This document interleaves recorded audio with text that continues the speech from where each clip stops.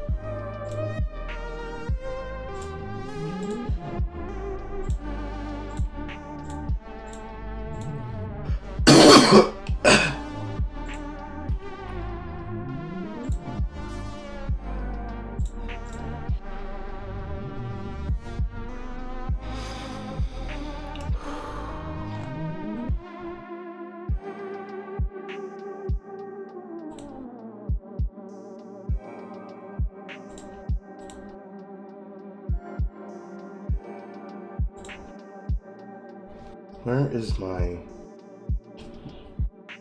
erg? I probably never properly rendered it.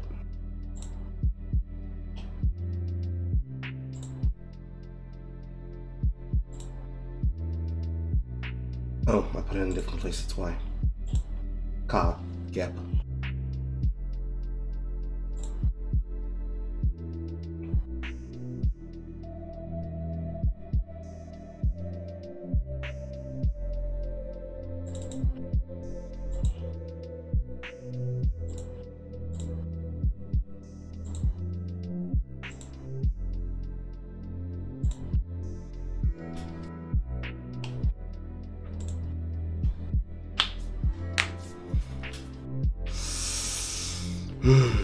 Ladies and gentlemen, boys and girls, in front of us today we have ourselves a delicatessen of only the best outrage that a lol cow can provide. I'm fine. There is so many things to be said, but we won't have to say them because this man has wrote several hundred thousand pages of how he is upset that he constantly gets violated everywhere where he goes on the internet, with every single take that he could say or give, but about how he talks and how he speaks whenever he covers any topic. Man could have just focused on speedrunning Grand Theft Auto, but he instead decided to be this.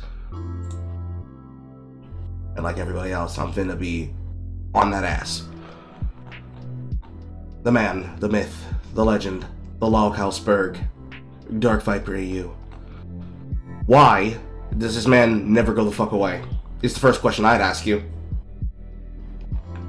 Every single time. He just doesn't go the fuck away.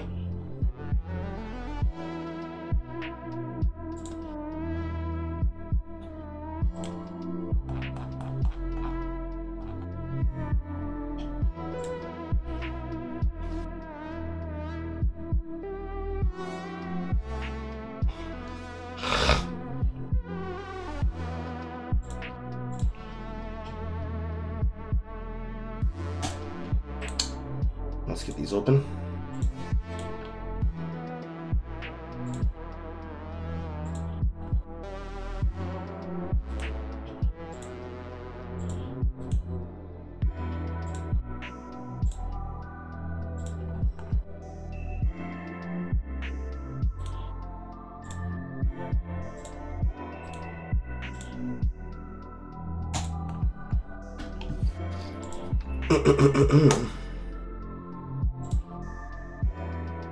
And then I need to go find my own post to Dark Viper.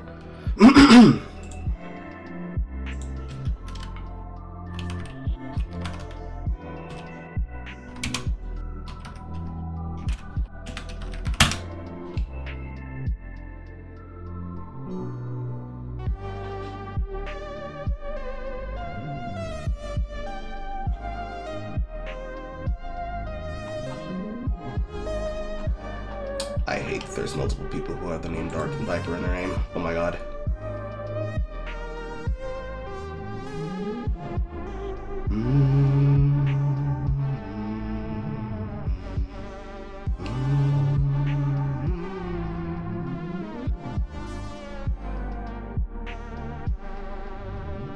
It should have taken me fucking 50 gajillion years. While I do this, please take your time to settle in. We're gonna be here for a while.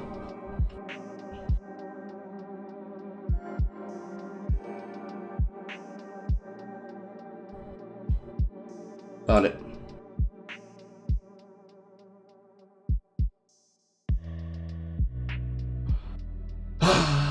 Okay.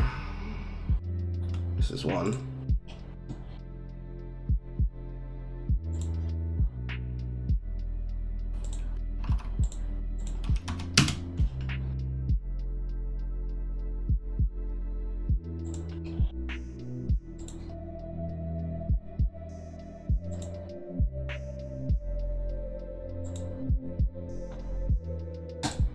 And here we go. Alright. So, let's start this in the position which works best for this. Why is Dark Viper such a fucking spurg?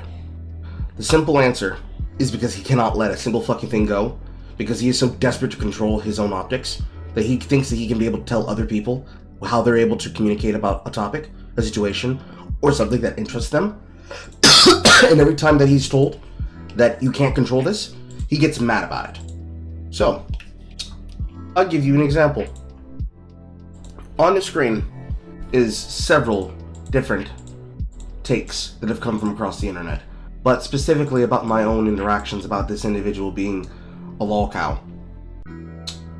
This man is so bitch-made and is so cowardly that on every single topic and on every single issue that he could ever talk about, that he ever finds himself in, his response to it is to get upset about it because he can't control how the person's conversing with him or how he believes the person should converse with him. Example.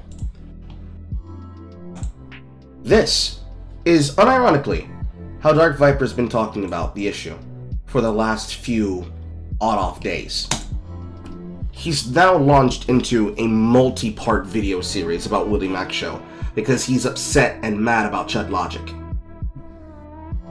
But this man has put in multiple hours of raw recordings, multiple hours of attempting to polish what is effectively his inability to directly address an issue. How bad is it? When I directly fucking DM, or actually not even DM, just tweet at him, that he just needs to address the problem he put himself and debate somebody alive and stop being an AIDS pig and stop responding like a lol cow, his response is first to send this. I did not ask for swap drama channels to invent a fictional world and put me in it because he got his feelings hurt. Did you expect responding to a video where every sentence is wrong for a dozen reasons to be a quick process? Or did you think that videos are grounded in fact would be as quick as a tweet? No, we want you to go debate them live. Go debate the people live. Stop getting mad at people on the internet and go debate them live if what you want to do is talk about your never-ending dramas. Because who can understand the topic better than you? Who can be able to assess the facts that you need to address in multi-part videos longer and better than you? Why is it so hard for you to go onto a live stream and debate them?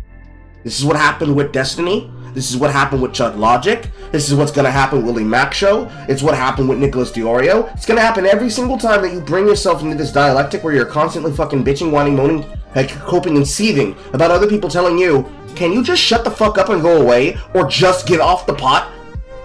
Like, shit or get off the pot. It's that simple. It's that straightforward. There's no further going. Boom, done. That's it. Shit or get off the pot. But you can't do that. And you being unable to do it leads to you somehow needing to delete your shit. Ergo, you're too scared to debate anybody live. You get scared to respond to a tweet. You felt it. You're crashing out. You're prolapsed. You're violated. You're emotionally violated. You're physically, mentally, emotionally, spiritually. You're giving up intellectual backshots to every single one of us every time you do this. Because you cannot fucking handle being told you're a spurg. But the worst part is that you fly underneath the goddamn radar. To get that, have to go to Nicholas DiOrio.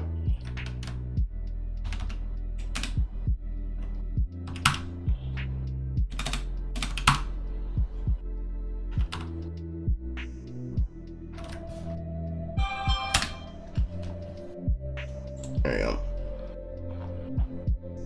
Where is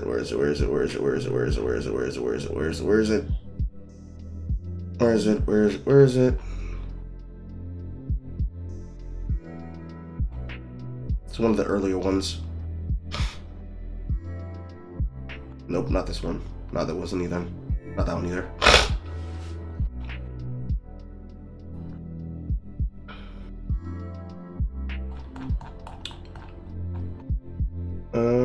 Right here.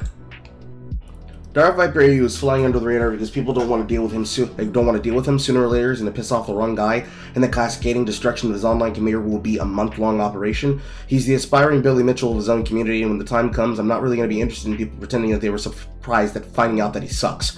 I'm getting a little tired of getting to a story too early, being gaslit, and then watching losers retcon a situation in real time, pretending that the facts that we already have are, quote, new. Ultimately, this is Dark Viper's problem. Every time he spurgs,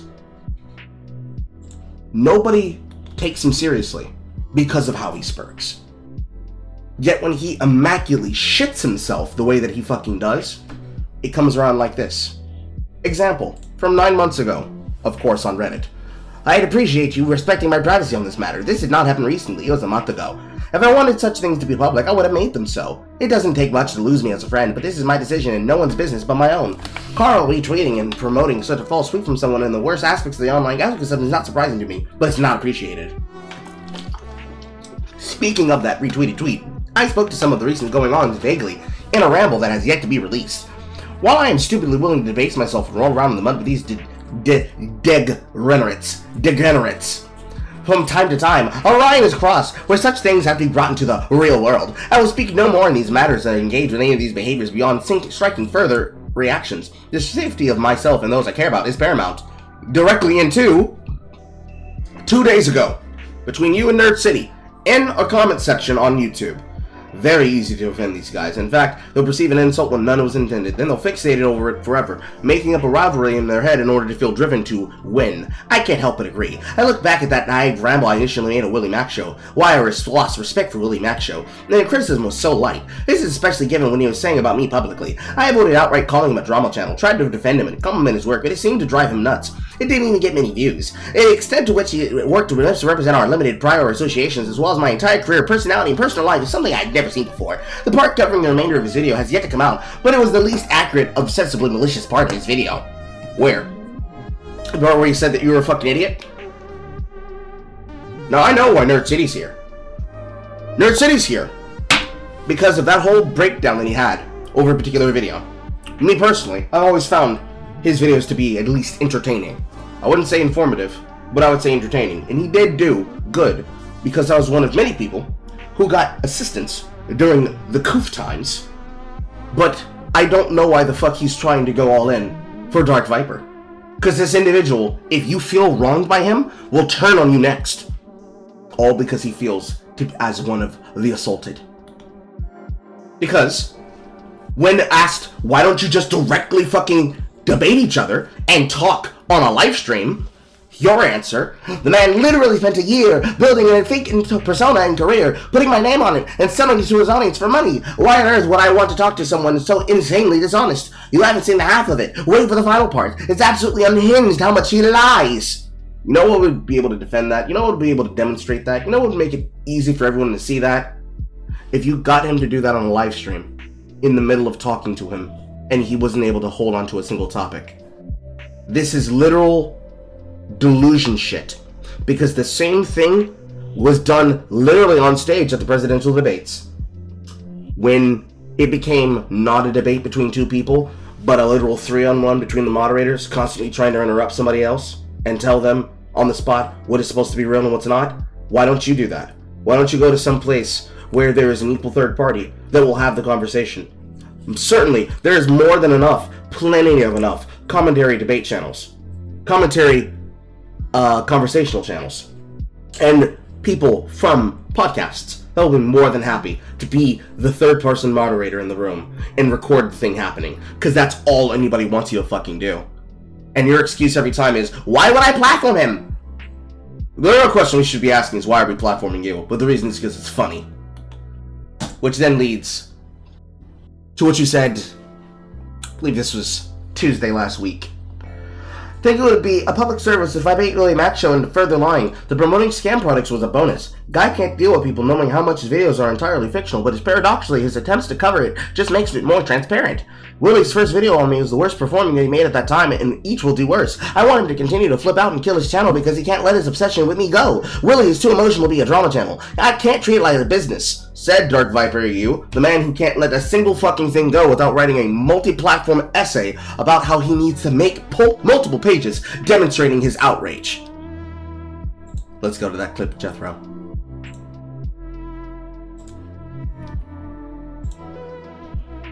Because it's in here somewhere.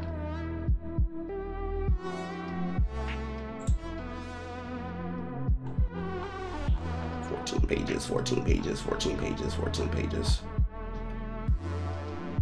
Ah, here we go. 14 pages.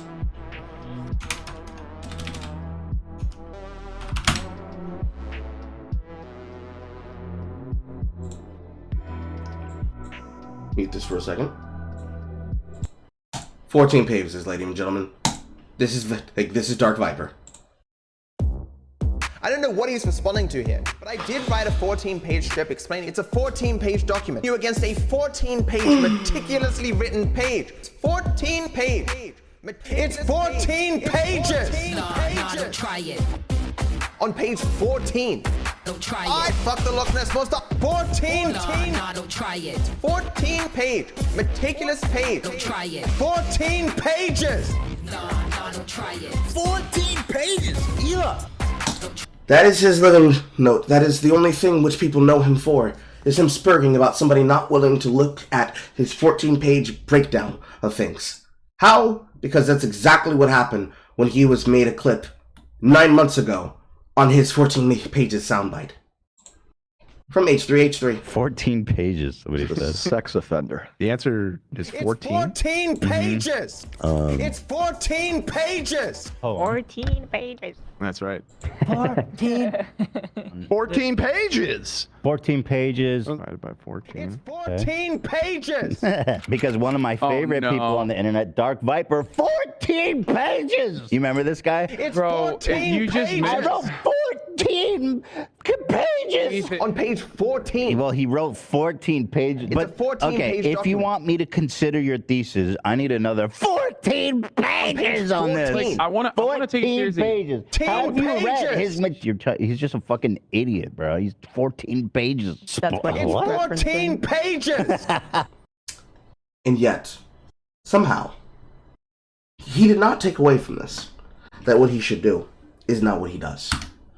Example, literally from fucking 9 months ago, around the time where Hassan wins Just Chatting Award from the Streamer Awards, proud at the comments under this post. Give some hope when people recognize that a guy sitting in a mansion hosting watch parties of other people's hard work shouldn't bring forth awards. 99% of the work done by others, 100% of the money into Hassan's bank account. Socialist, by the way. Yes, that is correct, Dark Viper, but nobody would care if you were the one that said it because they literally think that you cannot be able to handle it. Because between you and him, somehow Hassan comes out over you. At least in an entertainment value. We all both know that both of you were fucking dumb. But you took this and got mad about it. And then just like every time you come in and come out and go back and go forward, every time somebody asks you, hey, can you just break down the reasons why you're upset and you're annoyed? You can't do it. And then you spurg about 14 pages. And then you spurg about people not having the intellectual rigor to challenge you. Which is how we actually got here. Because you see, all the way back, some months ago, I had covered Dark Viper's particular crash out. And the basis on why this is how he believes it's justified to do so is that in Dark Viper's mind, the way that a person should directly address and directly understand why he spurgs is because he believes that it's not people's rights to consider and criticize him. More or less, if you talk about him, if you bring attention to him, if you talk about him, every single bit of your addressal, of what he says, of what he does, how he communicates, how he acts, every single bit of it comes down to literally not being able to handle that nobody has a fuck about him outside of his mods. The particular material in which I'm talking about comes from the videos I witnessed on my live stream from about a month ago, released on November 4th, 2024, where I listened for 6 grueling hours alongside other shit as a part of my Monday and Wednesday news commentary live show. And as I sat there fishing while doing so, every single fucking complaint that he had that came from his own bitch-made shit came from his series, from his Viper Rambles, which are clips that he clipped himself. From these clips, he goes into pure detail, demonstrative of his own choice, from his own watch time.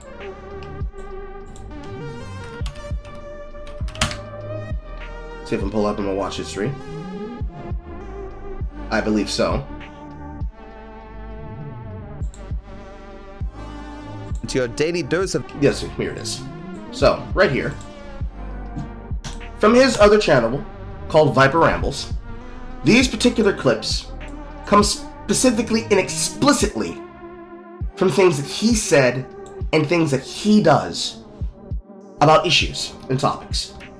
This, of course, coming from another piece of content that had to do with him and how other people perceived his opinion based on his words and actions. Every single one of these topics came from something that he wrote himself and then re-edited and re-uploaded for other people to see. But he could not handle when people noticed this shit and said so. Because in his very first topic on this video is him saying why he believes some people falsely believe that he is toxic. Seen here. From beginning to 220. Of Legacy Rambles, where commentary was concerned. YouTube viewer here. I saw a video on Dream cheating and recommended your analysis vid in the comments. Someone replied saying that you were the most toxic individual they had ever seen and had no business in this drama. Do you have any idea why people have that impression of you? I do not believe you to be a particularly toxic or negative person, and people thinking that upsets me as a viewer of YouTube. Sure. So imagine that each and every moment, someone is meeting you for the first time. At every single point in your life, every second, one person meets you. Think of all the times in your life that you've had bad moments, down moments, you've snapped at you, been a complete asshole, embarrassing moments. That first impression will affect how that person views you. They may not stick around, they may not, it's turned off completely, right? I have that all day, every day with my content. Thousands of people right this very moment are seeing me for the first time in some capacity. And there's going to be some portion of those people that come away with a negative opinion of me, and there's nothing I can do about that. Certainly, there are ways to... Nothing you can do about that. There's absolutely nothing that you can do that you can be able to do about how people perceive you.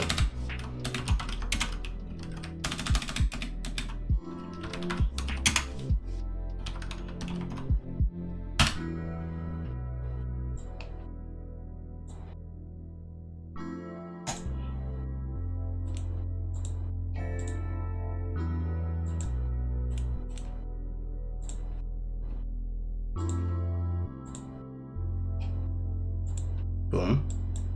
Bop. Boom. Boom. Boom. Nothing you can do about this.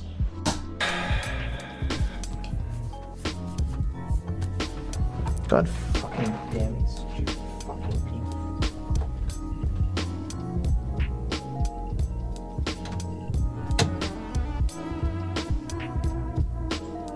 There's nothing you could do about being able to storm out of the room while you were upset, calling other people stupid fucking people. There's nothing you could do about that. There was just one haircut incident out of multiple incidences that happened in your life.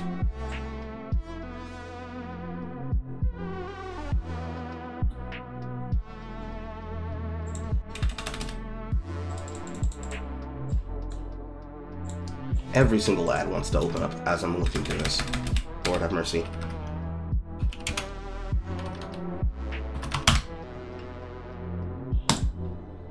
Dark Viper, aka Matt, is popular for his GTA content. Some are challenging. Nope, that's not what I'm looking for.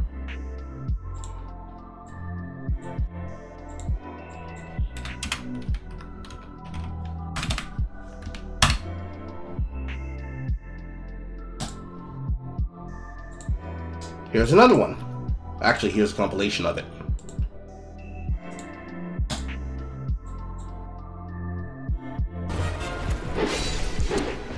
So, this entire fight victory is cheapened because that one asshole said that I should stay up on the platform. Now, I don't know if I stayed up on the platform because that guy said it. I wasn't thinking about it at the time. But now I feel like this fight's being cheapened because of one fuckwit who couldn't stay quiet in chat. He was just trying to be nice. Yes, but if a you just couldn't control it. You just can't be able to help yourself. People they just have a perception of you that you can't be able to control. There's nothing you can do about it. person is trying to be nice and jams a blade into your eye thinking you'll enjoy it, it's still a dick thing to do. Any person who isn't willing to think about their own actions to the degree that they actually understand the likely impact that their actions are going to have, they shouldn't be around people, you know? This is a soul's game. You don't have to listen to him. It is impossible for a person, once they retain information, to then just forget it. You can't read words and just not take in the information. I know what it is, Stickles.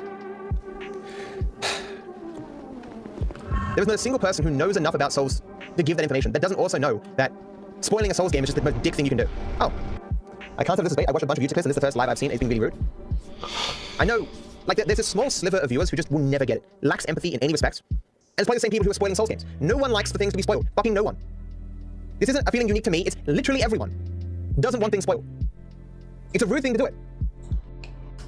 Just can't control it. Nothing that you can be able to do about it. Never saw in the context that you did this about somebody else being mad about completion strategies because you believe that they shouldn't have hidden the strategies and they should have given away their tactics to you.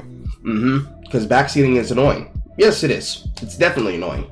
But do you need to mold about it and thus bring further attention to your molding about it? Again, there's nothing you can do. Just a knife in your eye. Nothing you can do. You can only react like this. Truly. What about not being in chat? That's the problem. Like, you want to stream and you want to give people that interactivity, but there's a small sliver of people who are just fucking inconsiderate. You know? And it sucks. Watch the video, Pip. Why must there always be that small portion of people who ruin things for everyone? But if standing on the platform was common sense, which you lack, and thus you got mad at someone telling you something obvious? I mean, we can talk about hypotheticals that aren't true until the cows come home. Alright. Can someone time out Reservoir Doggo for like 10 days, please? Guys, I know it's really tempting to want to give advice and be like, oh, you can do it this way, man. It's a Souls game, right? It's the enjoyment of Souls is figuring out for yourself how to do the thing. Sometimes you want help, and so you ask for help, and that's totally cool. And sometimes I appreciate that. But unsolicited help in a Souls game is like if you're a Souls fan and you're giving unsolicited help, you aren't really a Souls fan. I got no excuses there, chat. I just misplayed. If you're not a Soul fan, you're not really a Souls fan if you backseat game me. You know how you solve that, Viper? In a way that allows you to be able to handle the issue without spurking like a fucking retard? You put up a rule. No backseating, please. And then you enforce it. Without going on a spurk fit. But I understand, there's nothing you can do.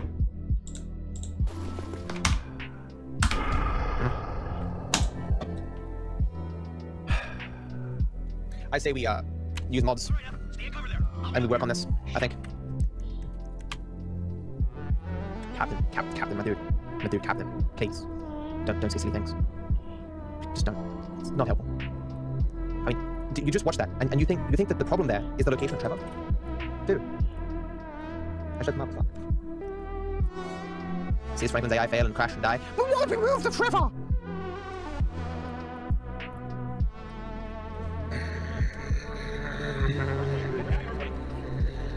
Captain, you just arrived, dude. Someone please ban Captain. I don't care if it's rude. Holy shit. You can't be that much of a jackass. We just literally did that. We did it not 10 minutes ago. He can't control himself. Nothing he can do about it. People just getting false impressions of you based on your behavior that you did absolutely nothing to be able to cause and change. Never mind the fact that the chatter didn't say anything else after this moment, and all they had was a single suggestion that led to you calling for their bans from your mods, like a tyrant. Nothing you can do about it, bro. Just nothing you can do about it. Nothing you can do about it whatsoever. Just nothing. Nothing you can do. Why would you possibly suggest something that is the default scenario? What if you just don't do a thing? Oh gee, I've never tried that before. God damn. I don't care if it's rude. You stupid, ignorant son of a bitch, dumb bastard! But wait, there's more.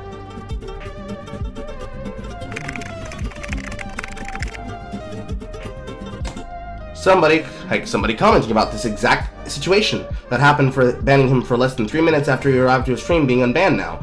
Not sure how one stays banned for saying, why don't you just use Predator Black Leather to get you banned for? And please, don't blame passion this time, please. 16 hours ago from this person's perspective in this 3-year-old compilation, which means it's probably 4 years older or more.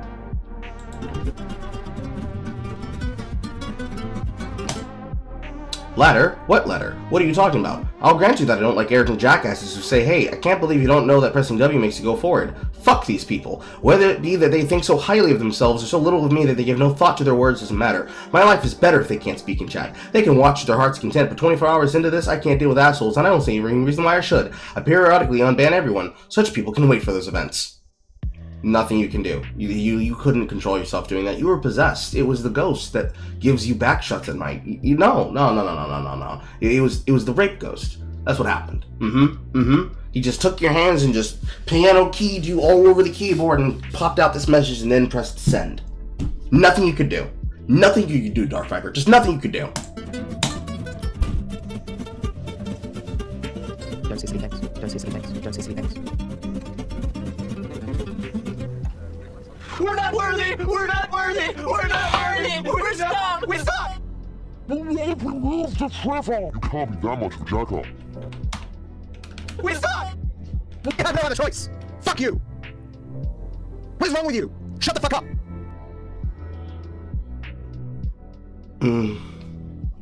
There's nothing you can do about that. You know, just nothing you can do. There's just nothing you can do. People falsely believe that you're toxic for reasons that don't make fucking sense. It's ridiculous, man. Sing a song for the lonely ones. Increase or decrease the likelihood of stuff occurring, but it just comes with the territory. Some people are going to think I'm a toxic person. I am including within this section that people can be given a false impression of me by those who specifically seek to misrepresent me as being toxic via lying or out of context clips. There are things. Except when they add the context and they provide that this is something happening in real time that everybody can notice, that you're telling them who you're gonna believe, me or your lying eyes. That I do that actually embody me as a person that I wouldn't consider to be evidence of toxicity, but another person would absolutely completely disagree. Like that I talk about politics at all. Some people are like, that's fucking toxic, my dude. You're a fucking content creator. Get the fuck out. People have these very strange standards as to what they believe people should or should not talk about, or how they should or should not conduct themselves. And I don't think it's exceptional to say, hey, you should have a personal standard. And I don't think I should live by your personal standard. Because demanding somebody do something or forcing someone to do something would make them seem unreasonable. Oh, he didn't allow me to walk all over his couch, put my feet up on his couch, dirty his floors and carpet with my muddy boots, and then have sex with his wife. Man, what a rude person. However, I don't think antagonizing a member of your chat room, molding at people on the internet, and then getting mad that people are noticing that you can't be able to address problems like a normal human being is anything underneath disgust. I don't think that's unusual. I don't think that's unreasonable. I don't think anybody would ever say that that is an unreasonable pattern. And it's important to demonstrate so, specifically from your own words, from your own timestamps, from your own contextually added conversations, because you were the one who explicitly said that people don't know what they're talking about because, quote, they didn't listen to everything that you have to say. So don't worry, we're gonna get the context. We're gonna get the context, we're gonna provide the context. So when you try to strike my stream, which let's hope that you don't be stupid enough to do that to everybody, because that'll definitely get the commentary community on top of you. When people provide the context for why they're annoyed with you, and you try to censor their streams because they're just providing lack of context and lack of information, you are not so brain broken as to believe that you can control the conversation the way that you believe you can control the optics. Because this is who you are. You believe other people have things wrong about you, and not they saw who you were during your own content. And you couldn't handle not being able to control that information. So you called for censorship. And then you tried to put out an information blackout. Potentially, they just disagree with how I conduct myself. So it's two different things. Either a person can get a misapprehension of me, given limited information based on a limited exposure to me or my content, or they can have an accurate portrayal of who I am and how I conduct myself and my content, but they can have standards about toxicity that I don't agree with, because I don't consider myself a toxic person. But the accurate understanding of me, they would still conclude me as being toxic. So it's, in your definition, acceptable to throw a bitch fit spurg fest at someone witnessing something that you're doing. Not that they are spoiling you on content. Because again, backseating is not great, but that's not what that person did in that compilation. They noticed that you were struggling. They gave you advice about the situation. Maybe you would have felt better if you had figured it out yourself. But then you still looked for to have them banned. And in every situation, that was your reaction to it. Looking to have them banned. And sometimes off of only one comment. An accurate portrayal, but I just disagree with your standard. So it's acceptable to you to harass people because they said one thing. Wonderful standard for yourself. Wonderful standard. Looking back and hoping I haven't wasted my life. Let's see here, where's the other one? There is one in here specifically that involved his wife and mentioning his wife, but unfortunately I don't know where it is. But that should be enough of a tasting. That should be enough of a smattering. That should be enough of a smattering for you to understand exactly the mindset of this man. So now let's go into what has brought him to our view again. This time, being upset at somebody else. Namely, Willie Mac Show. Recently, we've been having to wrangle some lolcows, first with Hassan's response, and now it's Dark Viper's turn. Back in April, I made a video giving my opinion on reaction content, Viper striking Chud's critical reaction level, and his crippling victim complex whenever someone mildly disagrees or inconveniences him. Why must my life suffer? Why must I suffer so with no one caring for so long? Dark Viper has sent me these 2 videos over 5 hours of content, repeating the same points that I've already covered, calling me a liar when I slightly misspeak. Viper said Ethan meaning him saying 14 pages has traumatized them. 14 pages! Because one of my favorite people on the internet, Dark Viper, 14 pages! I don't think Ethan is a very good person, and his using a soundbite of one of the most traumatic angry moments of my entire life for many, many years on his stream, perhaps 100 times, is a bit more than excessive and very sick. Why was this traumatic? But what if in his standard of doing business and talking about drama, that's his standard, and you're trying to hold him to an unfair standard that he himself does not hold? What happens there? Well, we know what happens there, what you're currently doing. For you. You're angry over nothing. That is not at all what I said. You can note here that Willie's claim is that HB spamming this clip for years was traumatic for me. But then he showed a clip where I specifically didn't say that. I called my interactions with Charlie years ago traumatic. I said Ethan traumatized him when it was actually Charlie who did it. My bad. He says he would sue me if he thought he wouldn't get bad press for it. I could sue these guys for defamation. To spend all the money to no way make back the money that I would spend so much of my time that I normally spend on making content and get a ruling that would certainly be in my favor because they lie. Like so many times did they obviously lie. But I'm gonna look bad the entire time. I followed him on Blue Sky after seeing this and he Here's an idea. If you think that they are lying frequently, and you think it's going to be a waste of your time to do so through any other means of making content, which is the path that you chose to do, why would you not just debate them live on air? Debate them live on air. If you debate them live on air, then you can clearly be able to demonstrate what they get wrong. You can show their fallacious tactics. Because if you're so atop on the information and you know that they are being dishonest about everything they say, you can be able to do this the same way that Ackman did to the Andy Pants situation. Because, much like Andy Pants demonstrated that he is in fact a grifter, and as much as we dislike the Ackman himself being a commentary attention snake, he at least was capable of doing exactly that with basic argumentation and discussion. Most of it comes through optics, but it has nothing to do with optics when it really just comes down to your inability to address the fucking problem and stay on fucking topic. Frames me as a stalker. That's how he follows friends, family, content he enjoys. He's like, oh, I can stalk that DarkViperAU guy, that guy who blocked me. This is insane behavior. This is psychotic. This is not normal. I followed your branded social media and you're acting like I showed up to your house. He probably thinks I'm assaulting him just for watching his video. This video is about friendship. There's this one Yes, he does. He asked about like who I talk about. He asked who I talk to about this, who I bounce ideas off. And I said to him, like I don't talk to anyone really, and then I'm a bit of a loner. I just assume that everyone will eventually like work against my interests, unless there's an explicit reason for them not to. Just never really had anyone in my life that I can trust a lot. The closest thing I have now is my mods. Like if I'm gonna talk to anyone about not his wife, which I should say, not his wife, his fiance. But not his fiance, not his family, not other content creators, just himself and his moderators. My Jannies! I gotta bounce things off my Jannies! I gotta make sure my Jannies are aware of every single emotional strife that I have that comes with being told that I'm a retard in my chat. anything is my mods. How do you have no one you trust? If there's literally nobody that you trust, there probably is something wrong with you, rather than everyone else. You might be kind of a schizo person. I mean, this is just very sad to listen to. It's why it's important to treat your friends well, by getting them a few. Ah, that's the good stuff. 2025. We're not here for ads. Yeah, that you want some more in my pants. DarkViper is passionate about React content. He's made the same video now 9 times. He's mad that I partially cited his essay because that was just a draft script. He seems blissfully unaware that I finished that draft and made it into a video. He has not seen all these videos. I watched all of his videos on the subject. His arguments largely remain the same. Not to mention this document was his magnum opus at the time. It's literally where the 14 pages meme comes from. 14 pages! 14 pages, 14 pages, painstaking detail! He points to his other work that he wants me to watch, acting like I had all this tangible data. The first video is, why am I here? What am I trying to... Exactly. Specifically, the 14 pages, which was the reactor's parasite, and then why everyone should be motivated to combat reactors, is in and of itself about the take of, well, see, if you guys can't do the work and do the effort, and all you do is just take people's stuff, you should be punished for doing so. You can't just be lazy reactors, and I agree. You shouldn't be lazy reactors. None of us should be lazy reactors. Of course, I would be immediate to caveat with, what do you mean by that? Because I would say reaction should be reacting harder. You should be bringing some level of interactive energy to it. Sometimes there are things that are low energy. Sometimes, especially myself being guilty of this, when you are doing two things at once, and the particular action which you're doing requires some level of focus that cannot be paused, especially if it's live gameplay where you're reacting to something on the spot.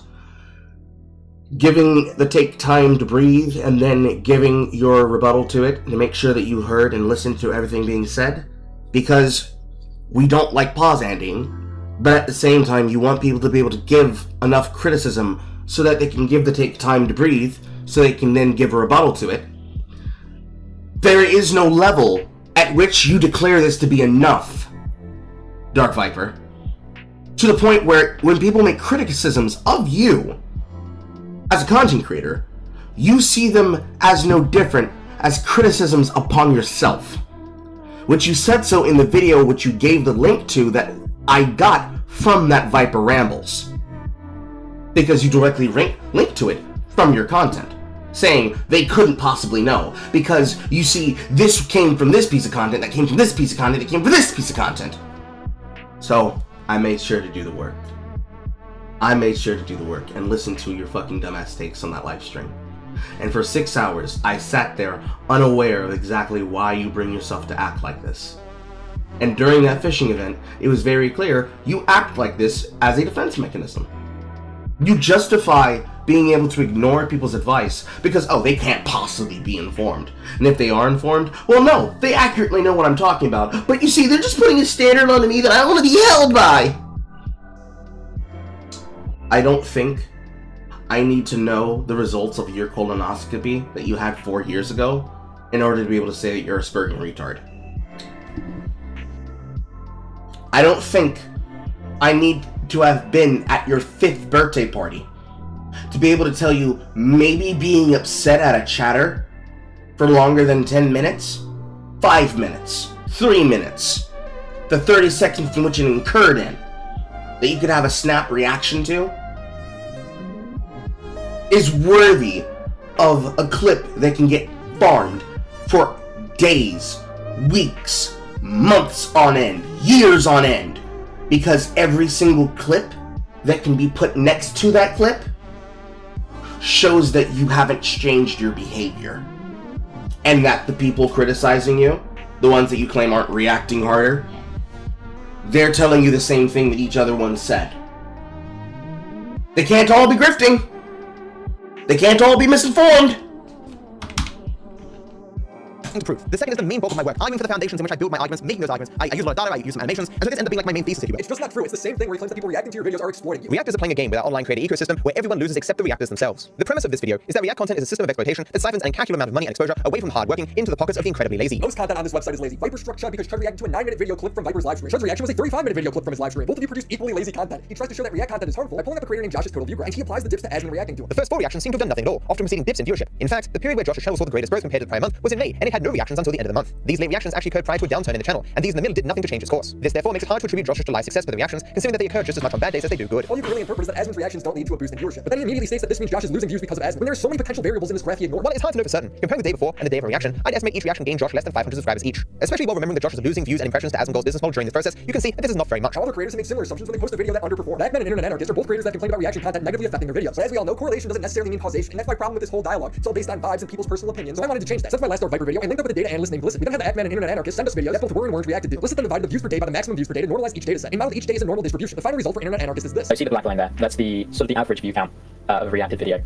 It's dimensionless view count, which effectively means that I've divided it by the maximum view count, which basically just makes each video more comparable to each other. Otherwise, you'd have all different lines going all about the place. The shaded areas are the standard deviations. If the line is in the dark gray area, that is one standard deviation. The light gray is 2. The line being within either means there isn't a statistical enough difference in views to say that React content is affecting the work. But if it leaves the shaded areas, that means it's statistically significant. A trend is being formed. For Internet Anarchist, there's, I think, most significantly, or I suppose uniquely about Internet Anarchist sort of situation, is that there are regions where that pink line leaves the shaded area. I call that very loosely statistically significant. When it leaves the shaded area, does that mean the video is doing better, or is it doing worse? What's the so if it was above the line, then it would be doing significantly better. But because it's below the line, the unreacted video is doing significantly worse than a reacted video. When it comes to the Ackman, we get different results. You can see in Ackman's case, sort of from this one here, it's a much sort of steeper curve than the case of Internet Anarchist, which makes this sort of analysis a little bit more difficult because noise is a little bit more prevalent, I'd say, when you're dealing with such sort of small numbers towards the end there. But if we sort of zoom in a bit, you can see that pink line always stays within the shaded region. Yep. Because it always stays within the shaded region, it's always within 2 standard deviations. And when it stays within that dark grey sort of shaded region, which it does most of the time, that's within 1 standard deviation, and I'd say that that's perfectly normal. And based on that, there isn't really an impact of the reaction on the video. I'd say sort of if you are to see an impact, it tends to be either in the short term, so say 10 to 30 days, or the medium term, so 30 to about 150 days. So the conclusion is that there is no measurable impact for Ackman, while Internet Anarchist does seem to benefit at times. I'd say this at least. I would say, number one, that's a lot of nerdism to say something that most of us already know, which is, by the way, what a lot of people were demanding for back 9, 10, 11 months ago, when the entire React Harder saga began, starting with, ironically, of all people, Hassan Piker, which has somehow not come across the desk of DarkViperAU, who hasn't seen fit to grace us with his takes about how everyone's most hated socialist that sits at home and funnels propaganda directly into the minds of children is doing worse. Maybe because he doesn't perceive it to be enough, because he didn't say that he was a loser in his chat. But the general issue when it comes up to reaction is the trend. Is it acceptable, and should it be tolerated that people just freebase your shit? No effort, no time, no understanding, no work, no attempt to understand deeper, no attempt to go deeper at all. Yes, how am I keeping up? Because it's a skill. The point and the problem is that you shouldn't be allowed to be lazy. 1, you need to put in effort. You have to have mental agility. You have to be able to listen to the entire take. You have to be able to understand things. You have to be able to break down exactly what the fucking problem is. 2, if the person in question is freebasing your shit, just absolutely leeching it, putting it on the screen, and just watching it with absolutely nothing to say, and they're doing the Jinx level of work. That shouldn't be acceptable, especially if they're monetizing the clip while they're doing so. And then 3, if the issue is not that they reacted to your work, but something that is with the material of the reaction to the work, the opinion that they had while they were saying it, you then cannot, have the opinion that their opinion cannot exist because you disagree with it. Because in that entire clip, and of those clips that we were given day of that stream, where was the material that justified you lazily reacting to and playing fully unsegmented clips from Chud's chat on the screen? Where was the material in that? Where was the effort in that? Where's the energy in that? Where's the justice in that? I would say it doesn't exist. Just give me a second. April. Wouldn't be this one. November 5th. It might be this one. Can I vent to you guys?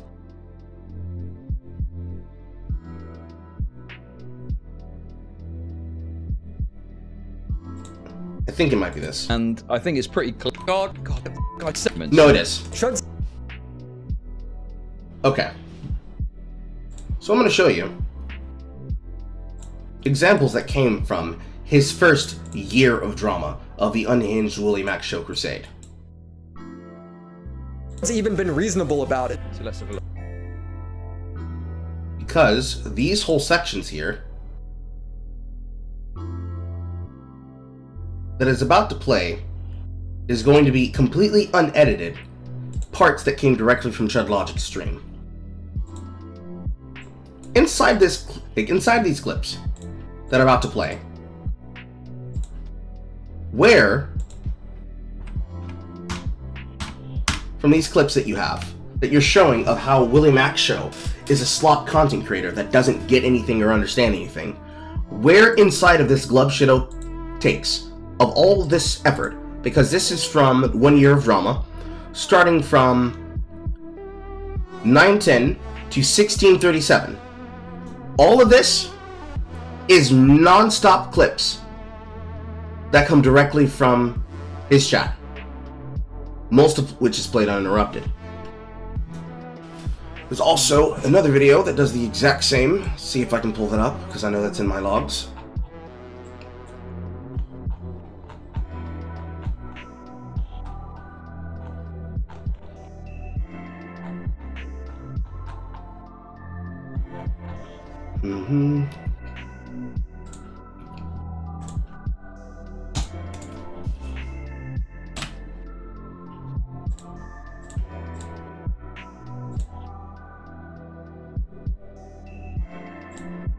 Because my stream was on the 5th.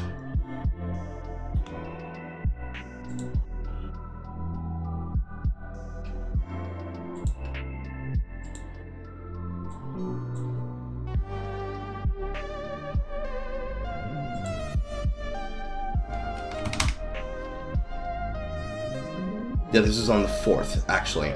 So this should have been the exact same day.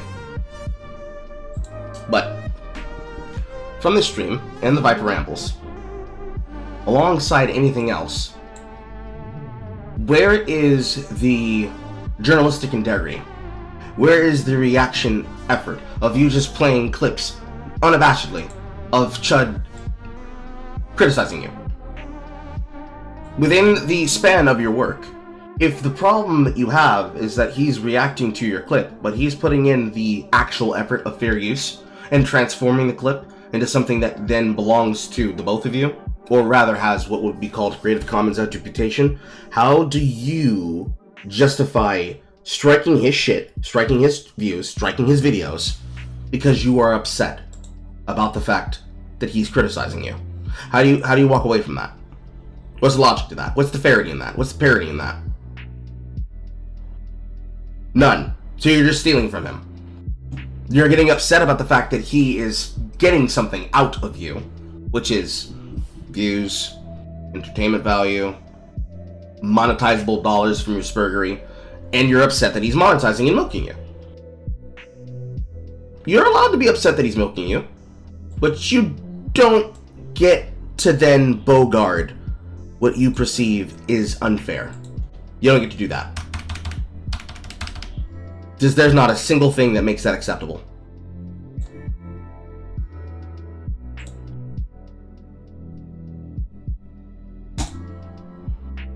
Because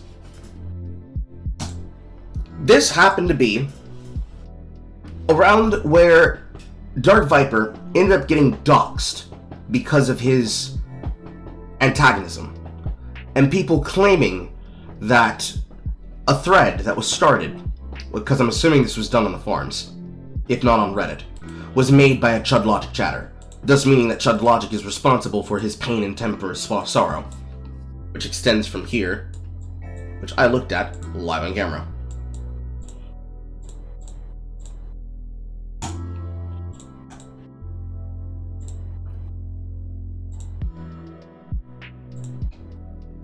And enjoying themselves personally.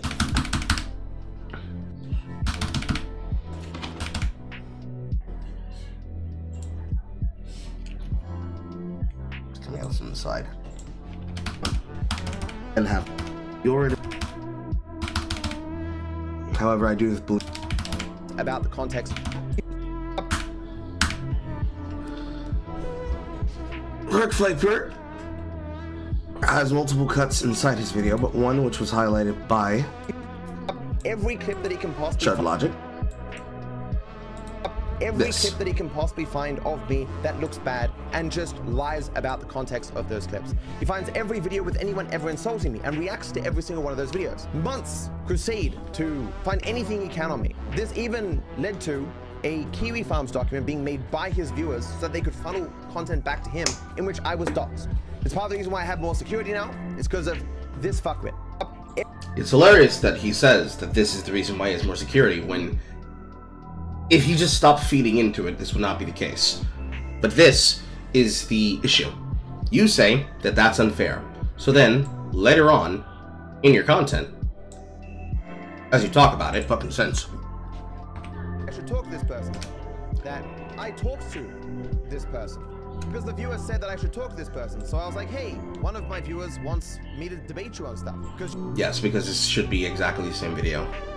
If I can remember. Hello. But you use that as the energy for which you could continue going on and on and on and on with your shit. But then you steal work in the middle of doing so. How do you justify doing that?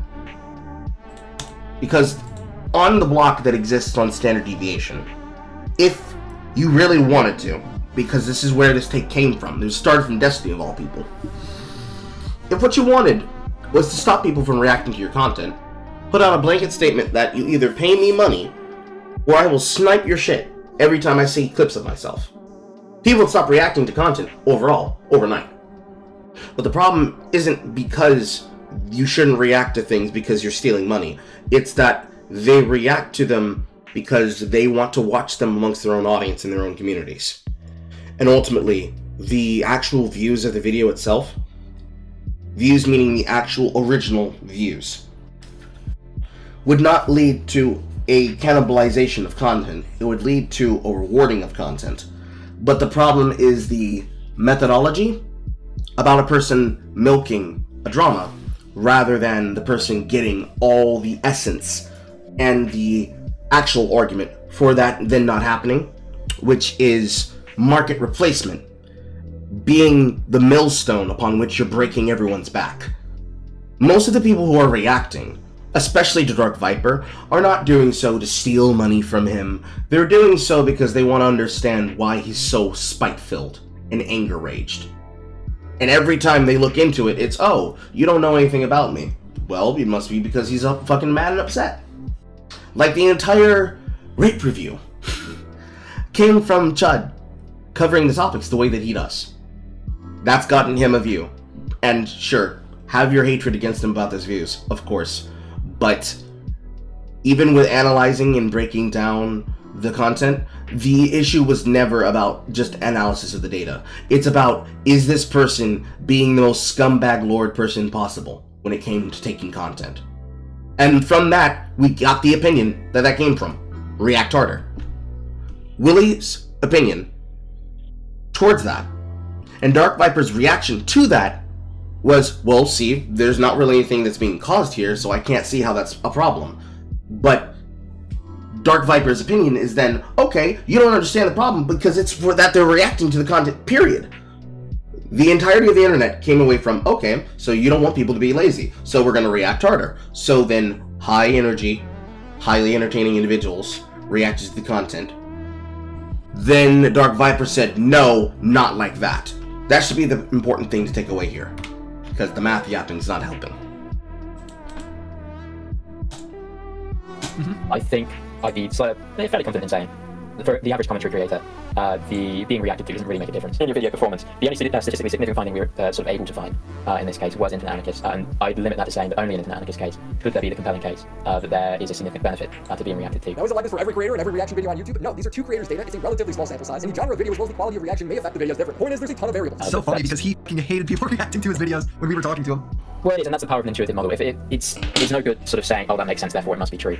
You really do have to sort of, I guess, /do the math. I'd say do this on a case-by-case basis. I mean, this is sort of standard procedure in sort of copyright. Always analyze things case by case. Conclusions here in the commentary space probably not going to affect your video, but it would be interesting seeing sort of how this varies sort of space by space, and maybe seeing some data from some gaming channels like Speedrunning or like what Viper does. Yeah, because obviously I'd expect the dynamics to be slightly different because you're watching the videos for slightly different reasons. So my point is, before we start a crusade that's an entire genre of creators saying they're exploiting people, let's actually take some time to analyze some data. Looking at the bigger picture here, this genre's been going on for 4 years, and it's still thinking about the process by which performance, and therefore, I'm not really sure why people care so much. We've been covering this topic for 3 years. How is this the first data analysis that's been done? He acts like this is a case-closed argument for him. I bring my own personal experience with React content in comparison to playing slot machines. My personal experience, because that's all we Well, it's because that's just how he feels. And he's never willing to go any deeper than that, or debate anybody on that. Can go off of? What do you mean that's all we can go off of? This man is literally all we have is personal anecdotes. There is a reason why we judge systems in their totality, not simply like people's interactions with them, but thinking about the process by which they do things. A person can walk up to you and say, hey, I want $1,000 on a slot machine. You can look that person dead in the eye and say, that's great, but slot machines are a terrible way to make money. And they respond, but frankly, they want 10 grand. Yes, that's amazing, but still a terrible way to make money. Slot machines are statistically rigged by design. That's a fact. You have no facts. You have no data suggesting that React content is the same way. I was going to make a video whether Dark Viper responded to me or not because I want this dialogue to be productive. Let's go get a data analyst, talk to Glisset, see how they mapped it, and compare Josh's reacted to his unreacted to video so we can build a data set. He does put in quite a lot of effort in terms of trying to assign numbers to these things. I just think when he's tried to assign numbers, they haven't necessarily been, they don't really mean anything. So he goes on, for instance, total view count. Well, total view count is entirely dependent on how old the video is. It doesn't necessarily tell you anything about how a React video actually impacted the video. And then we sort of saw slightly more sophisticated techniques when we went to sort of Nacrit's sort of analysis. To be fair to Nacrit, I mean, it slightly worked in the cases that he analyzed, but when you sort of broaden that theory, it starts to break down. Well, here's the cool part, though. You've explained how you've done it. You've said that it really isn't that complicated if people want to get into it. It's a high school level thing. So if Dark Viper wants to, he could go collect data. I got a ton of creators that would love to participate. If he wants to do the same thing, he could test it himself. Certainly. So, I mean, sort of the more stuff we analyze, the better picture we'll actually have of this. Previously, before, people just looking at graphs and going on vibes. That's not rigorous. That's overlooks some pretty basic math. But Dark Viper's problem with React content isn't that it necessarily hurts the original video. It's that it takes away viewers from all content, completely unrelated videos. So again, to be clear, the lion's share of what I talk about has nothing to do with the impact of the re-upload on the original. And what time I spend on it is largely because other people care about it. We have YouTube with the best algorithm that's ever been made for distributing content ever. And there are no reactors currently in this hypothetical world. So viewers go to YouTube and the smartest algorithm that has ever existed tries to direct them to content that they want to watch and watch long term. 100% exposure on the platform is going to creators. I ask you, how much of this exposure should we take away and give to reactors to grow their audience? 100. So ultimately, not only is it no, not like that, it's no, it's not going to me! And all these other people. All these other people part is really quite like, to me! And all these other people. Because his argument is that people were reacting to this on YouTube. Therefore, the algorithm is pushing them towards the reactor and not towards the original content. Which is, again, the argument as market replacement. But it's not about market replacement. They're not going to that content because they need to know what your opinion is, but they are not willing to listen to it from you, so they go to somebody like me, or to somebody like Horror, or to somebody like Willie Mac Show, or Nicholas Diorio, or Xylee Gets Real, or Lolca Live. They're going to them because of the entertainment factor in which it's being presented. So, for example, people who have come to this live stream here tonight, they are here because they want to understand what's tick with you. That's it. I'm not trying to replace your channel. I'm not trying to replace your content. I'm not trying to rip your content and freebase it for everyone to be involved. I want them to understand why I'm saying what I'm saying about you. And to do so, they need to see it. They need to hear it. So that when they investigate it of their own volition, assuming that you try to strike it down, this is the worst case scenario, of course, then it adds to a growing ledger of case examples. Because, yes, I do actually agree with the Willie Mac Show. Instead of yelling about it and yapping about it, you should document about it. Because I believe in the scientific method. And we have a scientific method of how to trigger the shit out of you. Especially when it comes to data. And for every single spurg out, that's a data point. For every single 14 pages, that's a data point. We have a graph through your spurgery of exactly how you are hurting your own business. To the point where your own fiance is telling you, baby, please leave them alone. It's 5 in the morning. Please come back to bed. And you're just sitting there like, no, I have to be able to respond. I have to let them know how it's wrong. Maybe people know that it's wrong. And you just don't get it. 100%, so they can then act as a middleman for that exposure to creators. The click-through rate from YouTube itself to a video is like 5%. A click-through rate from a reactor to the original video is like 0.5%. And confers no watch time. And it has all the other added costs that people have to spend time watching the reaction video itself, limiting the amount of content they can even watch from creators. I get you, but you're discounting that the viewers count the reactor as a real creator. Hassan's viewers don't want to watch me. They want to watch Hassan respond to me. They want Tom's or Nick's or H3's or Asvin's opinion. If they edited the reactions down, I'm not convinced it would have any measurable impact on the creator economy like Viper implies. Maybe it would, but without running tests or getting data, you're just throwing out theories. Each of these YouTubers and Asvin Gold are attempting to attract to themselves viewers from the same general finite markets. Who is more likely to end up with the most at the end of the week? Do you think individual YouTubers would benefit more or less if Asvin Gold wasn't a reactor? No. So here's the problem with this entire breakdown. It's not a finite market. It's videos versus streams. And then videos versus streams versus reaction takes of those streams. Which is to say, the clips version versus the full unedited live stream versus a video demonstrating and breaking down the reactions from those full unedited live streams. For videos, there is no finite market. It's literally unlimited. Somebody could have a video from me uploaded on a second part of their screen and could be watching something from a member of my audience or somebody who I can have crossover with at the same time. But if it moves into the live stream format, it's not that there is a limited amount of time. It's if we're talking about live platform only, no VOD. So Twitch, because you see, you have Asmund there in that clip there, surrounded by the image of the Twitch logo alongside YouTube videos to say that he's reacting to YouTube content on his live stream. If you go VOD only, then yes, there is a finite amount of time. Because if I only stream from here to here on these hours, and then here's another person who is immediately competing against me between here to here. So, any waiting room streamer for Hassan, and Hassan Piker himself, Matt from PA, Kira Chats, who's apparently pulled a fucking 86 and disappeared into the wind, Denims, Frogan. Do you watch Hassan? Do you watch Denims? Do you watch Frogan? Do you watch Central Committee? Do you watch Ludwig? Who do you choose to entertain yourself in from those time periods for the period of a minimal stream, I would say, at least 4 hours? Who do you choose to spend your time watching? Right now, case example, I'm streaming. I don't even know who's streaming against me. Don't care, because it doesn't matter. Because ultimately, the people who are going to be watching this are not just going to watch live, they're also going to watch in the VOD. If it was only a live broadcast, and they have to be there in order to see it, and hear it, and understand it, otherwise they miss it, will they be watching me? Or, let's say, she would be doing something like it right now. Would they be watching Jay?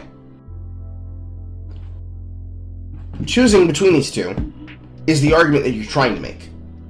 But what you're not thinking about is that there are people who are going to watch after it's done. Some people, they can't stay and watch. Goddamn. The bots. The bots! The bots! The bots! Some people are not going to be able to watch the broadcast live because they don't have the time. And it's hard for them to manage in the time that they have allotable. They can't manage it. They can't swing it. It's not because they don't care. They just don't have the time. It doesn't work within their schedule. They live in a different time zone. Because they live in a different time zone, they can't watch it live. So they watch on the VOD. We have a member of the audience that does this frequently. His name is Balster. There are people who do not watch it live because they can't stand the filibustering that can happen in chat. So, if the person is known for making edits of streams that are considered to be monumental enough that they deserve their own edit, then they'll wait for the video version to come out. Because maybe they don't want to be there for, and I know I'm guilty of this, and I'm not going to change, with being able to do anywhere between 2 hours to 4 hours, to 4 hours to 16 hours. Maybe they can't watch for the whole fucking 16 hours. But the segment that they care about, they might watch it live, and then, in piecemeal, over the course of a week, they'll watch the rest of it from the VOD.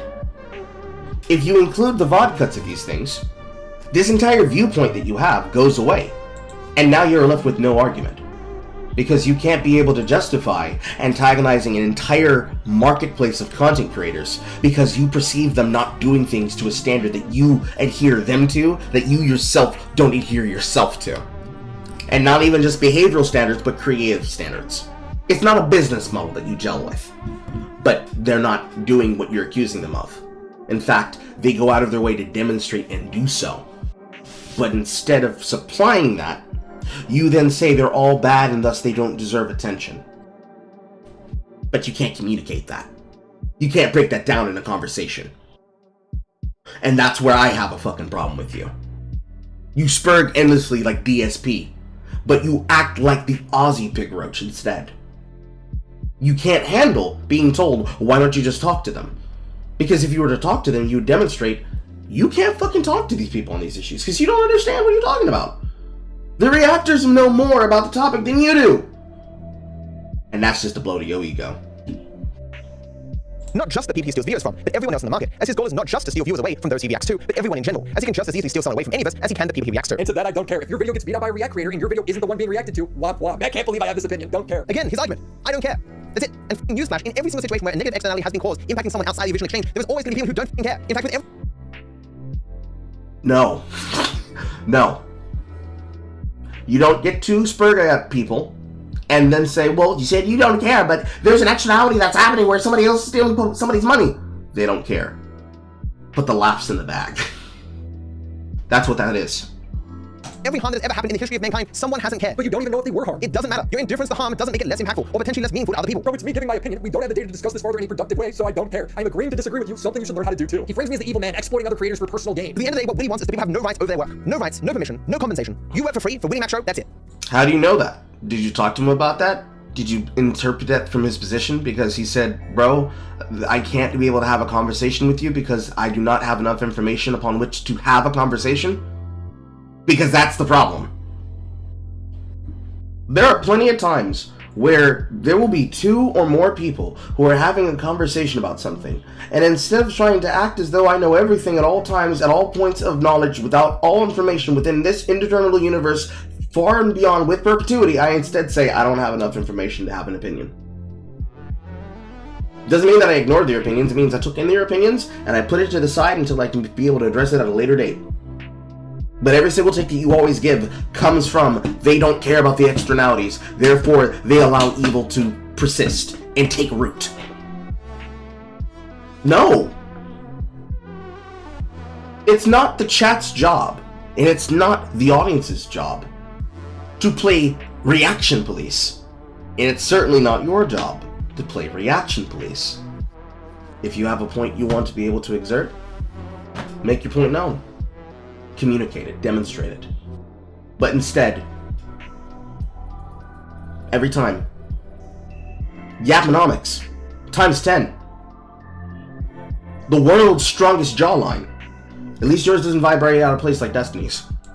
It's a garbage perspective. But I don't even make that kind of React content. In Viper's world, I am the ultimate victim, constantly getting exploited. My videos compete with Chuds, Nicks, and Tom's reactions all the time. I have the most to gain from reaction content being banned, but since I demand evidence of harm, that makes me evil for some reason. Apparently I'm the Uncle Tom of React content. We pretty much maxed out the conversation when it comes to React content, so I want to turn our attention to the eternal victim that is Dark Viper. Like, wow! I'm a troubled soul, I live in the studio, there are times where he says I'm taking him out of context, and then he plays a longer version of the same clip, and it has the same exact context. All React content makes you a bad person, not that it's necessarily illegal. You are taking that guy's 500 hours of labor in order to take all these impressions, and therefore viewers from every other content creator. If you were to disappear, everyone would be better off. However, all original content creators have just as much right to be in this space as anyone else. Reactors don't. I'm pretty sure that's cropped off. The creators saw my reaction to it and was really disappointed. They didn't appreciate it, and I totally understood where they're coming from because I didn't really add anything to it. I didn't really react to it, so then it felt like I was just re-uploading their content on my stream. Because that's what you're doing. Even when you pause and speak, the amount of effort you're putting in is a tiny fraction of what the original content creator put in place. Person spends 500 hours making a YouTube video, you spend 15 minutes watching it, and you believe you deserve to profit off that $500 worth of labor? Yes, and I will tell you why. It's literally in the fucking terms of service underneath fucking fair use. It becomes transformative.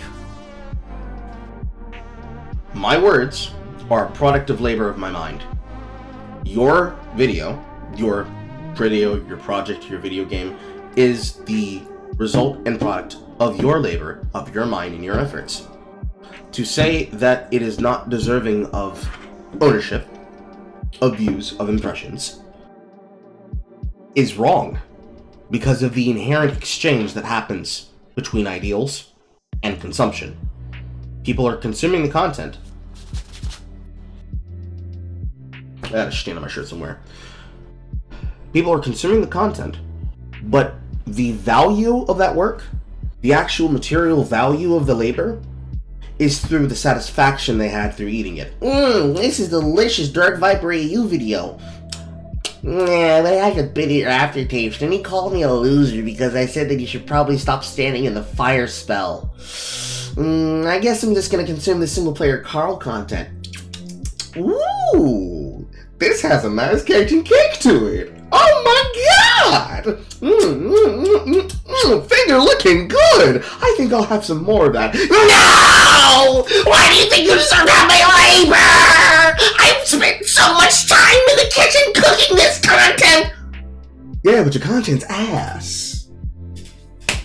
Boom, done. No further. This happens all the time. In the exact same context with every single thing that can be produced. I put so much work into making this fried chicken. Like fried chicken shit. I don't want it. I tasted it. It is not satisfactory. I would like something else. How dare you? How dare you take from me? Every time. Without pause. Every time. How many times can you do that before you can really say that people don't, quote, get it? As a multi-millionaire, you don't believe you owe that guy one single fucking dollar? On what basis? Without his labor, you have to turn off your stream because you have nothing else to watch. You have less uploads on your channel. Those people who aren't on your stream will go to other content creators. Well, that's not true either, because what would happen, Viper, is that if they weren't being entertained, because they're going to them for entertainment value, they're not going to them for knowledge. Maybe they might be, but let's mine it all the way down to the most simplest iota factor to make it easier to converse about. Entertainment. If they're not being entertained by that person's stream, they go somewhere fucking else. Period. If they're not being entertained by their stream, they go somewhere else. What makes you think you deserve to have their labor? They're entertaining the people with their work. They found a way to take the primordial essence and urge of content, taking the drama, taking the spice of zest and dance, the interplay of reactions, and they found a way to get into the kitchen that is content creation and live streaming and presented it to people who are then entertaining, or who are entertained and being entertained, and are entertaining themselves within the the dialectic and the interaction of the dialectic. That's what keeps them there. Not just, I'm watching the content creator break down this topic that I care about, but watching the content creator break down the topic that I care about, and in the middle of the process of cooking this fried content, I then ask him, but why do you do that? And then him breaking down to me his explanation. But then I question him, and then he questions me. It's the interplay, you see. It's the interplay, Dark Viper. The interplay and back and forth between the content is what creates that. What you advocate for is the removal of that interaction. You want there to be a wall between the reactor and the content creator, and you believe that everybody deserves and should belong in their defined space. And if they don't have a reason to have a reaction visa, we'll say, you deserve the right to take that from them. Or you think that they should have the right to take that from them. And that already exists, because that's the fucking point of fair use. But you don't get to own their opinion. You don't get to prevent their opinion, because that's actually gatekeeping. And in the eternal wheel of, am I allowed to have the ability to call you an idiot? And should you have the right to stop me from calling you an idiot? Yes, in your audience, in your chat room, in the context of the space that you have defined for yourself, you do. But not in mine. And that's where you're encroaching on everybody else's rights. Moving forward. You can no longer watch your React content, but watch other content creators, wherever they will be found. You are taking that guy's 500 hours of labor in order to take all these impressions, and therefore viewers from every other content creator. If you were to disappear, everyone would be better off. And that is the case actually for any content creator. There'd be less competition in the marketplace. If all content creators disappear except me, you can better believe my viewership would go up. However, all original content creators have just as much right to be in this space as anyone else. Interesting take there. Every other content creator. If you were to disappear, everyone would be better off. And that is the case actually for any content creator. There'd be less competition in the marketplace. If all content creators disappear except me, you can better believe my viewership would go up. However, if everyone was to disappear, my viewership would rise. Implies that if given no other market option, an alternative, they would inexorably go towards you. There is an element of this where this exists, but this of course writes out the spike factor here, right? If I was the only person who ever made content, nobody else would ever be against my opinions and takes, and they would agree with my opinion. Except that, if they were to be shown a clip of the way that you treat people in that audience, they probably would not watch you. And that's the rub. That's the part that you can't get away from them. That's the primordial essence there. You're just an unlikable content creator. However, all original content creators have just as much right to be in this space as anyone else. Reactors don't. All reactors do is sit and steal from the original content creators. They siphon exposure by impressions to themselves, keep people on their channels instead of other people's, and they flick a few every once in a while to someone else. So that section also is deceptively edited. No, it wasn't. That's the same thing. I'm arguing with Autismo. I ask again, what context was changed? Viper is constantly calling me a liar. His examples are pointing out when I misspeak. 14 pages! 14 pages! He's using a soundbite of one of the most traumatic, angry moments of my entire life. It's 14 pages! So here you can see an example where Willie will just play something and then directly lie about what was just said. While he is taking these clips out of context, explaining why they exist or what the point of them was. Even in that clip I said, one of the most traumatic moments of my life. He's using a soundbite of one of the most traumatic, angry moments of my entire life. He says, most traumatic moment of his life, which is not what I said. He's arguing with the text on the screen. He says I'm lying because Ethan didn't traumatize him. Charlie did. That is not at all what I said. You can note here that Willie's claim is that HBHD spamming this clip for years was traumatic for me. But then he showed a clip where I specifically didn't say that. I called my interactions with Charlie years ago traumatic, and they were. Don't admit that, bro. The point is that this should. I mean, both of them are traumatic, because now you're just splicing hairs. The fact is that the hair bothers you.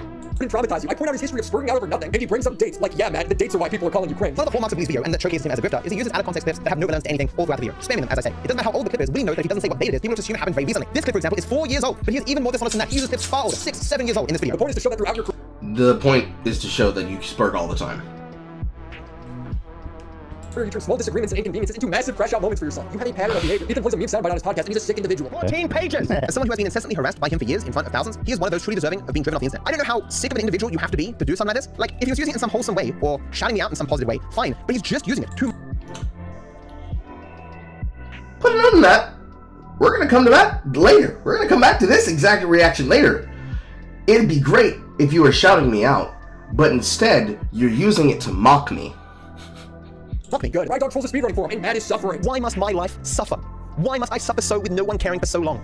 This man has gone out of his way to insult me at every turn to make my life worse. I have not felt depression like I have experienced because of Rydog since I was a teenager. The thoughts of living in this world where a single man can cause me so much suffering and people defend his right to do it, I just don't want to live in this world anymore. What did he do? He lied to the moderators and he removed his own speedruns, shut down a category, and doesn't turn on his FPS limit. What a bad guy. Matt's like, but this guy pulled a coup. It was a reasonable response. This clip is so old, it's entirely possible that someone lied to Willie and Willie just repeated that lie because he just doesn't care what's true. Maybe he himself isn't lying. He might just be ignorant in this specific case. The person he's speaking about is Rydog, who was so disruptive as a non-speedrunner of GTA 5 at the time that we made an entire Discord specifically so we could have moderation tools to deal with him. He was literally the first person ever banned in that Discord and he stayed banned for 7 years. The man quite literally pulled a coup and got every moderator removed from the speedrun.com leaderboards. Do you know how many coups there have been in the history of speedrunning? Probably not many. Bro, that's hilarious. You can't even admit one time that he's overreacting. The speedrunner named Friendly Baron slicks Matt over the rules, and Matt is losing sleep over it. We made a 3-part video series because the speedrunner named Friendly Baron shit talked how he ran the forum. Frankly, I'm afraid I'll come off as petty at this point, but I literally can't fucking sleep. I need more closure. I'm DarkViper. I'm 5 seconds behind after 4 minutes. I'm gonna reset.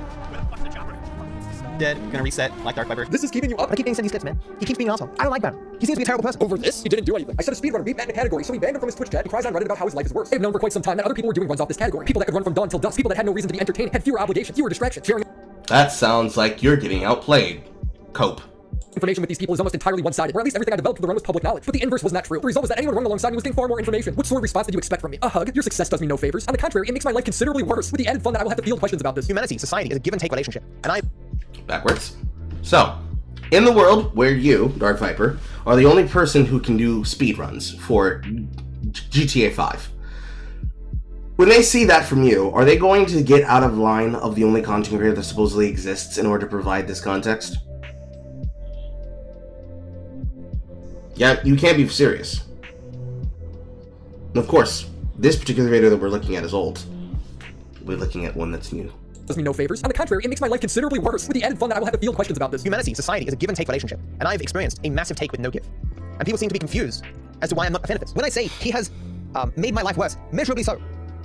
I was the only person who could have benefited significantly from doing this first. But not only that, failing to do this will now impact the rest of my career. Matt thinks the missing context that will vindicate him is that unnamed had speedrun category before beating him. Again, it's amazing. He said so few words, but every single word is wrong. He knows nothing about me, or my career, or the people involved. The single most crucial detail of that drama from 4 years ago, yet this is again another 4-year-old drama, is that Unnamed wasn't a speedrunner, and it certainly had nothing to do with him or anyone else being better than me at speedrunning. I had not been competitive in speedrunning 4 years. By May 2021, when Unnamed beat No Damage in GTA 5 before me, I shit you not, I was not even in the top 10 for any main speedrunning category of GTA 5. But again, even in this group of speedrunners that was better than me, Unnamed wasn't in that group because he wasn't a speedrunner. Like when literally every detail given by Willie about a drama is incorrect, do I really need to spend the time to explain what that drama was about? He's like arguing that a category they were competing in wasn't technically a speedrun, therefore my argument is invalid. It's semantics. He says Unnamed forgave him, so it's fine. Did we squash the beef? Or there's really any beef? I mean, you've always been chilling. I think after you completed one, you came out yourself. I just like DM'd you, yo, congrats. Okay, you don't ban me. I think I said it multiple times. You were a very stoic dude.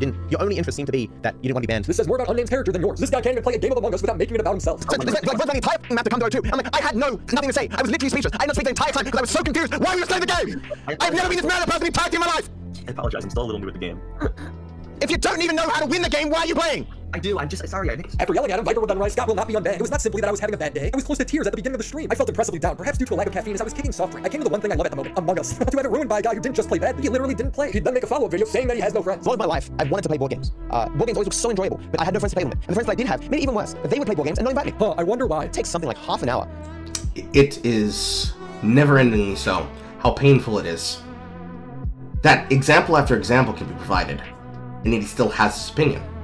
However, I have to stop that to then move to this. This is gonna be long, boys. It's not gonna go easy. It's gonna be long. Because now, in terms of like DMC, we have to move back to that video in question that we started with, that I used at the beginning to start to paint this character. Hello, Wildill. How can I help you? And that is the first of how many deep are we now? I think it's 5? I could have swore he said there was going to be 5 parts. Let's see here. 1, 2. He doesn't have them listed directly next to each other. This is annoying. 1, 2, 3. Because this title's too fucking long. 3 parts. And each of these are fucking long. So, bear with me.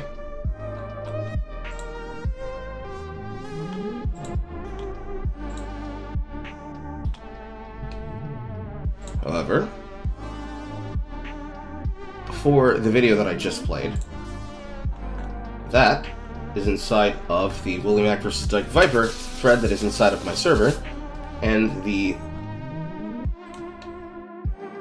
link for it is right here. Reposted in chat.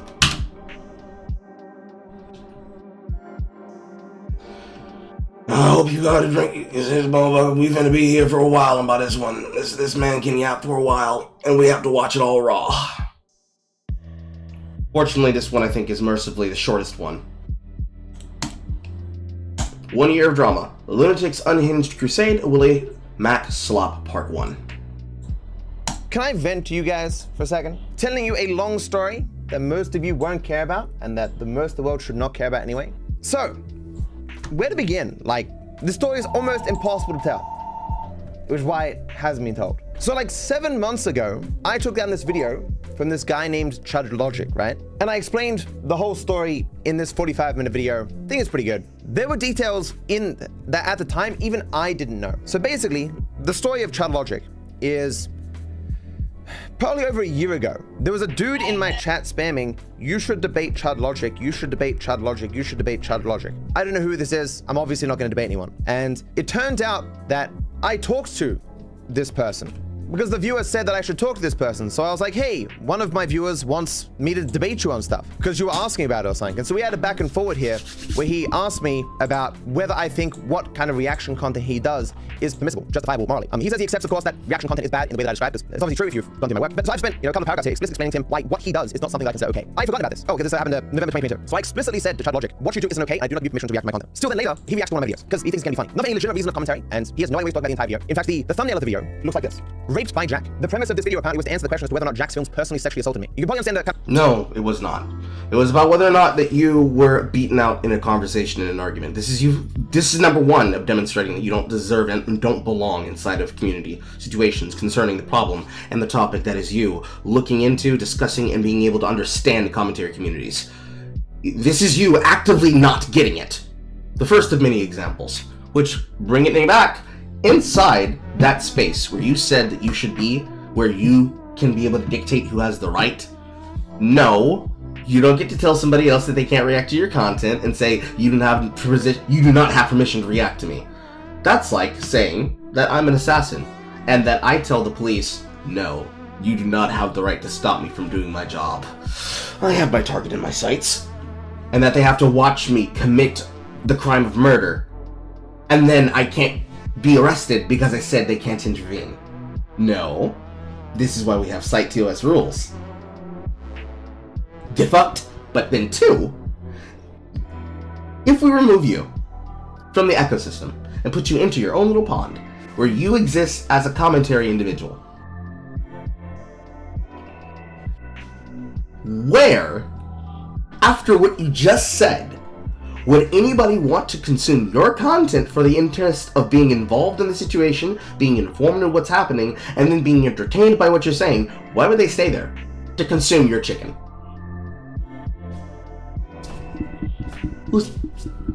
Why would they do that? You just said he didn't have the right to compete against you. And then you tried to give them shit! You haven't even bent over the plate, and I can tell that it's coming out foul. And then, somebody asks you, presumptively, somebody would ask you, why is it that he can't do what he does? And you're going to respond with, he thinks that it's about a rape review, about whether or not I was assaulted by another man.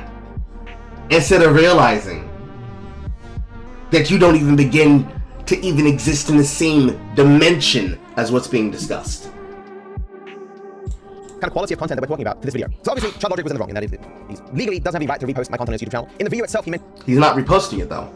Because reposting it would be posting it without any changes, literally just re-uploaded in its full context. No, he's reacting to you. He's creating a transformative, fair use example of your work. And you don't like the fact that he's mogging you while he does so. Mentioned twice that he knew it was illegal what he was doing and he simply didn't care. He had a personal message from me saying, you should not do this. I do not do... No, he said that I shouldn't make reactions to his shit, and I told him, I don't care. This is funny. He didn't say the it's funny part, but that's the reason. I don't care. You don't have control over me. This is funny. Mission. I do not believe what you are doing is right, and he's doing it anyway. And so I struck his video. Case closed, right? For anyone with any semblance of sense in the world, that's the end of the story. But Chad Logic is a drama YouTuber. A drama YouTuber with connections with some of the slimiest, most terrible people on these platforms. And so for months, he digs up every clip that he can possibly find of me that looks bad and just lies about the context of those clips. He finds every video with anyone ever insulting me and reacts to every single one of those videos. Months crusade to find anything he can on me. But that wouldn't be a month's crusade to find anything that he can on you. That would be providing the context of how you behave in every situation that you found yourself in. As has been demonstrated with the provided context given about both Willie Mac Show and Destiny and Chad Logic and Ludwig and how many other people were it? Him, Mahler himself, Mahler with the EFAP crew, myself, Jay, Nicholas Diorio, the entirety of the commentary community, which is like 15 plus, 25 plus people long. There's multiple people that all are giving their energy to whomever happens to be the person in the driver's seat discussing the issue and problem. And much like Diorio said, all it takes is one person to just tell you to your face that you're dumb. And you will not have a single way to react to them whatsoever.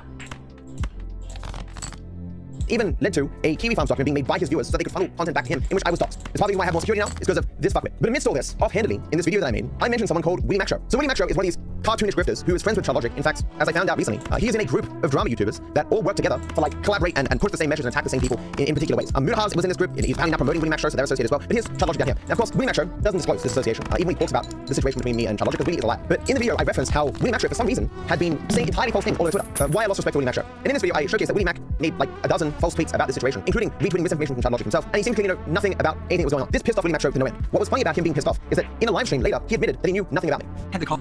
But the problem is that he wasn't pissed off, he was annoyed, and then was intrigued. You know that thing where somebody does something and you don't have the context for it, so he literally goes to a mutual to ask and get that context? The thing that you're presenting on screen. Fucking idiot. Call you about the Viper stuff. Does he live in Australia, right? He doesn't live in your country, right? So I like don't even know what he's had. Yeah, I don't get it. I don't get any of this. No, because I don't even know if what you reacted to was fair use. You sent me it, but I haven't seen it yet. Yeah, talking to him makes no sense. It just doesn't make any sense. I never know what's going on about it. It is actually like talking to like one of the crazy crack and homeless people. Yeah, I mean, what kind of content does he even like? I would love to see what his live streams hold. He does mainly GTA content, I think. GTA speedruns and stuff like that. Like Let's Play stuff? Just to be clear, based on the dates of videos releasing, he did at max 3 weeks of research into my career, which is 12 years long. I almost guarantee he did not spend 3 weeks, but... Which is, of course, the problem that you have. You didn't do an entire research of everything I did down to my colonoscopy. Therefore, you don't get to criticize me. Go fuck yourself, dude.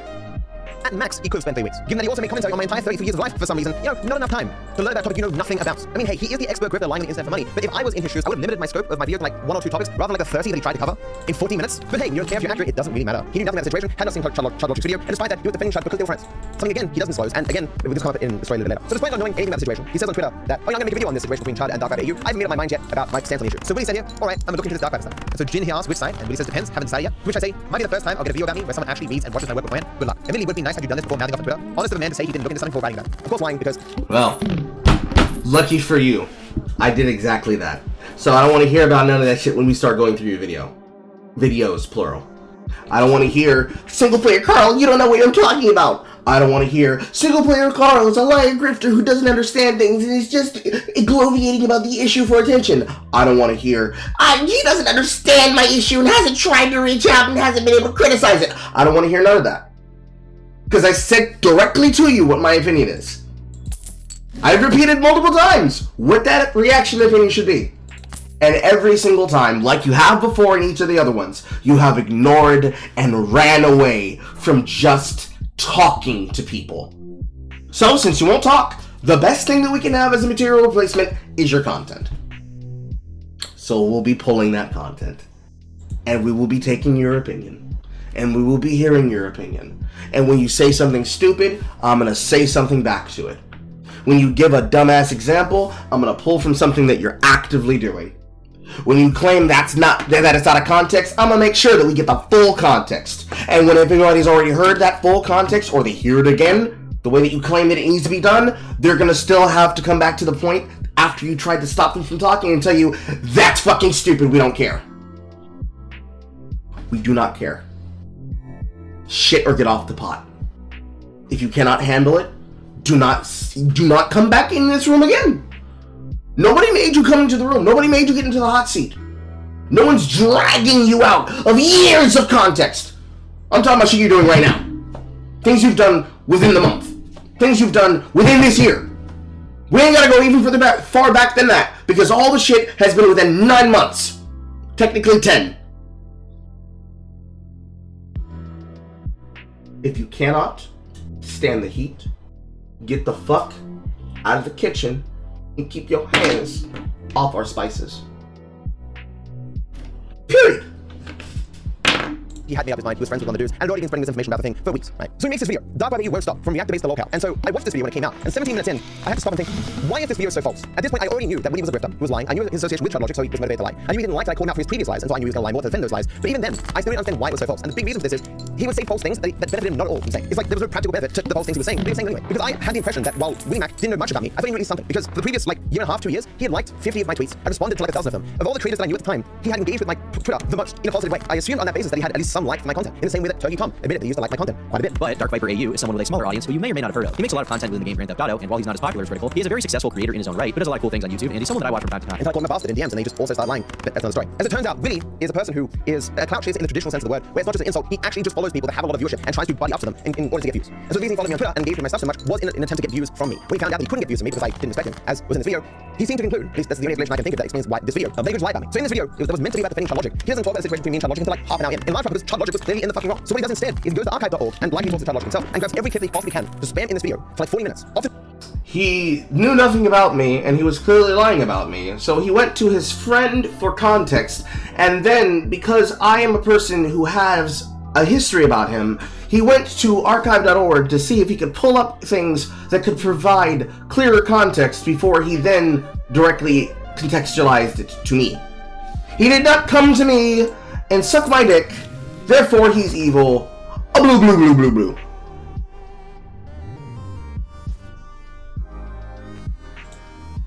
Often repeating the same clip multiple times, never mentioning when these clips happen, why these clips happen, often lying about why those clips exist at all. And that's what this video is. And so I'm watching this video being like, this video can't be responded to. Nothing in it is true. Every sentence uttered, often for dozens of reasons, is false. Sometimes it's really knowingly lying, in that different statements that he makes can't both be true. But like, he can't believe both are true. One has to be lying. So you can deduce that he's lying to some degree. Second, is he so ignorant of everything that he speaks on, that I would just be explaining things that he doesn't know. And the third is really, really dumb. The two main arguments he uses to dismiss most of what I say about reaction content are one, he doesn't care. When it comes to React content being the worst because it's stealing impressions from completely unrelated creators, I don't care. Any argument that he personally doesn't care about is no longer valid if he doesn't care about it. And that sounds stupid. No, it's that it's stupid. And you're doing it for obnoxious reasons. So he's not interested in niggling about you over things that do not have a deeper concern. Because it's useless. It's a useless conversation to talk about. B is that dumb. The second, on the basis of seemingly nothing, he argues there's a broad consensus that disagrees with me. And if there's a broad consensus that disagrees with something, it is false. Now that again may sound stupid because No, if it's a broad consensus, it's to believe that the reason why it's broad is because you go out of your way to do what you're currently doing right now, which is being fallacious on purpose. And that's annoying. Why would a person do that to themselves willingly so? I don't like frustrating myself for fun. I like frustrating myself for fairly considerate reasons. But not just for the fun of, well, why should I, why should I? You're probably a person who's gone through high school, you know that even if the majority agrees with something, it doesn't make it true. If the majority is against something, it doesn't make it false. It's not. Bro, you might have gone through fucking community college, you might have gone through a fucking Ivy League school and gotten a goddamn doctorate. I would never believe, based on how you react in a single situation you involve yourself in, on the topics in which you involve yourself in them, and the way in which you behave when you involve yourself in them, that you are able to be trusted to be able to communicate back to people what it is they have. I would feel that in a conversation with you directly, if I were to say something, I'd have to pause, wait, stare at the screen and say, alright, now repeat back to me what I just said and the essence of what I was communicating. Because you are exactly the kind of person that exists on the internet that does this no matter what the fuck you're involved in, all the times that you are involved in them. I can actively try to communicate to you something that I said. And then I will communicate to you not only something that I heard you say, but the intonation that I took away from it. And you will then actively ascribe something to something that I said or something that I heard so that I can understand that I'm hearing what you're communicating. Because you speak in so much veiled language that when someone clocks you doing it, you get mad. When people say exactly the essence of what you're saying back to them, where you will say something along the terms of, well, I'm not defending it, but, you know, there's a reason why he's doing it, and I say to you, you're not defending it, but you're defending it. You'll then say, no, that's not what I'm doing. You're being unreasonable and unfair to me. That you're putting words in my mouth. It's like people right now concerning themselves with Luigi's Mansion. Saying, and verbatim actually, where's my phone? Verbatim, from places like TikTok, trying to justify how retardedly stupid they can be. Trying to justify an action of murder because, bro, what's else supposed to be done? We have to use political violence in order to get the companies to change. No, you do not need to commit vigilante justice in order to get the health companies to change the minds and change the rules. Quote. If it even let me pull it up at this point now.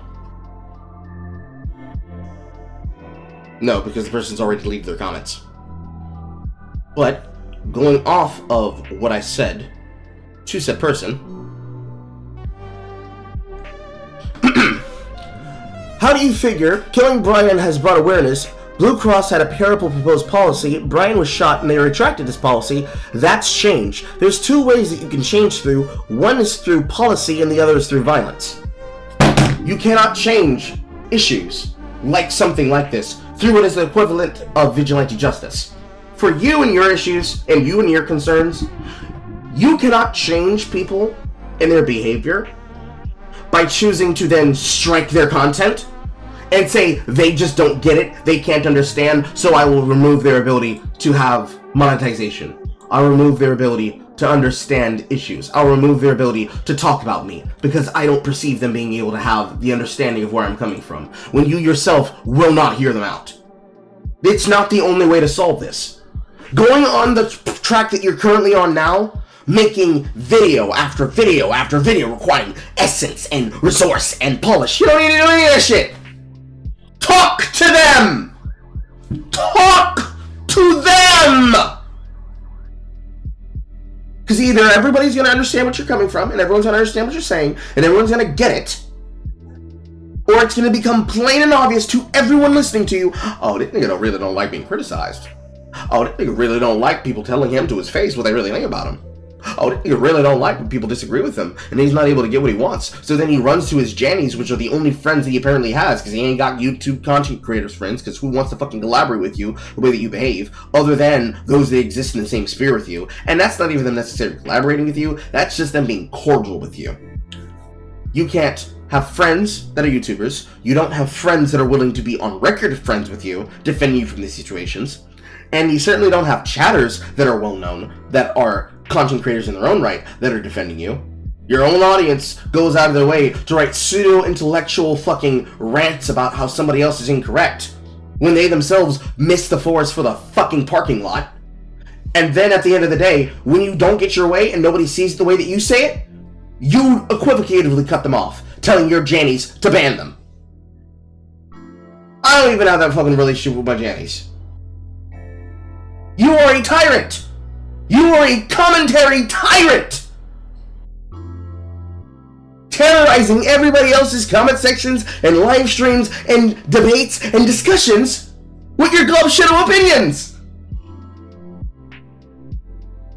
And when they say directly to you, okay, talk about it. You say, meow! What can we do with this? What can I do with that? The same thing Willie Mac Show can do. Nothing! So we ignore you.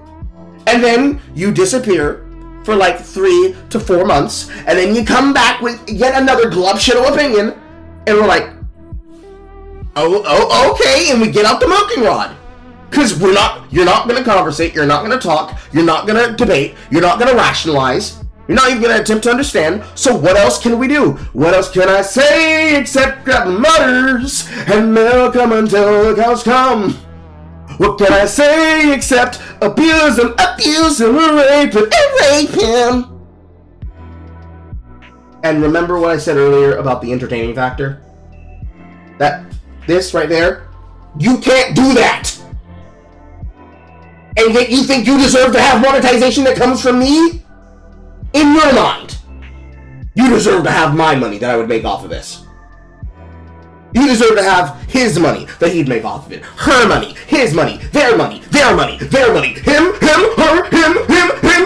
You think all of us should give you shit that you didn't earn? Because we dared to put you, your opinions, or the audio log of your statements on our channels?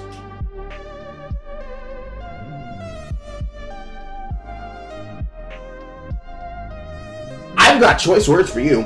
The fuck out of here. Fuck off.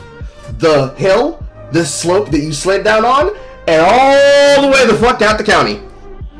Because we ain't doing that here. It's not gonna happen. Again, I dare you to try. Go for it. But as of right now, creators and viewers value the free speech and opinions that come with good reaction content more than they value potentially losing that extra dollar. Wes, though, how he does this is he just asserts there's a consensus against my positions, and if I'm wrong. I realize I didn't really cover it much at the time, but one of the most interesting things that Willie does in the video is lie so much to defend Chad Logic, calling him reasonable, and everything he does being reasonable, like asking whether Jack Skills raped me, perfectly reasonable. All I want to know is if Viper struck Chud and why. He's being so indirect. If Viper just said it because I don't think it's fair use, that would have been a good enough reason for me. Chud's even been reasonable about it. But here's just a small selection of how Chud acted reasonably when his video got taken down entirely justifiably. And pay his good money to get this f***ing retarded bitch to file this stupid takedown request, okay? Idiots. Total idiots. Total f***ing clown show over at that f***ing lawyer place. But this lawyer would say this. It has to be that Dark Viper's been like, can you just please make sure that Chud doesn't get this because it'll just make more content about me? Correct! Here I am, Dark Viper! Let's go! I'm here, baby! I'm here making more content about you little wretch! Exactly the last thing you wanted to happen. I've got no intention of ever watching any Dark Viper content again because he's a litigious little freak. The DMCA requested Dark Viper sent me originally because it was funny and he's pathetic and cringe and I showed everyone up. By the way, here we are again at that segment. Now we can see it in real time. During any of this, as you play it unfiltered, do you have any right to just take his work and freebase it the way that you are right now? Does he have the right to demand money from you the way that you're trying to get it out of him here? But you'll continue to act like a victim about it, I bet. Pathetic and cringe he was. But I'm being very cautious about this. Except for on him because it's funny. I'm never going to stop doing that. But this has been fun. It's been fun to go over this. And I think it's pretty clear that this lawyer he's hired is also quite retarded and makes some very fucking weird arguments in this. Chud's even been reasonable about it. Let's have a look. Oh my god, man, he's such a fucking nerd. Look at this. This dude is such a fucking loser. God, this guy's such a fucking loser, man. And the thing is, he can hide behind his fucking harded opinion on taking an entire video. This guy's such a fucking loser, man. Chud's even been reasonable about it. What a fucking loser, man. Loser. What a loser. Dude, Dark Viper, you're pathetic, dude. The MCA this. The MCA this. Oh wait, you can't because I'm not fucking watching your content. So here's the problem with this, Dark Viper. As you sit here in the editing suite, since you won't provide your voice, I have to provide the voice myself.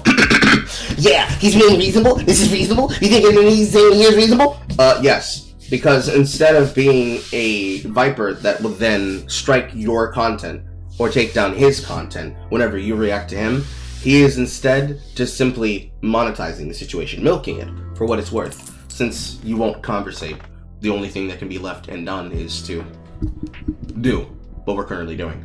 And from that, we produce the effort that we need.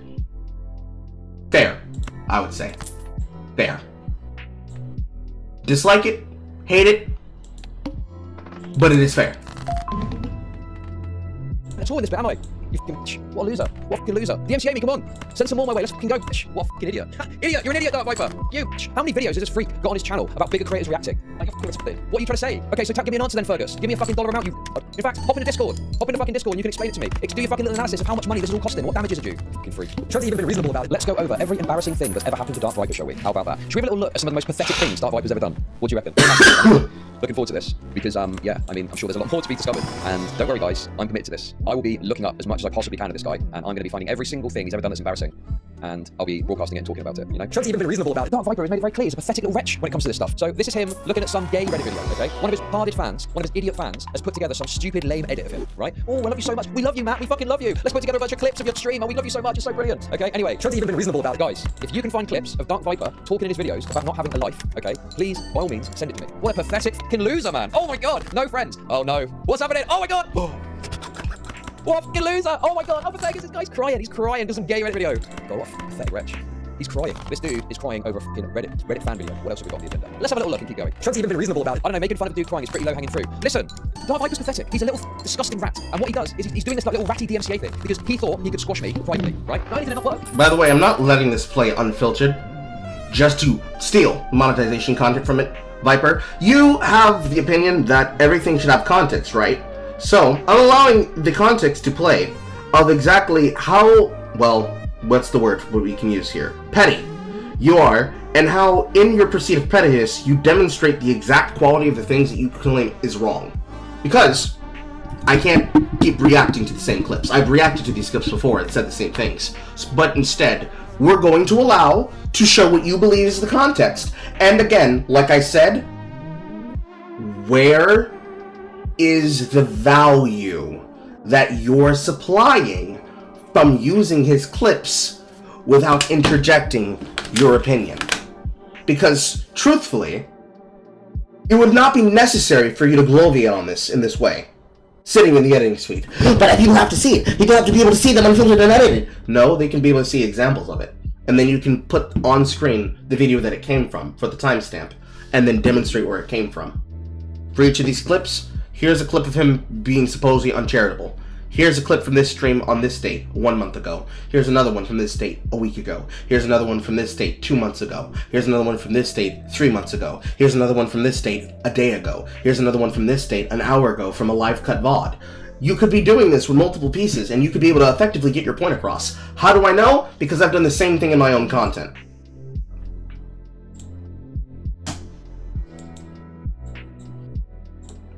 Pause for a moment. Because I've done this exact edit in my own shit.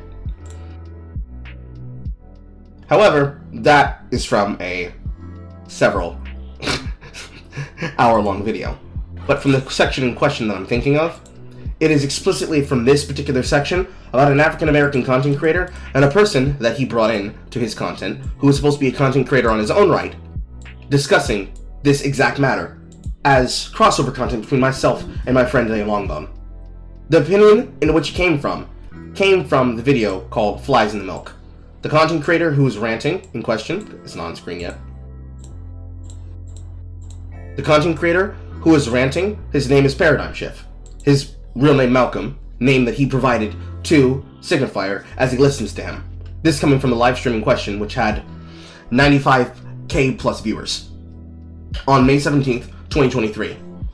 This relevant section to this is this individual having his opinion played for the context of showing how, quote, black men are not going the healthy route when it comes to talking to people in issues and conversations concerning their hobbies. So many times, they're equating it to their own that ideology. It pisses me off because you can't be that dumb. Like, if people are calling you out on behavior, and ironically, Malcolm actually makes an argument for me. that I'm making through the middle of this. I have grown up in so many different environments around the idea and the identity of black people. So I'm going to just piece off a couple of events and see if that builds up the case for me. I think that we are all quite aware that a lot of black people participate in a lot of behavior. I'm just saying it out loud, straight and foremost. We don't have the time, and I understand what ends up happening here. I understand we have a larger understanding that all black people are different, black people have different ideas, different likes, different dislikes. But there comes a time where, with the age of the internet and the age of, like, you know, we grew up with Smash Bros. And we grew up with underprivileged communities where we had to make our own fun. There are points in times where, like, I felt, damn, I don't fit in with these people, and they look just like me. They would call me when I was younger, you know, Chinese, you an Oreo, you had good vocabulary. There's always a differentiator being brought to me. I never thought about my blackness as being the reason behind. Skipping forward, I became a teacher, and I started to recognize that the same issues that I was dealing with as a child, children have always been dealing with. There's always a room to fit in beyond, like, your likes and dislikes, and it is set upon you by your experiences. I'm sorry to say this, but if you and a white child are raised, if a black child and a white child are raised the exact same way, their lives still won't be the same, because you are going to hit a wall, hit a person that's going to tell you, hey, I don't want to loan you this house, I don't want to do this. And for me, it's like, at that point, if you know that one of those people exists, whether they're outwardly racist, inwardly racist, just don't like, you know, anybody under a certain shade, for you to participate in any behavior that aligns with that methodology, that aligns with that ideology, it pisses me off, because you can't be that dumb. Like, if people are calling you out on behavior and nobody ever calls you out before, maybe it's time for retrospect. And I'd like to ask you, ironically enough, that is quite literally the issue. Right there. Everything that Paradigm just said, that's the issue with you, Dark Viper. Every single person that you have ever interacted with, that you are bouncing off of, from community to community, to content creator, every single time that you discuss something with them, somehow, randomly, your interaction with them is the worst fucking situation that has ever happened to you. You crash out about every single goddamn one of them.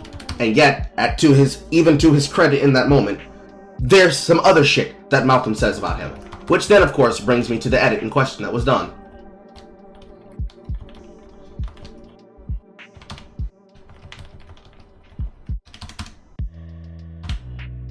Nigga, are you for real?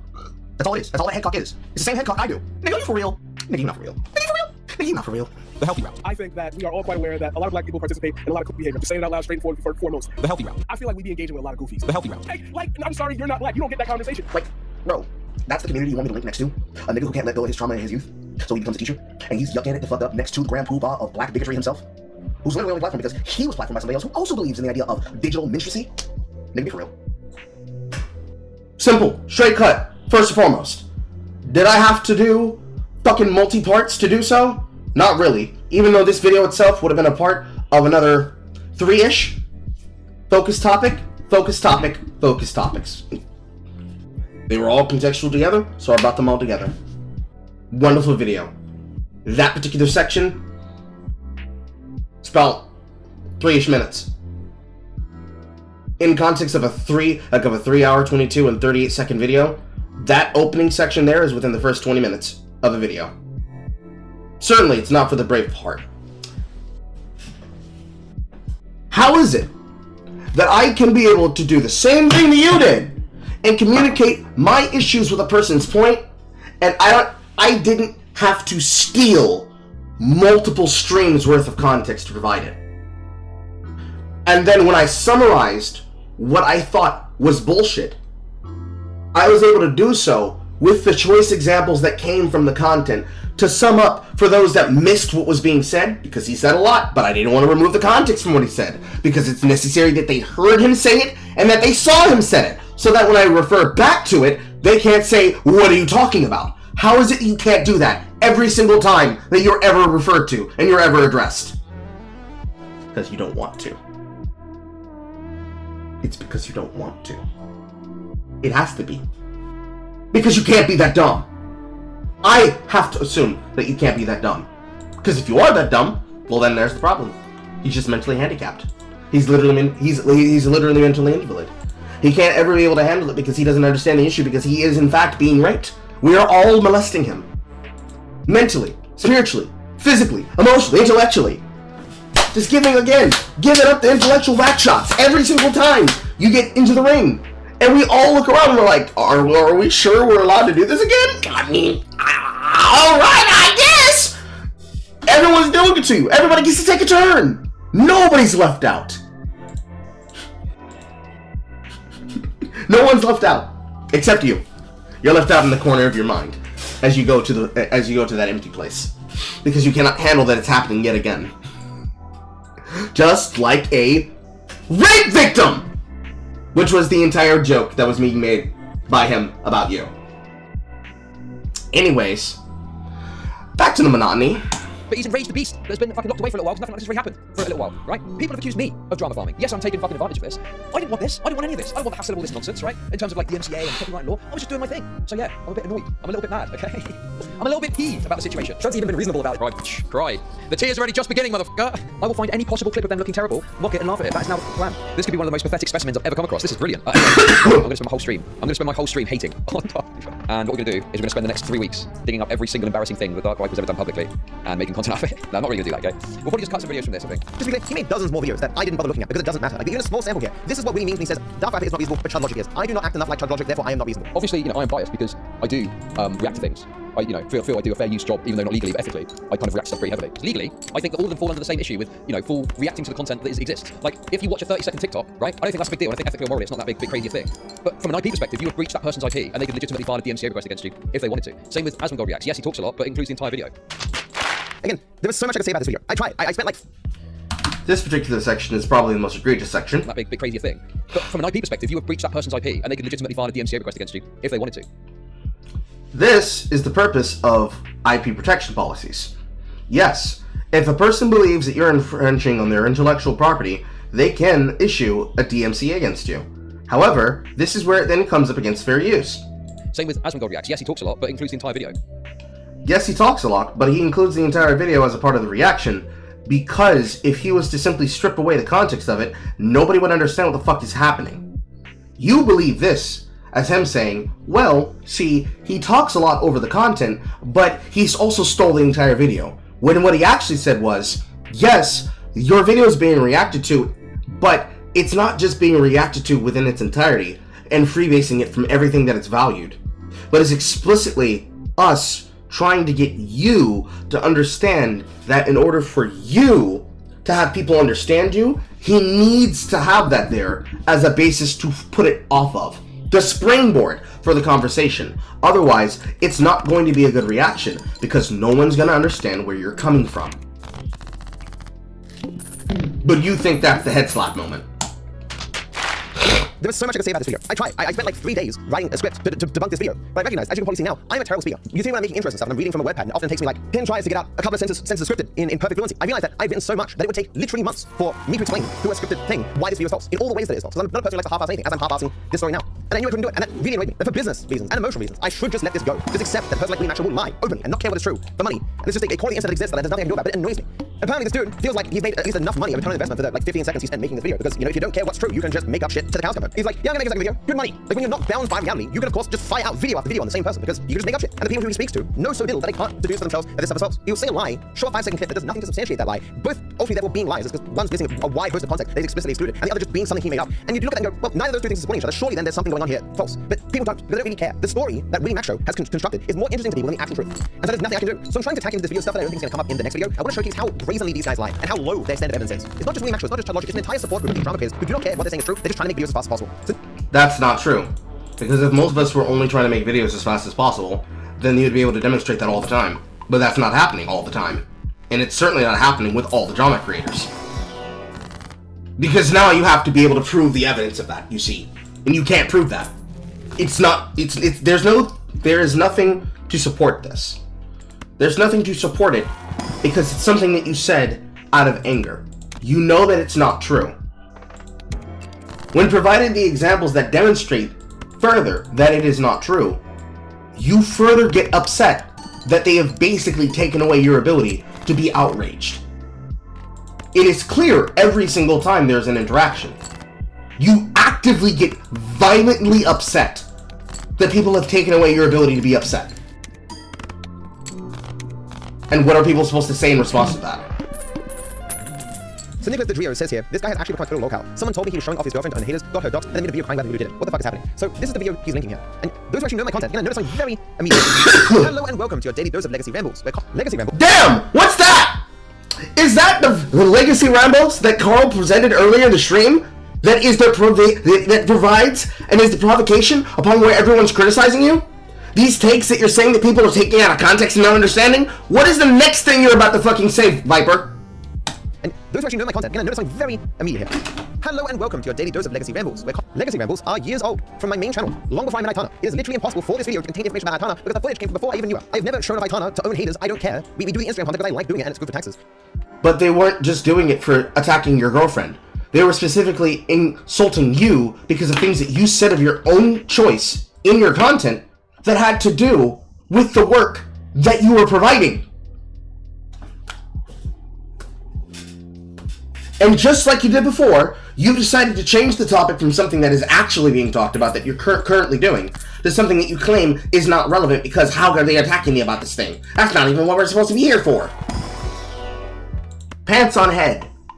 And she was an Instagram person way back when, so she helped me with it. Got her doxed. I didn't know she got doxed. When did this happen? And she lives with me now, so I guess she's being doxed vicariously because these assholes are partly responsible for me getting doxed. But this video is nothing about this. Everything here is false. It starts with Nicholas saying someone told me. At best, this is Nicholas being like, look, anything I hear in the world is instantly true if someone tells it to me. I'm gonna put it on my Twitter. You need to understand, people watch these guys and actually believe the things that they say. As you probably know, I'm a bit of a workaholic. I am very passionate about what I do, so unless I have a good reason not to, I will spend every waking moment working, as I have done for countless years. However, this changed at the start of this year when I met someone and fell in love. One huge perk of this is that she is someone who makes traveling incredibly fun, in part because she not only loves organizing trips, but she's already very well traveled and so knows best how to travel and to where. The result is that this year I went to far more places and events, often making these trips into content exclusively for Instagram. This is content that you are missing out on unless you go over to Instagram and follow me right now. Excellent. You will get to see footage of my adventures with Aitana when I hang out with my YouTube creator friends and when I meet my fans at conventions. You will also learn about all the best places to go in Sydney, Australia, where I live, as well as come with me to see the most beautiful sights the world has to offer. I'm planning to go on a snow trip, as well as a trip to Fiji, and I'm even going to Japan with a few creators that you might know. It is easily my most active secondary social media, and you guys in the comments are often hilarious. It is literally just free additional content for you, and I plan to make as much of it as makes sense before GTA 6 comes out, and I never leave this room again. So again, follow me on Instagram. I hope you enjoy the rest of the video. Like, I know for a fact, if I spent all that time debunking this video, I get like 150,000 views. Maybe like 20% of people get to the end. The thing I think that convinced me of that so much was that video I made on Gabby Bell. So this video almost has 500,000 views. Showcases that the made was full of lies, stuff that she knew was lies, manipulated text, terribly argued, and she's still as successful as she was back when I made this video. The one thing that dishonest people have over people like me who try to be honest is that they know what they're doing, and so they can very easily ignore when they're called out for being liars. Gabby's like, yeah, this Dark Viper guy called me out for lying. Who fucking cares? And she just continues on her career. Never acknowledges. 500,000 views, it does not impact her career at all. In the same way that winning Max Show's video of him lying for 40 minutes didn't impact me at all. You claim that they don't have to address when something is false, and therefore they can always get away with lying because nobody ever addresses them being false, but they would get addressed by the people who are there witnessing them doing it. They would not get away with it permanently. People would notice, people would talk about it, but it's not happening at a speed at which you're comfortable with. So it might as well be the same as they're not even criticizing them, which is bullshit. And you know it's bullshit because you've been called out as such as it being bullshit. The sort of people who are going to believe something that's false. Don't watch my stuff anyway. But this is the sort of content I used to make back in the day. Holy shit, like guys, in the video, there are points where he makes claims, then throws a clip that immediately debunks that claim. Doesn't mean him saying 14 pages has traumatized him. 14 pages! Because one of my favorite people on the internet, DarkViper, 14 pages! I don't think Ethan is a very good person, and his using a soundbite of one of the most traumatic angry moments of my entire life for many, many years on his stream, perhaps 100 times, is a bit more than excessive and very sick. Why was this traumatic for you? You're angry over nothing. Like, how is that not interesting to people? It's just so impressively stupid and so impressively false. There are parts in it where, like, I am saying one thing, the person responding to was agreeing with that thing, and Willie has come back like 4 years later and said, hey, they're both wrong. To be clear, even after Willie made his video, it's not like he stopped spreading bullshit, because he just goes on. These are just tweets about me, by the way. I blocked the dude, and he just still goes on and on. I have to speed this up a bit. Like, there's just months of tweets over and over, just whining incessantly. Just cannot stop talking about me. To say he's obsessed with me because he's tweeted about me like hundreds of times, it would be a little bit inaccurate because he's obsessed with like anything that he can spam out to get a bit. At some point, was like 30 tweets a day for an entire month. The man is nuts. What's more important is that you claim obsession is when a person that is in the business of entertainment and drama is staying up on the topic of the news.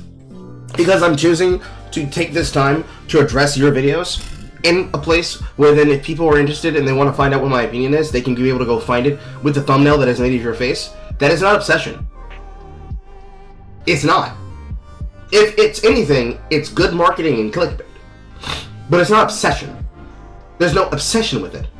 Somebody does the work, they do the research, they put it away in a place where it can be referred to, and then you get mad about it, and it's a button that I can trigger that just prints infinite money and infinite attention on a topic, because those takes become salient and permanent that you cannot be able to regale against. There's no obsession with that. If anything, there's obsession with you wanting to be the one that controls what does that and what communicates that. And to that edge, I could not care. I could not care. It is not my job to care. It is my job to make fun of. And the only reason to have to make fun of it is the degree at which you go to do that. And that's the most salient and most interesting part, personally, to me.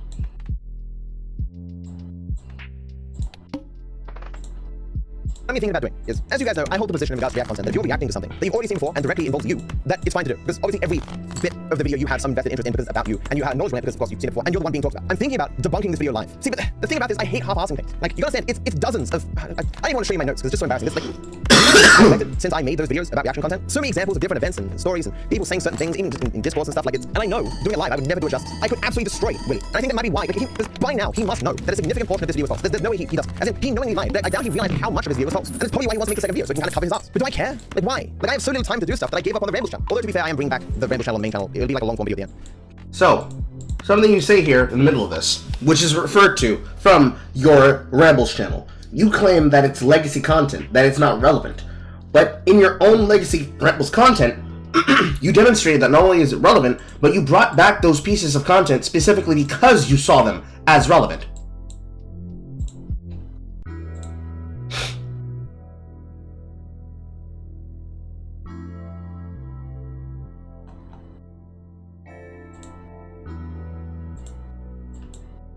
Hello and welcome to your daily dose of Legacy Rambles, where commentary from my older videos that are still interesting and relevant today is re-edited for a new audience. Today we start with... Let me play it again, and I'm going to slow it down so that everybody can hear it. Hello and welcome to your daily dose of Legacy Rambles, where commentary from my older videos that is still interesting and relevant today is re-edited for a new audience. Today we start with the topic, why some... You made these clips. You made these clips, and you edited these clips. People brought them up because 6 months ago, they were relevant. Relevant enough that you then brought them back to bring to people's attention. Now, what did you just say earlier about your girl? As you guys know, I hold the position in regards to he just goes on was not interesting to people. It's just so impressively stupid and so impressively false. There are parts in it where, like, says that the video this terrible creator made was full of lies, stuff that she knew was lies. Is that they some clip that are lifetimes is that much very that I never fucking which remains recognizing best like it's like and make videos about these guys lie more interesting to people than the actual truth. And so there's nothing I can do. So I'm trying to tack into this video stuff that I don't think is going to come up in the next video. I want to show you how brazenly these guys lie and how low their standard of evidence is. It's not just rematches, it's not just child logic, it's an entire support group of these drama creators who do not care if what they're saying is true. They're just trying to make videos as fast as possible. So Nicholas DeDrio says here, this guy has actually become a total lolcow. Someone told me he was showing off his girlfriend and haters got her docs and then made a video crying about who did it. What the fuck is happening? So this is the video he's linking here. And those who actually know my content, you're gonna notice something very immediate here. Hello and welcome to your daily dose of Legacy Rambles, where Legacy Rambles are years old. Now I'm gonna go full screen. What are we discussing? Listen to a bit and you'll find out. Now, we're gonna go we're gonna have a full screen.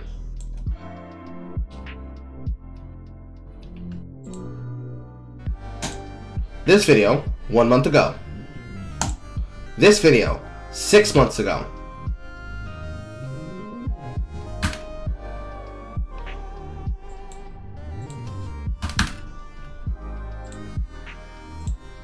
I have to put this on top of this. So. Yep. Fuck myself. We're gonna play them. And we're gonna demonstrate the problem. So Nicholas DeDrio says here, this guy has actually become a total lolcow. Someone told me he was showing off his girlfriend and the haters got her docs and then made a video crying about who did it. What the fuck is happening? So this is the video he's linking here. And those who actually know my content, you're gonna notice something very immediate here. Hello and welcome to your daily dose of Legacy Rambles, where Legacy... Hello and welcome, and here's your example of Legacy Rambles. Hello and welcome to your daily dose of Legacy Rambles, where commentary from my older videos that is still interesting and relevant today is re-edited for a new audience. And one more time. Rambles are lolcow. Someone told me he was showing off his girlfriend and the haters got her docs and then made a video crying about who did it. What the fuck is happening? So this is the video he's linking here. And those who actually know my content, you're gonna notice something very immediate here. Hello and welcome to your daily dose of Legacy Rambles, where Legacy Rambles... You paused your video literally at the point at which you then explain that the reason people are talking about it is because you brought the shit up relevant for people to discuss. And then you have the audacity to say that nobody else understands you and they're just making shit up about you and they're not making a point. I caught this shit live. And my reaction to it, while doing my own content, I verbatim said, "You lying snake fuck about this." Because this is the basis upon which all of your complaints fall to.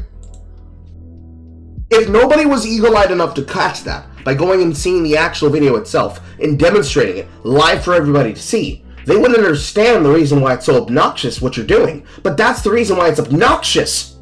Somebody can have you pinned down, dead to right, word in hand, script on page, printed out, pallets and pallets and pallets of examples and evidence, and you will do everything you can to wiggle out of criticisms and insults that are a result of your decisions. And then when you don't get your way, if there's somebody underneath your authority that you can antagonize, you'll ban them. You'll squelch them. You'll remove their opinion. Despite the fact that they are criticizing you with your own words, your own rules, your own standards. You'll change your standards on a fucking dime. But not this time. Not this time. Not so fast. Are years old from my main channel, long before I'm an Haitana. It is literally impossible for this video to contain information about Haitana because the footage came from before I even knew her. I've never shown a Haitana to own haters. I don't care. We do the Instagram content because I like doing it and it's good for taxes. And she was. But that's not the problem. At least in this instance, you're doing your classic Viperisms again. It's not possible that it came from this. He's linking this content that has to do with people calling him cringy and why people dislike me. But every single thing that is inside of that Viper Rambles is relevant to the character definition of your behavior and action. It just so might happen that this one thing that is there is not there. But I'm pretty sure, as I went through that list, there's an example that is given about how your girl tells you to not do any of your backtalk to anymore, which just to demonstrate if that's there. Possible standards creators are held to. I saw that someone commented they feel like you're more of a prick than a good guy, and I completely disagree. While you are definitely brash at times, you own up to your mistakes, which proves you care. I've thought this before. People have different standards of what it means to be a prick and not, right? And it's just that's just life, being a content creator. Content creator, you are expected to be orders of magnitude better than the average person in terms of your conduct. Stuff that regular people do and but I swear sometimes it feels as though people will criticize you for being video. I'm like, motherfuckers, I'm sure you hang me video games all the fucking time. Relax. Something you used to fuck with before. Like, I'm sure you have. I'm sure this is the first that you've heard. There's this tendency where it's cultural. Like, oh, like this person's pointing, oh, this person's an ass, or it's assuming it's internal factors or external. Like, okay, he's having a bad day, as opposed to, man, this guy's an I don't, whatever. And sometimes I have a hard time dealing with some of the annoyances of what I do for a living. And I act poorly. But I think I, in general, do pretty well with it. On completing a project, I can kind of get really sucked into it. Do I read my YouTube comments? I cannot find where it is, so I guess disregard that for the moment. However, you doing what you've done led to people digging into her and finding out about you. And then, when somebody points to points to a list of, here's a list of things that I'm insecure about, please don't use this to attack me, they use this to criticize you. Criticize, not attack you. Not knife out, just, hey guys, notice this guy's shitting and pissing himself. And you treat it as though it's an attack upon you.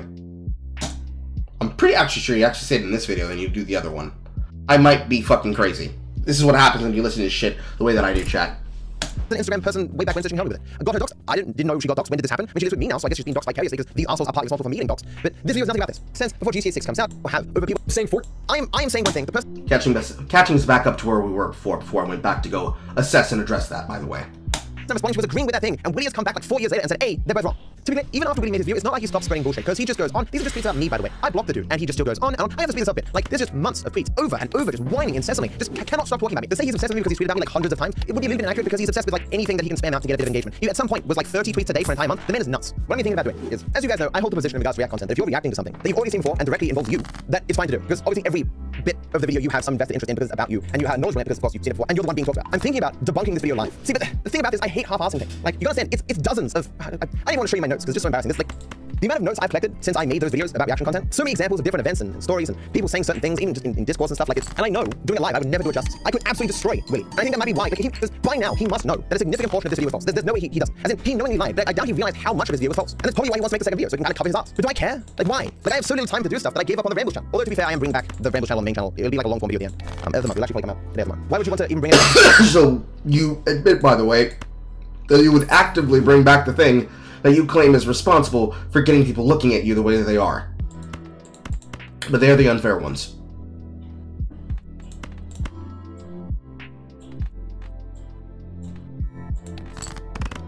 attention to it if it's such BS. I don't think anyone that I can lead to this video wouldn't realize immediately that the video was false. You guys know enough about me, even people who've been following me for a whole week would know enough about me to know this video was false, at least to some degree. Those who've known me for a longer period will be able to go, well, actually, I was there for that, that's entirely false. I was there for that, that's entirely false. No amount of attention from me really impacts the situation at all. I personally have talked about all these situations dozens of times, but I've actually talked about them, unlike what Billy did, which is just lie about them. I want to make an iceberg where I talk about my entire history, every controversy, everything I've ever done. And there's a huge list there. Like, there's no amount of me that is ashamed or wants to hide certain things. I talk about it all the time. Really, of course, doesn't disclose that. In the same way, he doesn't disclose when any of these events actually fucking happen. So when this video came out, I'm getting spammed about things that happened 7 fucking years ago. That's just one of the ways that Willie was so dishonest in his video, where he mentioned nothing about the dates of when things happened or who was actually involved in any situation. He just made shit up. Okay, again, that's reductive because a lot of it. But that's not making shit up then. That's you claiming that he's taking things out of context and getting things the wrong way around. But he's not. He's actively addressing the things that you don't want him to talk about. And then being upset that he doesn't abide by your rules. Like a Spurg. He was just ignorant, they were saying false things, but he did in many cases actually lie. And it led to a surprising amount of grifters realizing they could also get some views by making one of these quick videos where they just parody the lies as well. A part of me is concerned, guys, that my legacy is going to be defined by grifters like Willie Masher. That someone at the end No, it'll be defined by you, and the way that you behave when you can't control other people. Nobody else has to be involved in the shit you're doing to yourself. You're doing it to yourself, and then getting mad about it. That has nothing to do with anybody else. It's just you. And make a downfall video, or at least like a history video of DarkViperAU. But a person who can be legitimately honest and then they want to know the truth would end up going to a Willie Masher video and believing the false things that he says. No, I didn't. Because I wanted to understand exactly what you claimed was the context that we were missing. And when I found that context, I found that you're just a fucking Spurg. Didn't need to go to nobody else to do it. Didn't have to, didn't need to.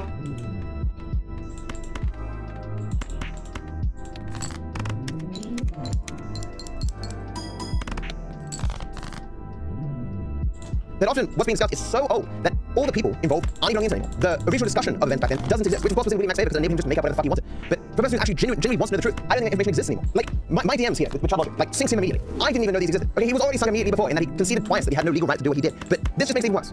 But of course, that's not going to be. Like, I recognize that the people who watch these kind of videos do not care what is true. But in the future, there could be people who actually want to know what is true, and they won't know it. They won't know Willie Mac's history, how he is just a grifter who was so engaged with my content on Twitter for so long in a positive way, until the very moment I criticized him for lying, and then immediately he starts spamming out this video in a form of tantrum. This video exists entirely because I called him out for lying. That's it. This was his revenge. And what does a liar do when they're called out for lying? They just lie more. Like, I even got it saved his snapshot of his Twitter to show that he was just liking all my posts all the fucking time. But that's not even on the internet. Better to make your statement saying it's not true and proving that than going after them. It just creates more hate. What's that expression? A lie said in 5 seconds can take like 20 minutes to debunk. Willie doesn't argue or present evidence for anything he says in this video. It's 40 minutes of direct claims. Each one itself could be its video, right? I thought I had time when I make the iceberg to like actually lay out an entire story. Any response I make is just going to be inferior to an actual expose of my career, which I wanted to do with the iceberg video. You have to think about the opportunity costs. Yes, you have this deep down desire to prove these people wrong, but there will always be more of these people who will be inclined to respond to. You can't do it ever. All that time could be otherwise spent staying in your lane, concentrating on producing the best content you can, that you enjoy creating. Exactly, RPS.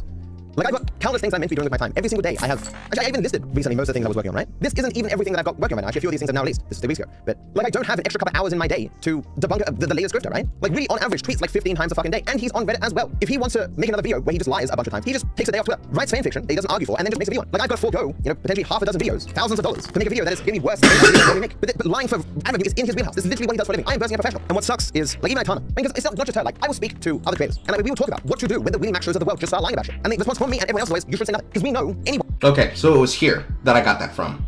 I talked to Itana and asked her what I should do in this when the Willie Mac shows the world lie, and they just tell me that I should ignore it. This is where that comes from. Invest enough in this, in the narrative produced by these grifters, isn't gonna care what the person has to say, especially if it creates a less interesting story. But I can't seem to take my own advice. But I just hate injustice. I hate liars. I hate cheaters. I hate people who cheat systems. I hate people who take advantage of others. And it's causing problems my entire fucking career. Nobody cares when he does anyway. It's just no YouTube BS. Nobody pays attention to it. Some people do. But they're usually like the bottom of the barrel weirdos, right? The reason why my beef with Charlie was actually significant, and I responded to it immediately, even though I was extraordinarily angry at the time, justifiably, is because those were normal people. No one who is watching videos like this is a normal functioning human being in society. Some people lie for their own benefit, don't waste your time and energy being upset at unreasonable people getting worth it. But it's just gonna keep happening. I like doing good in the world, and I feel like to some degree I've stopped doing that because it just takes too much effort and I'm so busy with my work. Surely there's some value in showing that Willie Mac show is a liar who does not care what is true. Like, surely. Like, there are going to be people in the future that he will also lie about that I can go, hey, look, or other people can point out, hey, look, Willie Mac show lied before, he's probably lying again. Surely there's value there, right? I would tell you I was a fan of Willie Mac show until I saw him lying fervently about you. There is some you were swayed by your orientation, a minority, but people say exactly, but is it worth the time? Like, to be clear, people who are even vaguely in the know have obviously left comments saying this video is shit, bad video, holy shit, this video is bad. I just search for bad. And like there's more nuanced comments saying this is wrong, this is wrong, this is wrong, this is wrong. But they're just comments from one person. And as I showed before, there is information that I have that utterly destroys Willie that most people have not seen. But this is ultimately a random fuckwit on the internet who's lying for ad revenue. I just feel like I've changed so much as a person, trying to not care about the wider world outside. You have not changed as a person. You have not changed even a little bit as a person. like myself. It's a video about you, you're allowed to dress it. If dressing it makes you happy, then there's value in it. But doing other things will make me even more happy. Is everything has opportunity costs. What would make me happiest is to spend a month detailing everything perfectly, voicing everything perfectly, a whole expose showing how much he lied and how much he got wrong. And every day I kind of look at me and go, what the fuck is wrong with you? As she has said before, why are you giving any of these people any time of day? They're obviously dumb. You know they're dumb. You know they're dishonest. You know they're lying. So why does it matter? And it keeps coming back to, I do not like liars. I do not like cheaters. I do not like those who perpetuate injustice. And I think taking the attitude that I am, which is just, oh well, nothing you do about it. I think it's what ultimately makes the world a worse place. The reason why the Willie Mac shows can get some foothold in the world is because people like me do nothing. Evil wins when good people do nothing. As any of you have probably come to understand, being a good person takes a lot more effort than being a bad person. A person indifferent to the truth, indifferent to how what they're doing can negatively impact other people, can do 1,000 things in a day, while a good person sitting there wondering about the implications of their next action. It just sucks. It's the worst aspect of life. In that it has so many other negative ramifications that leads to all the other bad things in life. Plan. Wait for the inevitable internet anarchist video. He is a big enough creator that making a video in response to him and piling in all the other grifters can be justified from a business perspective. There will be no actively making a different video guilt because it is a video that should do good numbers. Corey is my editor and he's obviously right. I talked about that before, I think. I still think that's wrong. Internet anarchist isn't worth it either. No, but at that point, from business-wise, there's enough growth and money in that any considerations from other content are irrelevant at that point. Because it will actually be a video that people watch and find engaging enough for the growth and whatever. And then the editor's time to be actually worth it. Like that was one of my original plans was to make my iceberg video and just periodically throughout the video being like, hey, but this is one of the things that we actually lie about. And just continue, right? It's not that overt, right? But being like, this was included because X, Y, and Z grifter said these whole things before. It's always important to remember, guys, that you know that Willie's wrong because you know me to some degree. You might know, there's no way you know every single story that he lied about in his video. But watching it, you'd be like, wait a second, I heard that. I was there for that. This is false. Holy shit, everything else is going to be false. But there are people who know literally nothing about me, or whose entire impression of me comes through this line grifter. The problem with thinking this way is this platform has billions of people. It doesn't matter what I do or say or where. There's going to be people who, even prior to knowing me or knowing my content, end up receiving a false impression of me. It's just unavoidable. If you start trying to stop that to some degree, you just end up not making the content that normally brings you people in the first place. As I said to all those people who lied and said the reason why I made those anti-rap videos is to develop an audience, making just a normal video leads to me getting more viewers than just any other commentary video that I do. Especially those that take a lot of my time. Fuck, I would have done Reddit to do speedrunning, but now I got in drama. Maybe Pastors 2.0 would have actually come out a million years ago, but no, I made those react videos, or those anti-react videos. But I'm not a machine, guys. I'm not a machine. I do not like to be lied about. I think in this business, it helps to just be entirely detached. To think of it, like seemingly as we does, as just a magical fantasy world that you can just throw out lies into or not care about what's true. Like, if you can disconnect from it and feel like it's a game or something, then obviously you're better off. But I've never been that way. There is no separation between DarkViperAU and Matthew Judge. They're one and the same to me. So I can't just look at it. And this is probably the biggest issue. Multiple times when I cover pieces of content, I have a bad habit of using people's names alongside and interchangeably with them. Me, because for most people, a handle's just a handle. However, there's a business reason as to why, and it's right there. There's clearly a difference between myself and single player Carl, but I do not view somebody criticizing me as an attack on my personality.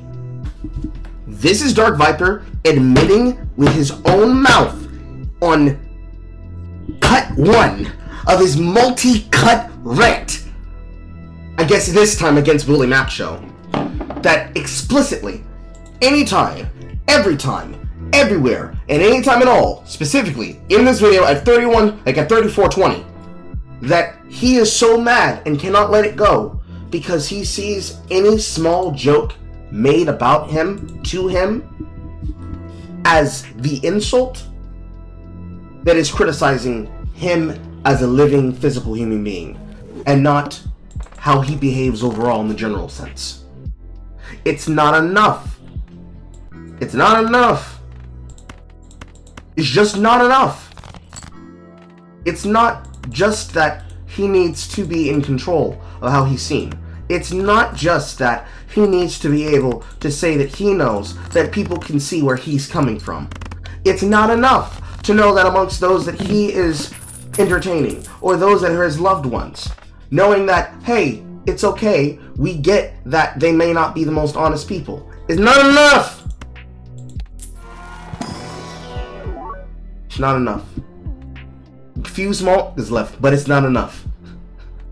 Few is that whirly step, but it's not enough. He unironically thinks, if you say you're bigger than myself, it's not enough. He needs to see every person who's against him as an enemy destroyed. He cannot let it go. He cannot let it go. He ironically gets that mad. He cannot let it go.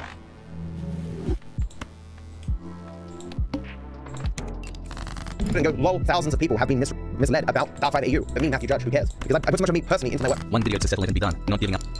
Again, I behoove you. You put a lot of yourself into your work. You had to put a lot of yourself into harassing and antagonizing and insulting every single chatter that's ever done you wrong. You need to put a lot of yourself into every single take, every single reaction, every single bit, every single work, every single meme that you do. When I sent my one-off, literally on the toilet tweet to you, did you put every single bit of yourself into that and then erase yourself by deleting your comment? No. You're just an egomaniac. So, we're gonna get on this bull, and we finna ride this motherfucker till the wheels fall off. Up, just ending it and moving on. It's funny because I said the exact same things to my partner. But she's right in that she fired back and said, it will never end that. In the same way what I'm doing here, she would look at me and go, what are you doing? They're just gonna lie. They're gonna take this video, or this ramble, and like crop out individual words, make something else out of it, and lie more. In the same way, Willie's like, hey, wait a second, I got 200,000 views making up a story that took no fucking time to make because I just lied the entire time. He's like, yeah, I can do it again, 200,000 views. You can do it in a day. Just writes one more fanfiction, and that's just money in the bank. Once they realize they can do this, they will never stop. There's nothing in Willie's video where the evidence doesn't already exist that he's wrong, that he's lying. There's more evidence, again, as I showed in DMs and stuff, that I have to argue about, but there's enough already. You can, if you really want to, do the legwork and find out he's lying. But no one does, because no one cares. So the next time you make a video lying again, people are going to go, oh, this must all be true. Maybe some of you who stumble across the video, this is all false, what the fuck is wrong with you? But you're just going to be called out and be like, you're a stand or what the fuck people are using these days. And they usually dismissed. So none of it matters. It is just an annoying aspect of life that people can do this, and you just have to grit your teeth and bear. What about all publicity is good publicity? It's not true though. Making a video debunking Willie Mac Show undeniably would bring me new viewers. People are like, oh, I had no idea. In the same way that Willie lost subscribers when he made his fucking video, because it showed to a lot of people who knew of me that he's a liar and a grifter. But I can get more publicity making my normal videos than I can debunking Willie, because it will just take so much fucking time. But again, one of the most annoying things here is finding out that Mudaha is involved in collaborating with and promoting these grifters. When my mod said he was hanging around with the quartering, remember that guy called disingenuous dance motherfucker? Hanging around with Turkey Tom, holy shit. And now he's like promoting Willie Mac in his videos. What happened to Mudaha in the last couple of years? General. So again, if you want to check it out, Willie Mac's video is great. He covers this topic. I would highly recommend you see this. It's the actual proper journalism and actual proper objective coverage of the situation. Journalism from Willie Mac Show. Like, did I miss the hot minute where Mudaha's just like, you know, people have been calling me drama YouTuber for ages. I don't like that. I don't like being called that, but fuck it, I'm gonna become one. What happened? Willie's source in like this entire video is, I don't know, I learned about it in a dream. I made it the fuck up. Man, literally went to archive all downloaded videos and clips, and went, I have no idea what these clips mean. Here was a random sentence that has nothing to do with it. And this is proper journalism? Unbelievable. When we're done with Red Redemption 1, I'm gonna grab some notes. I'll go through my notes and get like examples of things, and I'll like freestyle explaining all the false things in this video. I don't care. Well, I don't care. I'm over it. I want this to have some sort of repercussions for his lies. It won't be much. It won't impact him at all in the grand scheme of things. The same way it didn't impact Gabby Bell when she did the same kind of shit. Which actually is kind of funny because a lot of the same false claims that Willie makes in the Gabby Bell video I also debunk. As in like I could, for at least the first like third of it, just use clips from me debunking Gabby Bell instead of debunk Willie. Because it would have saved this person time had Willie actually watched my videos responding to people, but apparently he didn't. But we have time before GTA 6, guys, where I can do this shit. I promise you have way more supporters than those losers do. Oh, I'm well aware. To be honest, Moody isn't a good person. I see him as the leader of YouTube. I know he doesn't make any visual content, and most of his content is fake. Didn't used to be that way. Finding out about this fucking knitting circle was like the last nail in the coffin for me treating Mudaha as a different person from these other degenerates that just lie for money. So I was talking to Pez. I've known him since like 2017. He's in the industry, and he says to me, I like that you just don't take shit, that you call out people for saying false things, and like you hit back at people and stuff. And I look at this, I'm like, I don't really do that anymore. Of all the things that people accuse me of in regards to like changing or becoming more corporate or caring about the algorithm and stuff, a lot of that is false. But the one thing that I can argue is probably true for is the way that I've changed in regards to responding to falsehoods.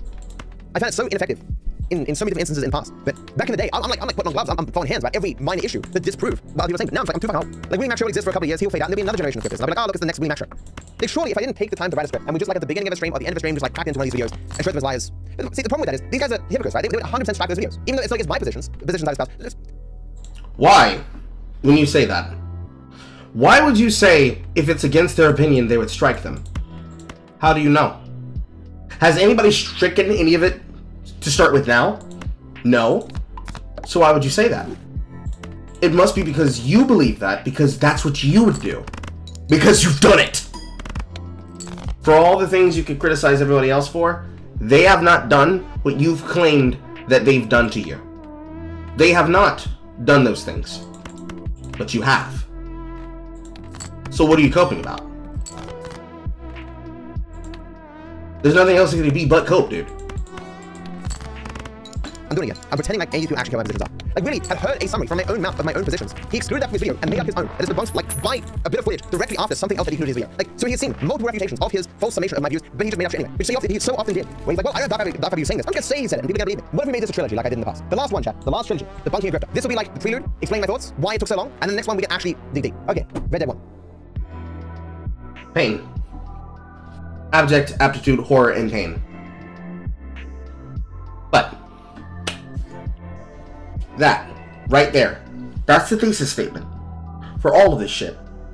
That is the thesis statement right there. Everything else that I've said thus far, let's say that's window dressing. Even though you need to have that background before we even get into it. That right there is the general issue and problem with DarkViperAU. He is a functional hypocrite. Every single thing that he claims that other people are doing to him, he's willing to do to other people. And then, once people show evidence to color the opinion, he will try to change the standard and move the goalpost. And even if you nail him down to the post, he will try to find some way out of it. Up to and including deleting the evidence itself, deleting the post itself, deleting the video itself, striking down the live streams in general. And the only reason why he's not allowed to get away with it is that other people are seeing him do it actively. So he can't say that he's being manipulated against. He's being treated falsely and unfairly. He's being treated exactly how he treats everybody else, and he cannot stand the fact that that's happening.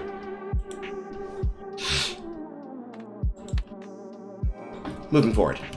Next video, because we're gonna be here for a while.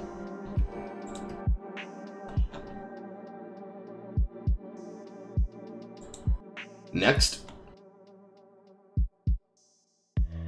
So I'm interested to see. Part 2. The fraud who built his career lying to you. 4 hours, 23 minutes, and 25 seconds.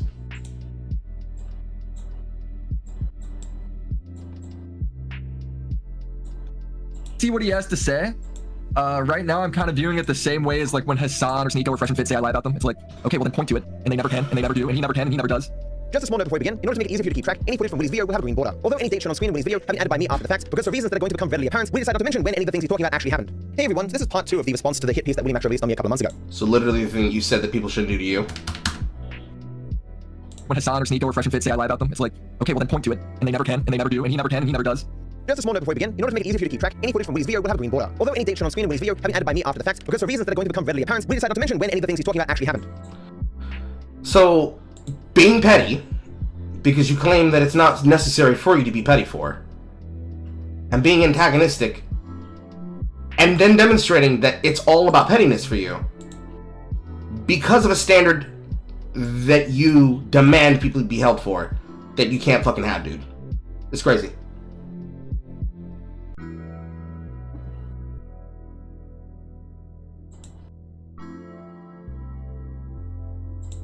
Hey everyone, this is part 2 of the response to the hit piece that Willy Max released on me a couple of months ago. As I explained in the first video, Willy's video was so incorrect on so many levels that I felt it was almost impossible to respond to in some scripted way. I spent 3 days trying, and I ended up writing so much that if I had to read it into a camera, I'm learning the script and then making a video on it, it would take so many months that would just not be worth doing. I mean, arguably it's not worth doing at all regardless, but we are here now, so let's continue. But you still did it. You still did all that time, and you bragged about it the entire time that you were doing it, gloviating that it was being done the entire time that you did it. Instead, in this video, I won't be using a script, but I'll be breaking down all the endless errors that he made in his video. But there's one thing that I want to establish first before I begin. Willy does not believe many of the things in which he says, nor does he actually care about anything that he says. There's so much that I could show to establish this, I won't spend too much time on it, but I would like to touch on a few things. For example, his statement about Destiny a few years ago. Honestly, how does this guy have fans? He debates people? How could this thoughtless sack of potatoes win a debate? You ever hear the phrase, you can't argue with stupid? Why are you comparing a live stream to a fucking YouTube video? Because copyright law doesn't change just because you live stream it. I think Destiny might just be kind of a retard. Actual retard. A literal retard. I think this guy's actually gay. I think Leafy is gay. Wait, or is he actually gay and he's joking when he says he's not gay? And it's like well known that he's gay?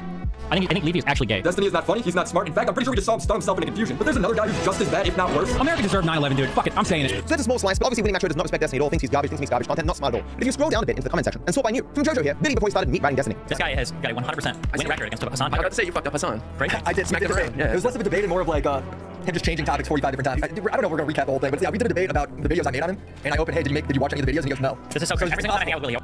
Oh my god, he said that he's stupid, but here he is, with the man, streaming with him. Oh no, oh, you debunked him by showing that he's able to do this thing called going onto somebody else's platform. Oh! Gay. Gay, homosexual, gay. You sleep with men. He always recounts the story like, bro, we just got asked about it. What are they supposed to do? People love me for it around here, dude. You might think the reason why I bring this up is because it suggests that Willy is a person who will just flip-flop on anyone whenever convenient if he thinks he can get some views out of it. Or that perhaps Willy will make very confident statements about people he barely even knows just because he thinks he will get views. Or maybe, depending on your perspective, that Willy will say very confidently things that are entirely untrue, and then realize years later, like, oh shit, I just talked out my ass. You know, that shit wasn't actually true. Or maybe that Willy does absolutely no research on people and just says whatever the fuck he feels like regardless of how true because he knows he will get clicks and views. These, however, are not my intention. My point is to say that Destiny has been around for so long that every false claim Willy makes about me is actually true about Destiny. He has actually done every single possible negative misstep that a person can have in a content creator career. Willy's willingness to dick ride Destiny for views showcases that he doesn't actually care about any negative trait that content creator can possibly show. This is really obviously true if you look into the present and history of people he associates with all the time. Logic, Nicholas, the Trio, Turkey Tom, all these people have endless actual controversies that are true. That any of the things that Willy accuses me of in his view, if he actually cared about them, if he actually thought these were negative things worthy of telling the world or getting up in arms about, he wouldn't associate with any of these people. Kendrick versus Drake for unemployed people. This washed up liberal YouTuber Turkey Tom just spent 7 minutes dick riding my account because he wants to be relevant again. I've never even heard of him until today. You are a tard who reposts out of context clips all day begging for attention, and then you cry when people showing you for it. Find a rope. Like I don't think I've ever gotten so butthurt on Twitter that I've told someone to kill themselves. Honestly, I don't think that's ever happened in my entire life. But imagine Tom criticizing someone taking clips out of context. The hypocrisy runs deep. In so much of the following video, I'm gonna have to tie my hands behind my back because most of the time I can say, hey Willy, your friend has done this 97 times. You clearly don't care about this. The problem is Viper's a complete sperk. He gets caught up in emotion and semantics rather than the topic, so it leads to some of the most unproductive dialogue. God, this guy's such a fucking loser, man. And the thing is, he can hide behind his fucking retarded opinion on taking an entire video. This guy's such a fucking loser, man. Trump's even been reasonable about it. What a fucking loser, man. Loser. What a loser. Unproductive dialogue. Dude, DarkViper, you're pathetic, dude. The MCA this, bitch. The MCA this. Oh, wait, you can't because I'm not fucking watching your content at all in this bit, am I? Unproductive dialogue. Idiot, you're an idiot, DarkViper. Fuck you, bitch. Willy is a combination of a massive hypocrite and a person who does not actually care or believe the things he says. Because of his attitude, he does not do much research when he makes his videos. He is looking to make something entertaining, not necessarily something that is true. When it comes to React content being the worst because it's stealing impressions from completely unrelated creators, I don't care. In that same video about Destiny from years ago, he makes this statement in regards to what content he personally... So there you are again, doing that exact same thing before, where you are getting upset at the fact that he said that he doesn't care about the thing that you're doing. But the reason why he doesn't care is because you're going out of your way to act like a spurg and then cherry pick things that you dislike against things that you do like. So you're doing exactly the thing that he just criticized you for. Imbecile.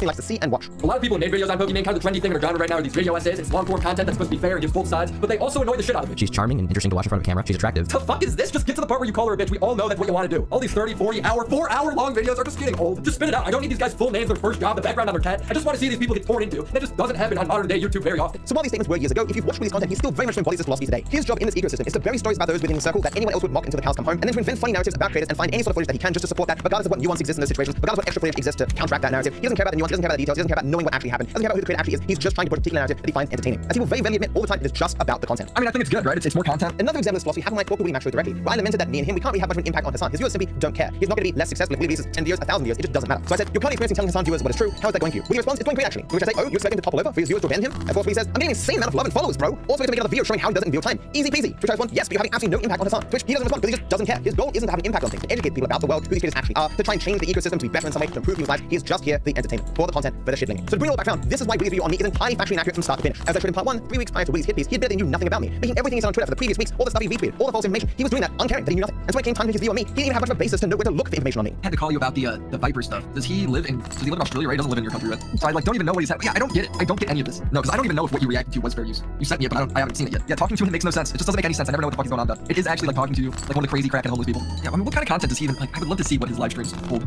He does mainly GTA content, I think.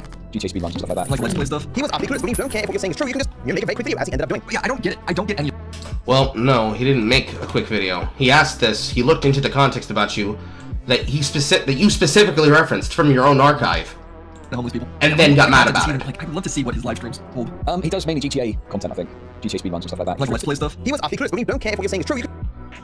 Because he went on to Chud Logic's stream.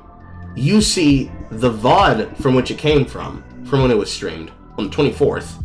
So it would be 24 days, not 23 days. You see that the video was posted on 25th of March. 23 days later, he, quote, makes a short video.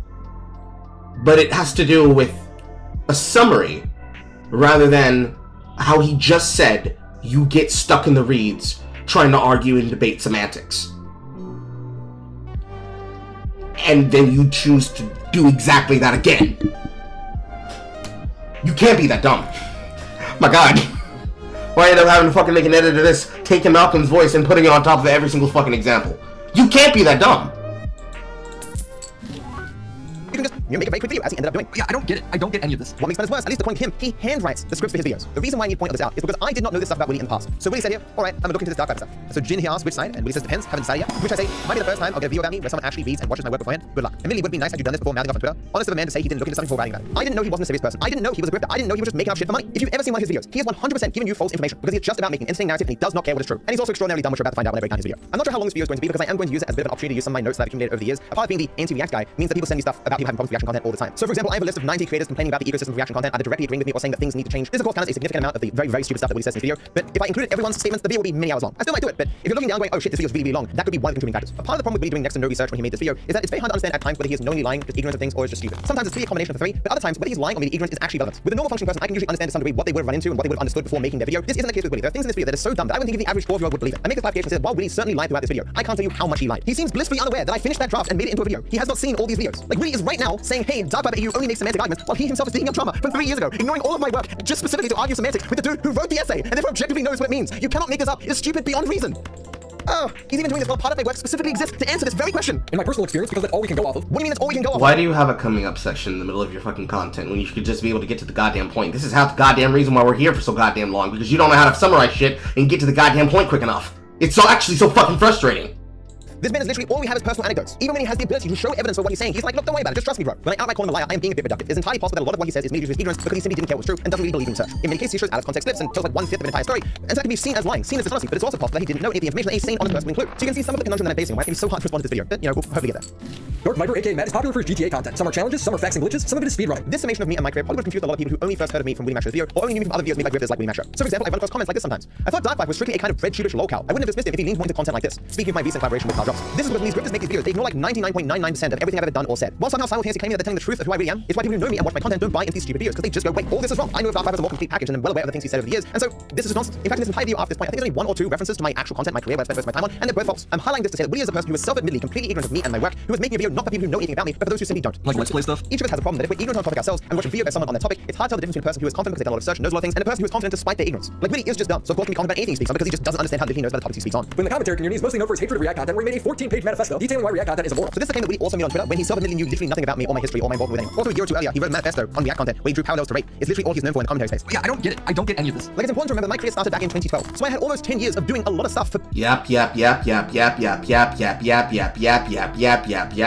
to know me from. Willie, of course, is ignorant of all this because he doesn't know anything. It's why when you go back to watch videos about my beef with Charlie, many of them started by going, oh, DarkViperAU, I know him from X, Y, and Z. Even Charlie's video only exists because he knew of me from my prior work. I am familiar with DarkViper's content. In fact, I was a fan of DarkViper. I'd seen his runs. I didn't really see too many of like his rant videos, but I did see his content from time to time, and he always struck me as someone pretty level-headed. DarkViperAU is someone with a smaller audience who you may or may not have heard of. He makes a lot of content within the game Grand Theft Auto, and while he's not as popular as Critical, he is a very successful creator in his own right, but does a lot of cool things on YouTube, and he's someone that I watch from time to time. Now, DarkViper, okay, a prominent figure, you know, somebody that I've had like a little run-in with the past over. We had a little disagreement, but DarkViper is a really good content creator. He creates a lot of good GTA 5 content, and in the last few weeks, what really inspired me to touch this topic, again, this is just a primer video. But he made a video, like a series of videos where he was reacting to all the takes that various Twitch streamers had about him, specifically when it came to him writing a 14-page document about Twitch reactions. Now, of course, DarkViper was a little heavy-handed in criticism, used a lot of extreme examples, one of them regarding consent and whatnot. But, you know, at the end of the day, when I read his document, I almost sat down and just said, where's the lie? DarkViper is not wrong. How a socialist made headlines. So apparently DarkViper, I don't know when this guy exploded. I argue this guy because of the past. He used to take weird political shots at me, I think, but I guess he does like GTA speedrunning, he blew up on that. I don't know. This may seem like a minor point, but it highlights just how amazingly ignorant Willie was of the landscape of YouTube and how little he understands how this website works and the players within it. I don't want to falsely present the idea that Willie is in any way, shape, or form interested in the ideas in my draft essay from eons ago, as obviously he doesn't much care about that outdated work either. He shows this much of it on screen and reads this much. He's exactly a guy interested in details. When the commentary community is mostly known for its hatred of React content, it also feeds into the narrative that these people have been spinning that I am not a successful content creator. I'm known for one thing. Sure, I've made millions of dollars, have millions of subscribers, I have billions of views, but I'm not really successful. It's a topic for another time, but the mental gymnastics of these videos is insane. When the commentary community... So,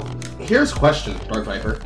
In your expectation and in your expedience to do everything possible to just keep on that, why is it that you're not capable of walking away from the situation and handling it? Any bit of the success that you're humble bragging about on screen, somehow you're not able to take on any of this when the commentary community and just accept political shots at me, I think, but I guess he does like GTA speedrunning, he blew up on that. I don't know. This may seem like a minor point, but it highlights just how amazingly... And also, by the way, you see, the problem with this is that you see how you're choosing to take things and show how you aren't putting the time step on them to show where they're relevant from, to try and demonstrate how difficult it is. You're not, your pedantic intention to do this as part of an action is actively and actually part of the reason why people know about your behavior. You can say till the cows come home. You need to put labels on in timestamps, and you need to show years from where the content comes away from, because you're just confounding and just confusing people about my character. There's no way that they understand who I am because of these things. No, they know who you are because of the things that are happening. And then, when we go find all of those compilations and clips that existed before, and you then say, well, this is not a clear definition of my character. This is something that's being taken out of context from shit that's being done. But then we keep seeing the same effort, like the same effigy, and the same quintessence of that behavior every fucking where else. It could only be because the point that's being addressed is the behavior keeps happening, you haven't changed. And clearly here, now we add on the fucking pettiness. The pettiness hasn't fucking changed either.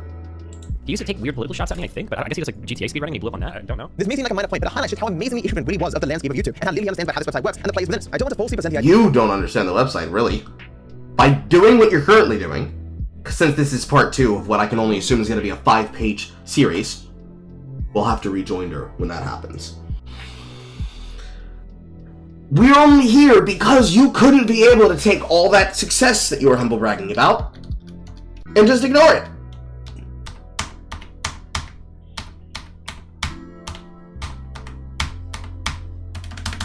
Why can't I find that fucking section? Crazy. He's this much. He's exactly performed. Highlight this guy becomes document. Of course, like a series is a and he's someone who may or may have seen his run. DarkViperAU doing a lot to all he's known for. He's self-admitting you literally nothing about me or my history or my involvement with anyone. Also, a year or 2 earlier, he wrote a manifesto on React content where he drew parallels to rape. It's literally all he's known for in the commentary space. Yeah, I don't get it. I don't get any of this. Like, it's important to remember that my career started back in 2012, so I had almost 10 years of doing a lot of stuff for people to know me from. Willie, of course, is ignorant of all this because he doesn't know anything. It's why when you go back to watch videos about my beef with Charlie, many of them started by going, oh, DarkViperAU, I know him from X, Y, and Z. Even Charlie's video only exists because he knew of me from my prior. Someone pretty level-headed. Dark zone, right? But DarkViper is a real videos where he was reacting in criticism. DarkViper is not. But I guess he does like plays within it. I don't want to falsely present the idea that Willie is in any way, shape, or form interested in the ideas in my draft essay from eons ago, as obviously he doesn't much care about that outdated work either. He shows this much of it on screen and reads this much. He's exactly a guy interested in details. When the commentary community is mostly known for its hatred of React content, it also feeds into the narrative that these people have been spinning that I'm not a successful content creator. I'm known for one thing. Sure, I've made millions of... So, you can't somehow be able to recognize how you could be able to change this and move from this and not be held by this because of things that happened before this. But all of this success does not remove from the fact that people are talking about you for it. You're still a Spurg. You're still a lolcow. You're still a Spurg. How aren't you grasping this yet? Oh, guys, I have a lot of money. I have a lot of views. So you can't tell me that I'm not successful. Okay, you're a successful lolcow. Dollars have millions of subscribers. I have billions of views. I'm not really successful. It's a topic for another time, but the mental gymnastics of these videos is insane. When the commentary community is mostly known for its hatred of React content, we made a 14-page manifesto detailing why React content is immoral. So this, of course, is untrue, or at the very least, the framing is so amazingly dishonest. So I should note right now that most of what I'm going to be saying in this video already exists in other videos. As in, I could, if I really wanted to, debunk Willy just by using clips from other videos I've already made. Like, there are some questions that Willy Macho puts forth in this video that I answer for like 20 whole minutes in some videos. Why is this information excluded from Willy's video? Again, it could be lying, it could be just ignorance, but it also could be stupidity. But in the very first video in the playlist discussing my views of reaction content, I explained why these writings exist. So February 2nd, 2022, I was working on a very important project. It was one of the most difficult editing projects I'd ever undertaken. Even before I completed it, I knew it was going to be one of the best videos I'd ever made. And this ended up being true, because right now you can see it is my 5th most viewed video of all time, sitting at almost 4 million views. Obviously, a big reason why I was making the video at all is because I was personally satisfied with my work, but given that it's a 12-hour video, it has made to date $30,000. And in part because there's nothing to compete with it, and there's no reactions to that video. I make $5 grand off it every year. So obviously, both because I'd worked after this video for years and how much I knew I'd get from it, I was very keen to get this video done. It was driving me crazy. I had spent months on it. While working on this video, though, I kept getting distracted by stuff that I saw on Twitter. The so-called TV method was going on Twitter at this point, people just sitting and watching TV shows and discussing it with their viewers as they would go on. Previously, back in 2020, I made some small videos criticizing Asmongold's React Empire, and the thing that I kept seeing missing from the discussion of the TV meta and reaction content in general is a market analysis. It's its actual impact on the market for creators as a whole. How the existence of this content changes the incentive structures for making other types of content, and whether when looking at the entire market, if reaction content existing increases the efficiency of the exposure given natively by the platform. As I was very busy and wanted to get back to my work, I didn't want to be brought onto some side quest about reaction content. I didn't want to stop my important work and make a video about reaction content. After 4 days, I had enough of my inner conflict, and I therefore resolved to take a little bit of time to put what was in my mind into a script for a hypothetical video. My goal was to point out the negative market impact that people who watch and re-upload other people's videos cause, but seemingly few are aware of. I was not criticizing people who make something truly their own by using portions of another person's work, just those who upload unaltered copies of other people's work, with the addition of a handful of times when they press the pause button. The original work taking days, weeks, or months to create, while the pause button pressing taking mere minutes. If this is not making sense to you, don't worry, all of what we explained in intricate detail in the second video. But writing the script brought me no peace, as in no sense that it inform or help anyone. I therefore released the initial 3,000 words to my viewers, trying to make the document a general criticism of React content, not necessarily requiring a deeper understanding of the scandals that led to its creation. I said, this is a draft script review. I probably won't have time to ever make it into a video or something, but these are thoughts that people should be having on the topic. They seem to like it, and I was pretty proud of what I'd written. So I'm like, I'll give it to my other followers as well, saying that, I don't expect many people to care about this at all. It's not an important thing. I want to get back to my more important work. I immediately realized once I released it that my chosen style of writing was a format that was meant to be read in a YouTube video, and it contained too great of reliance on a person already having a foundational knowledge of the industries and practices I was critiquing. While I've been creating online content for 10 years, obviously a general audience has not, and even many creators don't seem to reflect on the exact nature of the industry they find themselves in. So after release, I scrambled to add additional information and make changes. The result was a new document that was doubled in size with somewhat conflicting style and tone. But it did get done, and I felt 6,000 words in 7 hours or so was quite good. I felt satisfied, and I still feel so even now after finding out that there were a few errors that did exist in the document. I had at least done something to attempt to sway public opinion on what I see as the systemic abuse of others, so I went back to working on my projects. I only commented again when I was in bed, and someone on Twitter pressed me about the unconsidered implications of an offhand comment that I made towards the end of the script. I responded while still being in a state of anger. Obviously not a good state of mind if you want to be tactful, especially in a domain where people have little interest in the actual intent behind your words. Stating that, I don't think many people are going to care about this unfinished draft script. Like, I just want to get back to my work, but these are good thoughts that people should be having, to be thinking about these things in regards to how reaction affects the market as a whole, rather than just individual creators. So to be clear, it was an unfinished draft script that I threw out on the internet with no expectation that maybe people would care about at all. I did not make it with the goal of drawing attention to myself. It wasn't a manifesto. It didn't even contain all my arguments or ideas about reaction content. When the commentary community is mostly known for its hatred of React content, we made a 14-page manifesto detailing why React content is immoral. As I already previously stated, that was not the direct goal of this essay. It's called How the React Script Works. It was in no way, shape, or form focused on morality. He does what every political creator does, acting like the only way he can make his point is comparing it to the worst thing possible. In this case, great. So many issues with this statement. So immediately hitting the problem of me not knowing whether Willy is lying or just very ignorant. So while I did release that unfinished draft script for a hypothetical video to my viewers, more than likely it probably would never have become a video. Once you've been aware of all the psychological biases you have, and as you get older, at least to me, I kind of got the feeling of like, I don't want to try to convince anyone of anything ever, and I certainly don't want my well-being in society to be dependent on my convincing anyone of anything, because it's just so amazingly hard. It was largely this attitude that led me to throw out this unfinished draft script to the world. I was like, it'll take months, weeks to make an appropriate video on this topic, and like I've got so many goddamn things I need to do. Far bigger things, make far more people happier, and I can do these things. Why would I spend my time making a video about reaction content? However, despite having these feelings, because Charlie picked up my draft and made at least the existence of it viral, not that made people better, mind you, but the existence of it was now viral, well, I still had endless amounts of things to do. Because I inadvertently got into this drama, I decided, well, I better finish that video, as well as take the time to respond to all the amazingly false things that other people had said around the topic and about me personally. So of course I set out to finish the script about my views on reaction content. It became a script that was 3 times as long as the original, and I titled it Reactors, the Professional Parasites. Asmongold, August 2021. My life goal is to react to so many different videos that I successfully infect every single YouTube user's recommended section. Over the last few months, I've learned that very few people seem to understand why React content is harmful. Even among those who dislike it, the reasoning is often as simplistic as it's boring or it's lazy, while the real problem is much more insidious. Reactors are playing a game with our online creator ecosystem where everyone loses except the reactors themselves. The premise of this video is that React content is a system of exploitation that siphons an incalculable amount of money and exposure away from the hardworking into the pockets of the incredibly lazy. I'll be going over the topics that you know. My nigga, you got mad about Asmongold making a fucking joke about him being constantly in everybody else's content. Now see on screen and looking at a bit of data in order to establish that this is undeniably true. By the nature of the topic, this video contains some information about YouTube that the general audience probably shouldn't know, but everything in this video is crucial to understanding my points, so I'm just going to take that risk. Keep in mind that I consider my personal standard for what is justifiable to be fairly irrelevant. I'm not a moral authority. This video's purpose is not to be an argument for an idea of how society should function or what action should be permissible on what basis, although it may initially appear to be that. In reality. But you then continued to do that in your work, so that was a lie.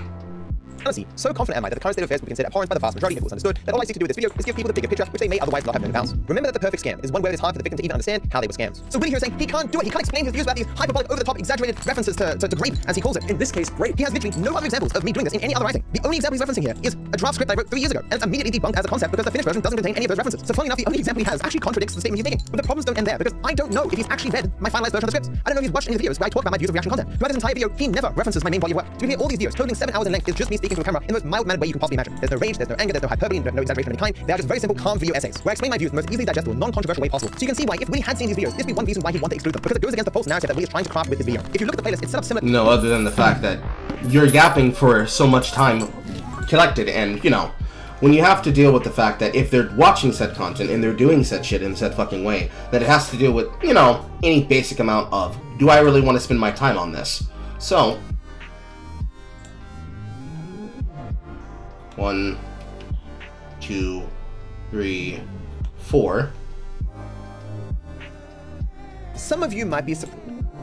And the next one is 2 hours too. When you're putting into context whether or not a person wants to spend time learning and understanding this, when the work in question that you're fucking covering involves this much time spent,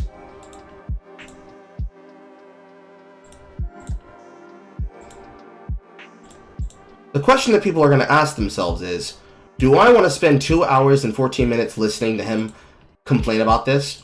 Do I want to listen to him explain this for 40 minutes? Do I want to listen to him explain and break this down in multiple ways over 4 hours and 23 minutes and 25 seconds? Do I want to listen to this for 2 hours and 14 minutes? Do I want to do the effort of having to dig through hours and hours and hours and hours and hours and hours and hours of other people's VODs, other people's videos, and other people's content about this issue?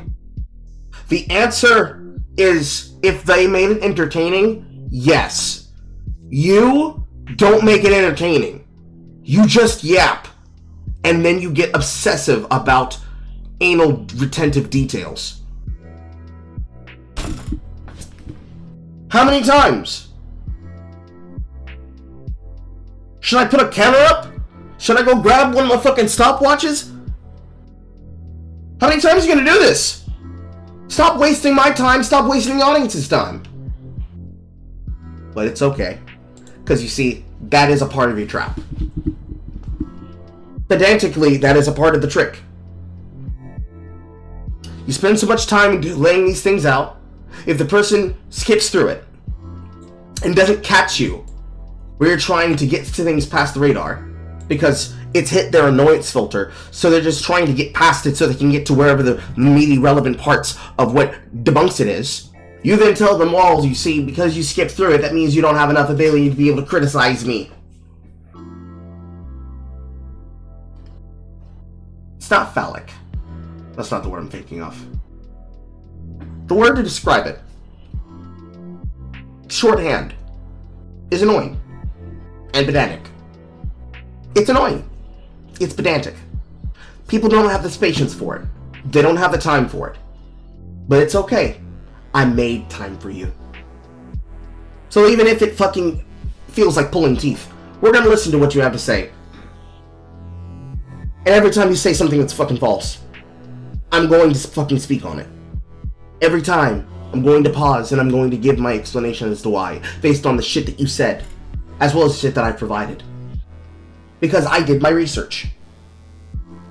Even in doing this, people who are listening to it, who could use this in the future, it is further research. We're gonna lock into that.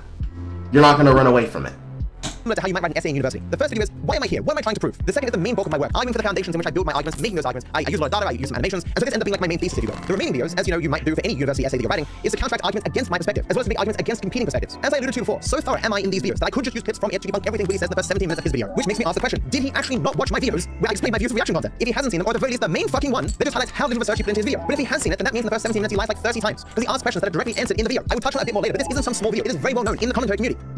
He does what every political creator does, acting like the only way he can make his point is comparing it to the worst thing possible. In this case, great. Saying if you meet a reactor at a party, I suggest covering your glass, or outright telling them you don't want them to F you because they seem keen to take a person's silence as consent. With Law, she compares CP to owning a computer. With Viper, it's rape if you react to a YouTube video. So obviously, even in the most uncharted interpretation of those words, it can't possibly mean that I think watching a YouTube video is the same as rape. That goes beyond hyperbole. That goes beyond jokes. That is just lying. You even catch other creators using the idea of rape to communicate a point. For example, Lewis Rossman for over half a decade has been using the phrase rapist mentality to describe the way in which people in tech mentally justify achieving their desired ends by any means necessary, regardless of the consequences for anyone else. Everybody, how's it going? I hope you're having a lovely day. So today I wanted to explain. So now you're going to use Lewis Rossman and the right to repair movement as a justification to explain, look, see, over here in this place where they understand this concept that I'm talking about, these guys understand that what it means to have somebody try to use this and try to abuse this, be able to make money over you. How are you not understanding these guys? It's just so simple. It's just so complex. It's just so simple. You just don't get it. You just don't get it.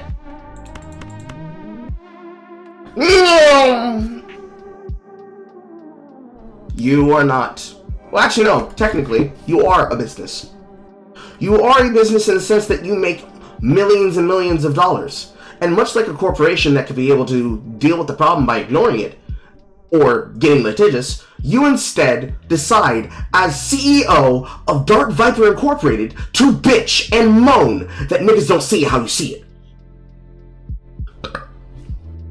And you think that's going to make people sympathetic to your plight. Cringe.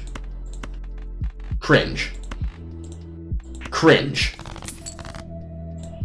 Something that has pissed a lot of people off. It's when I use a certain term and I use it to describe companies that I believe do not understand the concept of consent. I've said that many modern companies just fundamentally seem to not understand that you need to get consent from your users before doing something. Whether we are talking about the fact that every major cellular carrier in the United States was selling your location data in contradiction to their own privacy policies. If you take a look at Discord now, note that there used to be a disagree and an agree button. Now you only get an agree button because people with a racist mentality do not expect to get an answer other than yes. They do provide you a means to opt out, which as you can see here clearly does not work because I opted out 4 days ago and I still get this bullshit. And one of my personally favorite examples is this one where Facebook did psychological experiments on people 10 years ago without their consent. What they did is they rearranged people's feeds so that in some people's feeds the saddest content would show up first, and they wanted to see if this affected their moods. And it actually did. Facebook did psychological experiments on vulnerable people and fucked with them without asking for their consent. This is something that I find to be particularly disgusting. And when they do this, I claim that they have a rapist mentality. I accuse them of having a rapist mentality because rather than asking for consent, they simply take what they want. They do not give you an option to disagree, and they make it obvious. Again, you used to have disagree, agree, yes or no. Now, like yes, yes. That is all that you're allowed to say to the rapist, and that's all you're allowed to say to the modern tech company. Obviously, Rossman is just being hyperbolic, but I can imagine one day reading back and finding all these tips and going, oh, look at Rossman and how his words offend me. I don't know. But that's not what he's doing, because people can clearly tell the difference between somebody who understands what they're talking about and someone who's being fucking pedantic.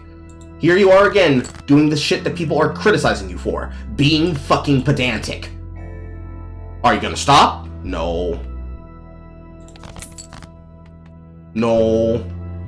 Normally make such references myself in my more formal work, at least these days, because I'm more afraid than Rossman seems to be at unnecessarily offending the more sensitive people who might read or watch my work. Like Willie. Calling Willie sensitive there was a joke. I mean, he's acting sensitive. I don't think he's sincere in basically anything he says about my draft script, that YouTube video from eons ago. Obviously, back then, now 3 years ago, I said many times that these insults that I made towards reactors trying to highlight the stupid reasons why they disregard consent were not very tactful. It was only because I was particularly busy and not really interested in making a long-form video on reaction content that it released in the state that it did. When I released it to my audience, there wasn't a huge wave of condemnation for the hundreds of people who read it. They made other critiques of the essay, and those did lead to changes, but none of the few hundred people who read the essay prior to trying getting a hold of it were like, oh my god, these hyperbolic analogies at the end, all these are terrible, please change them. It was like one dude, eventually. But I'd already gone back and worked on my video that actually mattered. Because within the context of the essay, they make sense. You can call them harsh, you can call them extreme, but what you can't call them is the idea that watching a YouTube video that someone else made on a live stream is somehow the same as rape. There are so many actual criticisms you can make of this draft that make sense. I mean, Carl made them all the way back then when we talked about it like an hour or two. Here's the problem. I think there's a better way to do it. If you want to make that analogy, remove the content creators from it. So what you've done is you basically said, I'm going to make this analogy by saying that these content creators have the same kind of philosophy, but we don't need to do that at all. You can just say, here's an example of something to demonstrate my point, and you remove the content creators from it. For example, you just say, if some random person just thinks they need consent after, right, that's wrong. You can sort of make the analogy that way. You don't have to say, these content creators basically think that, consent's okay to have afterwards. But you have to be sincere to do these things. You have to actually grapple with the material and explain why it's wrong. But have you done that? Here's an example of him telling me how I can fix my shit. But did you do that? No. You keep telling people that they're just raping the content. They're just abusing people.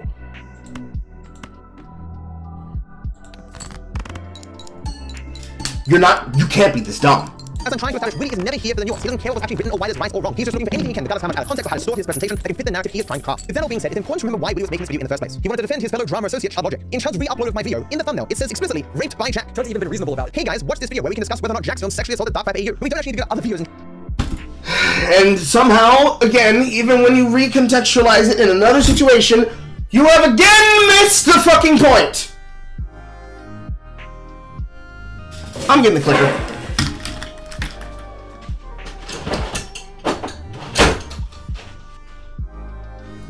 You can't be this dumb.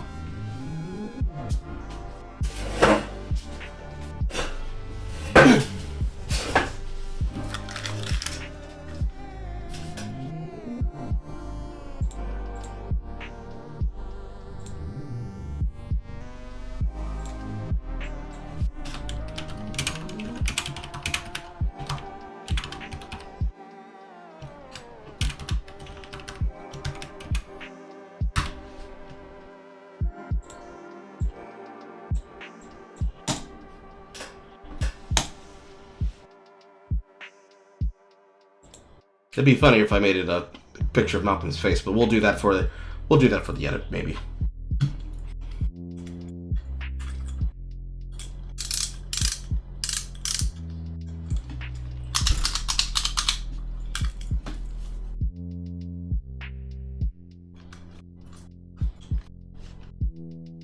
Raped by Jack. That's even been reasonable about it. Hey guys, watch this video where we can discuss whether or not Jack Jones sexually assaulted DarkViperAU. We don't actually need to go to other videos in Child Logic's channel to show these crude references. In the video I struck, this is Child Logic doing a parody of Moist Critical. Hey guys, it's Moist Critical here.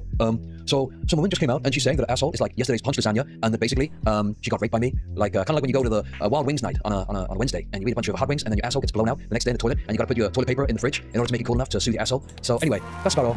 See you later. What's it? That's about all. See ya. Is that it? There we go. Done. The only reason I'm including this example rather than other examples is because in the video that Willie is here to defend, that's even been reasonable about it. Like the main people he dick rides for views are people who are the most crude, over the top, hyperbolic, disgusting individuals that have ever existed on this platform. Who was Willie kidding? Fuck me, if I had $1 for every rape analogy that Destiny made back when I watched him around 2018, I have millions of dollars. I also want to highlight though how enthusiastic Willie is when he says grape, and it's just hilarious to me. So today we're going to be discussing Viper's grape. Like nothing says I treat rape with the seriousness that it deserves than to call it grape all the time because you're worried about ad revenue. In this You can't be this dumb. case, great. Rapist, PDF, unalived, shut the fuck up. He even clarifies, it's hyperbole, but only slightly so. The difference between actively ignoring consent for financial gain is not so far removed from ignoring consent for sexual gratification. So we've reached the point where not only is Willie ignoring the entire body of my work, as he does throughout this entire video, he's even moved beyond simply a draft from my views from 3 years ago. He's moving now to replies on Twitter from 3 years ago. Like you could not be more divorced from my actual views if you tried. Next is Maybe he's not caring about that because it's about painting a picture for the people who want a breakdown. You then say that that's not enough because they need to know about the last time that you had a shit on Tuesday. to bring up finger paintings when I was in kindergarten to try to explain my views now. It's just insane. But somehow even worse, Willie coughs off the next tweet where I explicitly say that I do not think reaction content and rape are the same fucking thing or equivalent in any way. Gabby's gonna put this tweet on screen to misrepresent it a lot. Not only is her interpretation of these words incorrect, but she's also copying off the next two tweets. One where I directly call these words hyperbole to mean that I'm exaggerating, this should not be taken literally, and I made another tweet specifically for dishonest people like Gabby, where I say, I'm not saying that rape and reaction content are akin to each other. I'm sure she just left those off by accident. But despite this, in my entire 12-year career, this one reply 3 years ago is the main thing that we want to highlight from it. And he can't even be honest about it, lying now about it twice and excluding information if it hurts what he's trying to say. It was Carl 3 years ago who actually looked at the word that I said and critiqued it in a way that actually made sense. Even if we were going to treat this as if it's actually relevant to the conversation, as Carl rightly pointed out, you could only possibly apply to people who actually actively believe they are ignoring consent to do what they do. Well, the problem with the analogy is the mindset is completely different. So someone can actually believe that what they're doing is fair use. And, you know, the fair use is only something that a court can decide. No one can spike a drink thinking that what they're doing is legal. Okay, so the mindset is completely different. Therefore, they don't think they need consent, and therefore they're not coming from. They might not be an immoral person whatsoever, and they might not have any bad intentions whatsoever, and can still be re-uploading content in a way that they believe is fair use. Someone who spikes a drink is always going to be immoral. As I try to make the case, statements that reactors make, like, oh, I'll take down the video if you tell me you want it to be taken down, or I'll pay money if people reach out to me, showcase that they know what they're doing is wrong to some degree. But obviously, I can't possibly apply to every reactor on the planet. There are absolutely reactors out there who believe they're doing a good thing, who actually believe that those who did all the work to make the video don't deserve to say fucking at all in whether that video gets re-uploaded. So these people wouldn't be ignoring consent. Crash. This person is agreeing with me, therefore they are good. This person is disagreeing with me, therefore they are bad. You can't be this dumb. So today we're going to be discussing Viper's grape, also known as the time someone reacted to his content. Some of it he's right, some of it I disagree with, all of it's over the top. So you can see why, by necessity, for Willie to craft this narrative that he wants for this video, he would have had to exclude all my videos where I just calmly explained my perspective on reaction content. The videos that changed many different minds and that were very influential for at least some people. So after watching plenty of videos from like Dark Viper as well as other content creators that have covered React content for a long time, I learned that it is not a good practice to engage in, so I stopped doing it entirely. There's no streamer that there's probably no streamer that's not like completely deluded that would say Dark Viper's wrong. Obviously, you can't admit that. But yeah, it's the kayfabe of like, well, I mean, you're incentivized to say Dark Viper's wrong because if you say it's right, then you're massive hypocrite or something. Yeah, like, of course he's right. Yeah. His argument is completely watertight. Makes sense. That's well researched, well put together. It's obviously comes from a pretty aggressive standpoint because it feels strongly about it. DarkViperAU. One. This from like Dark Viper as well as other. Probably no streamer that's not like completely deluded that say Dark Viper's wrong. Obviously comes from a pretty aggressive standpoint because it feels strongly about it. DarkViperAU is actually got a load of data together, and the data tells a different story.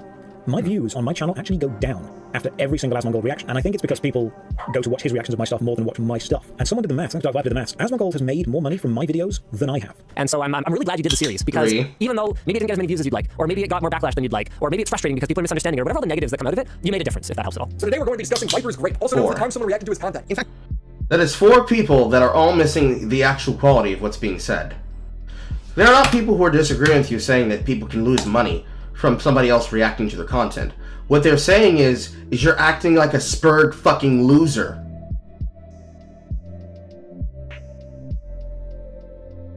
You can't be this dumb. In fact, as Willie knows, when I struck Chud's video, I said nothing for weeks. I took about as much interest in striking Chud's re-upload of my video as I do any re-upload, which is not all that much. I'm a busy guy. I've got a business that brings in more than $1 million a year. I've got fucking dozens of people who work with me. I don't have time to be microanalyzing some random video that at the time had 1,000 views. I skimmed through the video and said, oh yeah, that's a re-upload of my video, and I took it down, as I have many times before. It was only when the strike didn't go through that I took any particular interest in it at all, because I wondered, why didn't it go through? I've struck a dozen reaction videos before this without any issue, and as I showed in the one video I made covering this drama, I took down another 2 reaction videos after this point and had no issues. I sincerely do not know what YouTube error caused this to happen, and no one else does either, which has allowed Willie in this video to lie further about it. He doesn't have any footage of me freaking out about Chud logic. So by necessity, he lies and presents footage from other occasions where I was justifiably angry as if they were about Chud. It is also prudent to remember the timeline for Chud and his response to what was happening, where he said, hey. He didn't say that about you, for one. 2, what you just said was a fucking lie.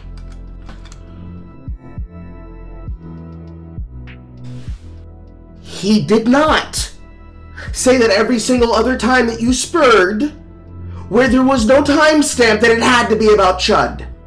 It was him painting a picture about how before in the past you spurred against other people. And you had more than enough time to understand that this is the point. You can't be this dumb.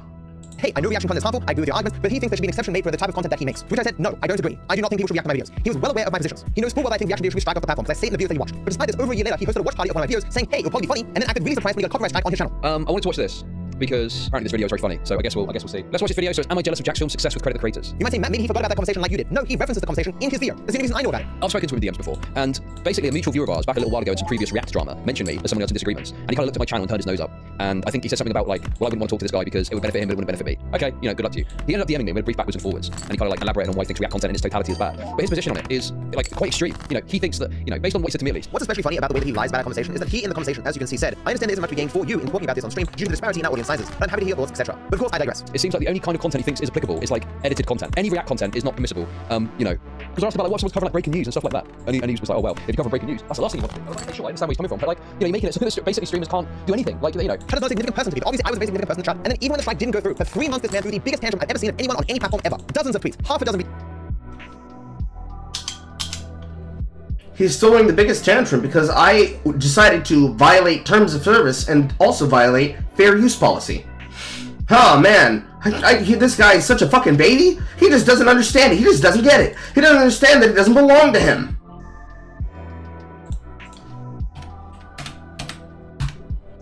Man, isn't he just a fucking whiny child?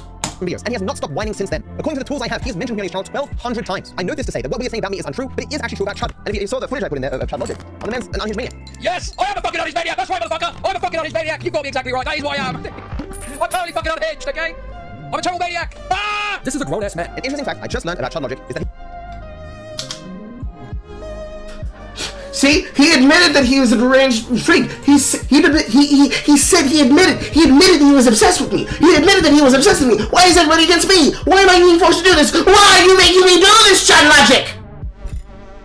and he's 38 years old. Chances are one of them at some point in time is cheated, especially when they were young, because it's a very common mistake. When you're a young guy, the horniness, Chud logic, how old are you now? 28. Okay, 38. This is a grown-ass man. Let that sink in. Look at how Chud acts as a person on a day-to-day. What kind of content he makes. Who is 38 years old, so invested in YouTube drama. Holy hell. He can't be honest about me, he can't be honest about Chud, because it wouldn't fit the narrative he's trying to craft with this video. 14 pages! 14 pages! He's using a soundbite of one of the most traumatic, angry moments of my entire life. It's 14 pages! So he even see an example where we would just play something and then directly lie about what was just said. While he is taking these clips out of context, not explaining why they exist or what the point of them was. Even in that clip I said, one of the most traumatic moments of my life. He's using a soundbite of one of the most traumatic, angry moments of my entire life. He says, most traumatic moment of his life, which is not what I said. Even in cases where the out of context clip would be enough, he still has to exaggerate, he still has to lie. As Blee's going to lie about these clips again later in the video, we'll discuss them then. One of the hallmarks of Blee's video, and that showcases him as a grifter, is he uses out of context clips that have no relevance to anything all throughout the video, spamming them, as I say. It doesn't matter how old the clip is, Willie knows that he doesn't say what date it is, people just assume it happened very recently. This clip, for example, is 4 years old, but he is even more dishonest than that. He uses clips far older, 6, 7 years old in this video. So I'm going to ding him for every single time he shows the date.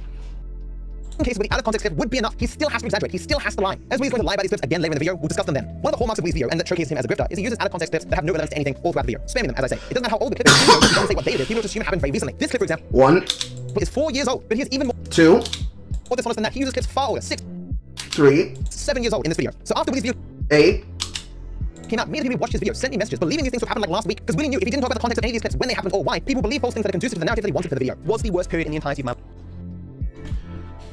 Why do you assume that people would assume that they had to be recent? You actively groom your beard frequently. The way that you look on camera right now is not the equivalent to how you looked before. How would people not tell the difference between these? Are you serious? Are you fucking serious? Is that the lie you're about to sell me?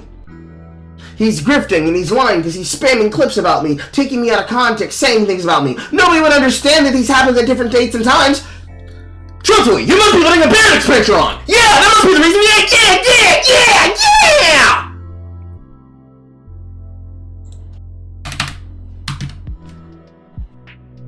As We're going to lie about it in the map. Something that we think is right in the moment and then realize that I can't be wanted for the video. What's the worst period in the entirety of my life? So this clip, for example, is like what, 2018 when I had like 2,000 subscribers? I don't think the story of that clip ever comes up again. So people are going to be like, oh, well, I guess this is relevant to the discussion about reaction content and Chardon, maybe even Charlie. No. Like, were my emotions there wrong? Was I wrong to be frustrated and sad during that time? It doesn't matter. It's very difficult not to have like complete breakdown when you're getting piled on by so many people. It's like dealing with that kind of drama is incredibly tough. What I like to say is that there's this hypothetical person who is mature, never emotional, 100% logical, all the time, thinks before they speak in every situation. This person doesn't exist. But when criticizing people for their responses to any situation, this hypothetical non-existent person, it's like, well, in hindsight, you could have emotionally reacted this way. Like, we're not in perfect control of our emotions. We respond in ways emotionally, just we cloud our judgment, or we can potentially do something that we think is right in the moment and then realize moments later, oh shit, we fucked up. No one is going to respond to any drama perfectly. It's not always due to like them being a terrible person. It can just often be you feel emotionally overwhelmed, or you feel attacked and you want to fight back. There's a direct correlation between like how big a creator is and how perfect the expectation is for them to act. Like the bigger they are, people are like, you have to be more perfect. There is no justifiable situation where any man can ever express emotion for any reason. Therefore, discussion of these clips isn't necessary. The context isn't necessary. I've done something wrong because of emotion. 6 years ago, I got emotional about something bad. In the same way that Chad and many people in Willie's crew found that clip to be crying because I was emotionally overwhelmed by the kindness of my viewers, and they mocked me ruthlessly for it. So this is him looking at some gay Reddit video, okay? One of his retarded fans, one of his idiot fans, has put together some stupid, lame edit of him, right? Oh, I love you so much. We love you, Matt. We fucking love you. Let's put together a bunch of clips of your stream. Oh, we love you so much. You're so brilliant. Okay, anyway. Oh, no. What's happening? Oh, my God. Oh. What a fucking loser. Oh, my God. How pathetic is this guy? He's crying. He's crying because of some gay Reddit video. This is a grown-ass man. Oh, what a fucking pathetic wretch. That's one for the clip. And that's two for not understanding the problem. Oh my god, these people, they're making fun of me. They're making fun of me and my audience. These people outside of my audience are making fun of me and my audience. Oh my god, I have to be able to smirk about it. I have to make a fucking 4-hour fucking documentation of 16 pages, 14 pages. Roll credits.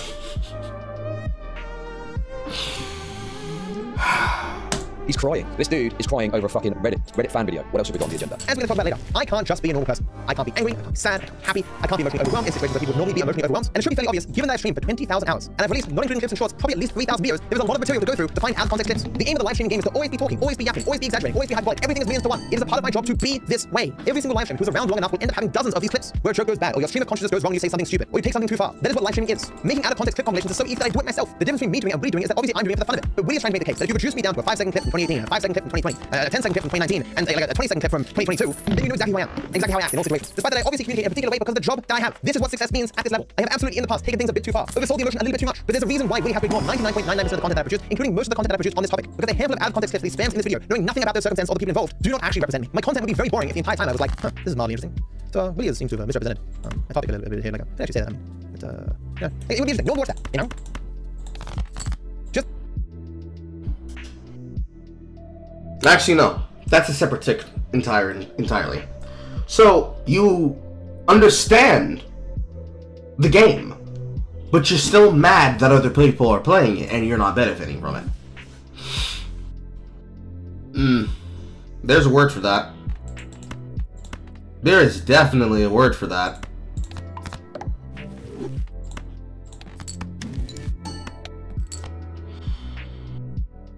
Yep, let's move past that.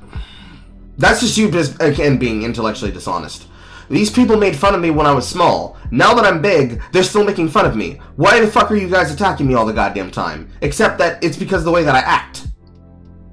People wouldn't listen and watch me if I wasn't being hyperbolic, but you know, there's too many people. The wrong kind of people are making fun of me as I'm doing this. So that's a problem.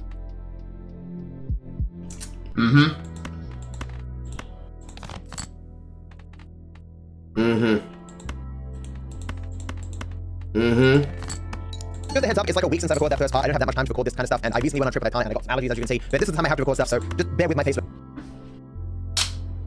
Actually, no. 2. Because you're bringing it up again.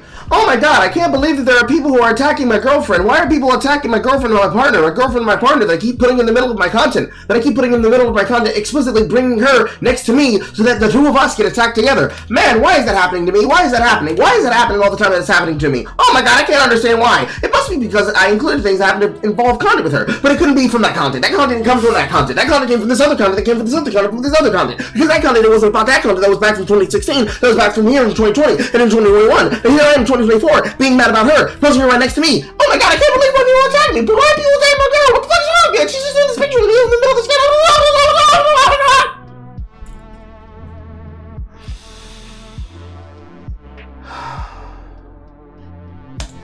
spoken a bit weird. He has made my life worse, measurably so. So you might ask, what relevance does this clip have to literally anything? And the answer is nothing. So in summary, the average clip he just showed is 5 years old, and none of it has anything to do with any situation discussed in this video. Nothing with logic, reaction content, fair use, copyright strikes, nothing. They're just really old, out of context clips that he takes the opportunity to lie about later on. What I mean is, if he wanted out of context clips to make me look bad, he could have had a huge horde of them, but instead he was just lazy and spammed the same 3 or 4 that you happen to find on archive.org or VsChat logic. I mean, if we're willing to go back 4 years, one of my favorite clips from back then is I had no other choice. My favorite scene from the Avengers movies. I clearly have no other choice. Fuck you. What is wrong with you? Shut the fuck up. GTA 5 feet matter. Why did I move here? I clearly have no other choice. Yes, it was. Shut the fuck up. Within my community, at least those who've been around for a long time, the period 4 to 5 years ago is known as my rant period. In fact, this jacket I'm wearing is known as the rant jacket. It's actually just a Twitch jacket that I happened to wear in 2 rants I did around that time. But the reason why that period was designated this was largely because of why I said to the quartering in my rant towards him. But people watch him thinking he knows things. It's hilarious because the most painfully obvious thing he knows nothing about anything. I know nothing about anything. All right, well, do you want to... I mean, my master's degree probably is worthless, I suppose. You disingenuous, dense motherfucker. Obviously you have to know something about something or you couldn't tie your shows. We made literally hundreds of memes from that clip. I included it in the video because I thought it was very funny, and I still think it's funny even now. I find these things funny. I find these things funny, but I can't believe that people are making fun of my expressions. I can't believe people are making fun of my expressions. The same way earlier the other people were trying to make fun of my jiggle tits. Oh my god! I can't believe that people are doing it!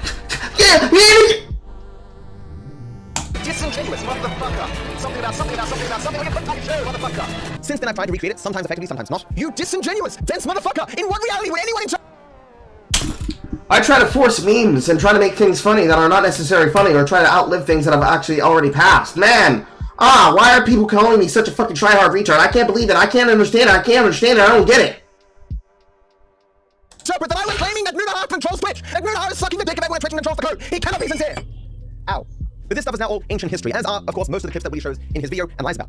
In fact, that jacket I've given to Itana, Itana has worn that jacket more times in the last 4 years than I have. As Willie spams these clips throughout the video, I will get other opportunities later to actually... I mentioned that the jacket that I used to use in my piece of content happens to be something that other people happen to notice. And it happens to be content people have to make fun of me about. And that this thing that used to be a part of my content is now something I've given away to my partner. I can't believe that there are people who choose to antagonize me about these things.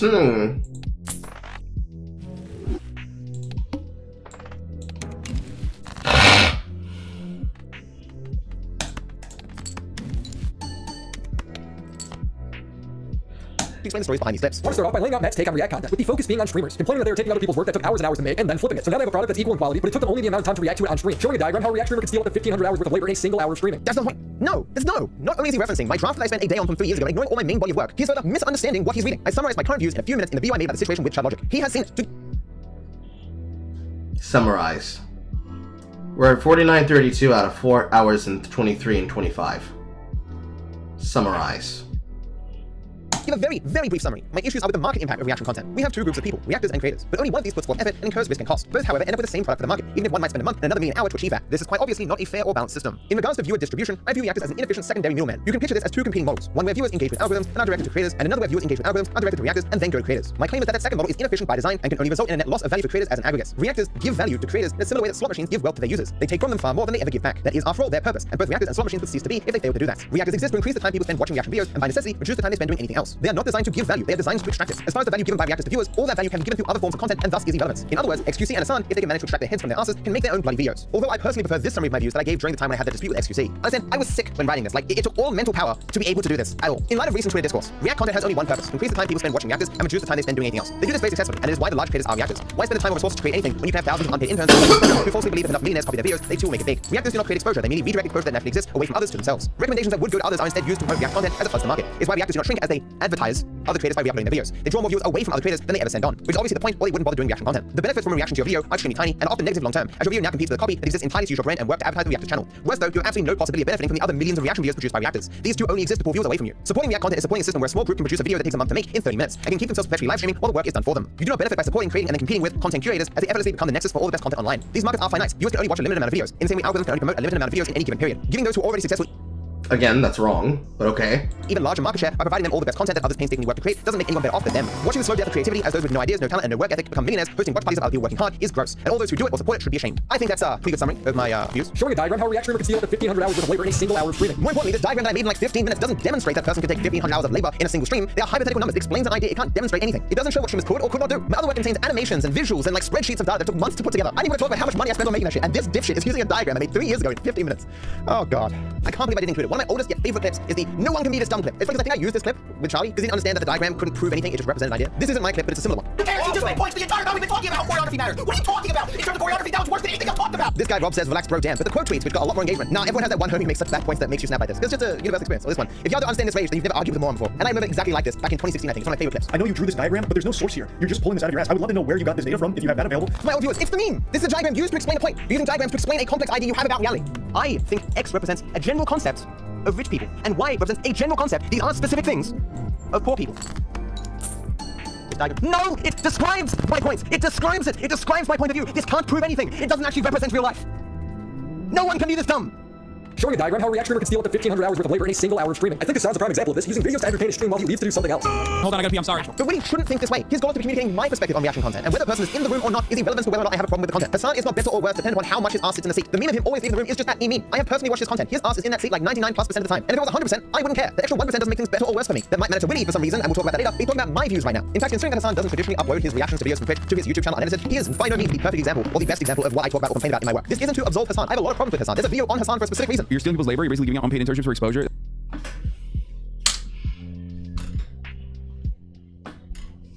You extremely dense motherfucker.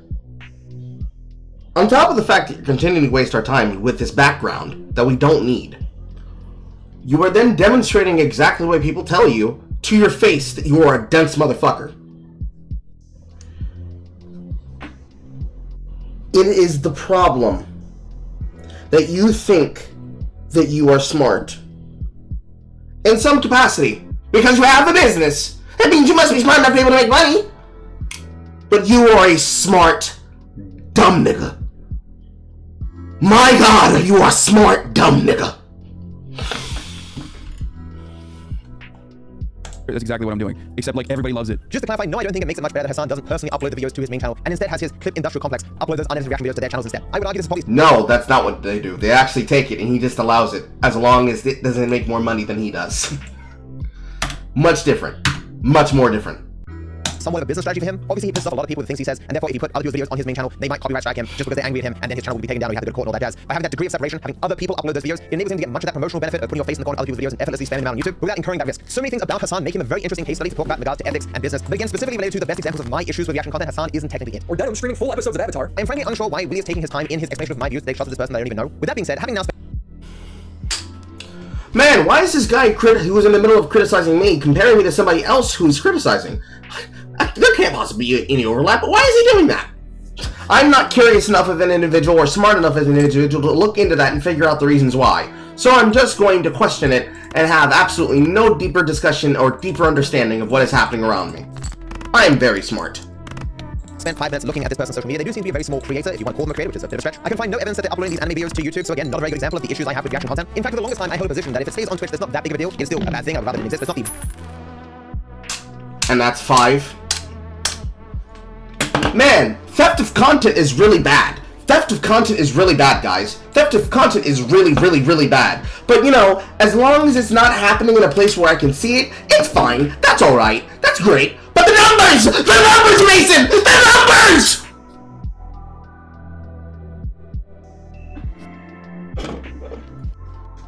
Why did I take it off my hand knowing I'd have to put it right the fuck back on my hand? Oh my god. Why did I do that?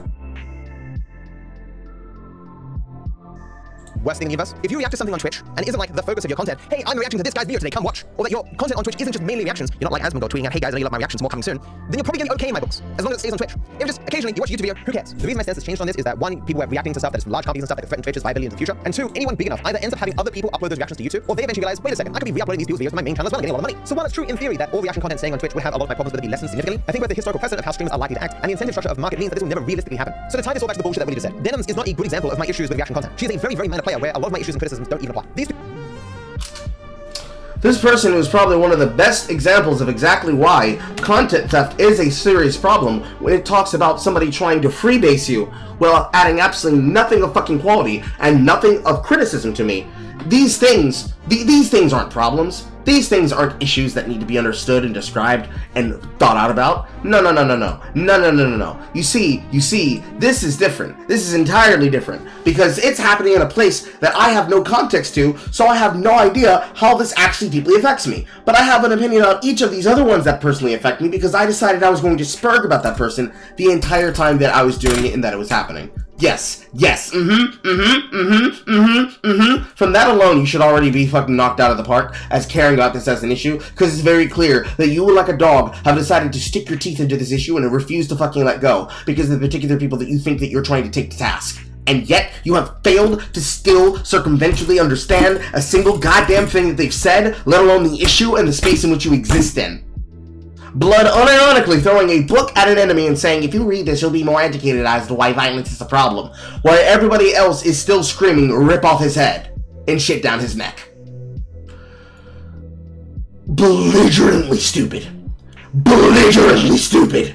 People are brought up not because they help communicate my perspective. In fact, the way Lee is describing them actually hurts his ability to communicate my perspective. He brings them up because he doesn't like them. Feelings mutual with himself. Do not like that man. And there's examples arguably communicate well. Here's issues with reaction content, minor as they are, that I don't even agree with. Or Denim streaming full episodes of Avatar while touting on Twitter how streaming is the hardest job she's ever had. Also, this tweet from Denim's technically she's talking about her experience.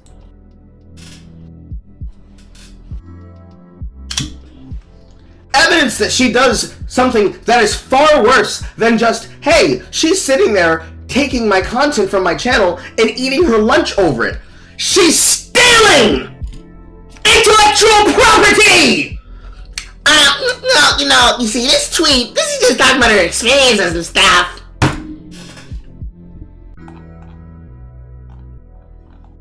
Damn it, I lost track of my own fucking thing. There we go. Look, not a 9. This is 3. We haven't gotten there yet, Carl.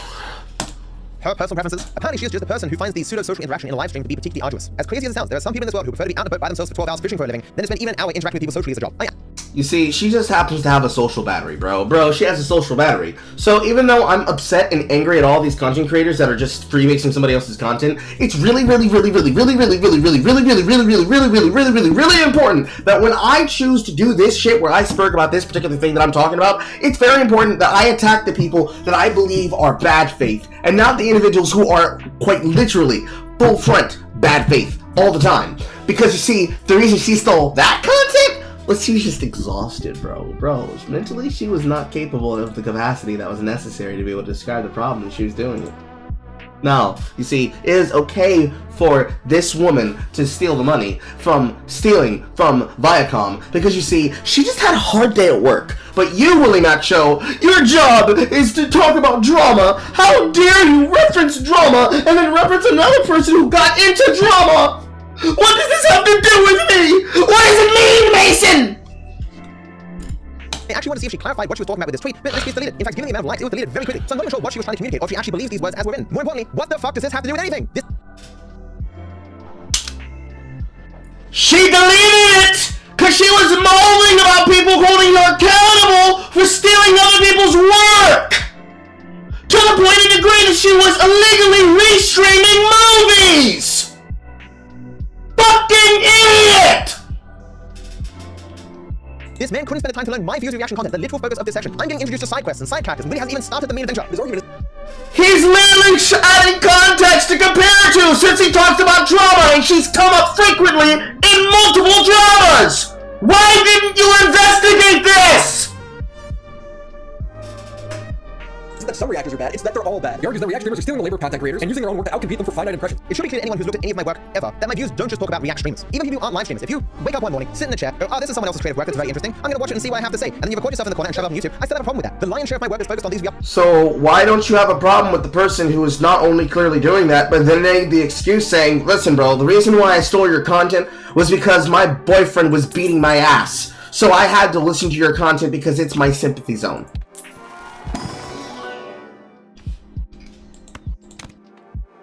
Bro, come on! You cannot be this dumb. I refuse to believe that you are this dumb. he uploads on YouTube. Live streaming definitely exacerbates many of the issues I have with reaction content. But again, Willie has been communicating my views on this topic, and my criticisms extend and obviously apply to more than React streamers. This is true and inferable of my one-day draft that I made 3 years ago, but like it's really, really obvious if you've seen any of my work I've made over the last 3 years. Certainly the stuff that I spent months writing, but again, Willie has entirely ignored. But his argument isn't that some reactors are bad, it's that they're all bad. Wrong! 0 points! We can in fact ignore the last 3 years, all the things I've said and wrote since the nuance, and we can just go back and get one clip from the video when I was talking to Charlie. Moist Critical is not a bad person. He is correct to say that many of the general statements I made about reactors in regards to their motivations probably do not apply to him. This is of course the downside of speaking generally. I was at the time very angry. I would hope under better circumstances I would have been willing to admit that Critical's motivations likely differ from others, rather than simply doubling down and implying everyone who does React content is the same. It would be more correct to say that all reactors are doing a bad thing, as opposed to all reactors are bad people. Less catchy though. So I'm specifically saying that I'm not saying all reactors are bad people, but they're doing something bad. That's a single sentence. And that single sentence alone that Willie has seen showcases that this must be wrong. But unlike Willie, we are not beholden to ignore the last 3 years of things I've written and said. Obviously, a lot of my work is spent clarifying what I mean by reactor. There's a lot of things you would call reaction content that I think is mislabeled that way. This issue is so old that it was brought up in the H3 case on fair use about reaction content. But even the judge is like, yo, there is so much content called reaction content. There's no way one lawsuit will cover it all. Like at the end of the day, isn't all content just reaction content? After all, I'm using my eyes to react to things. I guess everyone's a bad person. See, this is why nuance exists. Again, this problem comes up whenever you write on any topic. It's why if you've ever been to university, you often start your essay by going, this is how I'm going to be using these terms. Or these particular authors use these terms in this particular way, but I'm using it this way, more in line with this particular author here. Because even within discipline, people do not use words uniformly the same way. Because there's no absolute authority on language. Words are just vehicles for meaning. So you can adamantly disagree with how a person's using a word. If they're using a word to mean a particular meaning, that is what that word means. It is effectively impossible for anything Willie says in the first section of his video about reaction content as it relates to me to be correct, because he doesn't detail any of the nuance in how I use these words that I outline in my work ad nauseum. Technically, what we refer to as dog in English could be called kefebo 1,000 years from now, and everyone would just continue on as normal. It wouldn't matter, because the word specifically doesn't matter. It's the meaning that is imparted. More than this though, if you want to get into the weeds, go up to 10 people and ask them what dog means. You're gonna get very different answers. Ask them further, what does a dog mean to be a dog? Even more weird answers. It is in fact remarkable that anyone can ever communicate with anyone else. So to bring it all the way back around, even if Willie's statement about my views was correct, again it's not. But even if it was correct, it would still be wrong, because the use of the word reactor there without clarification, without nuance, would not communicate what I mean by that term, and therefore who I'm targeting with my criticism. The reason why this is all relevant is that in any case where I discuss reactors or reaction content, I specify what I mean by those terms. This specificity, this nuance is left out explicitly by Willie, to make sure specifically that people come to the wrong idea about my views. You mean like how you just left out that a person who's known for stealing other people's content, freebasing it, and then antagonizing them down political lines, going to the extreme of such as to then antagonize an entire group of people for being denizens that belong to a specific state and region in the world, means that they are not allowed to criticize other individuals that are supposedly of that religious or that cultural difference background, means that they're allowed to steal work that they don't deserve and doesn't belong to them is acceptable. Therefore, that makes that okay. You mean it's like that? And how you were so quick to speak and just excuse it? Because that's not the specific lens that I want to hyper-focus on. This is thus demonstrating that all of this is just about you spurging against a group of people and not anything to do with something that's serious.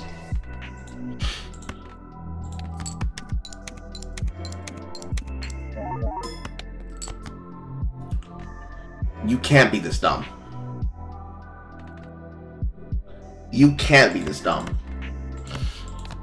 It's not possible that you are this dumb.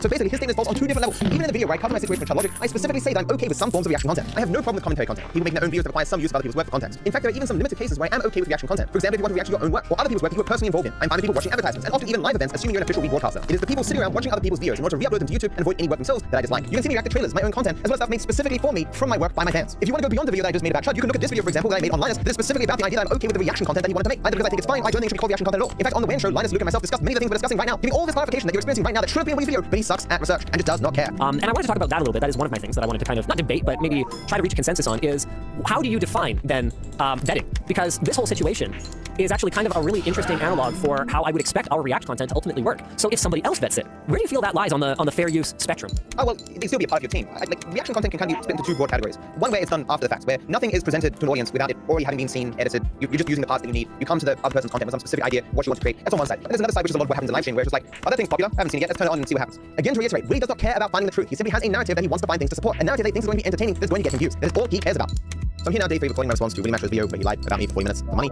And I woke up this morning and found out that he has joined Blue Sky, and you expect that he would follow his friends, family, and content that he enjoys. But no, that's not what Willie does, because Willie is a psychotic stalker. So the first thing he does is follows me. Again, it's not that he follows friends, family, content he enjoys. He's like, oh, I can stalk that DarkViperAU guy, that guy who blocked me. This is So on top of being pedantic and then making up a bullshit definition to justify your constant retreats of what you're doing, that drama guy that covers things for drama content, who likes to milk situations that happen to be interesting or funny to people to look into to see how much a person's willing to commit themselves to an action, how dare he follow me on Blue Sky so they can stalk my content and demonstrate exactly the thing that he's trying to discuss the entire time that he's been trying to demonstrate and has accurately been demonstrating the entire time? How dare he do that? What's wrong with that guy? Man, he's so fucking stupid.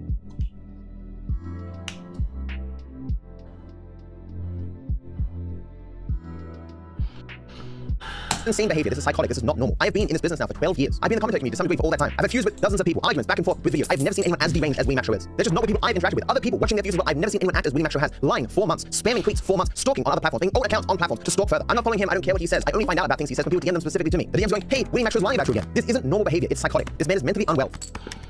If you are aware of his content, you might wonder why Willie went from videos about people being accused of sex trafficking, pedophilia, and fraud to make a video dedicated to trying to make the case that I'm consistently sad, angry, and a mean person. Even going so far as to surprisingly treat these imagined failings as of similar importance to those he previously tackled, without a wink to the camera to suggest that he understands how amazingly dumb that is. So why the change? Short answer, I hurt his feelings. Thus his tantrum, which I'm sure will never end. While I have a life and a fulfilling job, Twitter drama and whining is all Willie has. Willie has communicated he is desperately waiting for a response, even going so far as to comment on my Rambles channel seemingly in anger and frustration, possibly due to his being ignored. I choose to find it flattering that I apparently meant so much to Willie that he was willing to throw away even a veneer of integrity to try and get back at me for daring to make him feel bad. His argument isn't that some reactors are bad, it's that they're all bad. He argues that React streamers are stealing the labor of content creators and using their own work to outcompete them for finite impressions. Now, objectively, yes, it's competing for eyeballs just like any piece of content is online, but the only compelling part to me is that it's now potentially competing with the original work. At no point in his entire video does Willie ever explain why negative externalities do not matter. Why the negative impact that all reaction content has on all creators should be something we should just disregard. He says, well, I don't care about it, therefore no one should care about it, and that's the argument. But I saw something recently that suggests it's possible that Willie Max just doesn't understand what negative externalities are, which is weird considering I explained them in my videos. But I saw this tweet from him. There is nothing wrong with producing a product people like and making money off it. I don't get these people. So the idea of negative externalities is going to come up again later, but I'll explain it briefly now. It's the idea that there can be two people, someone producing something and a consumer, and this exchange can have negative impacts on a lot of other people. The example that always comes up is pollution. This guy could be making some shoes, and it be poisoning a water supply that's destroying a village. And the people who are buying shoes aren't in that village. They're not being negatively impacted by that river being poisoned. And the argument that Willie constantly will put forth in regards to these negative externalities all throughout this video is, well, if I don't care about it, then no one should care about the river being poisoned. When it comes to React content being the worst because it's stealing impressions from completely unrelated creators, I don't care. I value the authentic entertainment of a first-time viewing React video more than the 5,000th Minecraft Let's Play video that's been uploaded this month. Maybe it's just because I'm a drama YouTuber, but I think the internet's at its best when people are easily able to interact and give their opinion without having to worry about copyright. It's called social media for a reason. There's no valid argument. Willie's personal preferences as to what things should matter in the world don't necessarily dictate what everyone else should care about either. The idea that a person can put forth arguments and you just say, well, I don't care, and that's meant to be the end of it. That's insane. Again, this is meant to be a section specifically about my views of reaction content, whether they're right or wrong. His preferences don't matter. I'm not absolutely indifferent as to the re-upload's impact on the original video, but it's not the main focus of my critique or interest. So what to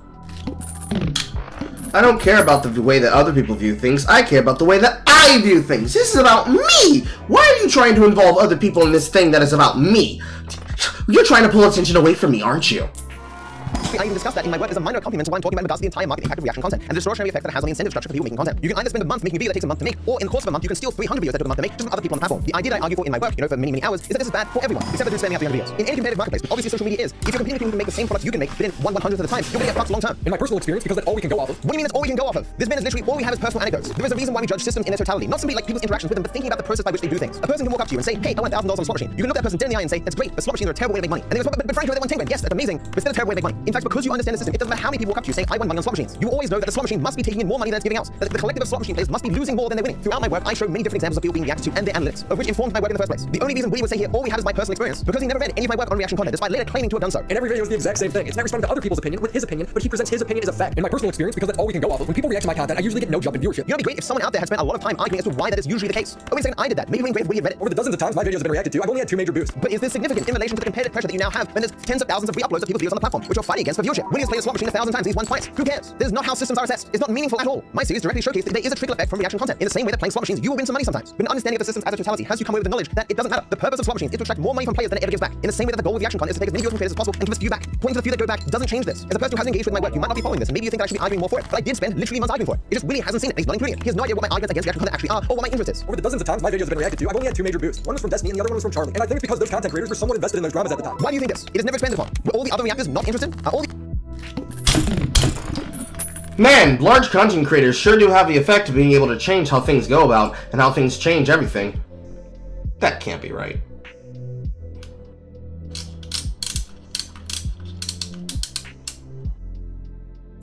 Should be at 53.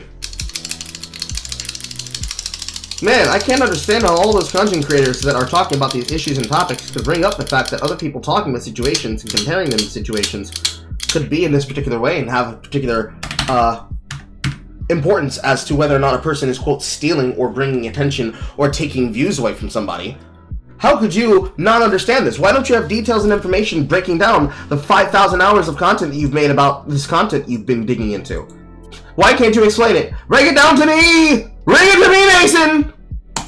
All the arguments I present in my work now invalid because, you felt they were interested? Why does interest translate to views? This is never argued for or explained. He's just like, hey... If I make videos and I make content, I want to be able to have fun watching and playing those things with those people. If I cannot be able to bring how that is important to the viewpoints of the people in question that I would like to discuss it with, then I am doing a disservice to myself and to others, and I am failing to bring them interest, and therefore I'm failing to my job. hey, this is how it is because I feel it deep inside, which is the same foundation for everything else he says in the video. I feel this is true, therefore it is. Because that's all we can go off of. Now you might be confused what video he's talking about in regards to Moist Critical. As previously when we were talking about reaction content, he said that Charlie watching his video on stream gave him 100 views. When Critical reacted to my video on stream, I received around an extra 100 views on that video. In that case, he was specifically talking about that stream. In this case, he seems to be talking about the upload of that reaction video to a YouTube channel called Charlie Streams or something. The video currently has 500,000 views, and his original has 60,000, which is not surprising. In my work, I directly talk about this small trickle-down effect and why it is so small, and why reaction content is so ineffective at promoting goddamn anything, and how it acts as an inefficient middleman in the market to make it harder to succeed, not easier. Because none of this is in the video, because he hasn't seen any of it. It is literally a fundamental part of the structure I talk about in my work, but it's presented here as if it's a counter to my arguments. It has nothing to do with them. So the viewers were more willing to take the time to come comment on the original. What pains me about this is that in the analytics, you can see when comments have been left. He could have shown, hey, here's direct evidence that the comments went sky high as the views went sky high. Although he didn't get that many views actually, but you know what I'm saying? Like, he could have shown this in the analytics, but he just didn't. It's honestly hard to take anything that he says seriously because he lies so much throughout this video. But he could have just shown these analytics. Like, the dude couldn't even show the title of the view graph he was showing previously. Even when he has the ability to show evidence for what he's saying, he's like, look, don't worry about it, just trust me, bro. Because that's all we can go off of. Which we're gonna see a remarkable amount of as we go forward. Now, how many times have I noticeably lost viewership? Never. There's never been an obvious dip in viewership after somebody's reacted to the video. Of course, there are dozens of people who directly say they have experienced this, but it doesn't matter. It does not matter if you play slot machines your entire life and never go down in money. You're always up. Slot machines are still a bad way to make money. In the same way that if your entire career you happen to roll the dice and happen to win in the reaction economy, it doesn't mean it's actually good for the system. It doesn't mean it's an effective middleman for exposure. It doesn't mean that it leads more viewers to creators when simply have gone there had reaction videos not existed at all. This has nothing to do with anything that I argue for in my work. There's a reason why you don't talk about individual experience when you try to judge a system. It doesn't matter. The goal of reactors is to increase the amount of time people spend watching reaction content and by necessity decrease the amount of time they spend doing anything else. That is their only goal, and they would stop uploading reaction videos if they fail to achieve this. This reduction in time spent on other things. Where is it coming from? When in a month a reactor can spam out 300 videos that took a month to make, while creator has spent a month to make that 1 month long video, what are reactors taking from? I do not want to sit here repeating my work that I spent months on, but take my words as evidence that Willie is not at all touching on anything that I care about in regards to reaction content, nor is he countering any of my views. There's never been an obvious dip in viewership after somebody's reacted to the video, even when the reaction has many times the views. It's important to take note of specifically what he's saying in this previous session. He has not noticed this. A part of the problem that we have when assessing these things is that we don't know how well this video would have done if the re-upload wasn't there. Would the video crash and burn the next day without this boost? Maybe without the re-upload directly competing with the original, the video would slowly gain in views over time and would now have more views today than it does right now. We don't know. We can't run a simulation where the re-upload exists and doesn't exist and see what happens. We can't. Oh, that's why. It's hitting the side of the mechanism. We can't be able to understand how this comes through. We can't be able to assess the data, even though I have all the ability to assess this data from my own data. I'm looking to other people to explain how these things break down. I'm going to other people to explain why I'm right. I'm going to other people to explain why this is an issue. I'm going to other people to break down these problems that I have with you and your content. I'm going to other people every single time. I'm always putting somebody else behind my opinions and behind my opinions and my takes. Every single time, anywhere, anytime at all that anybody ever criticizes me, I'm running to somebody else to defend me. I'm running to Critical. I'm running to the WAN show. I'm running to Linus himself. I'm running to Bellular. I'm running to Bellular's co-host. I'm running to other commentary creators. I'm running to other channel creators. I'm running to my ego. I'm running to my statistics and my numbers, but not the statistics and numbers. I break down the things that I'm trying to explain. I'm going to somebody else to do the fucking work, and I won't do it myself. How could you? Can't run that experiment, which is why it's necessary to think about the logic of what is going on here. To look at multiple different examples on multiple different channels, which I have done, and I've done in my work that you can go watch. We'll be looking at these 16 reactions, which have netted as gold 180 million impressions, 7 million views, and roughly $25,000 for doing nothing. Looking at his channel views between March and August, unsurprisingly there was little correlation between the overall health of the channel and the reactions done by Asmongold. Surely some views must have come from him during this time, and there was just no correlation with the reactions and the overall change in the success of the channel. One way of looking at it is that reactions can't make your content appealing or algorithmically viable, and that is all that matters for channel success. The first 4 reactions seem to have done nothing at all, often receiving dips in viewership. In fact, the period where Josh's channel saw the greatest growth compared to the prior month was in May, and it had no reactions until the end of the month. These late reactions actually occurred prior to a downturn in the channel, and these in the middle did nothing to change its course. This therefore makes it hard to attribute Josh's July success to the reactions, considering that they occur just as much on bad days as they do good. Josh's gains here are ambiguous, but Asmongold stealing 180 million impressions, 7 million views, and 25 grand from the wider market are far more concrete. It should be obvious which of the two gained more from the relationship, especially as only one of the two actually did any work for these gains. While subscriptions are less valuable these days, it is far easier to see gains from reactions with the subscriber count, as much smaller gains are more obvious to see. While it's hard to know for certain, comparing the day before and the day of a reaction, I'd estimate each reaction gained Josh less than 500 subscribers each. Especially while remembering that Josh was losing views and impressions to Asmongold's business model during the process, you can see that this is not very much. One party is obviously winning out here, and it's certainly not Josh or everyone else in the market. Certainly if you compare these gains to the potential losses from all reactors taking views and impressions from the market, Josh is unlikely to have a net positive, especially in the long term. Even though Willie seems to be acknowledging the potential at least for a reactor re-uploading someone's video to impact the original video, his solution with it seems to be nothing. Like later on at best, we can infer that he seems to be saying that if most people don't know about it or don't care about it, then you shouldn't either. It's just really, as a person, it's just so unserious when it comes to tackling any topic. As he says, he just doesn't care. I don't care. But hey, this is how he makes his money, so he's got to yap anyway. There's never been an obvious dip in viewership after somebody's reacted to the video, even when the reaction has many times the views. Like what a fucking argument. I didn't see anything bad happen, therefore nothing bad happened. Okay, son. But other creators have done. Did you not literally just try to look the other fucking way about an issue, and then claim he doesn't care about shit? Fucking imbecile. Documented this happening. Internet anarchist showing there was an 87% dip in impressions, as well as a 52% decrease in views on the day of the re-upload. Mad Seasons documented something similar. Then we notice a little spike here on May 12th, because this is when everyone's favorite corporal decided he wanted to watch some real content, and he reacted to it. So you'll see a bump in viewership here because he's consistent about getting credit and linked the video to his stream after watching it. But even visually here, you'll notice an immediate decline. We have a pretty significant decrease in viewership, presumably due to the fact that from this date, there are now 2 major copies of this video sharing the algorithm. Who cares? With any broad policy put forth by the government, with any product entering the market, some people are going to win, some people are going to lose. It doesn't matter. My only interest was in the broad market impact of reaction content. The logic. It doesn't matter that people are taking people's content and freebasing it, but it does matter that I try to make him look stupid. Look, I made faces when he said something that I thought was wrong. Look, I was making fun of him. Look how I made fun of him. Reacted to the video, even when the reaction has many times the views. Like what a fucking argument. I didn't see anything bad happen, therefore nothing bad happened. Okay, son. But other creators have documented this happening. Oh man, he's just, I can't,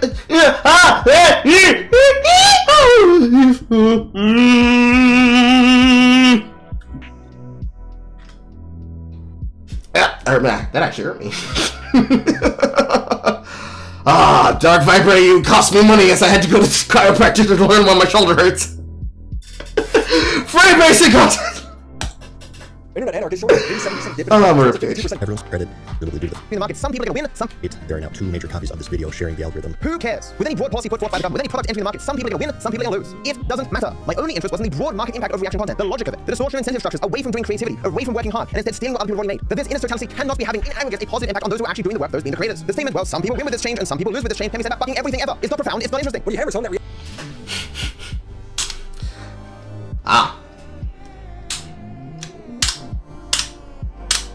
It's pulling the numbers up too quickly. I was antagonizing and insulting this content creator because of this thing that I decided to say about how he doesn't care about this work. But then when I do it, I'm being able to dismiss him and then continue on with the yap session that has almost little to nothing to anything to do with the criticism of the shit that I'm saying. Thus, damn, I clicked that fast.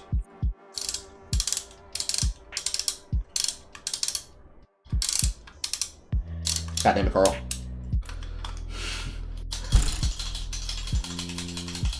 The sheer hypocrisy of saying, how could he not care about this thing? How could you not care about this thing? And then you doing the exact same thing that you have criticized them for in the middle of the work, as though that is unfair, is bullshit. It's actively bullshit. Should be up to 63 now. It's actively bullshit.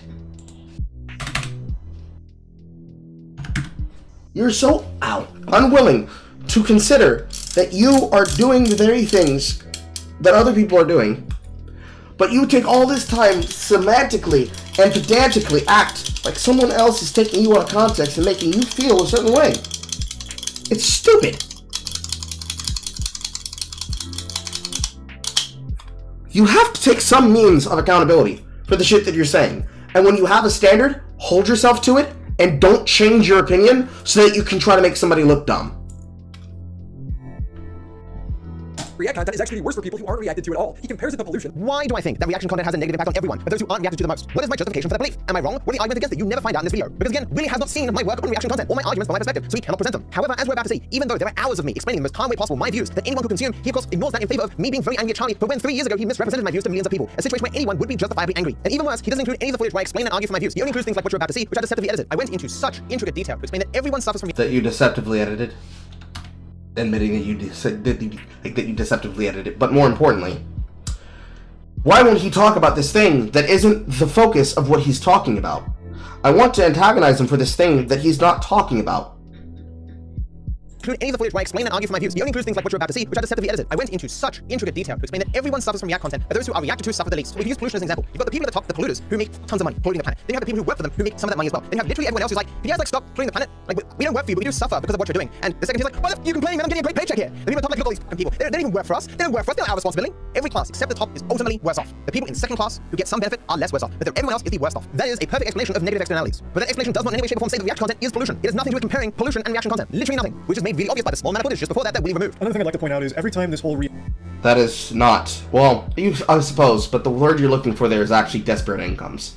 And if you're going to start comparing this type of content creator that has the privilege to do this job to somebody who is literally suffering the consequences of other people having destroyed a business and making a particular place in the world into a food desert, it's somehow the same thing when it comes to the intellectual marketplace of entertainment, I think we can continue to say that you, sir, are cooked.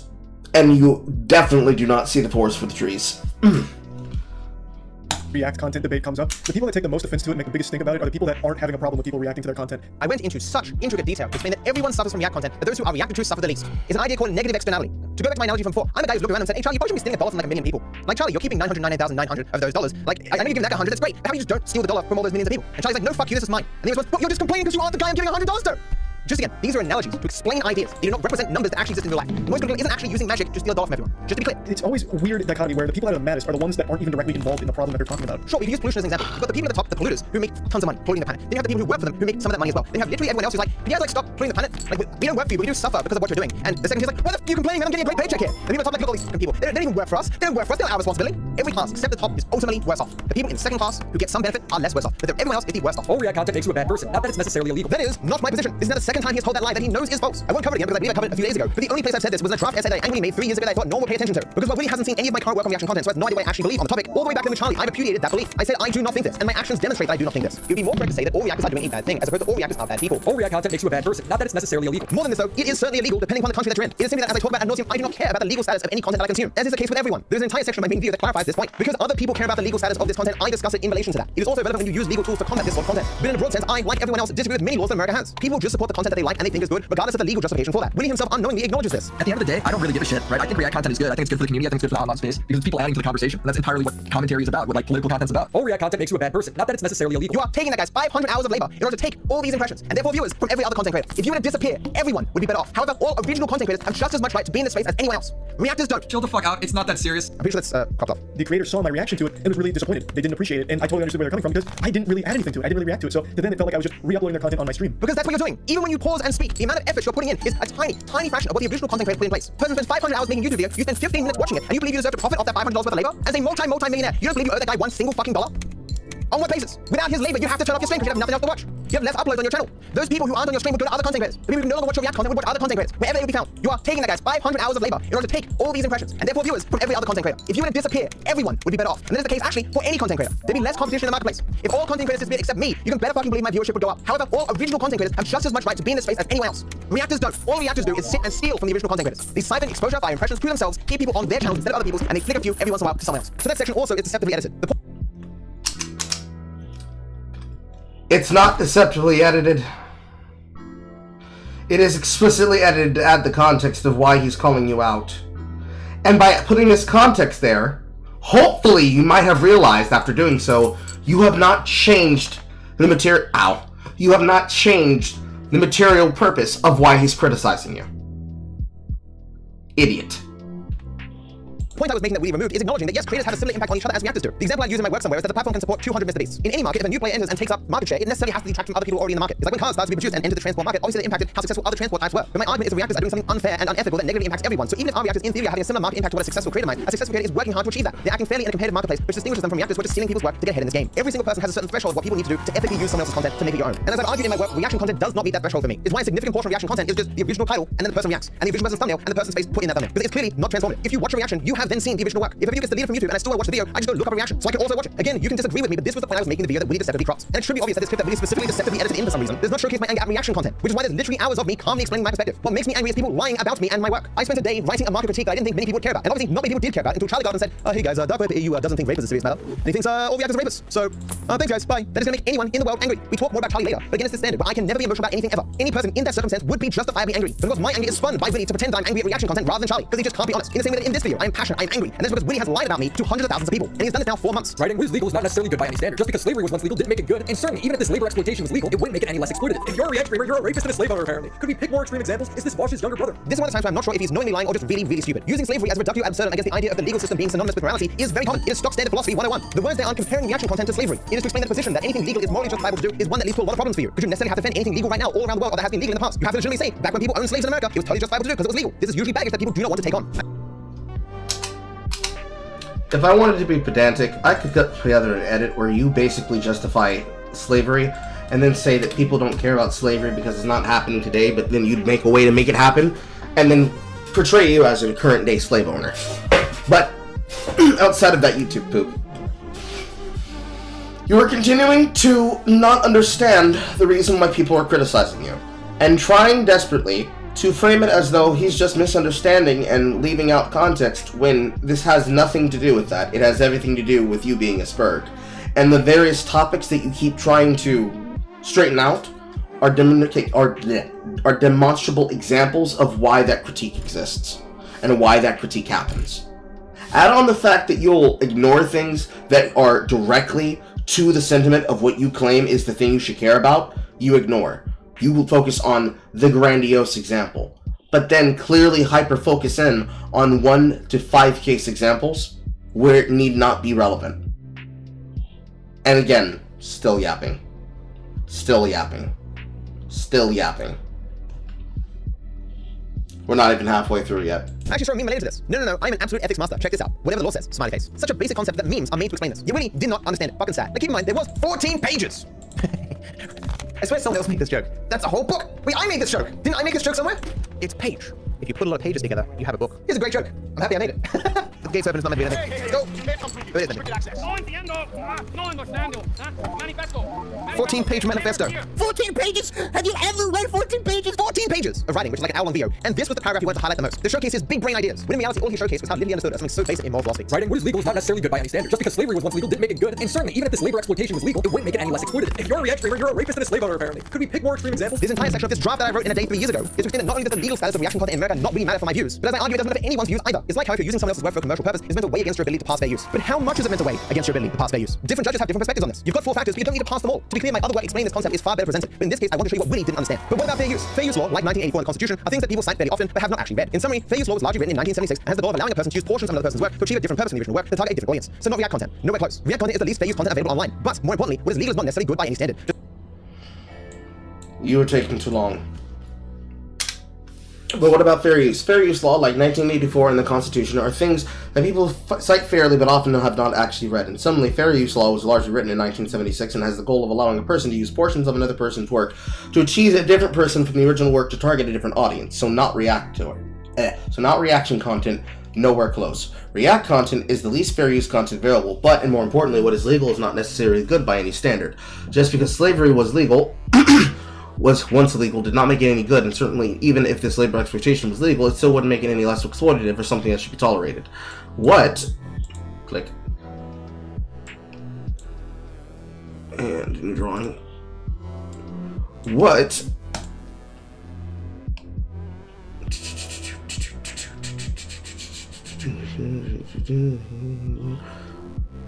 Even if this label exploitation was legal, it still wouldn't make it any less exploitative, something that would be tolerated. What people wrote down in 1976 in America has little bearing on what today we consider to be justifiable. This is made especially clear given that what most people consider fair use isn't actually covered by it. Copy, paste, into my pocket, onto my notes.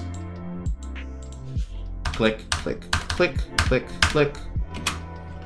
React streamer, you're a rapist and a slave owner, apparently. Could we pick more extreme examples? This entire section of this draft that I wrote in a day 3 years ago is to explain that not only does the legal status of reaction content in America not really matter for my views, but as I argue, it doesn't matter for anyone's views either. It's like how if you're using someone else's work for a commercial purpose, it's meant to weigh against your ability to pass fair use. But how much is it meant to weigh against your ability to pass fair use? Different judges have different perspectives on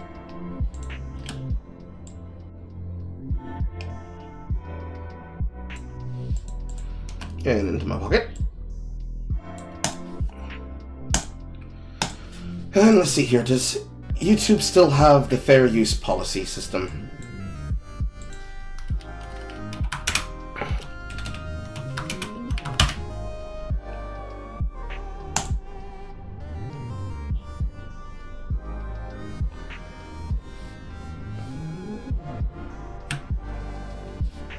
They still have Donald Duck meets Glenn Beck and Even Radio Duck.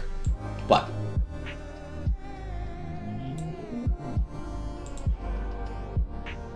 and into the pockets.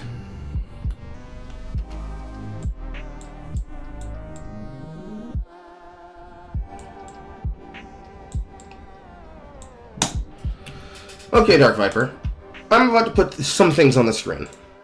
Of these things I'm about to put on the screen as I move the You Can't Be This Dumb counter over here,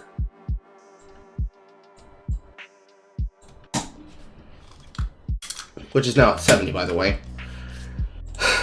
is a breakdown based on few factors. 2 of them come from your video, the other ones come from directly YouTube's source and help desk on the issue.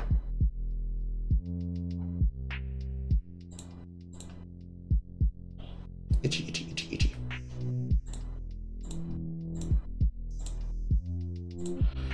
Inside of this document in Obsidian is the 3 examples that you just put on screen, or rather, the 3 examples that you just referenced by what you said on screen, and then what is actually on the website.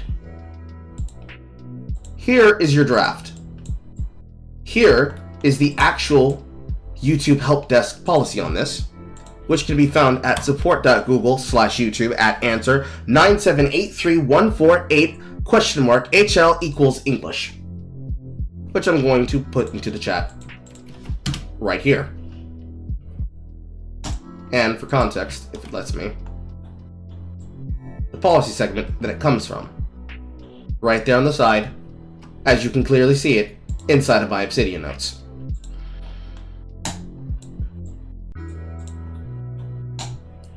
You claim that people have not actually read the law. Have you actually read it? Here is what you referenced from the Copyright and Fair Use Stanford Library's breakdown. From home, interview sections, fair use, measuring fair use, the 4 factors. Since this should come from next for fair use after Google versus Oracle. As you should know, that this was presented by the Brinkley Center of Law and Technology based on the issue that this Supreme Court decision was made on. Measuring fair use. The only way to get a definitive answer on whether or not a particular use of fair use is to have it resolved in a federal court. Judges using 4 factors to resolve fair use disputes, as discussed in detail below. Important to understand that these factors only are guidelines that courts are free to adapt to for particular situations on a case-by-case basis. In other words, a judge having a great deal of freedom on whether or not to make a fair use determination, so that the outcome in any given case can be hard to predict. The 4 factors that they use being purposes of character of your use, the character of the copyrighted work, the amount and sustainability of the portion taken, and the effect of use upon the potential marketplace, which, as it is repudiated on the 4 factors of fair use from the YouTube example, is the same as follows. The purpose of the character of the use, whether the use is for commercial nature or non-profit educational purposes, the nature of the copyrighted work, the amount of sustainability of the portion used relative to the whole copyrighted work, and the effective use on the potential market for and the value of the reported work. And you say, how do we determine this? What's the standards that are used? I present to you 2 examples. H3H3 court case.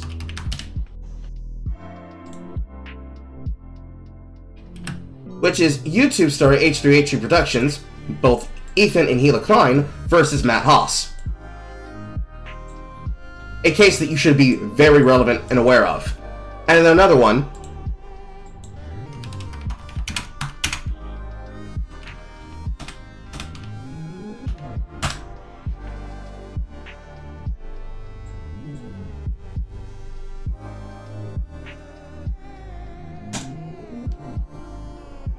More likely to use the other article because these ones are broken down horribly. But from DCMCA.com, Aquila obviously versus Sargon of Akkad, which is not usable as legal advice, but is a repudiation of exactly what happened.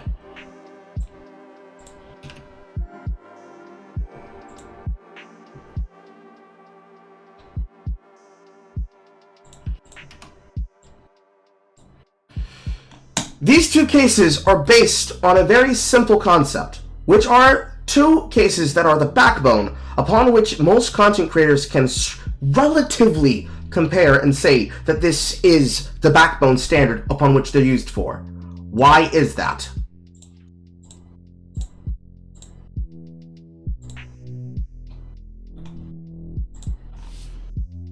In the case of Matt Haas, the example that was given is that they were claimed to have infringed on the copyright by using clips as a video on something that they made to their channel, and that his win could be able to affect other video makers claiming what parts they could use in existing videos as a part of their uploads. The video that sparked the legal case, the California-based YouTubers critiqued Matt for the writing and the acting in this video, comparing it to that which has been seen in his porn film, also criticizing the way that he portrayed women in his videos. The court is not ruling here that all reaction videos constitute fair use, says Catherine B. Forrest, but it's the first of its kind to amongst the YouTube community in H3H3 I believe it could change things for people posting videos on it. This is a landmark case not just for us, but for the wording that the judge put into this is going to strengthen fair use across YouTube. And it all relates to fair use, like the US law allowing people to use other people's work for criticism, therapy, and news reporting. Here's the H3H video that caused it all, and then re-uploading it after being ruled in their favor.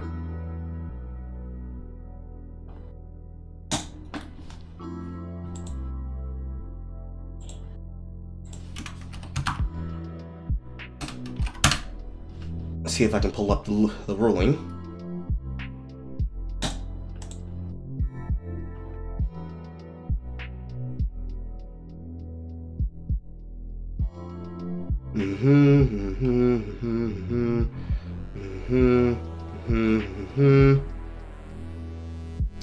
The clients won the lawsuit with U.S. District Attorney Judge Catherine B. Forrest ruling that the commentary video constituted fair use as a matter of law and describing it as the quintessential comment and criticism, the case of its first time to receive a judgment, providing a significant and persuasive argument to be cited in future cases relating to fair use amongst YouTube, with the case being a landmark case and is still being used as precedent today to discuss fair use law within the context of YouTube and other online videos. What I'm reading from is being taken from a H3H3 fandom page, but this is the relevant document on itself, and this is the relevant segment in which I am referring to.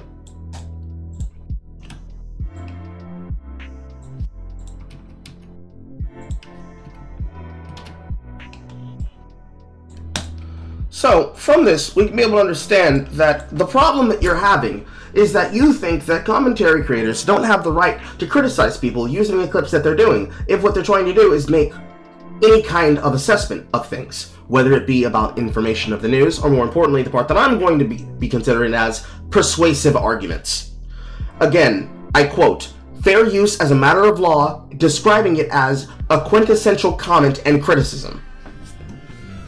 People are taking pieces of your work and of your effort, and they are trying to get you to understand that they are not concerned about these things that you're trying to refer to them for. Again, you cannot be this dumb. They are not trying to bring you away from this is a material issue that can affect the entire industry. They are trying to get you to understand they are calling you an idiot. How do we know that he's an idiot? Here's examples of this man acting out and demonstrating that he does not get why we consider him to be obtuse. He has to be doing it on purpose, or he really is that dumb. And instead of grasping this, you keep bringing it back to something that has nothing to do with those things, or pedantically, as we currently are in the middle of doing, going through your own means and through your own pedantry to recap things that people already knew that has been informed to them multiple times over by other content creators. Frustrating the people who have to cover you, and also demonstrating the very basis of what they're trying to persuade people with, which is you're a pedantic asshat that will actively remove himself from situations and then reinsert himself into situations where he should not be in if he just focused on the things that should be important to him, which should be Grand Theft Auto 5, Grand Theft Auto 6, Grand Theft Online, your speedruns, and your girlfriend, and or immediate romantic partner. But instead, on top of all the other things that you choose to care about, which are supposed to be the means of fair use and people stealing and profiting and benefiting off of other people using people's content, you will actively give a pass to Denims because you don't understand why is Willie Mack relating his issue with her to him, which is to say, to you. Why is he comparing this to this and this to this?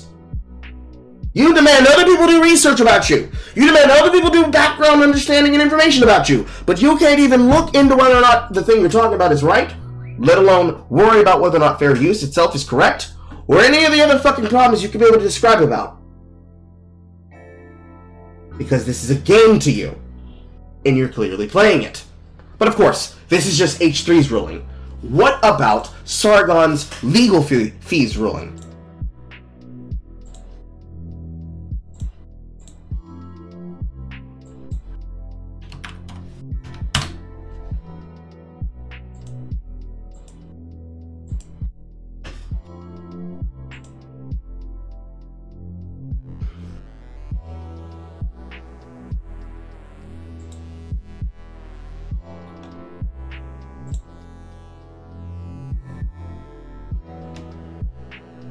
Move this out of the way for a second.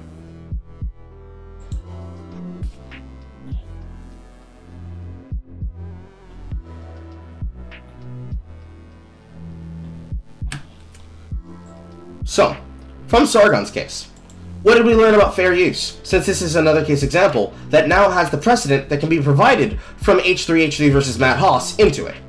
Well, what we get from that is this. Again, taken from the DMCA page.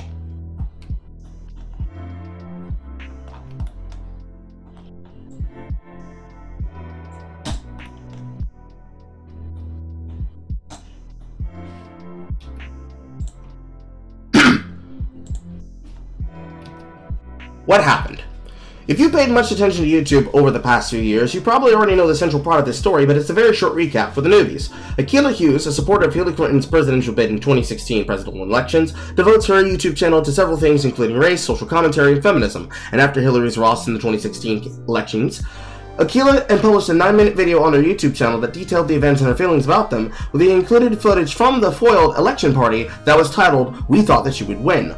On the day after Akilah posted her video, Carl Benjamin, Sargon the God, British Carl, and his posted a video on his new meme media channel, described by the court as an anti-ideological and anti-identitarian focusing on left racism and feminism, so not a supporter of Hillary Clinton, consisting of 6 clips from Akilah's videos, highlighting inconsistencies in her stance, being roughly 2 minutes long, entitled SJW Levels of Awareness. Akilah took exception to the video and initiated a takedown notice on YouTube, Carl sending a counter notice in response, stating that his use of the work is entirely transformative and intended for parody, YouTube reinstating the video and Akilah filing a lawsuit against Carl according to the normal DMCA copyright procedure. Remember when you said that you struck content that's clearly yours down from your channel, from Chud, and then you being confused as to why it was reinstated? Fair use, dumb shit! But, furthermore, court decision. Under DMCA, an owner of copyrighted work can file a lawsuit to present another person from infringing on a copyright. In addition, claiming compensation for the infringement on the grounds that it has affected their income, stolen their market share, etc., etc., which is directly in line with number 4. The effect of use on the potential market, as well as the nature of the copyrighted work as a number 2. And the purpose and the character of the use. They were using his for material criticism. Carl was using his, British Carl, was using his for the purposes of satire and, well, satire and information. And served no critical function on both cases as a material replacement of the work in the marketplace. Are you going to say, of your own volition, for all these people for which this matters for, moving forward, because keep this shit in mind, chat, are you going to seriously say that in the future, all of these content creators were really infringing upon your place in the marketplace? Because if you say yes, and you gave a pass to denims, you cannot complain in the future about content creators taking things out of context, or unfairly receiving money that you believe they are not earned, because you were willing to give a pass to her. So if you're willing to give a pass to her, you gotta give a pass to everybody, because she's probably one of the worst reactors. But you didn't see it that way. But, to finish, what was the result of that case? Akilah's lawsuit alleged wholesale copying of the priceless work contrary to the DMCA, and claimed $180,000 in damages. But as mentioned above, the court disagreed with Akilah's claim, holding that Carl's use of fair use was under DMCA, because the copyrighted work was clearly for the transformative purposes of criticism and commentary, clear from how he edited the video and the title that he gave it. 2. The portion of the video being used being reasonable, as it being roughly 20% of the work. This would be where you would say, but he uploaded 100%! He uploaded 100% of the work! Therefore it is a problem! He is infringing upon our material right, and it is an effort and a replacement! Except that it is not. Because it's not going to replace your video. If anything, people are going to go to Chud's opinion, and they're going to see the video in its context, and they're going to see his criticism in the context, and they're going to remember the criticisms that he gave, rather than the material of your video. And then, if I were to splice the two of them in, it'd be a fucking riff track. He'd be pausing, and then inserting his opinion, instead of just talking over the middle of the fucking scene as it's happening. Especially considering that it's an audio-visual presentation. If he didn't do that, if we all didn't do that, as you complained before about the pause, then they would be incapable of doing it. So in your full breakdown, where this will have your videos included, please do make sure to introduce all those parts where I had to pause and show how much content was created from what I had to go through beforehand, what I went through afterhand, and everything else that had to do only with things that were produced from text and not from video being played. Are you going to claim each and every single second of my stream as yours because it took pieces of it and then demonstrated the point about it? If you do, I will win the case against you. Again, people have to see it, they have to hear it. But more importantly, I have to explain it. And by explaining it, the point should be clear. And by exacerbating, in cruciating detail, as painful as it is. Not painful for me, but painful for everybody else. As we have, well actually no, painful for me and them. As we have to drag ourselves through your hyperbolic bullshit.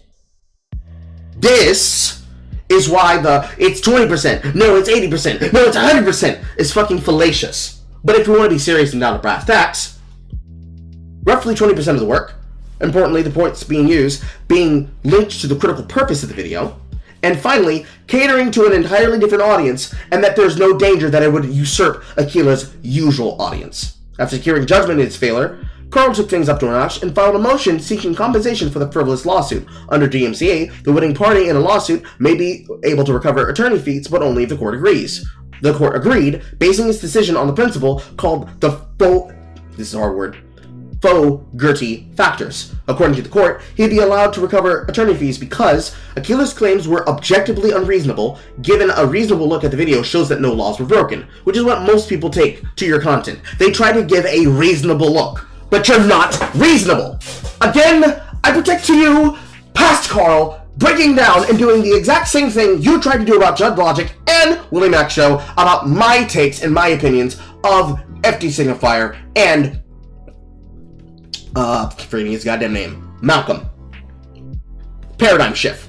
From my 3-hour video against them that is a repudiation against black culture needing to have black males and black femmes come together when the black males demanding they come together are spewing nothing but the most incensed racial epithets towards those that they dislike in the group that they want to disparage.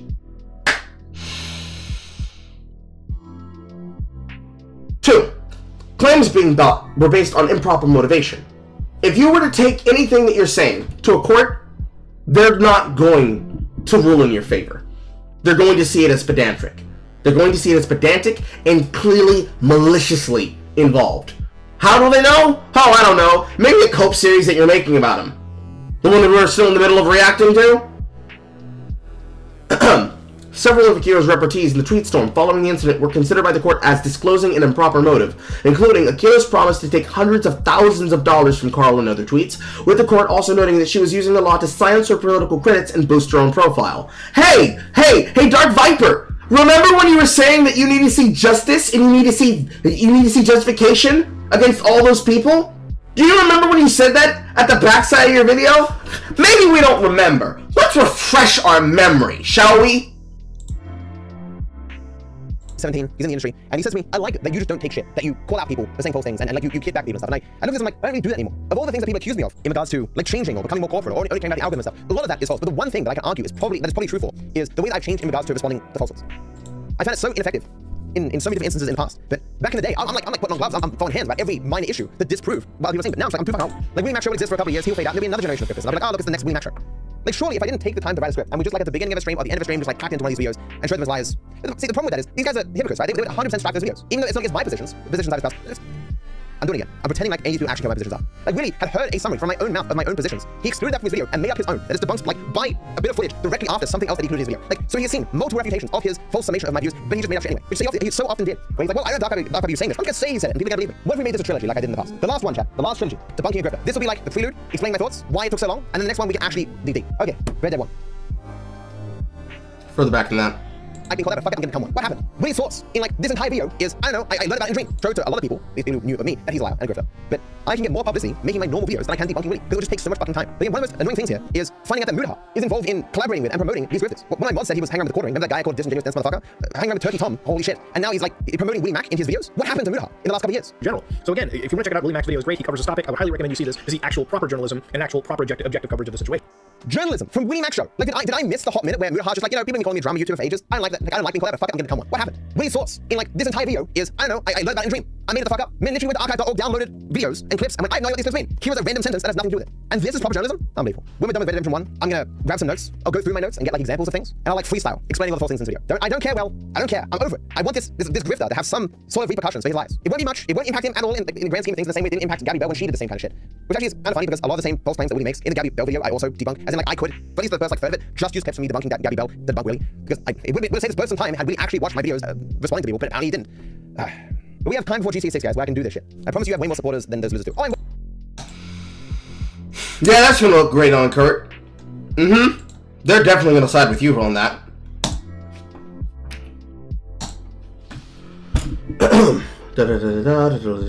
And finally, the reward would serve to deter others from doing the same and also compensate Carl for having to defend the suit. It didn't matter that he had to raise up to $120,000 via GoFundMe to fund his attorney fees. Essentially, Akila not only lost, was now on the hook for $38,000.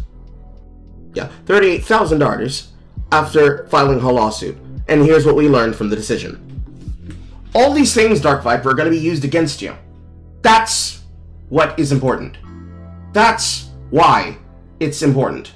That's why fair use is measured. Now, if you actually cared about the law, if you cared about how these things are going to break down for you, whether or not it's going to be important, whether or not you get it, this is why. This is what you have to worry about. This is what's going to fuck you. We're just going to take this, because, again, you can't be this dumb. In fact, I know you're not this dumb.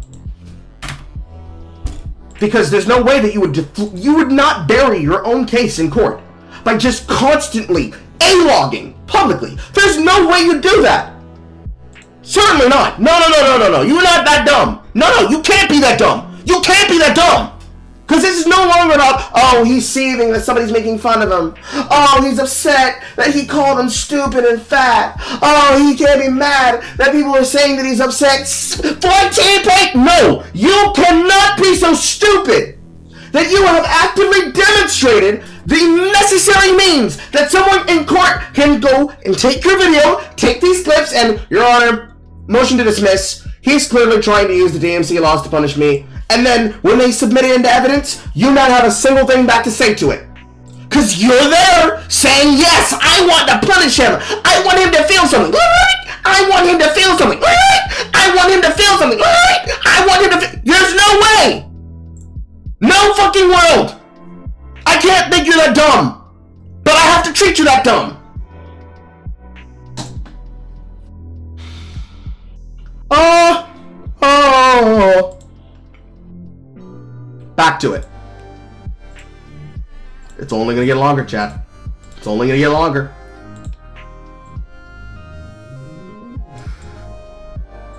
On this. You've got 4 factors, but you don't need to pass them all. To be clear, my other work explaining this concept is far better presented. But in this case, I want to show you what Willy didn't understand. But what about fair use? Fair use law, like 1984 in the Constitution, are things that people cite fairly often, but have not actually read. In summary, fair use law was largely written in 1976 and has the goal of allowing a person to use portions of another person's work to achieve a different purpose from the original work to target a different audience. So not React content. Nowhere close. React content is the least fair use content available online. But more importantly, what is legal is not necessarily good by any standard. Just because slavery was what's legal, it doesn't make it good. And certainly even if it's labor exploitation was legal, it still wouldn't make it any less exploitive or something that should be tolerated. What people wrote down in 1976 in America has little bearing on what we today should consider justifiable. This is made especially clear given what most people consider as fair use isn't actually covered by it. So I respect even to the dumbest person who disagrees with me, it's obvious that that passage says, hey, the legal status of things doesn't particularly matter. In regards to whether we should support something or not, is why we campaign to change laws. Just because something's legal doesn't make it good or something we should permit. In the same way that just because something's illegal doesn't mean we should permit it or seek to change that law. And I further highlight that these laws are really old. We shouldn't expect them to perfectly clarify a fair and just system for the online ecosystem, considering it didn't even exist when it was written. As I explained in my actual work on reaction content, people just support the content that they like and want to exist, irrespective of what the law actually says. The average person isn't reading the fair use guidelines, it never comes up. In fact, I further clarify in the next paragraph that Willy chops off. We all have different ideas as to what is an appropriate use of another person's content, and thus what ultimately should be considered fair use. Because obviously we all agree that there should be some allowance to use other people's work to create original things. Where that line is differs from person to person. And if you've ever read any cases on fair use in America, judges also disagree where this line should be, and further where the line on fair use should be. I continue. For viewers in general, their standard for acceptability is whatever their preferred content creators are doing. For content creators in general, it is whether they are currently doing or what they might want to do in the future. We're all biased in this assessment. I can only leave the question to you as to whether you think making millions of dollars reposting other people's content for 1/100th of the effort is a social good, fair to all involved, or actually makes the content landscape better. Again, highlight my interest on the market for content as a whole, as opposed to the impact on any individual. With that now all being said, let's see what Woody took away from those paragraphs. The reason why he wants to discuss the morality of React content is because we don't know the legality of it.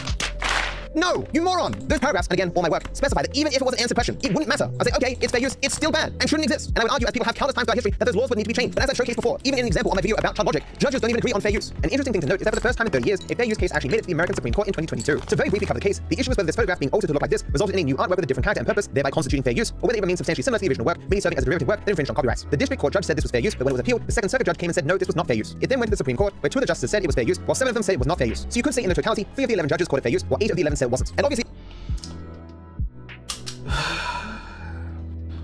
he's Australian, so he doesn't actually understand how the legal court system works on precedent. But when you have a problem with a law and you are not satisfied until you have reached the highest court in the land that then sets the precedent by which this case will be finally decided, if you disagree with the ruling of a judge and you know for a fact that they're kicking the can down the road per the speech pattern that applies to, meaning that they don't want to actually deal with the problem, so they're kicking the can down the road to somebody else so it lands on somebody else's desk. That is not why you could say, but the courts disagree. No, the Circle Magistrate Court is not going to have more power than the United States Supreme Court, because it is the job of those sitting judges to set the precedent that now becomes the book for which you assess the law from. Yes, Plessy versus Ferguson, to Brown the Board of Education, to what will be Carl versus Dark Viper. You mongoloid! You absolute buffoon. No shit. No shit.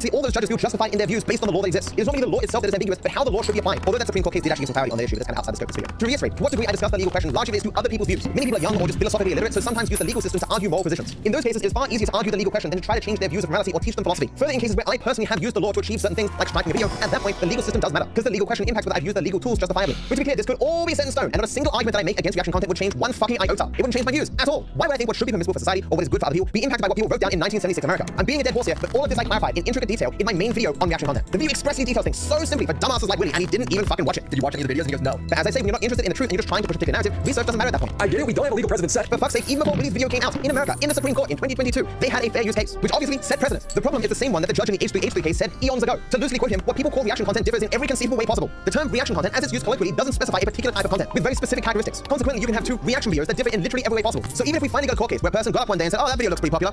Hey guys, I see this popular video, it's got a lot of views, and I want to give my thoughts on it as I watch it.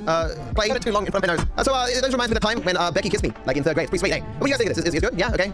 Hey guys, so yeah, that was a great video made by that guy, right? Yeah, I'm gonna put it on my YouTube channel, The Rise and Fall of blah blah blah, reacted to by DarkViperAU, and put my face in the thumbnail. And yeah, it's probably gonna get like 1 million views. But I worked really hard for it. I did press the pause button twice there, so you know. And even if then the issue of me doing that goes to court, it wouldn't necessarily mean anything. I could get a favorable. Yes, Dark Viper, it would mean something.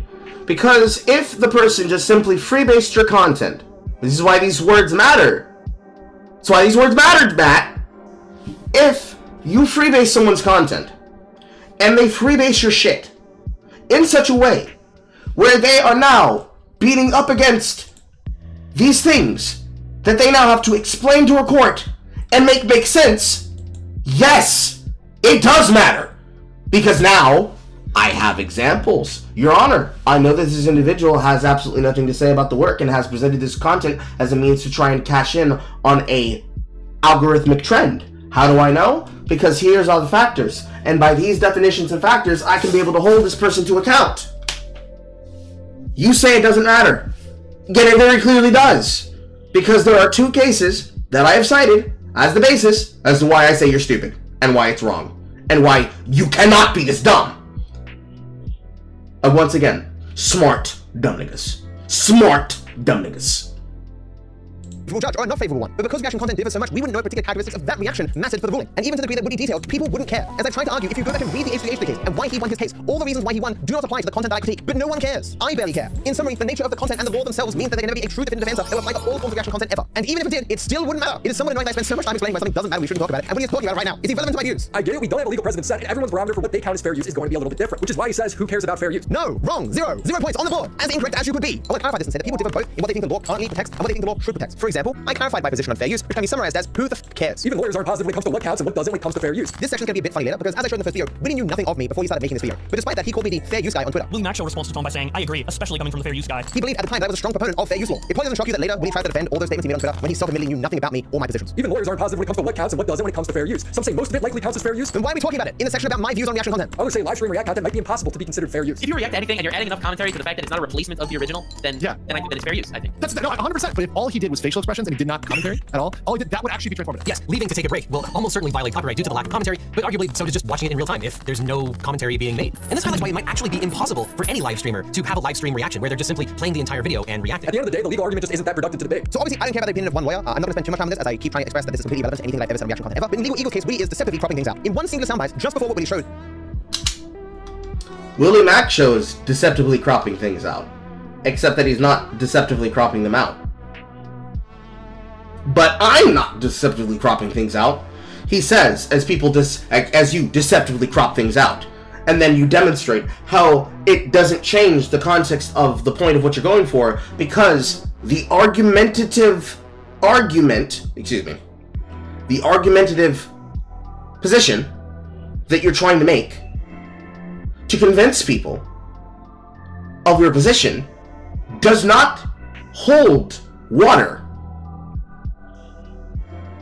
And then, when people say, oh, so I'm removing too much context, okay, I'll play the full video and still react to it in full, meaning I'm not taking content away from you. I'm actually making sure that now it's reacted to properly.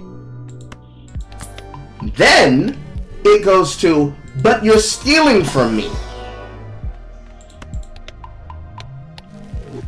And then you say they're stealing it and they're doing it on purpose, so I have no choice but to copy strike them.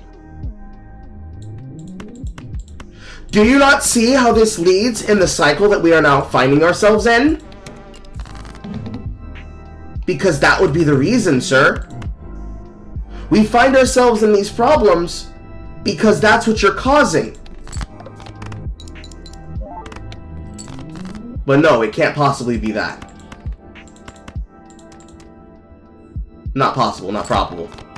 The Legal Eagle details the actual problem that live stream reactions have. Now, creators who stream for long periods of time assert that, of course, there will be dead air while they need to go to the bathroom. But the problem with that argument is that by the nature of live streaming, you can't take the minimal amount necessary as required under the fair use factor. And instead, you're playing the whole thing in real time, and you're not making any discretionary choice as to what is actually republished. And yeah, biology might dictate that you might need to take a bathroom break, but that's not a defense to copyright infringement. That's a live streamer problem, not a content creator problem. So in all other cases of fair use, a person has said, you know what, this specific copyright material I need for this purpose. When H3H3 did his court case so long ago, he used a lot of the other person's work, 60% in fact. But he could say, I need this clip for this reason, I need this clip for this reason, I need this clip for this reason, and his lawyers could argue that. Live streamers can't do this. If a judge asks, why did you use this section, they will say, I rebroadcast that copyrighted work because it just happened to be there. A big part of fair use is the need to substantiate that everything you use was explicitly necessary. In the same way, if you want to give an example. So, when you decide to be upset that people are uploading content, do you understand that the argument you just made is entirely separate from everything else that you just did? Because now you're talking about two different things. When you take the example of Chud Logic uploading his content, and then you get mad that he used the entirety of the work to demonstrate his points, what he can then do is take those timestamps and demonstrate why the opinion exists and how he came to his conclusions based on those things that he can now provide. And that still would not be substantial to you, because you would say, but he still took the majority of this work. How can you give him this pass? 14 pages. You are trapped in a cycle. You cannot escape it. Of how a movie has bad lighting, you can't just say, hey, that movie had bad lighting, then show the entire movie. A clip of it, though, would be necessary to substantiate the claim that you made.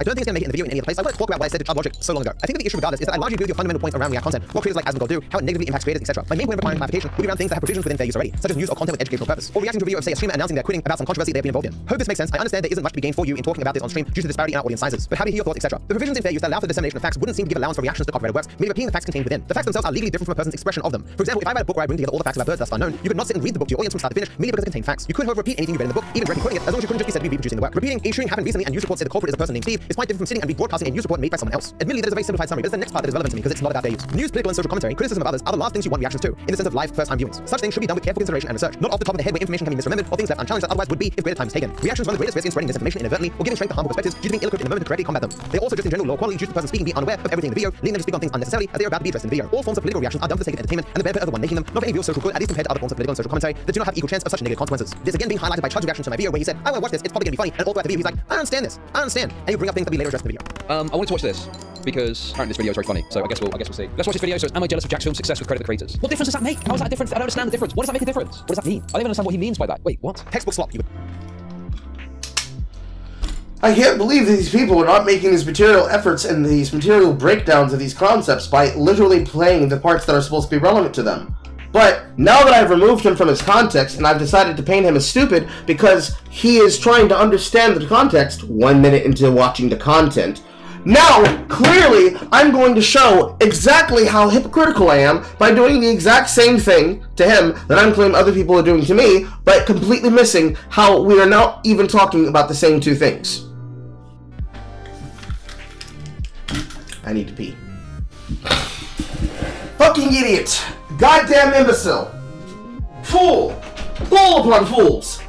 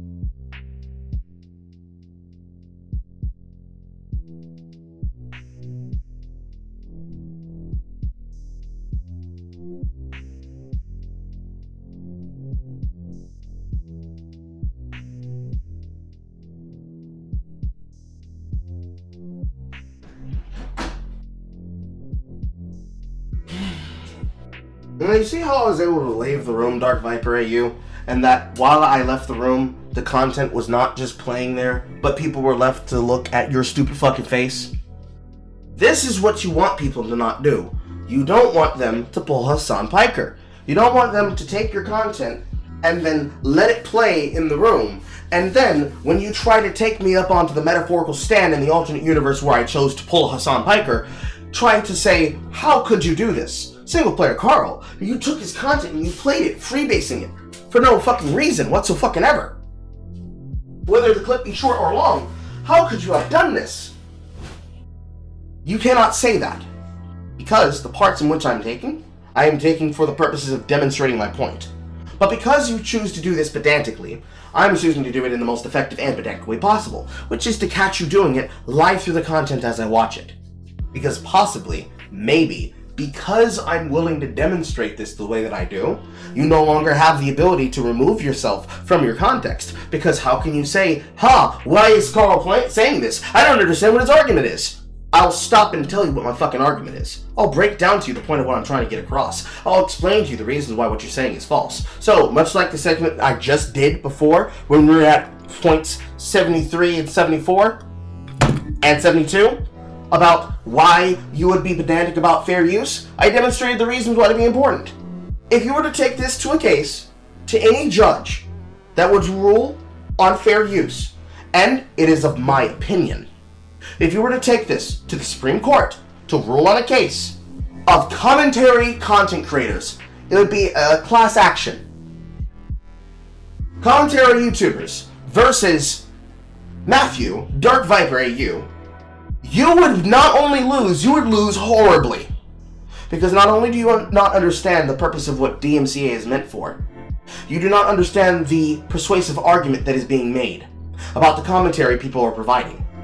And you are somehow missing not just the forest for the trees, but the fucking flashlight for the parking lot.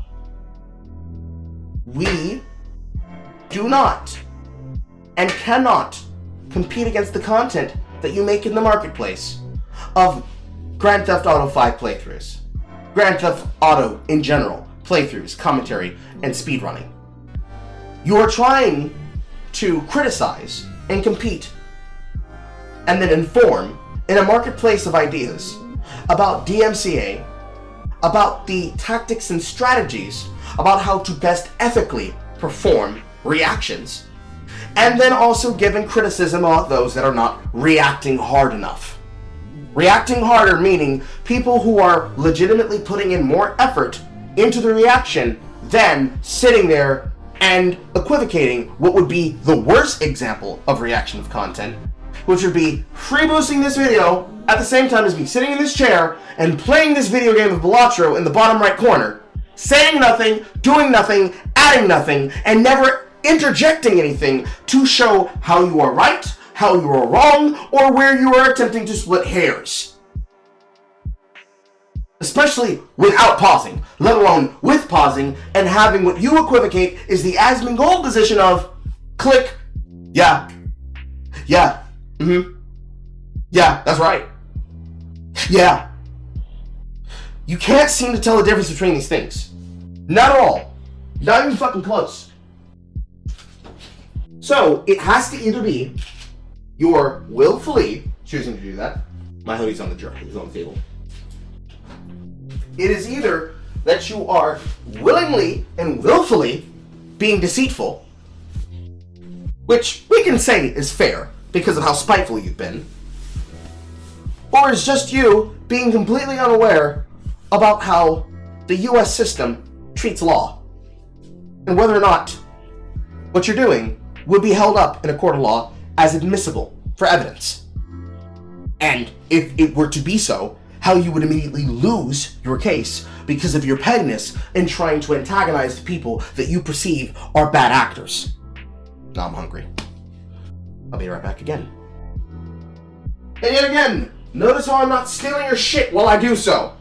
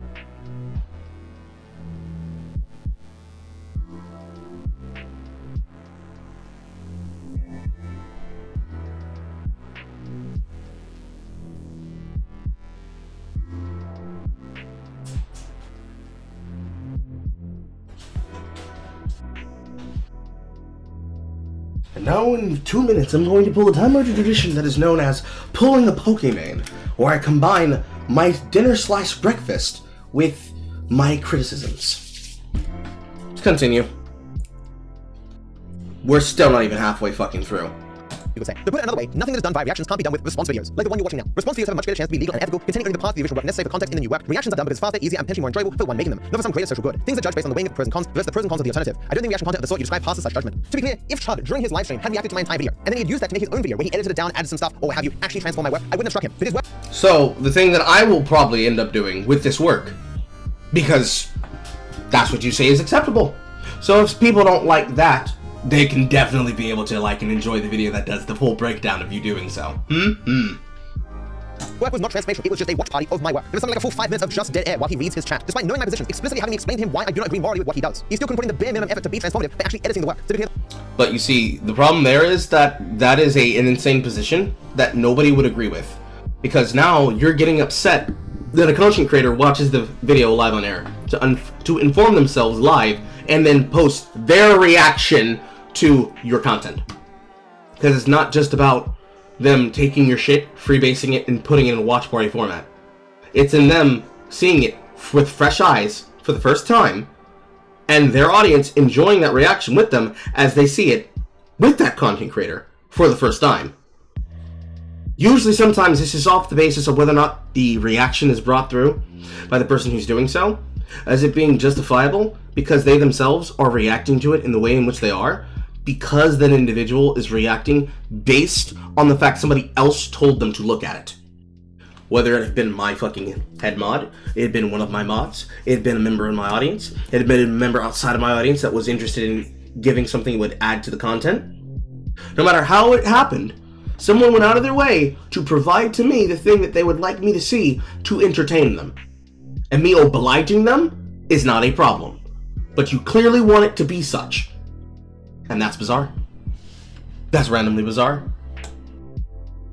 Because not only would not many people agree with that sentiment, they would wholly reject the sentiment of, so you're going to strike him if he was to react to it in a reaction video with edits and cuts that cut out the chat, but you're going to strike him even though he's clearly not freebasing your content and he's giving it the ability to be reacted to, but you don't like it because he's not doing it in the way that you want. Because you do understand, Viper, that's two separate things. Again, another hair on all the issues that you're splitting. When we had this discussion involving Hassan Piker, it was about him freeboosting. Him freebooting is a problem. We cannot allow that. So, react harder. Put in the effort. Don't just freeboot it. For you, do everything to my specifications, and if you don't, I'm gonna strike you. No! You will lose that court case! You can't be this dumb. Yeah, the live stream reaction would still itself be against fair use, but the edited work of that, not necessarily containing the whole of my original work, would potentially be fair use. But again, he didn't do that, because it's just slop and garbage. Just to clarify, even if he edited his watch party, it would still have been slop and garbage. It is simply its legal status in regards to fair use that would have been more ambiguous, depending on what was actually done to my work. At the end of the day, the legal argument just isn't that productive to debate. Okay, so he would have been slop. Just like how we've been having this conversation for about a month now about slop commentary and slop content that is shoved out and gorged out by other people. It is of the people who are watching it to decide that. It is not up to you to decide that. You can decide that for yourself, but you can't decide it for other people. And you cannot decide it on behalf of other people and then launch an entire case around it based on that. I mean, you could, but what's currently happening to you is what's happening to you. So, yeah. Yeah. Because there is no black and white line for where fair use starts and ends. That is not why. The reason, again, even if there was a black and white line, it wouldn't change anything. In the same way that just because slavery was definitively legal at one point, it didn't mean people went, oh, well, I guess it's legal now, I guess we can own people. They said, oh, this is terrible. This black and white line that allows us to own people is bad, let's change it. Again, this is not saying reaction content is the same as slavery, or is slavery. This is a reduction ad absurdum to explain why that position doesn't work. Although, to be clear, hyperbolic references to slavery happen all the time in actual arguments and debates and stuff. Like you've heard the term wage slavery to refer to 9 to 5s, right? Unpaid internships have been hyperbolically described as slavery. It is undoubtable at some point where I've said, look, it's non-consensual, unpaid labor, that specifically disadvantages the one doing the labor. I could justify to go, well, that's like slavery. It's not actually slavery, but hyperbolically, if you're trying to make a point, you can absolutely do that. I try not to do that anymore because I've noticed that any form of hyperbole, even really obvious hyperbole, either goes over people like Woody's head, or they specifically lie about it and pretend that it's sincere. No, they're looking at you comparing these things, and they're looking at whether or not you are being sincere or if you're being hyperbolic. And in your hyperbolicness, you're also being pedantic. And they're looking at your hyperbolic pedanticness and the explicit specificness by which your arguments are derived, and they're saying, I don't give a fuck, you're fucking retarded. Unfair? Yes. Deserved? Maybe. But unwarranted based on the character of your behavior and your actions and how you treat other people? Very much deserved! Very much deserved! I wouldn't say that this is you being dumb. I would say this is you being socially obtuse and not understanding. Because, even though you act as though you understand, you very clearly don't understand that people have the ability to decide whether or not they like you based on the way that you behave and the way that you communicate. People could do the same thing to me in the middle of doing this. And yet, those people would be outside my audience. And so I'd look at their opinion and I'd realize, wait, these guys aren't part of my audience. They're not the target audience! And I'd stop, I wouldn't be upset. I'd laugh. Or worse, if they were to say something that has absolutely nothing to do with my point, I would then address them and make them address the fact that it's part of my point, or I would just help them further find a way to leave the place that they clearly shouldn't be in, since they aren't focused on what's being presented. You know, it's the thing called moderation you're supposed to do as a content creator, but you clearly don't fucking do. Or, when you do it, you do it over obscenely stupid things, like, ban that guy, he tried to give me advice in a video game! Ban that person, he was playing Among Us incorrectly! Ban that person, they hurt my feelings! The last one, I think you could be able to say, yeah, you have the right to do that, but it makes you a bitch for doing it. Versus the other two, which, by your own words, there's nothing that I could do to stop that. People just have an incorrect presupposition of my actions based on things that they saw, or things that they were told about by other people. Unless, of course, they, like your chat, were literally there when you did it, so they know that it's a case of who you're gonna believe, me or your lying eyes. You know. Something like that. Kind of.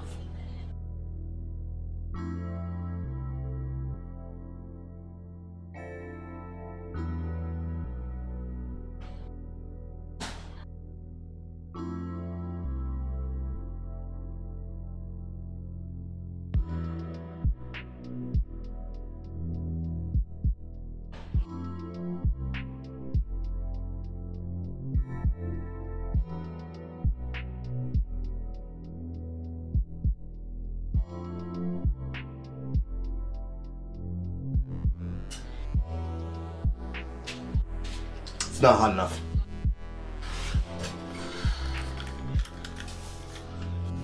Is largely already come to agreement on what they think is and isn't acceptable when it comes to React content. So there's so many problems with this. One, the online community isn't a thing. What does that mean? There are billions of users on this platform. The online community that he's describing is the online community of commentary creators that are witnessing you doing what you're doing and constantly seeing you act pedantic like you don't understand what things are because you dislike somebody and you hate them so much that you will race off and do exactly the same thing you criticize Chud doing, saying, I don't understand, what does that mean? What do the numbers mean, Mason? It means that people know who you are and they don't like you. Many of which don't even have the same languages. How would you even get a representative sample to determine the average views of people on the platform? How would you... They would get the views of the people that specifically refer to a group, and they would get that directly from them and their comments, their statements, their actions, and their posts on micro-blogging websites, which we have already provided, some of which I've shown, which again, the summary opinion and decision is amongst people who themselves have been raped by being reacted to and labeled a spurg or a lolcow, you try to find sympathy in them. When they have clearly seen enough of your behavior to dislike you and your attitude because of how you react based to this description, they dislike you. Enough people within that number outweigh the other number. There are more people who dislike you and can cite examples, reasons, and cases as to why than there are people who side with you and are agreeing with the position and statements that you make. And of those that do agree with you, especially when you start you start name dropping examples of people who you agree with, they agree with the sentiment of your desire and your argument about fair use, not about your petty, constant goal-alleviating, where you clearly cannot let your vendettas go. The number of people who agree with your vendettas are lower than the amount of people who can understand and agree with your persuasive argument about freebooting of content and fair use when it comes to reaction-type commentary, reaction material, and streamers creating said material. Mainly because they don't know what you're talking about. Or rather, I should say, they're not aware of the greater context that they're going to be used next to. I can almost promise, if I was to look into them, focus, Carl, I can almost promise, if somebody were to ask those content creators that agreed with you about the sentiment, about your fair use statements, if they were to also agree with you about the methodology, about how you're going about the behavior. And more than likely the answer is that they don't. Maybe Nerd City would, but everybody else wouldn't, because they're not going to engage in that, because that has nothing to do with their field of business. But anywho, are you back again? And notice again how I'm not stealing your content while I leave the screen.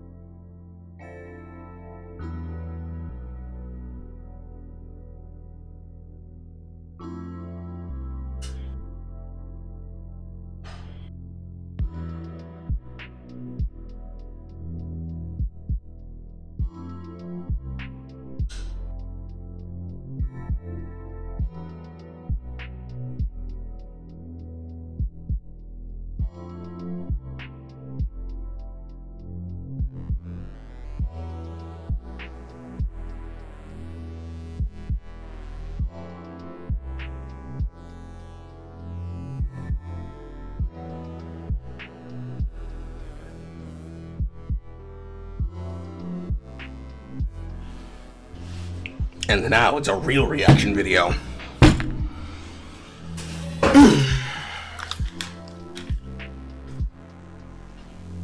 Even do that. You shouldn't need a social sciences degree like I have a psych degree, to know that that's effectively impossible. And Winnie certainly doesn't have one. Secondly, what does largely agree mean? 51%? 65? What is that weasel word? I think the majority of people that disagree with you are at least over 88%. Because the majority of people, hello Jen. Because the majority of people that are reacting to you doing it, and the majority of people who are continuing to be informed by those people who have reacted and are informing others of your behavior and opinions, is reaching a number that is at least over 100,000 people. And in that group of people, assuming that we're going by the subscriber count, the millions that have been informed by you is now reaching over 50 million. Because, hey, all those other content creators that you're disparaging, like some ordinary gamers, if you add all of those sub numbers up, even including mine at that number, it'd be higher than 3 million. And if what we're saying is, hey, it's outside the target audience, okay, 1 million versus 3 million. 3 million people disagree with you. Are you going to stop? No. You're going to keep going. Why does he look like a bad king clone? I don't know. He has taken to having a better clean-shaven beard now than he has in content in the past. To see examples, you could just probably keep watching. He'll probably keep referencing old clips and you'll see what I mean. Man has a beard out to the size of fucking Jack Black. A keen fusion dance with Destiny. That's evil. Worse than we not arguing for this is that he bases so much of his arguments on this idea. An idea that, as far as I'm aware, he just feels deep inside. He's like, I feel like everyone agrees with me, therefore they do, and therefore I'm right. Which maybe you see the problem. Even if the majority agree with something, it doesn't make it true. If the majority don't agree with something, it doesn't make it false. Appeals to some vague consensus that you don't even argue for might be the worst form of argumentation I've ever seen in my 12 years of being on this platform. But see, that's in fact the problem, sir. This is not about legality arguments of people agreeing with it and forcing democracy. This is about a persuasive argument. There are multiple people who are persuaded against you because you're that odious of a fucking person. This is dumb beyond reason, but there are even more problems. There is obviously an inherent bias in who on these platforms is likely to give their opinion on reaction content at all. Those who are most likely to publicly give their opinions on reaction content are commentary channels. Commentary channels whose content is most similar to reaction content, to the degree that many commentary channels do both commentary content and reaction content. Even more than that, some people don't make a distinction between the two. Because I'm holding my bowl of food to pull a Pokemon, I'm going to have to click it with my right hand now. You can't be dumb. They're closest to reaction channels, so those commentary channels are just as bad, because the reason they're coming for them is because they're trying to argue for the observations of their existence. That's the only reason they're against me, is because they benefit too. That'd be a really great argument if it weren't for the fact that most people usually leave it unmonetized. There's a likelihood that I might have to unmonetize this stream. refers to himself as a reactor. When the issue with Hassan and XQC came up a while ago, many of the videos from commentator channels that came up explicitly had them saying, well, basically what I did was reaction content. So if you've been watching me for any period of time, you've probably noticed that much like Sniper Wolf and XQC, my content can technically be defined as reaction content. I know this person. An individual who's just all the fuck over TikTok and is very, very cringy. Lefty safe cringe, I would say. If there was 14 million people, he'd have a heart attack. Any number of people who disagree with him gives him a heart attack and makes him have a panic attack and keeps him up at night. The fact of the matter is that I play other people's content on my channel, react to it, and make money off of it. Now, hear me out, because at first glance, this actually seems kind of convoluted, right? Like, I'm reacting to this huge YouTuber named Penguin0, aka Charlie, who just put out 2 videos reacting to this huge YouTuber named iDubbbz, aka Ian, who just put out 1 video apologizing for a series of videos called Content Cop, in which he reacted to a whole bunch of other YouTubers. Like, here's a non-content cop video in which Ian is reacting to this guy who had launched a Kickstarter campaign. Hi, my name is Jake, and I'm a ginger Latino. Why is that his opening line? So even if I was in a position to snap my fingers and see literally every public opinion on reaction content ever given by a creator, it still wouldn't give me a representative sample. But of course, I don't have this magic power to snap my fingers that Willie seems to be alluding that he has. What I see in regards to people's opinions on things is dictated by who I'm around. Willie Mac Show has never made that opinion. Willie Mac Show has never made that opinion. Also, welcome, Volster! I was just talking about you earlier! Also, by his standards, by me shouting out and reading anything that the two of you have said as it's playing on my screen, I am doing the consequence of the coverage of the work, and now it is immaterial.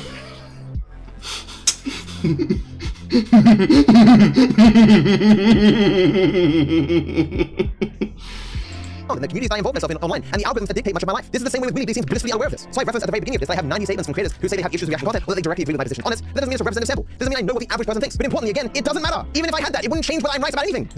It would, though. You have to look at the VOD. It's somewhere, I want to say it's probably somewhere within like hour 2 to hour 4. If Dark Viper got glazed by a content creator, would that content not deserve to exist? It deserves to exist if it agrees with him. From the top of my head, Dross Shife Hayes, Belly Real News, both hosts of The Wand Show, which includes Linus Tech Tips.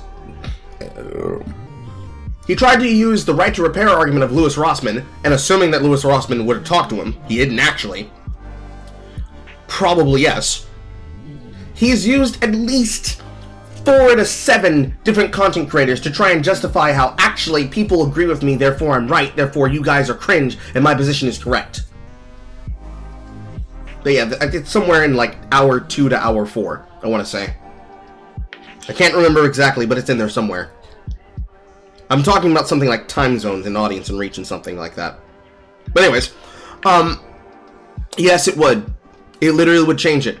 Because we're talking about an opinion amongst people who have a specified target of what we would say is a quality check for work.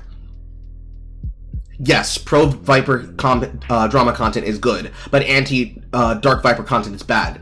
Because if you are against him, it's because you either didn't do enough information, didn't do enough research, or you don't understand his arguments. Or you have an opinion about him, and that opinion that you have about him came from either being informed, but then having different standards that he doesn't operate by, or being misinformed.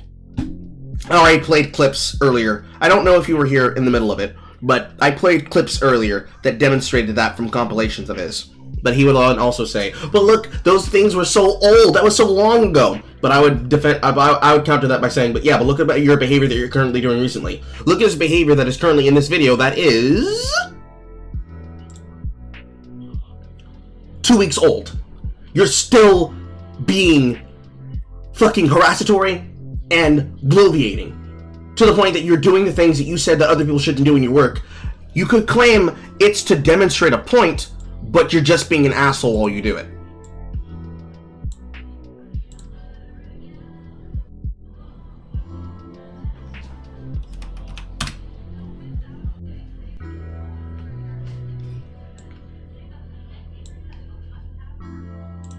I'd look at something real quick on the side.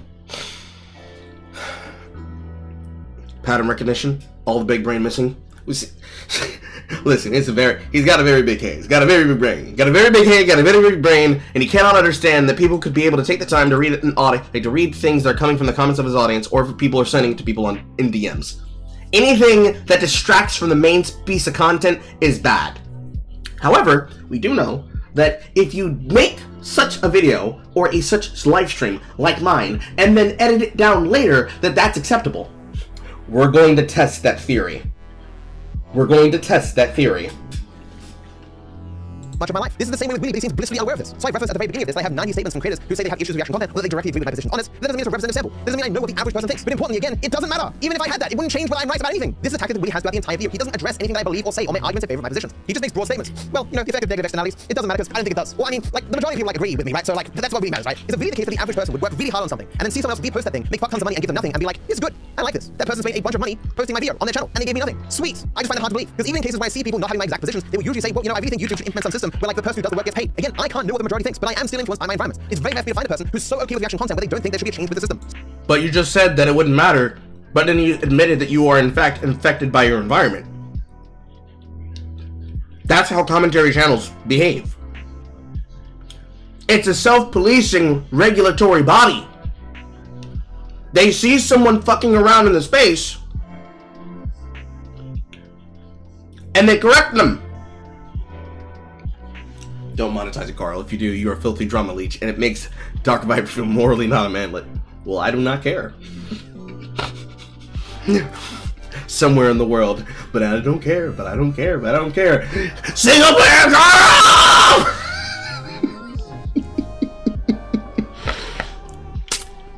But see, the reason I don't care is because he's clearly violated that very same rule that he has for other people for himself, and then justifies it when he does so.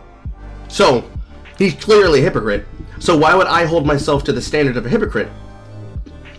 Other than because it's right. We'll have to see. Because I assume that copyright will strike it, no matter what, because of the content ID system. Also, thank you, Bolster.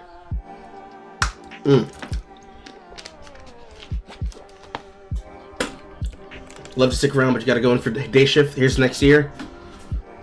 Cuckoo, cuckoo. Close your mouth, fictional woman, and open your legs to possibilities. Cuckoo, cuckoo. Thank you, baby. I appreciate you.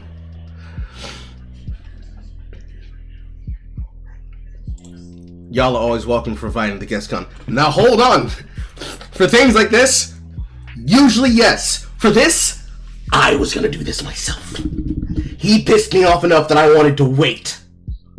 I wanted to wait until I had all the necessary material to demonstrate exactly what I found out in that live stream. I would have done this myself. It just so happens you put that in that place I could easily be able to reference to. So I suppose I should still thank you for helping make my job easier. You're still providing the mechanism for the content, baby. Hearts.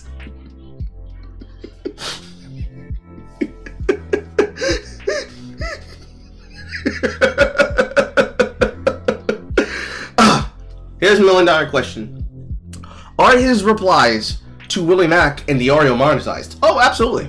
They're absolutely monetized. Cuckoo, welcome back to the members and being a member of the Deep Fried Chicanery. Bolster. You are eating straight eggs, no bacon. The fuck are you doing? 8 months! He definitely has them monetized. He definitely 100% has them monetized.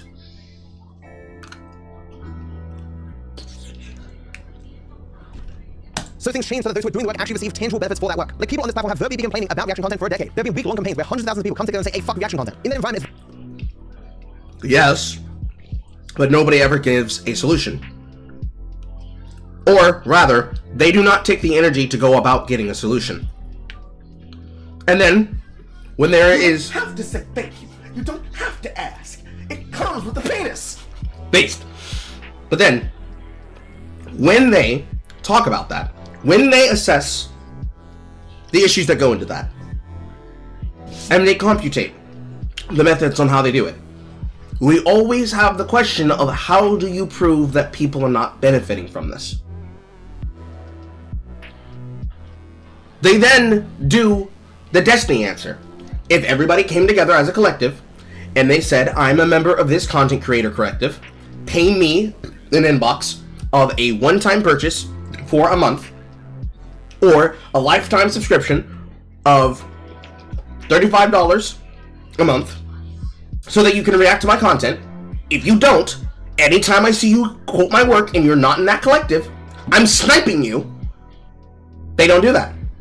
Mainly because there's not enough content creators, there's not enough energy, and there's not enough motivation to get people to do so. If you wanted content creation and content theft and lazy reaction content to be stopped, that would be one mechanism, or one suggestion of mechanism, to prevent it. But of course, Willie Mac Show has actually demonstrated this point, and Dark Viper has demonstrated this point even further, especially with trying to use wage slavery in his pedantic breakdown of, but see, I shouldn't use slavery in an argument. If we were to do that, what would happen is that each of the people who basically have fuck you levels of money, let's say Bel Air Mansion levels of money, would be able to throw out a pittance. Because you see, if you have to put it behind a paywall, it means that the crime is paid with a fine. Well-known content thieves, like that of Hassan Piker, would be able to pay a pittance compared to the never-ending fees that everybody else would pay. So if that were to be a legal methodology people were to take, they would always make more than they would lose. And now you have created a secondary caste system of reactors that would create a have and have not society, even worse than what already exists.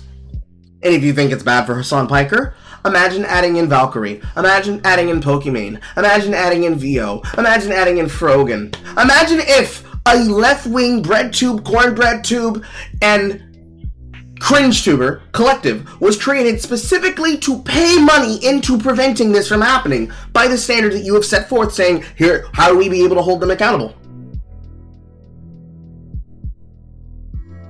You would be responsible for creating a fucking streamer drought. Dark Viper and other lolcows are truly niche. How much do you think a monetized video covering him gets? Is it worthy of a paycheck to Dark Viper versus another Hassan video? It depends, honestly. There is plenty of content creators that for them, making a dedicated monetized video covering him is probably, I would want to say, high-end, tens of thousands. Low-end, maybe 5,000 for the relatively most informed content creator. On people who are on my end, yes, my streamers, we probably would make closer to maybe the minimum number necessary, assuming that our video got picked up and seen by multiple people, and that would then lead to subscribers for us, or support for us amongst those subscribers. On a viewpoint of a minimal number of 1,000, you're probably looking at 100, 200, maybe 300, depending on if you're including super chats into ad revenue. If we're going off ad revenue alone, there are people who are making buku over multiple topics, because they could do the Willie Mac strategy, and they could just post out quick videos breaking things down. There right now is an entire kerfuffle happening inside of Path of Exile 2 involving DL and Rage Gaming Entertainment, or something, Rage Game something. Because they don't understand that with the kind of slop game tourist criticism content that usually gets pumped out in other places, we don't tolerate that shit there. Yes, it would effectively be troll shielding vis-a-vis a protection racket. It would literally be the prohibition of reaction content. Hey, buddy, did you pay your money to this fucking cringe tuber so you could talk about their content? Well, we don't take kindly to that around here. Literally. It's very weird to say that the majority of people has a positive perception of reaction content. Even those who do it think it's slop or think it's garbage. The top comment, by the way, will definitely be someone complaining that I'm going to turn into a slop video. No, I called it, by the way. I called it. Don't let Pyro find this because he'll make a 53-minute long reaction video. Actually called it, bro. With that all being said, let's bring it back to what Willie said. What does largely agree mean? Now, the online community has largely already come to agreement on what they think is and isn't acceptable when it comes to React content. And that's if you're getting up and leaving or adding minimal commentary that might as well not be there. Oh, it looks like a cartoon. So this is the point where I could go through all the creators who've made statements disagreeing with this. But I think a better way to showcase this is to talk about Lemino. So in the most recent social media anti-react hate storm, at the center of it was XQC and Hassan Piper, who reacted to a very long video by Lemino. A video he spent many months on. And in Lemino's Q&A, he was asked about this, his positions on reaction content. This is quite interesting because normally a person who's not a commentary channel wouldn't necessarily give their opinion on the hot button issue. It's only because he was inadvertently involved that we actually got to hear what he thought. What is your stance on reaction channels reacting to your content and essentially re-uploading it? Okay, so let's start with this one. For those unaware, there's been this ongoing debate for several years now regarding what's known as reaction content. The appeal of which is to watch someone watch and react to other people's videos. After some of these channels reacted to my latest video and videos made by a few other creators, the debate started all over again, which is what this question is referring to. I don't mind people reacting to my videos, but I do mind when they play the entirety of my video. A face cam in the corner with the occasional interruption does nothing to address that issue. My video is still being played from beginning to end in someone else's stream or video. It's neither ethical nor necessary to feature the entirety of someone else's work, just to provide commentary on that work. If movie review channels can function without playing the entire movie, then so too can reaction channels. Indeed, some of them do precisely that. They'll play a brief clip of what they're watching, followed by their reaction. Even streamers can do things like only show the progress bar, thereby forcing viewers to seek out the original video to sync up and watch along with the streamer. Or they could do the bare minimum and ask for permission, something that none of the major reaction channels have ever done when they've streamed or re-uploaded my videos. I highly recommend this video. Pause. We don't have to, because fair use. If anything, you are quite literally justifying the idea that comment creators, like I said before, commentary creators, effectively are going to become a form of riff track. And that is materially worse for the purposes of entertainment, especially since people need to see what we're talking about. By the channel Legal Eagle that goes through this whole thing in more detail with a focus on the legality of it all. And there are plenty of other videos on this topic as well. I don't really know what should be done about this because there's clearly an audience for this type of content. Banning it outright might work, or it might just push that audience to a platform that does allow for reaction content. I think the ideal solution would be for YouTube and other platforms to implement some sort of reaction feature. Perhaps when you click on a reaction video, you're taken to the watch page of the video being reacted to, but with elements of the person reacting being laid on top. Something like that, and presumably with some sort of revenue split system as well. Literally fucking commentary creator riff tracks. Vis-a-vis now just being mandated by YouTube. It'd be a feature that would get rolled back in a day. Maybe a week. But I don't know, it's a complicated topic that's certainly not going to be solved by me right here and now. But to answer your question, no, I don't want people to stream or re-upload the entirety of my videos. So as you can see here, entirely contradicts everything that Willie says. Also, what did we say earlier? If it agrees with him, he's for it. If it disagrees with him, he's against it. Hey, look at his commentary channel. That was the person who was targeted by the reactions. They said that they don't want it to be like this. Ha! Demote!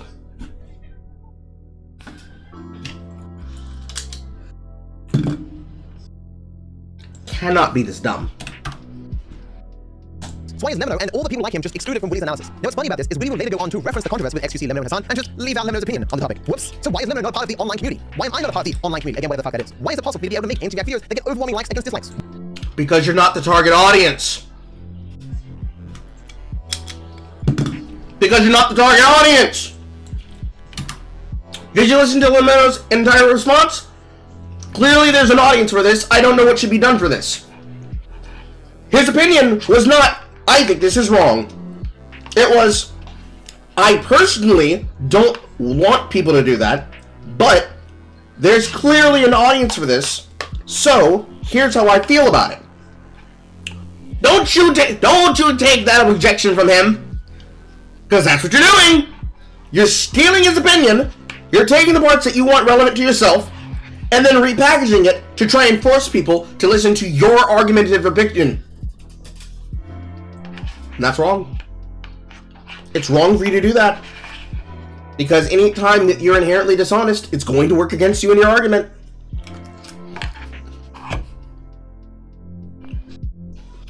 That's the reason why it's a persuasive argument.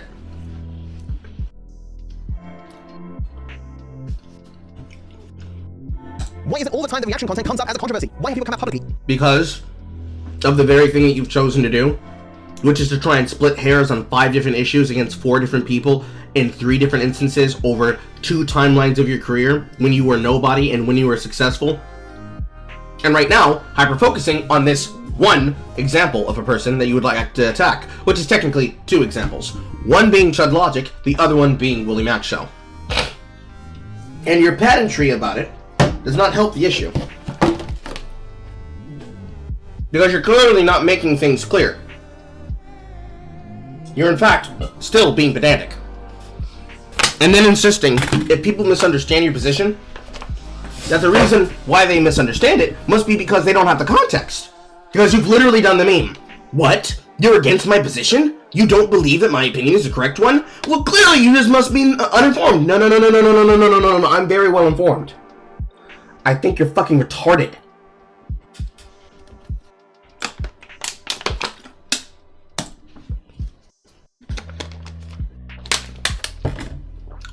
This video, this particular specific video, this one that we're reacting to, the part 2, is literally that for 4 hours, 23 minutes, and 25 seconds. There's maybe a couple of extra details that are added, but the problem is that those details then spark responses from people like myself to then fill in what he's getting wrong and why he's fallaciously asking an argument that then has to be answered. Because the answer to it shows either how he's out of touch with the target audience that he's trying to talk about, or the target issue that he's trying to supplant, or how he's just incorrectly debasing an entire industry, or specifically a methodology, because he personally doesn't like a person and wants to punish that particular person. In other words, in Horace's words, being gay. Yes, it is literally, I couldn't be wrong, the unabridged director's guide. It literally is, I couldn't be wrong, the Dark Viper cut. Even people react to themselves and say they agree with my position on the topic. Why do all these things get ignored by Willie? The answer is very simple. Anyone who doesn't agree with him doesn't matter. I'd be surprised if it was uncommon. And anyone who doesn't agree with you doesn't matter. For people to think like him, that the bare minimum people should be getting permission. But imagine if Willie included this. His goal here was to defend his friend Chad Logic, who not only didn't get permission, he explicitly knew I was not okay with what he was doing. We even had a conversation about it. Obviously, you know, I am biased. But you see, it doesn't matter because your opinion does not hold fair use. Because your hurt fifis are not justification for why somebody else shouldn't do work. Period. That's because I do react to things. I, you know, feel I do a fair use job, even though not legally. Basically, I kind of react stuff pretty heavily. Because legally, I think that all of them fall under the same issue with, you know, full reacting to the content that exists. Like, if you watch a 30-second TikTok, right? I don't think that's a big deal. I think ethically or morally, it's not that big crazy thing. But from an IP perspective, you would breach that person's IP, and they could legitimately file a DMCA request against you if they wanted to. Same with Asmongold reacts. Yes, he talks a lot, but includes the entire video. Which is why anyone with even a lick of sense won't touch this topic with a 10-foot pole. Chad Logic was clearly in the wrong. No, they don't touch the topic with a 10-foot pole because they do not care. They do not care. Not their circus, not their monkeys. Simple as.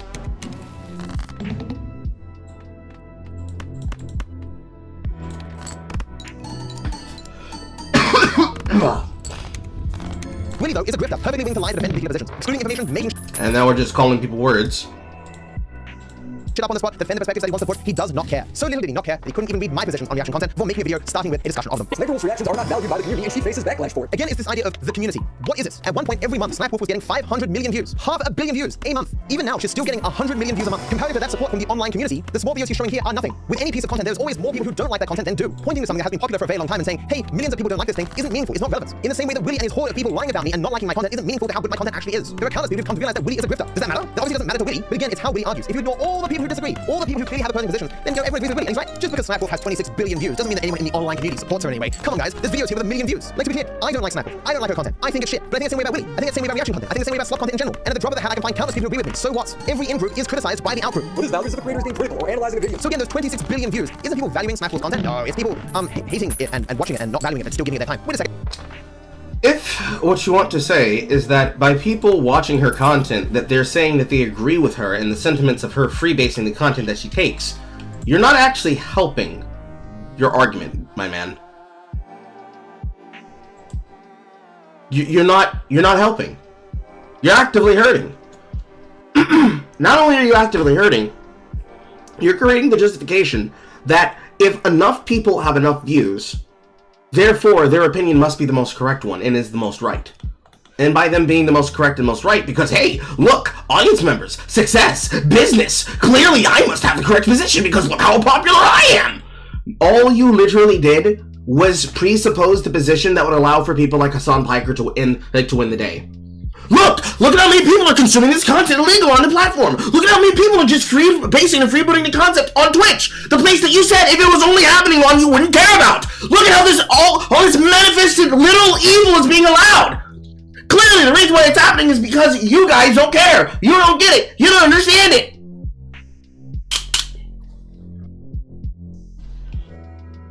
It is so frustrating It is so frustrating. It is so frustrating to watch somebody be a smart, dumb nigga. I cannot get across to you all how much I hate smart, dumb niggas. I cannot! There are not enough words in the English, French, and Creole dialect language.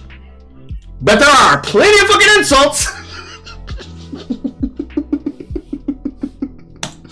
Second, obviously people value it. Just because I don't, just because Willie doesn't matter. There's endless types of content that exists right now that people value that I think is complete shit and find no value in. It doesn't mean that other people don't disagree with me. I do not That means that you're not the target audience. know why Willie is asserting this is the case. What is value? Because you're not in the target audience! Because if a creator is being critical or analyzing a video, significantly adding to the runtime. Significantly adding to the runtime. Wait, what? What does that mean? I don't even understand what he means by that. What difference does that make? How is that a difference? I don't understand the difference. What does that make a difference? What's the deal there? What are we saying about his channel is what? Significantly adding to the runtime. What weird phrasing. Like a son. It's not weird phrasing. They're significantly adding to the runtime. As in, they are giving an opinion that overall significantly adds to the runtime of the conversation that they're having, which is a part of a ongoing persuasive argument. The persuasive argument is, should we be allowed to react to people's content and then post it on the internet? The answer is yes. The same way that a music critic can be able to pause and listen to a song is the same means by which any person could be able to certifiably give the same means and the same breath to. If somebody can react to the new Chronic, and somebody can react to Single Player Girl's best hits and fails, the same way that they could react to, pulling up from my other channel, forgetting the title of something.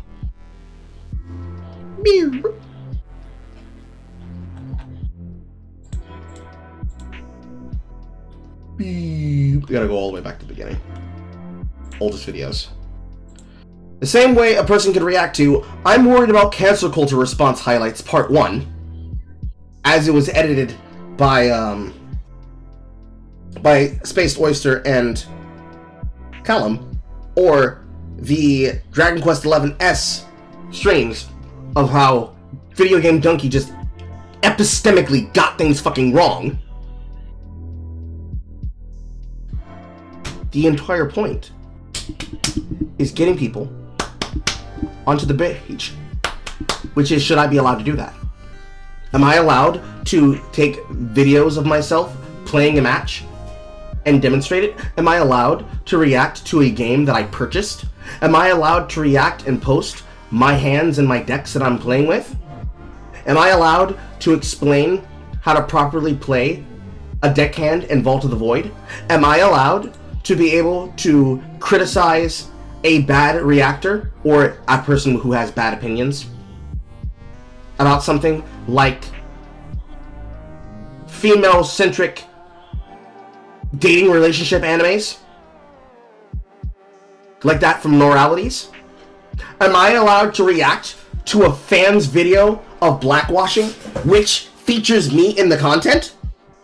The answer is yeah, I can. Yeah, they probably can. Yeah, they probably can. But on this conversation, should a content creator be allowed to strike someone's content because they don't like them? No. Should that content creator be allowed to remove their ability to talk about the issue because that person don't like them? No. Should that person be allowed to claim someone's content and then harass them endlessly like a fucking alternative spurg? A-logging about them endlessly and saying they don't get it while maliciously, if not certifiably, and stupidly dismissing people who are the biggest career criminals on the issue and saying, listen, they had a bad day, so it's okay that they stole my shit. I liked their arguments, therefore it's acceptable when they do it? Technically, yes.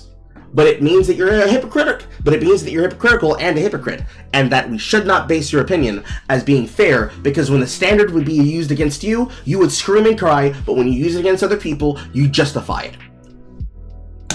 Pike's reaction to the Lemon video did significantly add to the runtime. He was still hated on by a massive amount of people. I'm sure there are people out there who think watching a video for the first time being like, I don't understand, chat help. I got pause of your chat. What's he talking about? I don't understand. I've done literally no research in this video. Like, I've never seen it before. But like, what's going on here, chat? Like, I mean, if you want to okay, once again, you can't be that dumb. If what you want to do, I'm turning into Kim Belair again. If what you want to do is shit on Chud Logic, and if what you want to do is shit on Chud Logic because he turns his chat room for reactions, because he baits reactions as a means of how he creates his entire business model of being a content drama creator streamer, then if you want to be able to do so, you have to be able to show that he is not the single person that exists inside of all of content creation, and that everybody does not behave like him!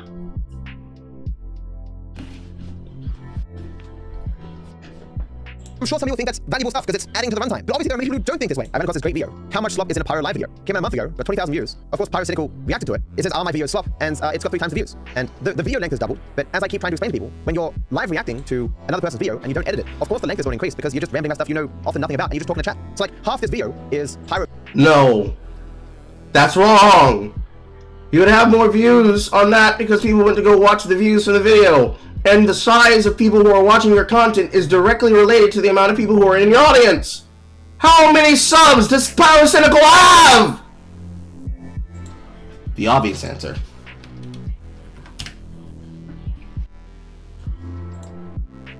Pyrocynical has 4.8 million subscribers at the time of me reading this post.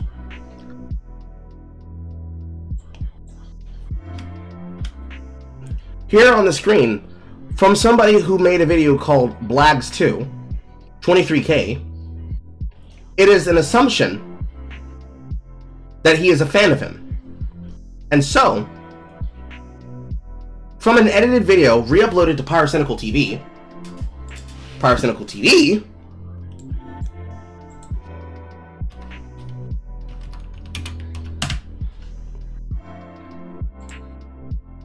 which has guys, I'm Pyrocynical. 195K subs, where the streams are archived and uploaded again, as you can clearly see there, but you probably can't, so let me make it bigger for you.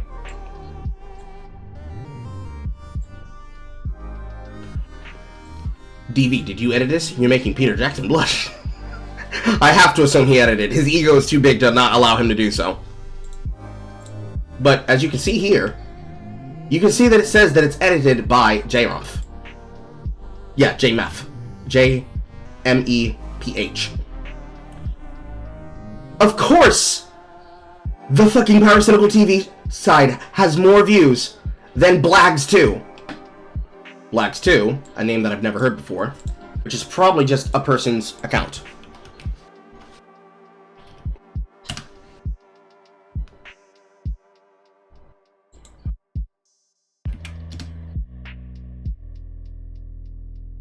I have to probably search for a title. How much slop is in a Pyro Live video? I can't find it. So I guess the video has been removed.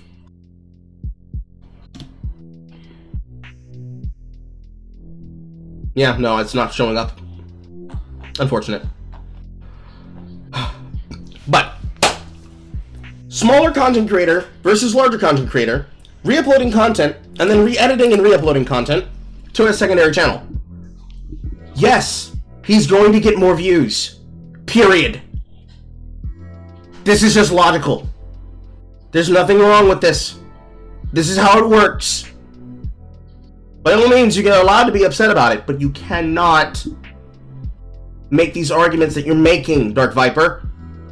It's got 3 times the views, and the video length has doubled, but as I keep trying to explain to people, and now, and you're like, that's okay, man. How do you find as reaction content? Comparative to that support from the online or video because it's pirating to the run. Obviously, there are many people who don't think this way. I ran across this great video. How much slop is in a Pyro live video? Came out a month ago, got 20,000 views. Of course, Pyrocynical reacted to it. It says, my video is slop, and it's got 3 times the views. And the video length has doubled, but as I keep trying to explain to people, when you're live reacting to another person's video and you don't edit it, of course the length is going to increase because you're just rambling about stuff you know often nothing about and you're just talking to chat. So like, half this video is Pyro being like, oh hey guys, oh you give me $10, that's sweet. Oh you want to ask me about my video that I released on my main channel? Sure. And then he just like 5 minutes talks about his main channel video. If Pyro was waffling first watching his own video, I was giving someone help.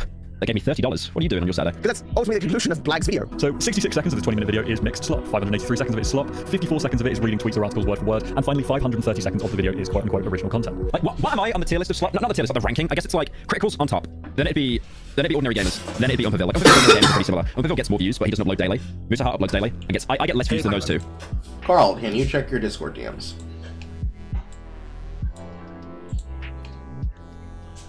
Ah, thank you, Bloodia. Now, we all have a 3.65k. Okay, that demonstrates my point. If more than likely than anything, this got more views based on the fact that he had made this about a larger content creator with a large audience. So that's about right. Thank you for finding that for me.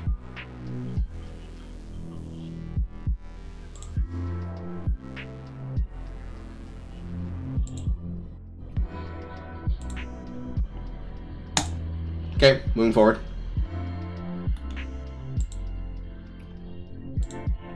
The categorization of... I will be honest, I really do hate slop. I really do hate slop.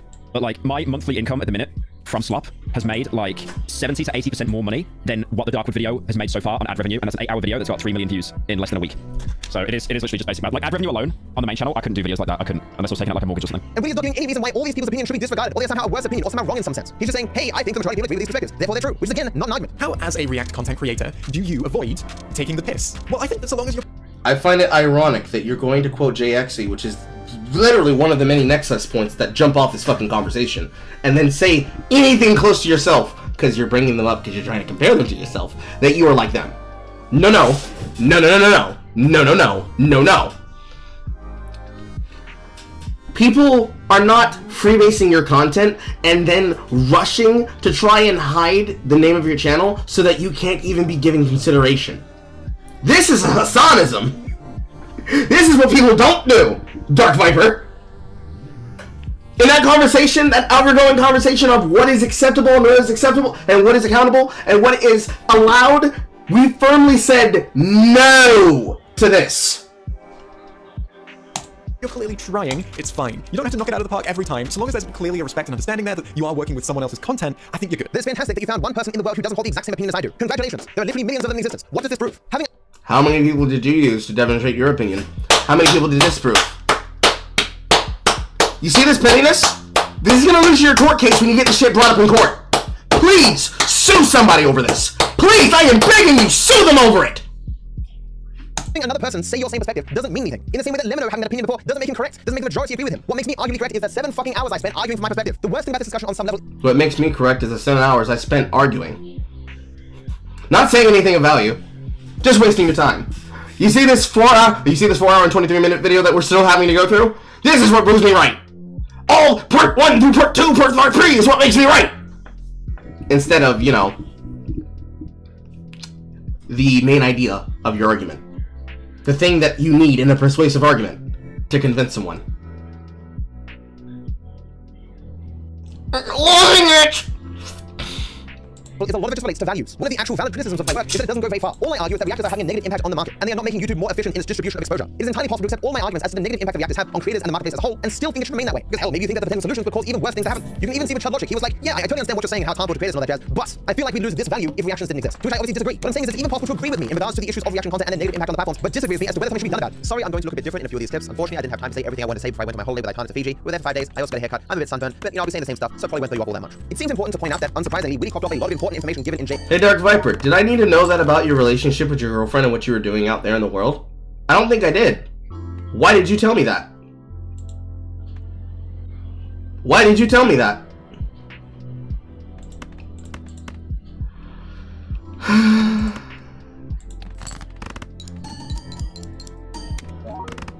JXE's video about their views of reaction content. One of the most important things left out is said at the very beginning of the video where JXE points out that they are a reactor. This quite obviously biases Jay's perspective and is something that any honest person would point out immediately. Of course, Willy coughs it out because he's dishonest as hell. Chances are you probably know plenty of creators who react and respond to the work of other creators. And hell, that's something I do plenty. For anyone who doesn't know, I actually started out as a response YouTuber. Be it in a stream or in a fully edited video, I've reacted and responded to a lot of other people's videos in my time. So while Jay's position is presented by Willy as a creator from the outside talking about reaction content, in reality it's a reactor giving their own standards for the reaction content that they themselves make. What Willy did is similar to those propaganda videos where companies get people from the company to pretend to be everyday people, being like, hey, I really love that company. I say this as an unbiased, everyday citizen. I think it's also worth noting that Jay draws a distinction between reaction content and response content in the same way I do, which doesn't show that somehow objectively correct to do this, merely that it isn't something that I invented. Like, I'm not saying that Jay's perspective has no value or could have been included in some way that was actually honest and informative for viewers. He just really didn't do that. He didn't even try. One of the problems that Willy has when talking about reaction content is the idea of permission comes up a lot. You know, getting consent to re-upload someone else's video. I don't think it's surprising, but a lot of people come out and say, hey, I think getting permission is a good thing. Consent is great. Willy, of course, can't acknowledge this because it would merely sink his position of defending Chud Logic with his lies. Because again, Chud didn't get permission. In fact, knew perfectly well that it wasn't okay with him re-uploading the video. So I shit you not, in the clip that Willy showed of Jay, literally the sentence before talks about the idea of permission and how it's an important thing. If a part of your work relies on you uploading other people's content, then you better make sure that's not all you're doing, otherwise you're just re-uploading other people's content. It's fine to do that if you have permission, but it's not if you don't. So let's take this back to the golden rule. How, as a React content creator,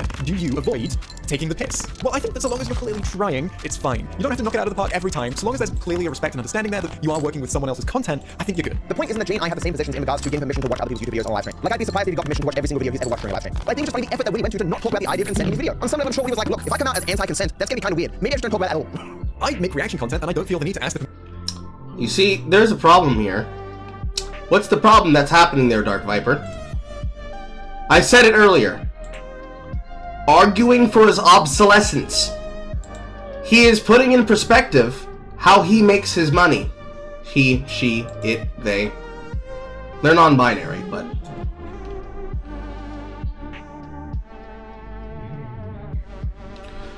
But there's no world where you can be able to come to me and say, hey bro, listen, do you think this person would have said this if they felt this way? And me look you straight in the face and not think that you're actively trying to take the piss out of me. There's no world where I can be able to do that, man. It's really hard. Because you're just not getting it. You're absolutely just not fucking getting it. Permission of the original creators first, because I am always careful to make sure I am adding something and not just rebooting their work. So it's quite obvious that I'm not going to spend the time here to argue why I think Jay's video has endless issues. I think it's fairly obvious that having a single individual state their opinion on a topic doesn't prove anything, is not particularly meaningful, it's not an argument, but I would argue that even if you were going to do this, for some strange reason... You keep saying that word. Ah, my hands. You keep saying that word, but that's not what that means. Anytime you make any kind of statement deterministically about something that you want to talk about, it is in fact an opinion, which then can be used as a subtle or explicit direct argument. I think that apples taste good is an argument for eating apples. I don't think apples taste good is an argument against eating apples. I don't like eating apples, but if I eat this apple, I will become immortal is an argument for not always eating apples, but making a clear exception when it's the fruit of fucking God. When people are giving their opinions, they are arguing from a position not only of business acumen, as well as respectability and decency. They are arguing from a position of obsolescence. Clearly, we as content creators would not argue for our positions in such a way where we would talk ourselves out of a job. We would like to continue reviewing things and reacting to things and commenting on things. So how do we do our job ethically? Heard myself. Answer! Find a better way to build the better mousetrap. You! Well, clearly, you guys don't care. You just steal shit. It wouldn't matter if I criticize you. You wouldn't change. How do you know? You have yet to go about it the right fucking way. Every single time you try to criticize someone, you instead act like a gibbering fucking baboon. And then you harass them and A-log about them relentlessly. And you assert that the reason they are like this is because you find that to be fun and cute. I don't. Many of us don't. I don't find it cute. I find it annoying and pedantic. On the topic of reaction content, picking a reactor's opinion as to when creators should be okay with reactors reacting to their content is just ludicrously silly, especially when you're dishonest and don't point out that they're a reactor. The distinct spot. Well, if we were to listen to the chickens and ask the chickens how do they feel about the fact that we farm your family and that I literally killed your mother last week for my dinner, I think they would probably have a lot of opinions about why we should become crocodile consumers.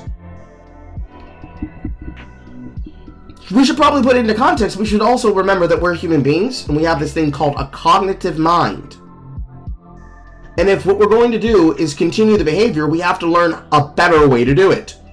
That's why we don't just send chickens to the slaughterhouse without letting them have free-range lives for the best quality of meat.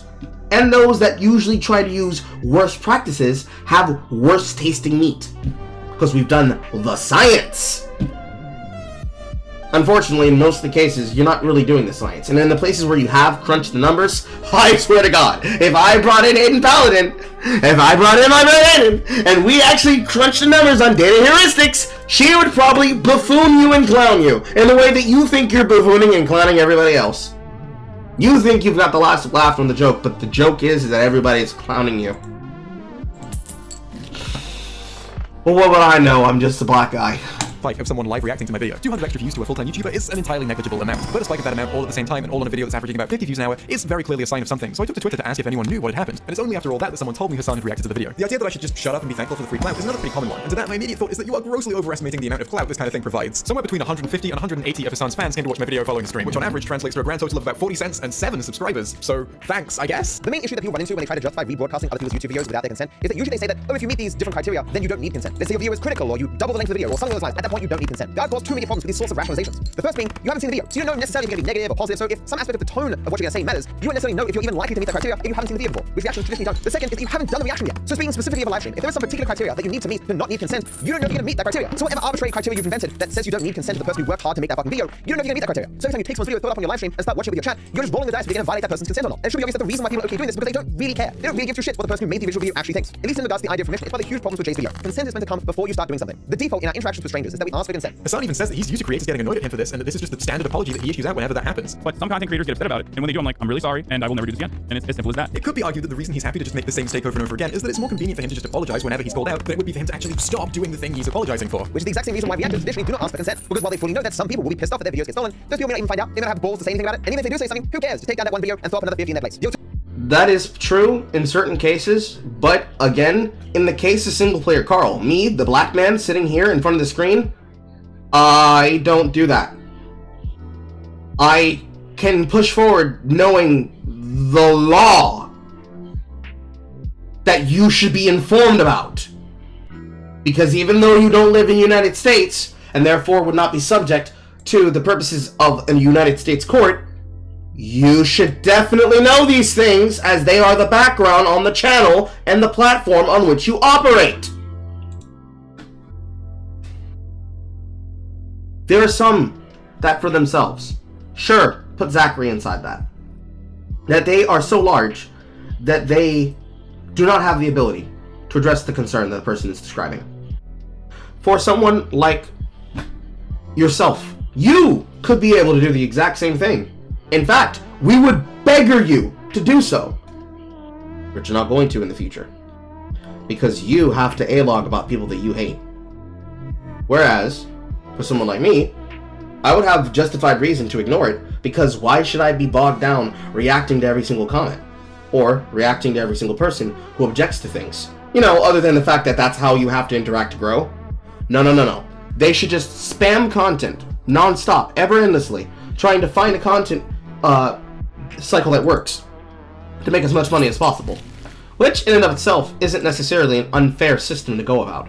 It's just that in the way in which you describe it, that's how you're choosing to behave, and that in and of itself is a problem that brings up a different concern. We can't really talk about that shit because that's something you want to talk about. No. Alternative is to every single time care about the original creator. Oh god, sending emails, responding, maybe having to pay the money. Oh, so much slower, way less content, so much more effort, bro. I'm a reactor. I'm not meant to do effort. I'm just meant to re-upload other people's videos. Which again just goes to show the importance of mutual respect when doing this kind of thing. Jay's idea of mutual respect is not contacting the person who did all the work to make that video, not at all asking for their consent, and just like winging it and hoping that by the time you finish rebroadcasting in full this video you've never seen before, that you happen to have met certain criteria. That means you didn't have to ask for consent initially. Mutual respect. I am well aware that some creators out there are perfectly fine with people rebroadcasting their videos on Twitch, maybe with certain stipulations or some without any care in the world. They don't care what happens during the live stream. But as is shown in every other domain of life, the existence of some people being okay with something is not a justification to ignore consent. One short part of the stream that interests me in particular is the part where he talks about why he thinks he doesn't need permission to do this kind of thing. So it's not okay to play someone's video if they don't want you to. Doesn't that mean you need to ask permission every time you watch someone else's content, which seems pretty lame? No, I don't do that. That's fucking ridiculous. I mean, I did say it was short. We can't dig in the dirt and find the objective criteria that people have to meet, so you don't need to ask for their permission to do things. As I've talked about before, everyone is motivated to put the line exactly above whatever the hell they're doing right now. The difference between Hassan, Jay, and myself is I can argue why both parties, creators and reactors, are being fairly treated in my system. I can do that same thing too, but I can also do so without being a gibbering baboon that yells at somebody over fucking Dark Souls. I instead do it over League of Legends. But no, they're not even close to being the same thing. You hope that they would be, but they are not. You make sure to see that they are not. Then Jay or Hassan can make that argument. Whereas Jay and Hassan's position is, well, if the creator doesn't want me to watch their video, they can go fuck themselves. In effect, it isn't a different position. They'll just say, oh well, I just won't do it again, if you like.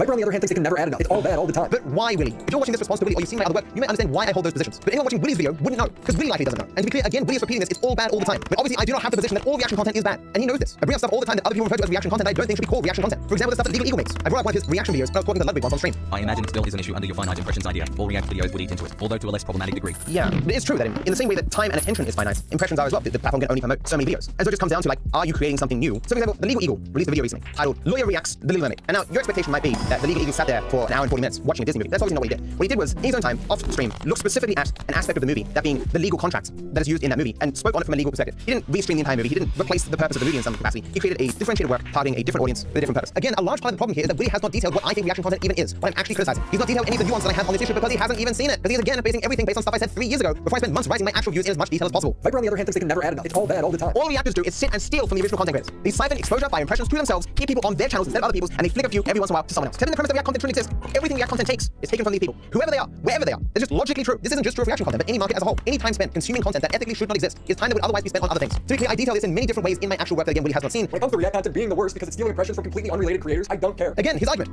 I don't care.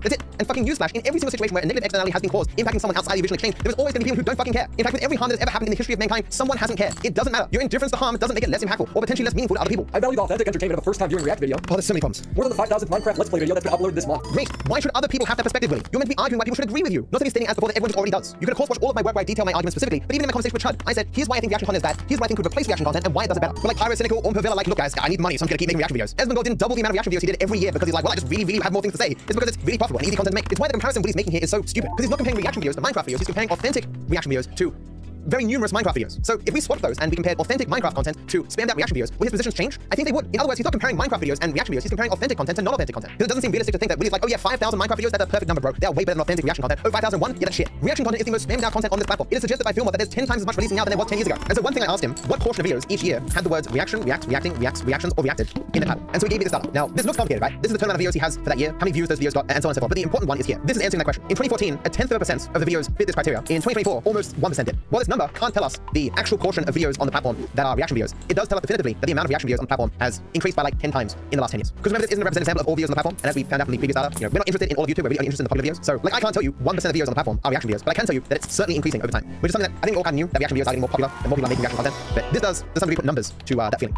Again, this is just a sample of videos over 2,000 years. Even more than this, as Mimino pointed out, there are people who do reaction content without permission and without paying anyone that I have no problem with. They put a time on the screen and they just watch the content. You can get all your authentic first-time reactions done all your life without seeing a single fucking frame in that person's video of the video they're watching. But of course, very few reactors do this. Why? Because the videos don't do as well. Because the idea is to steal that high-quality content from some talented creator and put it on your YouTube channel for money. I obviously can't speak to the mental state of every reactor. As I've said many times in my work, I'm not concerned about a person who watches like one video every once in a while or something. Or if you have specific reasons to watch that particular video, I'm interested in reactors. So to put it another way, Willie is presenting a false That's 2 strikes for actively looking over people who are doing the thing that you have a legal problem with. And then that is another one for you admitting that you're trying to hyper-focus on a group of people instead of talking about the whole problem in and of itself in its entirety. Because you were willing to try and do both at the same time. And when people remind you that that's what you said that you had a problem with, you get mad about it. Dichotomy. It is entirely possible for the tiny value that reaction videos give to be given by other things, but even if you're entirely set on still having reaction videos, it is still possible for them to exist, and it's not cause the negative effects that I complain about in my work, or the very least not cause them to the extent that actually matters. But this is never going to happen. It is simply that it's necessarily the case that those who put in the least effort are able to produce the most of this stuff possible, because the more effort you put in, the less you can spam out. So in the market for reaction content, it will always favor the people just sitting in the corner, watching something for the first time, pausing occasionally to give their thoughts, and throwing it up on YouTube with as little editing as possible. The more effort, the less you put out, the less effort, the more you put out, so the space is always going to be filled mostly with people doing little to no effort, spamming out of other YouTube videos. I value the authentic entertainment of a first-time viewing react video. This is a grown man who's like, I like having a handheld when I watch YouTube videos, man, they're too scary, I don't stand them, man. Please have someone in the corner telling me how to think. Before we move on, I can't help but point out that the example he gave of authentic reaction content is Turkey Tom, or Tom's Ark, whatever he's calling himself now. Tom obviously produces slop, the lowest possible effort slop imaginable. So much is a slop that he complains, probably jokingly, that he wasn't labeled a higher level slop merchant, that he should be the slop king. We'll see what he says. Unfortunately, Turkey Tom sucks eggs, so that's a -15 penalty for. What do you mean I suck eggs? At least it's sloppy second, not the king of slop. I'm the king of slop. What the fuck? I should be the top here. I should be the top. I should be number 1. I am number 1. This is disgusting. I do not suck eggs more than the average person. So that would put him in slop slurper tier. What do you mean? Yeah. Like I'm not even sure Tom would refer to his reactions as authentic or high quality or something. Also, this is a bit of a tangent, but Tom has defended me and my views on reaction content for years. He only stopped doing it when he found out that I didn't like him, and then he made his own video lying about me. In fact, the first half of his video, I could get Tom to debunk by just taking clips of videos he's made about me and on topics that happened, before he threw that tantrum or whatever. So when people explained before that they understood the basis of your arguments, but then they changed their mind about supporting you after they saw you spurging at your chat and being a tyrant, using your jammies to silence the opinion of people that have only said one thing. You can't be that dumb. But fun fact about Tom, he was one of the first people to ever shout out any commentary I ever made on reaction content. If you go all the way back to 2020, I think, I made some videos criticizing Asmongold and arguments he was making in favor of reaction content. Tom made a video around this time where he shouted out those videos. Points about her have been made, the story has been told. What I do care about, however, are these abysmal reaction videos and the controversy around them. Someone that I neglected to talk about in this video because of his sheer lack of response to any of it is Asmongold, who reacts to content very regularly in the same way that XQC does. Yo, is this person fucking retarded? Similarly to him, he also has a channel where he re-uploads content from his streams to YouTube, which was covered pretty well by the YouTuber DarkViperAU, where he did some math to figure out exactly how much money he believes Asmon makes off the hard work of others and how much effort is actually put into those videos. So I highly recommend checking out Asmongold's scam, how he steals your future, which I'll link in the description below. He did a pretty great job with it. Asmongold, on the other hand, got big as a content creator, got lazy, stopped making his own content. He doesn't edit any videos anymore like he used to, and now stealing other people's labor to expand his influence and wealth. When is enough going to be enough, Asmund? Hopefully some of the streamers that we talked about will take our advice and stop stealing content, but as of now they don't seem to be taking it very well. After all, why change what you were doing when you can get defensive and complain about your super hard life where you make hundreds of thousands of dollars a year off using a computer all day? Yeah, I feel really bad for you, man. You have it so rough. Maybe make your life a little easier and hire people to edit your reactions to cut out your dead air and only show the parts that you actually react to. But of course that would bring your reaction VOD on YouTube from 30 minutes to 3 minutes and you would make 1/10 of the ad revenue. And we can't have that now, can we? I respect some of these streamers. It's unfortunate to see them having these terrible takes on stream and tweets and getting so hilariously mad that someone pointed out that they don't have the hardest job in the world. But that's not the interesting part. I believe it was Tom's video shouting me out that caused the quartering to see my videos, and then he shouted them out as well. This led to my minor beef with the quartering when I said that famous line, "You disingenuous, dense motherfucker. Obviously you have to know something about something or you couldn't tie your shows." Basically, if Tom didn't shout out my anti-react content all those years ago, we probably wouldn't have had that meme. Like I'm exaggerating a bit when I said I didn't like Tom. While you do probably deservedly have a shitty reputation, of all the people who made videos, having a conversation with you is the least likely to see me want to kill myself to escape it. All I said was he has a bad reputation and he's a bit of a bastard, which is true. And I'm sure Tom knows that because of what he does and all the things he's done in the past and the things he's said and argued for, that no self-respecting person is really going to want to associate with him on the platform. He's a brand risk for everyone. It was just so. What are you then? What does any of this have to do with other than describing how you're a brand risk and people could never be behind you in the things that you ask for based on how you choose to behave and how you act on a general basis?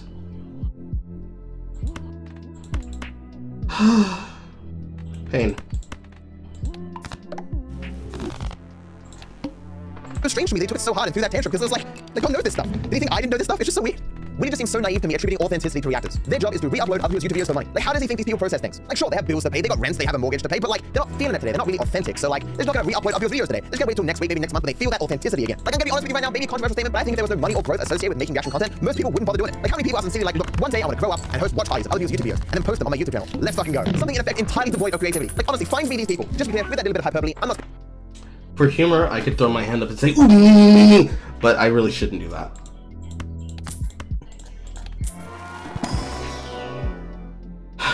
There's an argument here.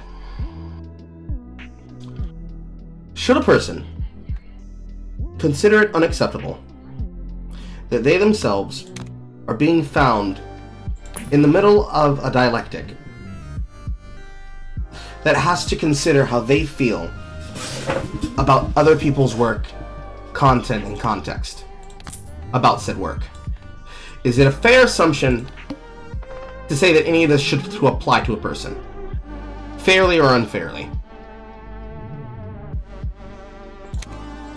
I don't necessarily have that answer. But what I do know is that if I have to choose between myself and you, and the thing that I'd have to do to get there is basically the things that I'm already doing now, making this live stream, continuing to make videos, continuing to make other live streams, continue to make member-focused live streams, continue to make member-focused videos, take submissions, do commissions, stream video games, go from audience to audience to audience, similarly-ish, in a video game tourist style, but taking the time, learning the lay of the ground, and then making content in that game when I can say that I've actively learned how to be able to move in those circles, take the time and do the due diligence, and then be repaid back in spades once I've demonstrated that focus. If I can be able to do that, then there is no problem with what I'm doing. If you're not able to do that, it might be a sign that you might be full of shit. Maybe. Little bit. Possibly. According to you, no, that's not possible. Couldn't be. No, not possible. It cannot be.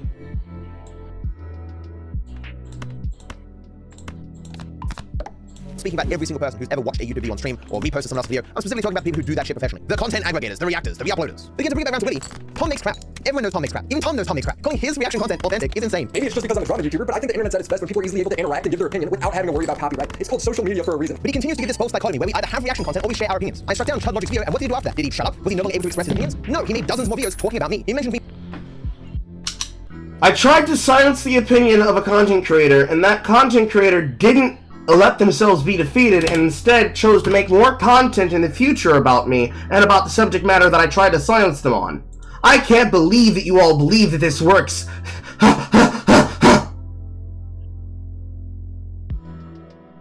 It hurts. It fucking hurts, dude. me by name on his main channel over 1,200 times. If I want to give you my opinion on a movie, I don't show you the movie. If I want to give you my opinion on a book, I don't show you the book. In fact, there is no class of media where you traditionally give a person the entirety of that media and then give your opinion on it. But Willie keeps trying to say you can't have an opinion without showing people the original video, which is obviously not true. To some degree, this is a matter of personal taste. Do you think the current ecosystem of social media is the best one? They don't take time to make sure that this thing is correct or to do research or investigate anything. They just spam as much as possible. Willie is directly advocating for a world where even the standard of knowing what you're about to give your opinion on is too high. All these 30, 40 hour, 4 hour long videos are just getting old. Just spit it out. I don't need these guys' full names, their first job, the background on their TED. I just want to see these people get poured into. That just doesn't happen on modern day YouTube very often. My position, as I've espoused many times, is you should probably at least have seen the content before you give your opinion on it. Uneducated blathering about things you know nothing about is not valuable on social media. It clogs up the discourse from those who actually know what the fuck they're talking about. As a matter of self-preservation. Damn, say that shit again from the fucking mountaintops, bro. I just want to see these people get poured into. That just doesn't happen on modern day YouTube very often. My position, as I've espoused many times, is you should probably at least have seen the content before you give your opinion on it. Uneducated blathering about things you know nothing about is not valuable on social media. It clogs up the discourse from those who actually know what the fuck they're talking about. As a matter of self-preservation, Willie cannot hold the positions that I do. Because Willie obviously bombastically shouts his opinions from the rooftops on things he doesn't know anything about. That is quite literally the entire reason why we interacted in the first place. Of course, there are some nuanced differences from what creators want reactors to do. Some don't want them to reuse the thumbnails, others want them to wait 4 days before reacting. What I realized is that if you're a big creator who's going to react to someone's video, you should wait at least 4 days for it to be pushed in the algorithm naturally. And that's what Aslan and I talked about and agreed on after this happened. In this way, it creates build-up for his audience. They'll ask him to watch the video and they just have to wait patiently. So when he finally does, his audience is going to be excited. It means that my video will do better in turn, and so will his. You can see the difference in views on these two videos despite them being on the same game. Is any of this true? Is the Ackman's opinion any more valuable than anyone else's? Are there any arguments in favor of this perspective? I agree, you can find people and go, this person has this opinion, who cares? Opinions are like assholes, everyone has them. Really finding people who are saying things that he either agrees with or that he likes and putting it in video isn't an argument for fucking anything. This establishes that one additional person has a different argument. Fantastic. He said it to me explicitly that the main reason why he doesn't care is A, he likes reactors, he likes the people, and 2, even if he is negatively impacted, he doesn't really care, he feels successful enough. So if there are any DMs I'm trying to be Ackman, I did ask him to show I'm not leaking DMs. I asked him can I show. I said to him that our conversation was being misrepresented, so I'll mention this even though it's not really relevant to my views, but you can go look and compare the Ackman's videos to Asmongold's reactions to them. One in the Ackman's video, Asmongold has fewer views on his reaction than the main video does. But Here's the problem between the Act Man and... excuse me. Here's the difference between the Act Man and every other content creator that you'd use in that example of that dialectic. The Act Man is a fucking snake viper. Zachary might be a different type of snake viper, but at the very least, he is capable of discussing issues and does not run away from conversations that he cannot fully control. The two of them cannibalizing views from each other is not the problem. To be relevant to my views, but you can go look and compare the Ackman's videos to Asmongold's reactions to them. One in the Ackman. The whole issue that you need to understand when you're trying to talk about reaction slop is, are you pulling away from their ability to see conversations? If they are not, then it is not a problem. And you just have to fucking kick rocks. If they are, and you can show evidence to the contrary, then there is something to be discussed. Instead of doing that, you're insisting something that is not true. And then getting mad about it.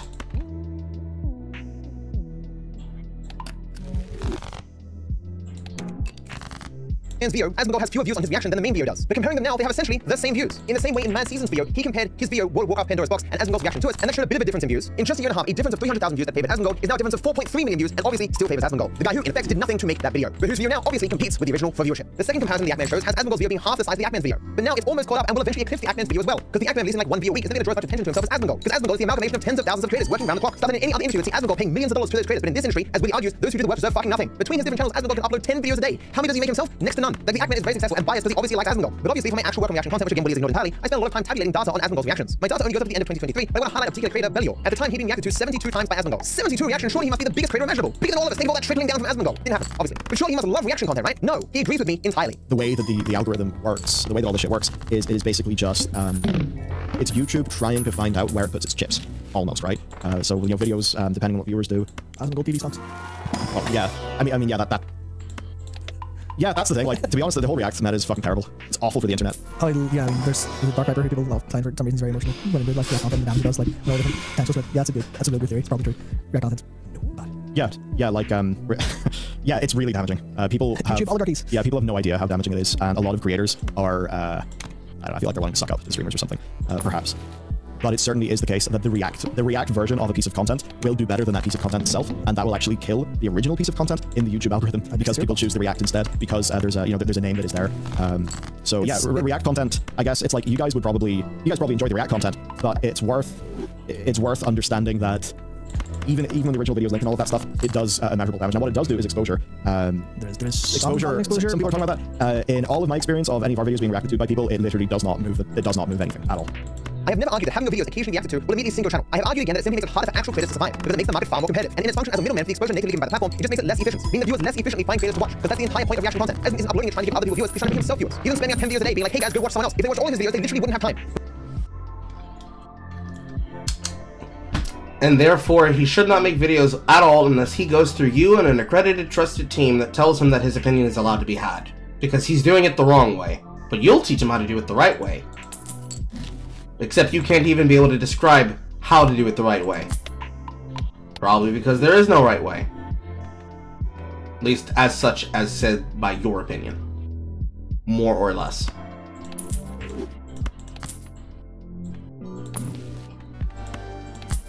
Presenting the Ackman, a person who explicitly, outwardly has said he does not disagree with me. In this video, it's not particularly meaningful. He's just a guy with a particular opinion. There are no arguments being presented here. Like, man, he'll belly your reasoning. So fucking what? What does this matter? This video says this. Who fucking cares? I do not care how many people agree with me. And the reason for that is because the amount of people who agree with me does not at all impact the truth of anything that I'm saying. Winnie, however, has no arguments for his perspective. He can only just assert that people agree with him and hope people don't notice that he's not arguing for anything. But as of right now, creators and viewers value the free speech and opinions that come with good reaction content more than they value potentially losing that extra dollar. This is quite literally the first time the phrase free speech has been mentioned in Willie's video by anyone. Where did this come from? What is this just random assertion? Creators all over believe this. I'm going to show you people saying this, or argue in favor of this, but that's what they're saying, so it must be true. This is like how a 12-year-old argues in like 5th grade debate class. Willie's arguing there are significant limitations on free speech if you are unable to, for free, re-upload the entirety of other people's videos. He makes his argument while making a video where he is not re-uploading my content, yet is saying literally anything he wants about it without restriction. It is rare for a person's mere method of communication to demonstrate the falsehood of what they're attempting to argue for. Like, these people are watching people engage in free speech and are like, I'm so mad right now. Oh, this is so terrible. Wait a second. It's not the length. We got there. They paused the initial time. Phew, I don't care about this at all. This is wonderful. Understand, I accept that people do care about the length of what is added for reasons that I find stupid, but I don't think free speech is specifically what is cared about. If free speech was the primary motivator, this would imply the duration of the speech would be irrelevant. And again, people can give their opinions and good free speech without reaction content. The format of reaction content necessarily makes the quality worse because it takes less effort. That's why people react to videos, because it's less effortful. It is slop. But as of right now, creators and viewers value the free speech and opinions that come with good reaction content more than they value potentially losing that extra dollar. Ackman expressed that sentiment, and Viper started a whole conspiracy because of it. Someone who takes passion in what I do, I enjoy watching those reactions. They always do really well on his channel, and some might say, but Ackman, he's stealing views from you. Those views belong to you.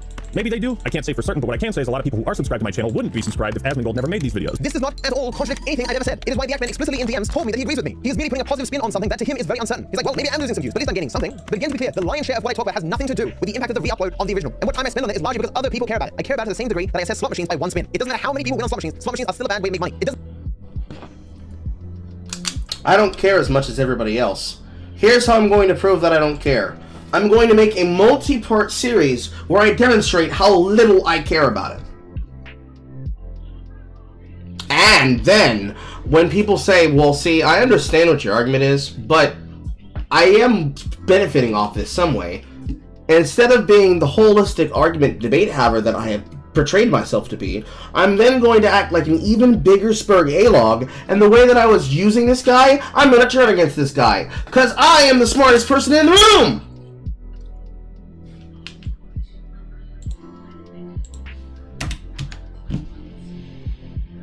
Let me out! Doesn't matter how many people click subscribe and write a comment under the Ackman's video, it is still the case that reaction videos do not make the market more efficient in giving exposure to creators. It is an inefficient middleman in the market. Like even on Willie's success they talked about earlier, if you go look at Charlie's re-upload, it's got 500,000 views. If you look at Willie's video, it's got 60,000. The argument ultimately boils down to this in a hypothetical. We have YouTube with the best algorithm that's ever been made for distributing content ever, and there are no reactors coming in this hypothetical world. So viewers go to YouTube, and the smartest algorithm that has ever existed tries to direct them to content that they want to watch and watch long term. 100% exposure on the platform is going to creators. And I ask you, how much of this exposure should we take away and give to reactors to grow an audience? 100%, so they can then act as a middleman for that exposure to creators. The click-through rate from YouTube itself to a video is like 5%. A click-through rate from a reactor to the original video is like 0.5%, and confers no watch time, and has all the other added costs that people have to spend time watching the reaction video itself, limiting the amount of content they can even watch from creators. It is just by design less efficient. Anyone who watches my work that has any kind of econ background is like, oh yeah, that's true. I've had people DM me asking to reference my work in things they're writing for university. I had an assistant professor specifically email me to talk about my views and how she agrees with them. For fuck's sake, my conversation with Linus. Super cool, bro. What the fuck does this have to do with the argument? He referenced how there were multiple executives in his company that brought up my video when discussing how they would handle reaction content for their company and the concerns I have with it. And you know what? I do want to say that you actually popped up on my radar before we did the segment on Land Show because of your series. And even though I hadn't watched any of it, people here had, and as we were putting together sort of our ethical reaction content guidelines, you were a guiding star for us. So I kind of wanted to pop that on you on the show so that you knew that even though I hadn't necessarily watched the video essay series, at least 2 of us in the exec team already had and had already flagged your concerns. Some of it is stuff that I sort of intuitively was like, well, that's stupid. I just think that's crap content anyway, and I just don't want to do it. But other things were just aspects of it that I hadn't considered. And so I'm really glad you did the series, because even though maybe it didn't get as many views as you'd like, or maybe it got more backlash than you'd like, or maybe it's frustrating because people are misunderstanding it, or whatever all the negatives that come out of it, you definitely influenced at least a couple of key people, and you've definitely influenced our approach towards it, even if, it might not be perfect every time, and we might not agree 100% every time. I think that you made a difference, if that helps at all. Again, I've had dozens of... This part is very necessary, and I want to replay what Linus said here, because this is the key crux behind every single bit of why he keeps name-checking people.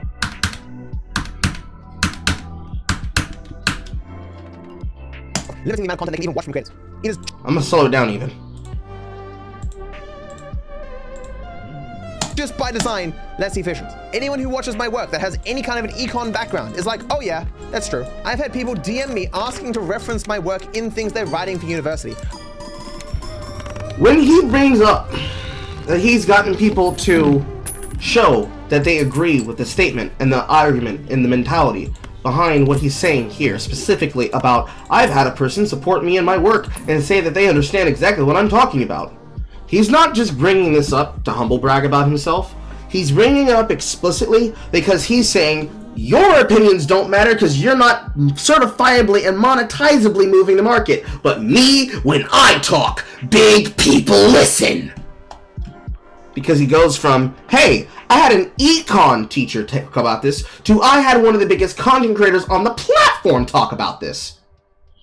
He's trying to own you through somebody else. I had an assistant professor specifically email me to talk about my views and how much he agrees with them. For fuck's sake, in my conversation with Linus, he referenced how there were multiple executives in his company that brought up my video when discussing how they were going to handle reaction content for their company and the concerns I have within it. And you know what? I do want to say that you actually popped up on my radar before we did the segment on WAN Show because of your series.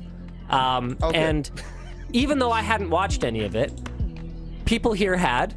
And as we were putting together sort of our ethical reaction content guidelines, you were a guiding star for us.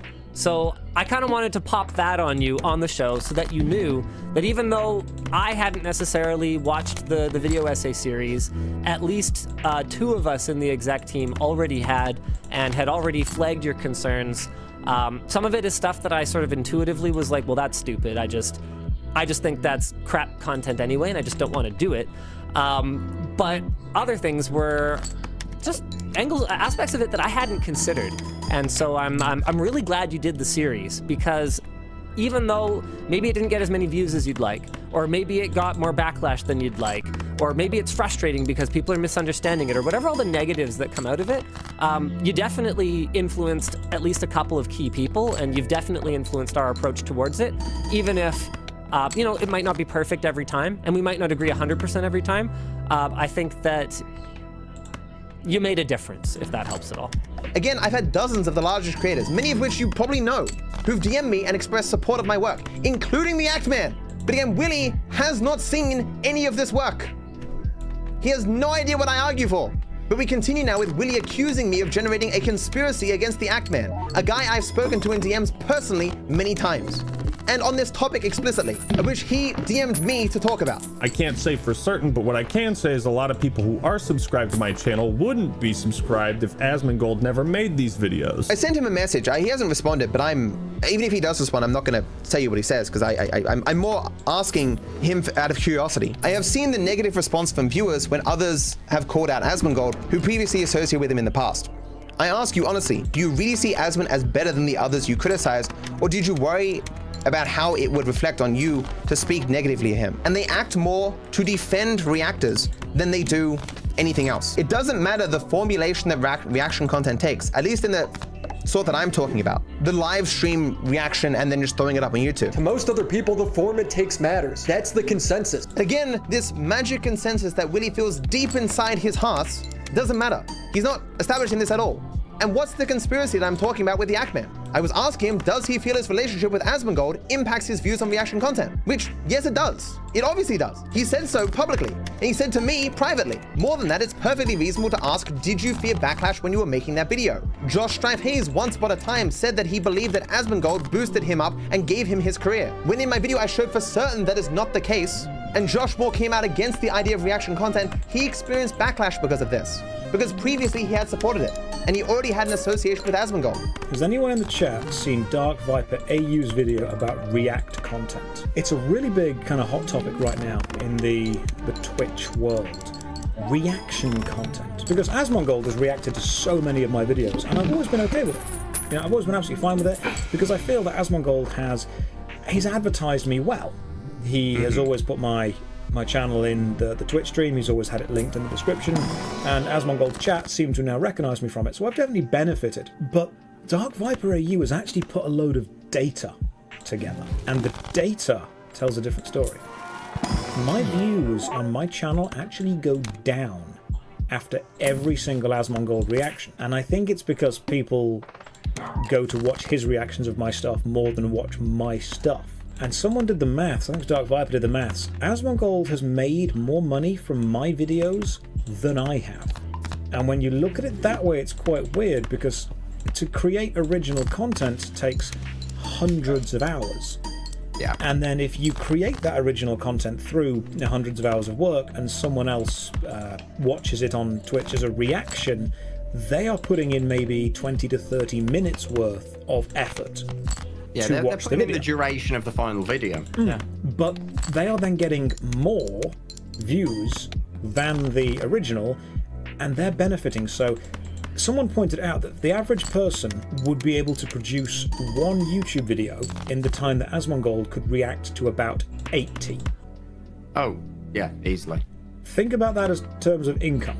Effectively, the person who's doing the reaction is getting the unpaid labor of the people who are making the videos. So I had already seen this happen in real time to someone associated with Asmongold. Maxor was another creator who'd been reacted to by Asmongold, and I talked about this in my main video on reaction content. Due to my work, Maxor reached out to Asmongold and told him to take down the reactions to his content, and he further told him to not react to his content in the future. Even though this was done privately, there was still a small Reddit thread made about it, and people were critical of Maxor. People are extraordinarily misinformed on this topic. At the end of the day, YouTube is still a business, and people are obviously influenced by social forces when they communicate their ideas. Every YouTuber to some degree is afraid of backlash when they speak on topics, and there's always ways to communicate that can sort of soften the blow and lessen the likelihood of that backlash. And that's all I was asking about. The DMs I sent to the Act Man in detail explain why all the things Willie just showed from the Act Man are incorrect. So necessarily, Willie cropped them out, cause he's dishonest, cause he's a liar. In the same way that he only included that part where I expressed uncertainty as to whether the Act Man was going to respond, to imply that the Act Man never responded to my DMs. Even though in that same video, I say that me and the Act Man have had a conversation in DMs. The most recent one that was released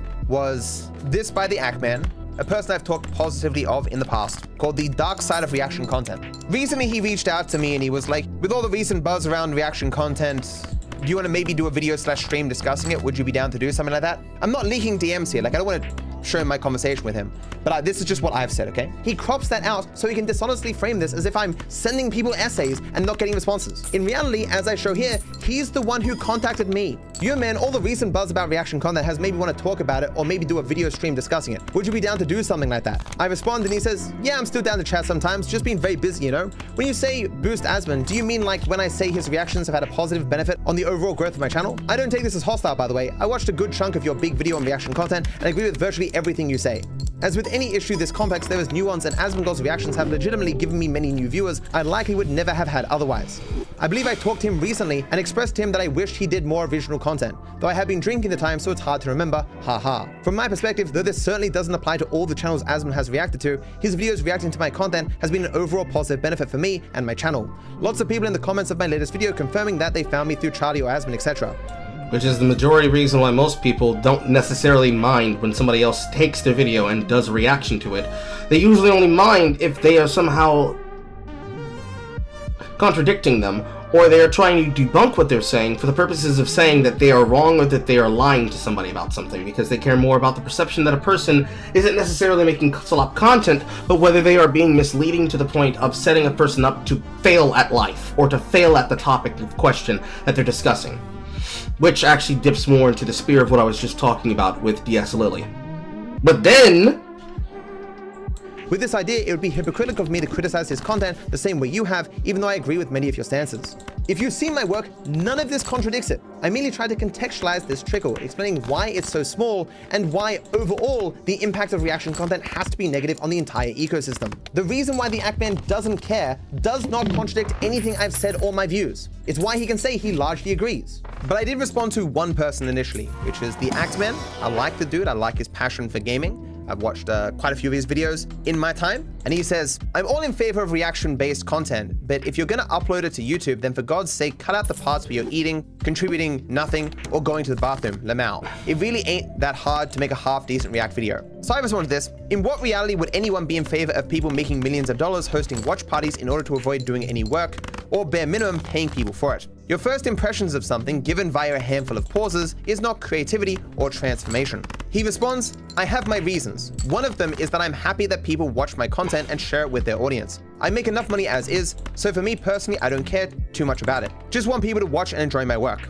So I responded, their goal is to use your content to pull people away, not just from you, but other creators. To abuse algorithmic tendencies to take a greater share of the finite exposure given natively by the platforms, taking it from others where it would otherwise go. You make everyone else's lives harder by forcing all of us to He's not even done. He's not even at the third sentence yet, and he still has multiple parts to go. You understand that the problem is not that people are just freebasing someone's content, but that if a person's content is being reacted to, that they are somehow benefiting from it, if not from actual monetary benefit, but also from clout.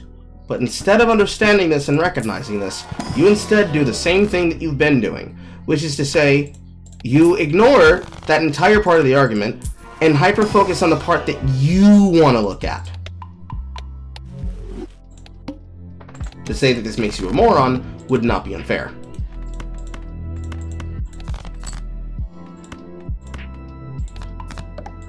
compete with massive content creation machines, dispassionately pumping out endless high-quality videos without effort because they avoid all difficulties normally associated with production. You feed gluttons while making the lives of passionate creators harder. People who will only watch your content if they can re-upload it for profit and growth are not celebrating you. They are using you as a cog in their enterprise, an unpaid intern. You have millions of people who watch your content because they like it, and a few who watch it because it is profitable. That second group will always receive more attention and thanks from you, and that is just sad. I was the 1,247th creator whose video they re-uploaded. I must be special. No, you are just a free meal. He responded, in some respects you are not wrong. Again, you can compare it to the example I talked about with McDonald's. He's not saying reaction content is good for everyone, or it's wonderful, or has no harmful effects or something, or contradicting anything I've said. He's more just saying, yeah, I know a Big Mac's bad for me. I still like eating a Big Mac though. Which again, is just his opinion. His response and care about the harm of reaction content is definitely different. But obviously he doesn't disagree with me entirely. I'm not leaking DMs here. He didn't disagree with me entirely and told me retard to my face, so that means he must agree with the points that I'm making. It can't at all be possible that the reason why he's not disagreeing with me is because he knows that I'm a crazy person and is doing the equivalent of what people inside of New York City say that they should do when dealing with a crazy person, which is to slowly back away and not just saying, go Jets! I should not laugh, that's not funny, that woman died for nothing. Like, I don't want to show my conversation with him, but this is just what I've said, okay? Hey mate, I saw your video. I wish we had got around for the chat. I am still even now pretty haggard, unfortunately, but I'm not sure it would have changed your framing of your video regardless. Don't take this message as hostile. It may come off that way, but I am legitimately just asking out of curiosity. Was it really necessary to boost Asmongold in your video? I know you like the dude, but he personifies every aspect of what you term bad reactions. He doesn't transform or edit the content, and he demonstrates that working hard to actually create things and put in effort is less rewarded in this business. Asmongold does more React content and releases more React videos than anyone else you mentioned by far. Hell, even now there are videos on his channel with incorrect links to the original videos because it is all a soulless cash grab. It was a channel he didn't even want initially, but has obviously come around on it since then. It is run by two people who mass spam out half a dozen barely edited or unedited videos a day. He has released endless reactions the same day as the original video, and there are even videos on his channel where he watches an entire channel's catalog of videos. When I made my main video on reaction content that talked about Asmongold, he was uploading on average less than one React video a day. When he blew up with the Depp Heard trial, he no joke started uploading 10 reactions a day. Whole videos, unedited, start to finish. I think even now he averages 3 to 4 a day last I checked. This is not some passionate person working hard to create a new expression of someone else's work. It is, as he said on Twitter, just a mechanism to squeeze himself into everyone's recommendations and consequently squeeze other creators out. Credit does nothing. It doesn't change the dynamic that those who react to things benefit more than the hard-working, passionate people who work to actually create what is being reacted to. I was surprised to hear you say he has given you subs as you have seen my work. Did you find reason to object to the framing that whatever subs you can possibly gain from a single reaction is nothing in comparison to what you will lose having to compete algorithmically with Asmon's other 3,000 reactions, let alone the other millions of reactions that exist on YouTube? Asmon's viewership doesn't go down the more reactions he uploads. All that happens is people watch other creators less and watch him more. This is not a positive outcome for anyone but him. I have seen the negative response from viewers when others have called out Asmongold who previously associated with him in the past. I ask you honestly, do you really see Asmon as better than the others you criticize, or did you worry about how it would reflect on you to speak negatively of him? Did you by some chance change your video after speaking to him recently? Long story short, there is no conspiracy here. Willie's framing of my views is false. Willie's framing of the Ackman's views is false. Willie's assertion of consensus is not even false, because it's not argued for, it's just asserted with nothing at its basis. Like, if Willie seriously wants to play this childish game where the person who can find the most non-reactors that agree with him wins, then I'm in the lead. By a lot. Even if we're excluding that my videos have like 8 million views collectively and like hundreds of thousands of likes. I'll explain the clicks in a second. I have individual messages and clips of people saying, hey, that DarkViperAU guy, he's totally right. But again, I want to say that the animosity towards reaction content is very prevalent. Even in cases where people say, well, they should at least do X, Y, and Z, it doesn't mean that they like it or want it to exist, or don't think it's lazy or trash or slop or whatever. Even in cases where a person's fine with something existing, it doesn't mean they don't think it's negative in some way. But again, Willie is here to defend chud logic. That is what this video is about. A person who didn't ask for permission, explicitly wasn't given permission, that sat on stream and watched a video that he knew nothing about, was very confused. Wait, what? What does that mean? I don't even understand what he means by that. And then he re-uploaded it to his YouTube channel where he did no editing, nothing creative. Is Willie seriously going to argue that the majority, the consensus, thinks that that's okay? Although honestly, whatever his response, even if I asked what's your basis for it, he would just say, well, I feel it deep inside in my core, so this must be true. That seems to be all that he bases anything that he says on. This world where he wants every creator to strike every reaction video, people don't want it. Viewers don't want it, creators don't want it. You can assert this till the cows come home, but you should probably present some evidence. You're speaking about the perspective of other people and have shown no evidence of this at all. You're now mentioning viewers. I'd thus see you present a single viewer who holds that position. Willie, of course, mentions the viewers. Of course, they all agree with him, but let's read his own comment section. Not gonna lie, all those reactors going after him the way they did seemed really defensive. They knew bro was right. I actually find myself agreeing with DarkViper when it comes to reaction content. This video is kind of weird. Willie is just pearl clutching at this point. I think DarkViper explained himself well. Willie just has a hate burner because DV is feuding with his butt buddies Chud Logic and Blowbacks. Never have I seen a more dishonest drama farm video. DarkViperAU is objectively correct about reaction content. I just wish anybody but DarkViper was the passionate face against it. And I'd wager Viper does too. He's not... That last comment is the problem. Dishonest drama farm video. DarkViperAU... You think this is a game where if you collate all the people who agree with you versus all the people who disagree with you, it means that you'll come out on top. And the problem, we're at 101.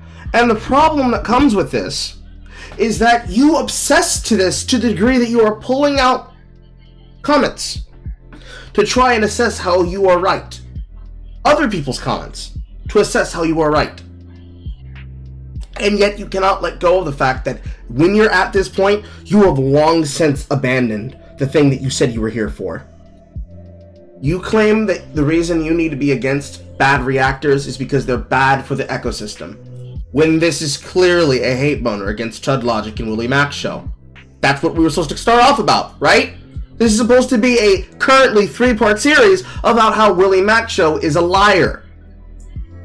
Bad for business, bad for the ecosystem, bad for the platform, bad for any kind of information resource, bad as a journalist. What are we instead doing now? No, it's that I'm right. And here to prove me right, the series of all the people who are going to say that I'm right, my penis is large, and that my wife loves me.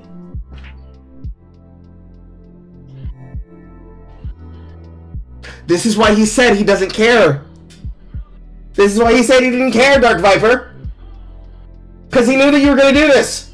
We all knew that you were going to do this. But he knew that you were going to do that. About that topic that you tried to talk to him about. Oh man, you really care about the niggling arguments behind the techniques about how people should justify doing content? I don't care. I'm going to do the content. Mainly because I'm interested in this thing, not in this thing. But you're interested in doing all the things. Sag. He was objectively correct about reaction content. I just wish anybody but DarkViper was the passionate face against it. And I'd wager Viper does too. He's not wrong. Now you might ask, why don't these viewers count in Willie's assessment of what the viewers believe? The answer is simple. Willie just ignores anyone who doesn't agree with him, which is a very easy way to reach consensus because no one who disagrees can ever have their opinion counted in the assessment. This world where he wants every creator to strike every reaction video. Hell, even I don't want every reaction video to be struck on this platform. There's much reaction content that I'm perfectly fine with. I've brought up countless examples in my work, and I myself have made reaction content. This world where he wants every creator to strike every reaction video, people don't want it. Viewers don't want it, creators don't want it. So what's the solution? Ultimately, enough content creators banding together and saying, hey, we do not like reaction content, cutting off the supply. The viewers will never cut off demand, but creators can cut off a supply. And unfortunately, what all of these videos do is say, hey, reaction content's fine as long as you like the reactor. It is why you may notice that he didn't show a clip of me saying that, because I've never said that. If you're keeping score, we're now like a quarter of the way through Willy's video. How many times has he shown me arguing for my perspective? A tendency you may notice through Willy's entire video is that he will continuously say, DarkViperAU says this, and he won't show me saying it, because he's just making it up. I do think people should be more willing to strike the sort of content that I critique, but not every reaction video. Like if you gave someone permission to react to your video, that's now out of your hands. They had permission, you have no right to strike that content. When Jubilee recently realized that they were getting screwed because of all these people re-uploading their videos via reactions, they changed their policy and put strikes on everyone. Previously, they had expressed that they were okay with reaction content, and so people made that content. What a lot of folks don't know is we allow folks to monetize off of our content, right? And that's a deliberate choice that we've made, is actually that we could take away their monetization so that they're not making money off of using our content, but we actually give them that permission, and we think that's one of the ways that we continue to operate in the spirit of like our mission. Like I'm pretty honored in some ways that PewDiePie is reacting to so many of our videos. He's like literally one of the biggest YouTubers ever. And the fact that he is watching our videos so intently and reacting to them, like I think it's a great sign. Maybe. But here's the problem. Just like when they did that to us, the problem, Dark Viper, is that they are doing that thing that you're not doing. The thing that you keep doing, you keep dancing around, which is probably going to be educated by ABBA. Put this on there! They just hired this company, and this company is going crazy and flagging anything and anything. Because mind you, these videos have been up 4 or 5 years. So this is a new change that some of this is. And for me, all I'm saying is just communicate this stuff. If your stance has changed, that's fine. But you shouldn't be able to threaten somebody's livelihood, okay? When you come out and say, I'm good with this stuff, and then you change it and you don't inform nobody. There's a reason why we did more videos is because you verbally said that you was good with it.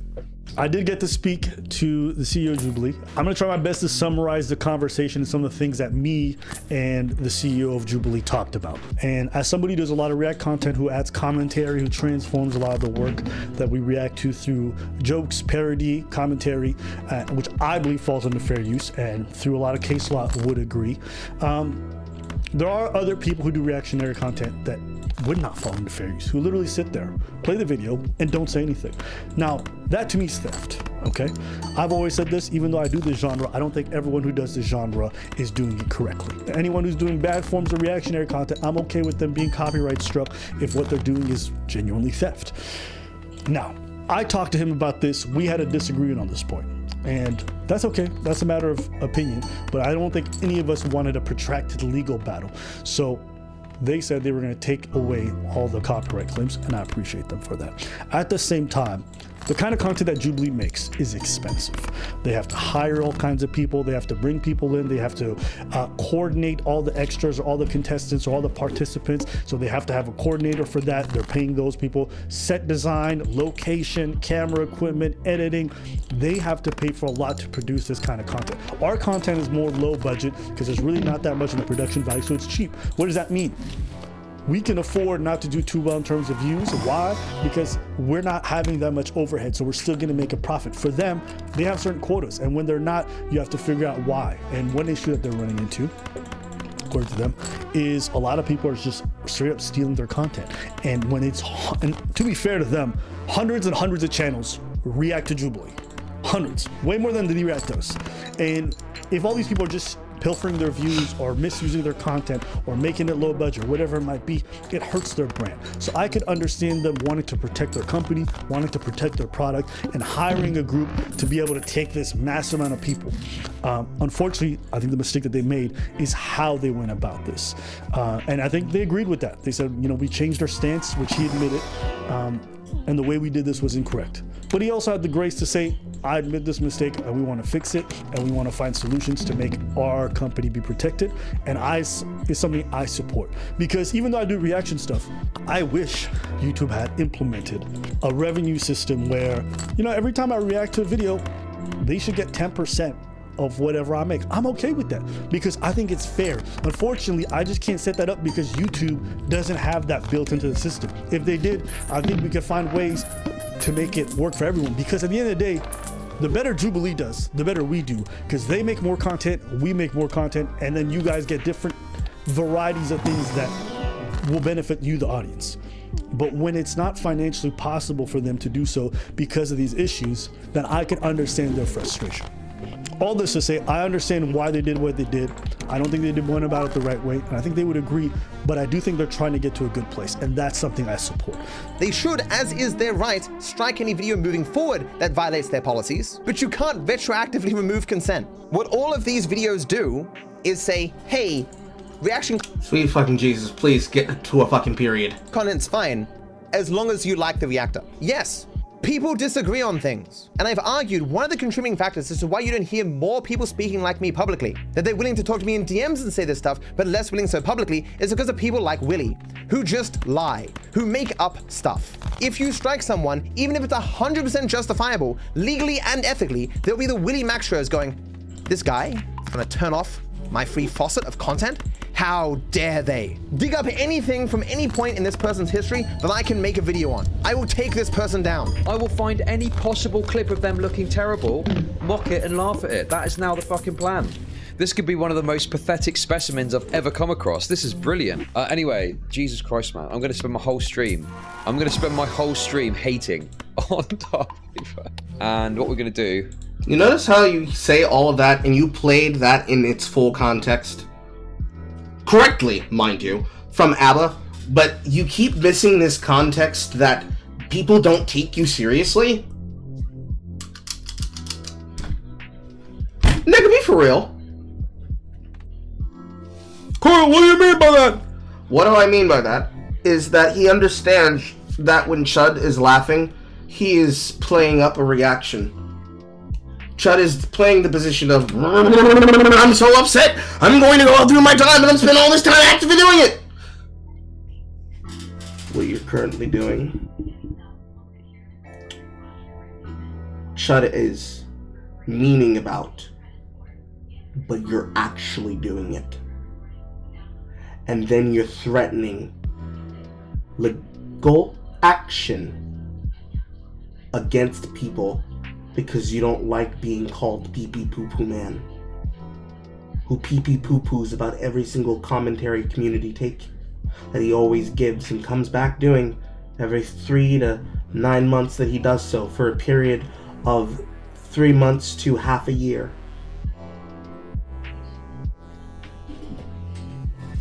If you stopped doing it, people wouldn't criticize it anymore. But you keep doing it. And then you act like an asshole, thinking that you are smart and everybody else is stupid and only you can tell them. We don't like it. Stop doing it. Stop behaving like this. We'll stop having criticisms.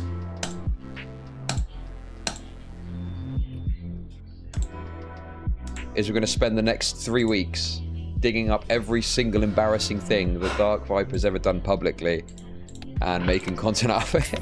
No, I'm not really going to do that, okay? In the same way that even though Chud was entirely legally and ethically in the wrong, and he knew that, Chud still made these demands of his viewers that made a thread about me and doxed me to thousands of people, then funneled this information back to Chud so he could make dozens of videos defaming me and lying about me to thousands of people. But somehow Willy's still like, why are people not more willing to openly speak about how much they don't like reaction content and would like to strike it? I have other examples, but CPG Grey fairly recently struck a reaction to his video, a full re-upload, even though it was his right to do that, because the person had not asked for permission. That person could have asked for permission, but they didn't fucking care to, because they do not care about creators. So recently, this channel, Vlogging Through History, was met with 2 copyright strikes by Grey, and he, of course, was not happy about this.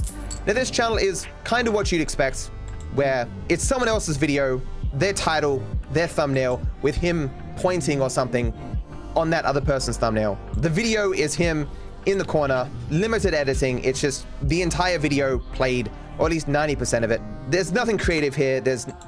He's not transforming the work in any capacity. It is him watching a video, pausing it occasionally, and giving his thoughts. While he may be a historian, this is not creative work. It is not what fair use is meant to defend.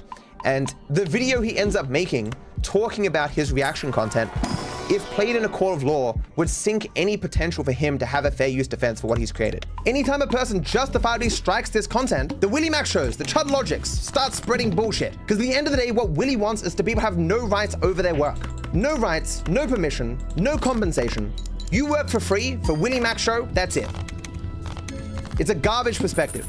And the reason why Willie just has to go, everyone agrees with this, please trust me, bro. I feel it in my heart, because there's no good arguments for it. It isn't necessary. The minuscule amount of value that comes from reaction content can be given other ways without the huge baggage of all the negative that comes with it. So understand, all of my videos where I talk about my views of reaction content, calmly explaining, showing the evidence and arguments for my views in the most clear-cut possible way, cannot be talked about by Willie, not a single fucking frame of it. But half an hour into a random fucking podcast about something entirely different, that can be referenced? Come on, people. Since nothing really is legally keeping people in line, it's up to the community to self-police for what is and isn't okay. Viper understands this. It's legal-ish. Yeah. Like, they could claim him, Yeah. they could strike him, but unless it's it's tested in a legal-ish court, until sure. it's tested in court. For now. At the end of the day, even when things are legal, what you want is like social sanctions. Like if you watch Ludwig's video talking about the gambling thing, he said, I don't know if I would take. Hey, Dark Viper, who are you in this video with, claiming that he's bad faith and joined the bad faith trolls?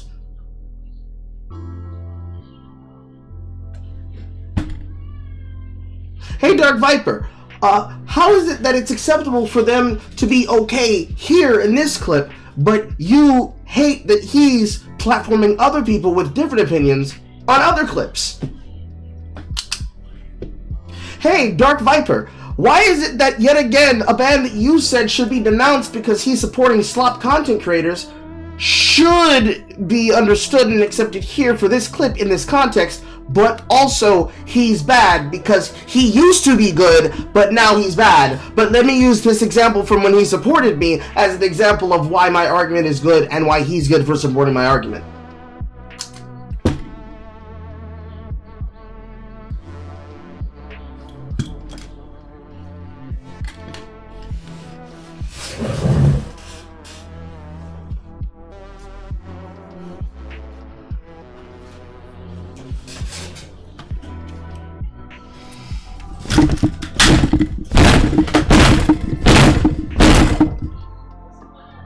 Me beating the head against my desk because somebody's stupid on the internet.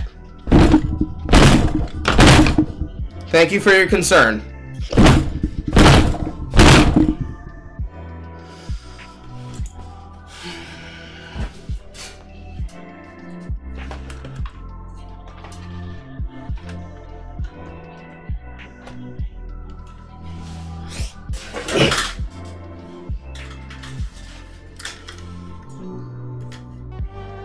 They call my forehead pudding because it jiggles like jello when I smash it against the wood. I hit my head so hard on the desk it accidentally leaned my monitor forward. Do I even need to say fucking imbecile? I feel like I should, but at this point, I'm certain that we understand. And the people who realize that that was done explicitly because that is for humor, coming through the chat room. Don't worry, chat. They don't realize.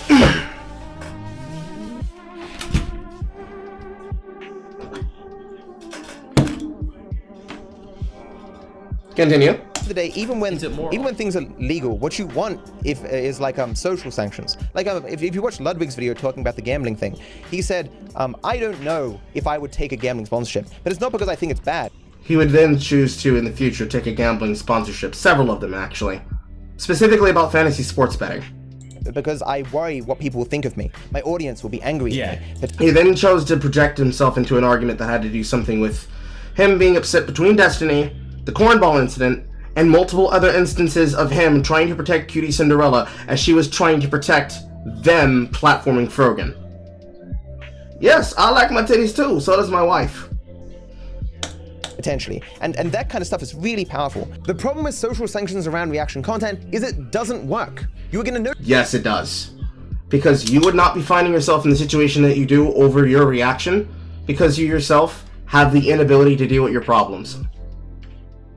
It's bizarre that you can't take accountability for the factor of the shit that you're doing, Drew. It doesn't help. It doesn't help anything whatsoever. You know that what you're saying is dishonest and true. And yet you'll still go out of your way to keep being hypocritical, to say it's okay when I say it and when people support me doing it, to the point that I made earlier, for the people who are coming in on Kick that have no idea what's being said because they're not going through the backside of the VOD. You will actively lie. You will actively just make shit up and fucking lie.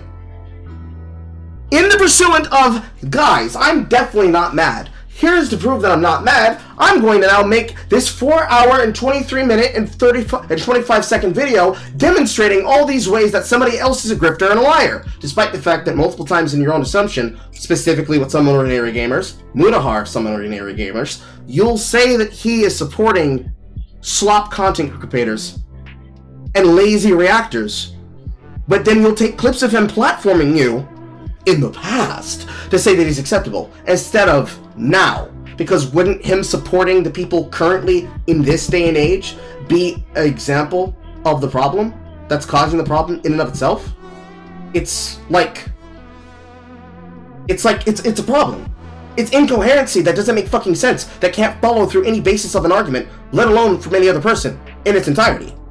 It's something that has to be understood as a concern that has to have a justification explained to it.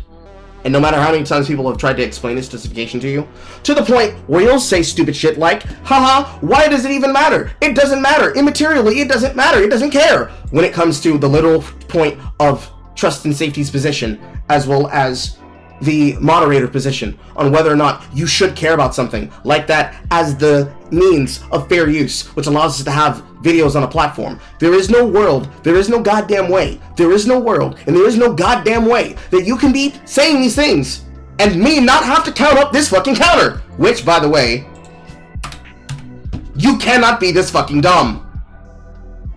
No. Will Max Show cannot be these things, and you not equally be these things by how quickly through these hoops, and how many of these hoops, 108 of them, thus counting, you've had to jump through so far to contort yourself into a pretzel to say, I don't hate them, he does. I'm not crushing out. I'm explaining something.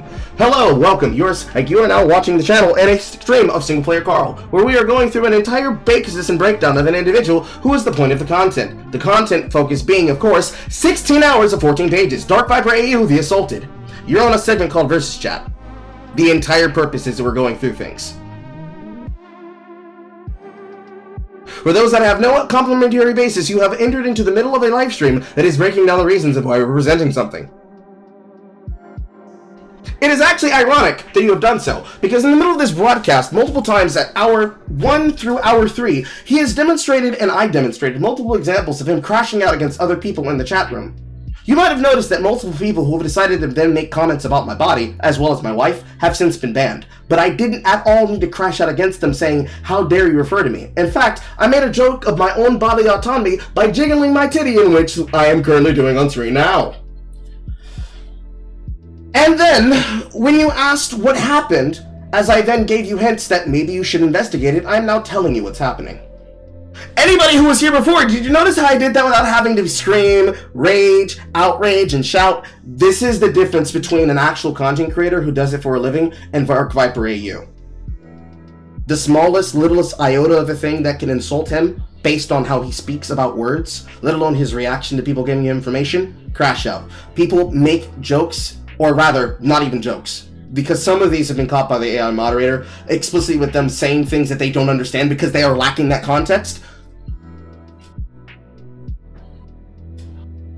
And somehow I'm still fine. Even for the bit of slamming my head on the desk of, oh my god, this man is so frustrating. I'm slamming my head on the desk. Every single one of them, oh, he must be upset. He must be outraged. It's not possible that this is a comedian doing it for a bit. Because you see, explaining the joke takes away the humor of it. And actually, the humor of not explaining it now removes a satisfactory benefit to that for them. Because now they're in on the joke, but it now makes it less funny to everybody else who's already in on it and was watching beforehand, or will be watching in the future on the VOD. This is the purpose of what we're talking about. The independent goal of an individual who's trying to justify making 16 hours worth of content about effervescently nothing, while justifying he can hate an A-log about somebody else on a platform, while also trying to deplatform that person, their content, and say that they don't have the right to have an opinion, because he said.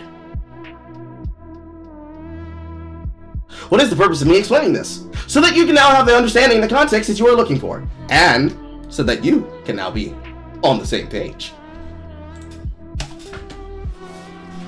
Yet notice that Little Rooster Pump has not said a single thing in response to that since I said it. And I'm going to refresh the dashboard to make sure that that is the case. No, he has not. Perhaps it must be now because he understands why I'm crashing out. Having to address it that directly is only because. Maybe you should probably pay attention to what's being said. That way you don't have to ask questions about why is the comedian reacting the way that he is for the purposes. No, I'm not. I'm focused on the live stream that I just talked about. Have a good day. Not during any of that did I have to raise my voice. Not during any of that did I have to crash out. Not during any of that did I have to communicate that the way that I communicate that he communicated that in any other situations. Again, the difference between Dark Viper and everybody else handling the issue. Moving forward now. Notice this in the examples that Willie's about to bring up, where nothing happened to the people who received social sanctions. It's bad because I worry what people will think of me. My audience will. Why do you care about what people will think of you if they're outside of your target audience? But Carl, didn't you just ban that person for suggesting that you should be distracted from your work? Yes, I did. Because it is wasting my time on a video that we still have to get through the center of. Because, for the context for those that are still here on the kick side of the audience, the person that we're dealing with is a lolcow that says that if you don't look at every single second of his takes and see every single second of the things that he posts, then it means you don't have the right to have an opinion against him. And as somebody who is covering his content, I am demonstrating exactly for that purpose what is necessary to talk about. And no, I'm not deleting it, the moderator is deleting it, which is to say the automod. Maybe you should not call me that slur that you just said after black. You see, there's this thing on on your site that's called 18 plus mature audiences only, block terms, and advanced bot protection. Please, if you feel encouraged to do so, go to the Twitch and go to the YouTube live streams and repeat the exact words that you just said into my chat room and see how my actual moderator watching me feels about what you just called me. I'm certain that it will be the same thing as calling me a mud cricket. Anyways, this individual feels the particular way about what he says and what he does, because if you don't spend every single second listening to his obtuse arguments, it means that you don't have the right to criticize him. So we have to watch every single second of what he's saying in order to understand a criticism. If we do not do so, he will try to dismiss it, and it is my job to make sure that he cannot. Because you see, as it says there on the screen with the court decision of Sargon versus Aquila Hughes, that would be against fair use. And we wouldn't want to do that now, would we? So, moving forward. Be angry at me, potentially. And that kind of stuff is really powerful. And this does happen. Like, if you watch Ludwig's video talking about the gambling thing, he said, I don't know if I would take a gambling sponsorship, but it's not because I think it's bad, but because I worry what people will think of me. My audience will be angry at me, potentially. And that kind of stuff is really powerful. The problem with social sanctions around reaction content is it doesn't work. You are going to notice this in the examples that Willie's about to bring up, where nothing happened to the people who received social sanctions. It's bad because I worry what people will think of me. My audience will be angry at me, potentially. And that kind of stuff is really powerful. And this does happen. Once a year, XQC and Hassan get ritualistically blasted for leaving while the video is still playing, deterring other streamers from doing it. There are two reasons why this doesn't work anymore. This is more on you not being informed, Dark Viper, but actually, something has happened. XQC learned from his consequences. He finally witnessed what it looks like when he's being a lazy reactor. He has witnessed exactly what everybody was criticizing him for years, after he demonstrated and demonstrably was now finally able to understand what it looked like when people were producing the slop in the way that Hassan and XQC were.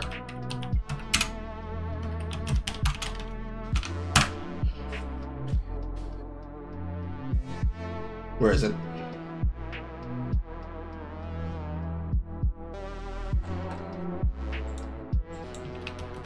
I have to look harder.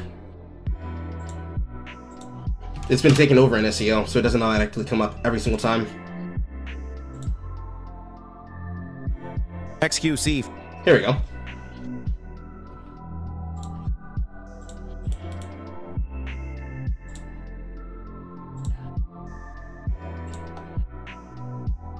On screen, XQC finds out that Hassan's main editor cuts in clips of him. Finds out Hassan's main editor cuts in clips of him reacting as placeholder when he leaves for the bathroom. Pakistan. Overnight, Pakistan launched retaliatory strikes on targets in southeastern Iran, just across their shared border. Pakistan claims it took out a number of militants, but Iran says... No, wait, hold on. Fuck you. Chat.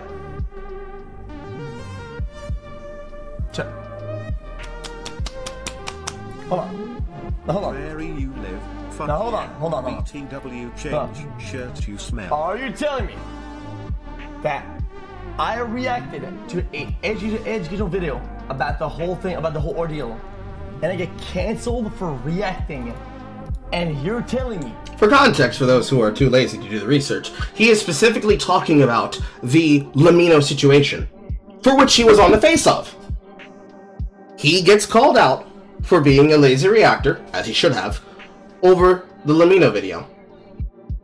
But he then discovers that Hassan, in the middle of doing live content covering the news daily, that he actively not only grifts and steals the content, but has gotten to the point where, because he was criticized, again, double action, so, you know, that he's being called out for this from the likes of JXE. Actually, this is a direct response to him being called out by JXE. That by being called out for JXE, actively trying to freebase his video and remove him from the screen. Him, her, they, from the screen. So that they can't be called out and be able to receive a shout out, even appropriately, from the reaction to his content.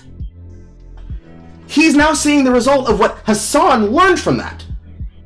Remember, Hassan said, I just keep moving forward. I just apologize and I keep doing it. And Viper was more than happy to take that as an example to say, see, they just keep doing it. They don't learn. They don't learn. No, Hassan did learn. What did he learn to do? He learned to clip himself in. And XQC's reaction to that was, I can't believe my fucking eyes, chat. I can't believe what I'm seeing. Chat, are you seeing this shit? Are you seeing this shit for real? I get criticized for this shit and people attack me and I get dunked on, but he's over here doing this shit on live coverage that he's receiving money for on Twitch and nobody bats a fucking eye? Everybody thinks this is fine? Same people are praising this guy, this editor who went after me, and he literally monetized a video where he gets off the fucking screen. There's other ones that were there inside on the side of the thing. Namely, XQC reacts to Hassan. XQC reacts to Hassan getting roasted live. XQC reacts to Hassan calling him out on stream for replying to his tweet. Old AF. Because if he stands by the manifesto, then that gives him further salary when third-party editor that gives them the allowance to lean into the terrorism charge. I apologize in advance. XQC uses text-to-speech on his chat, and it's so distracting when trying to listen to somebody else speak. Because like you wrote that because you wanted copycats. You wrote that because you wanted to terrify the public or whatever. But then again, I don't know how the prosecution of terrorism really works, because as I've said before, it is a political designation that has no legal standing, like no real well-definable legal standing.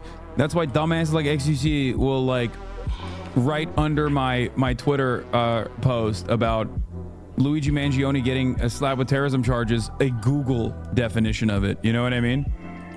Oh. Because like, do I have to post the legal one? in that particular state or not?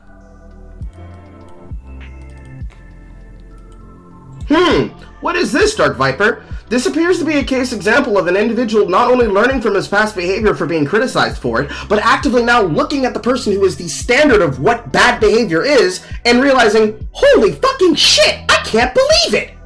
This is what I have to do? This? Really? Dead ass? For real? In front of my cornflakes? Yes, dead ass. For real, in front of your cornflakes. Dude, if the prosecution is trying to stick it to him like that, right?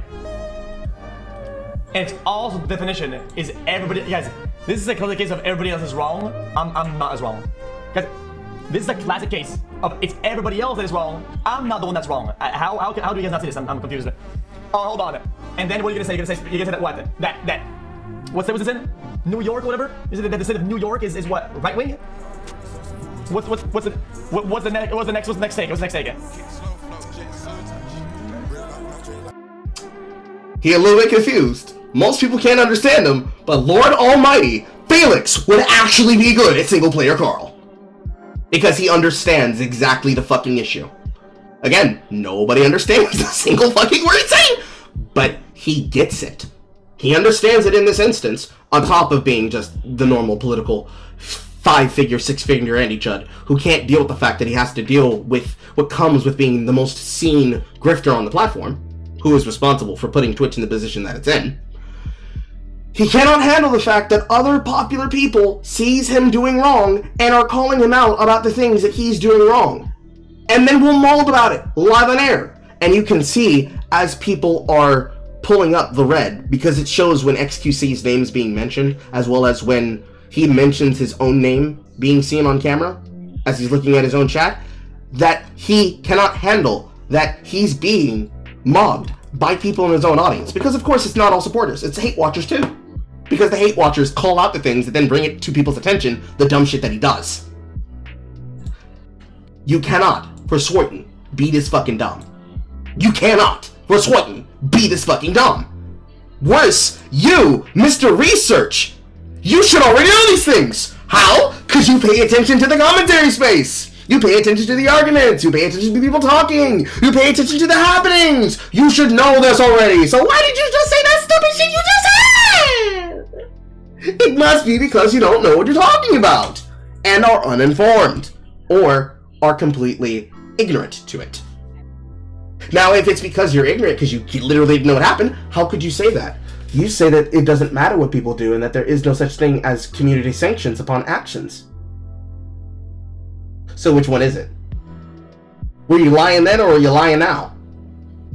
If you were lying then and you're not lying now, why did you try to obfuscate that before in the past? Because you weren't getting enough attention?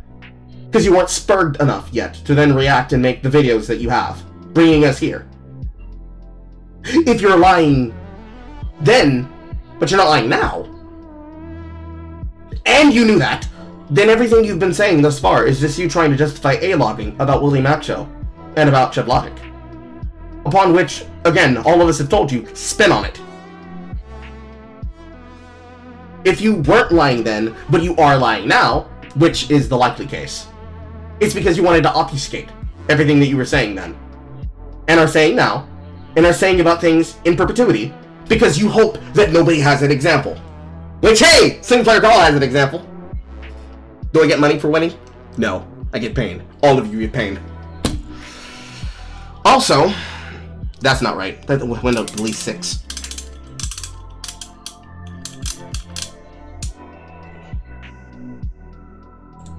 So it should be at like 114.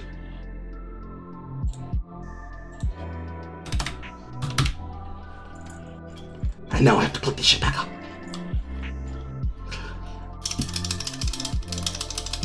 Once upon a time, when you're in like a village of like 100 people, if that village didn't like you, that's a huge problem. It's going to negatively impact your day-to-day life. But we aren't in a village anymore. We're in a place driven by algorithms. So it doesn't matter how reprehensible the thing you do or what opinion you have or how unpopular it is, you can always find a huge group of people who will support you in those things. Except that that's not how the community space works. As you've been clearly told this and have clearly learned this from being called out and then getting mad about being called out 1,000 times over. Again, I refer you to my fucking graph, sir. You have grabs, I have grabs. Because I do it for a living. And you do the shit because you get mad. Multiple times, in multiple places, in multiple spaces, it has been determined and shown that community outreach and opinion trumps anything else that you try to talk about. Every single time. Every single time. You want desperately to get away from this thing. And I'm sorry, right now, concerning this topic, Balatro and Indies and Mold Breakers Deserving Recognition happens to be a space that is more like being mad about slop content. And then, all the way down here,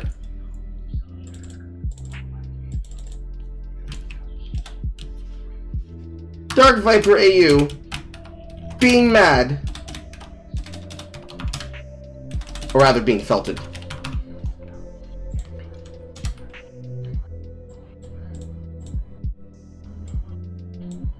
And then, of course, over here,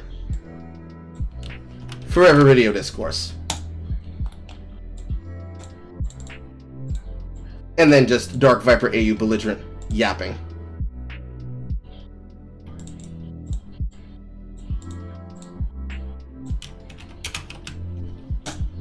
And once again, like you do every single time you come up in a topic, all you're doing is fucking this. Again. That's all you're doing again. We're all tired of it, dude. It doesn't help you.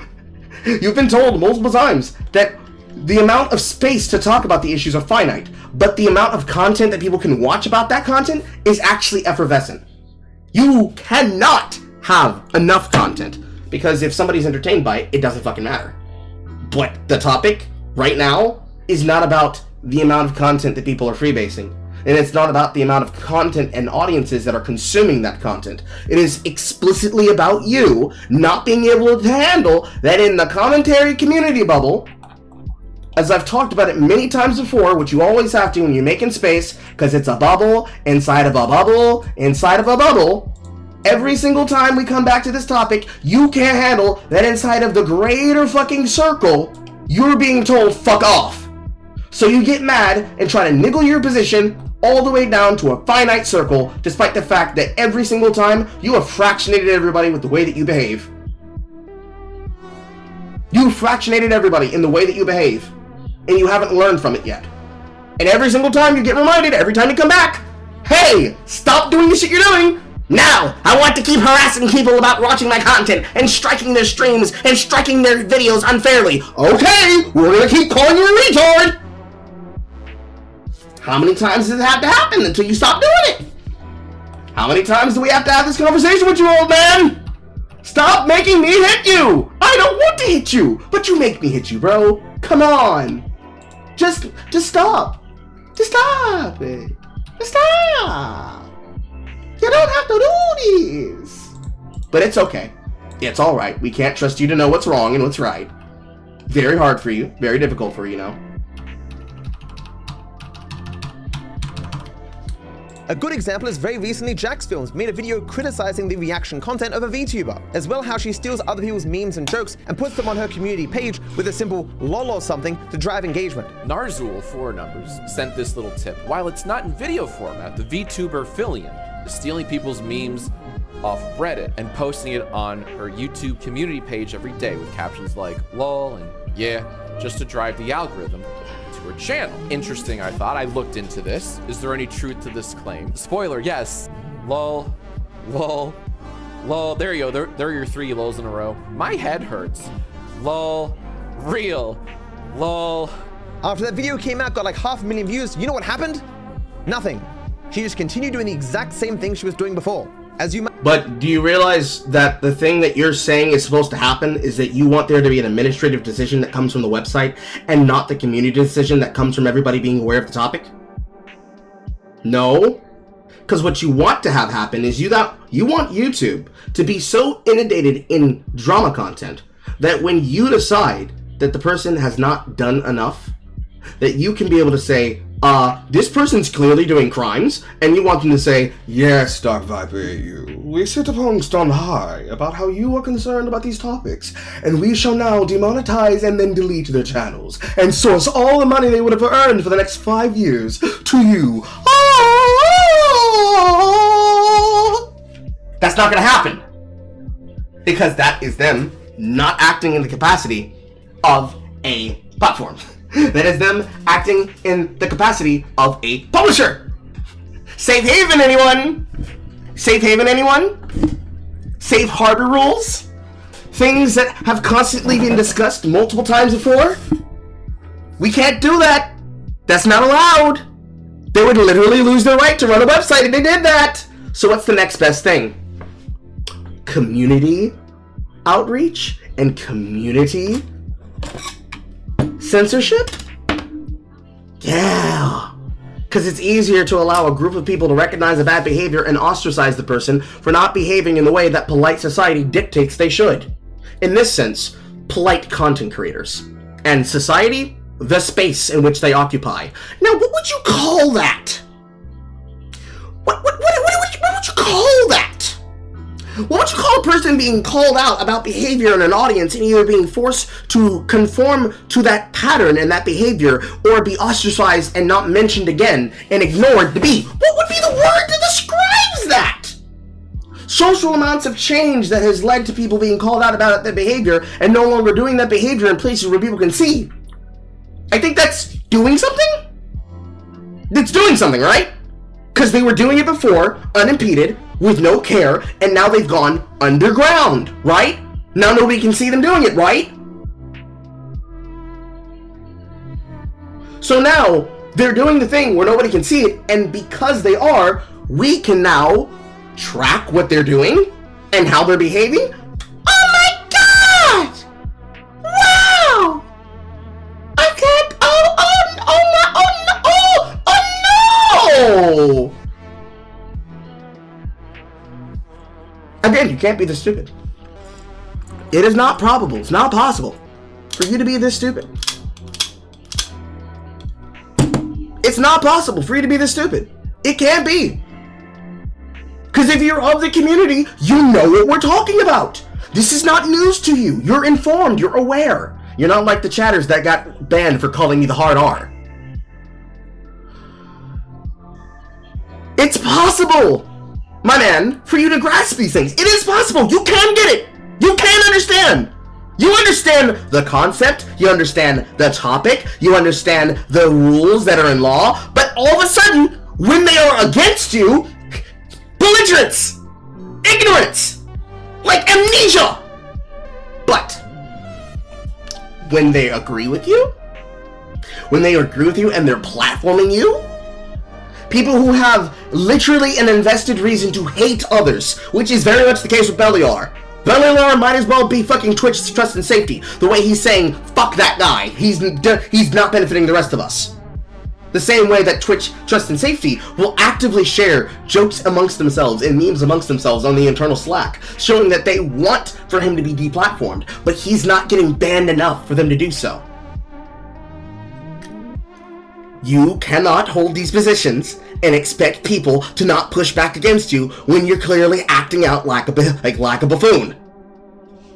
You might have seen that gambling, and certainly gambling sponsorships, are condemned by huge amounts of people, but people still take gambling sponsorships. The problem that Willie has, and as he has for the rest of the video, is he doesn't understand how deterrence works. If you think about it for— If you understood how deterrence works, you would stay the fuck away, but you don't, and you keep burying yourself in this optics trap that you found yourself in.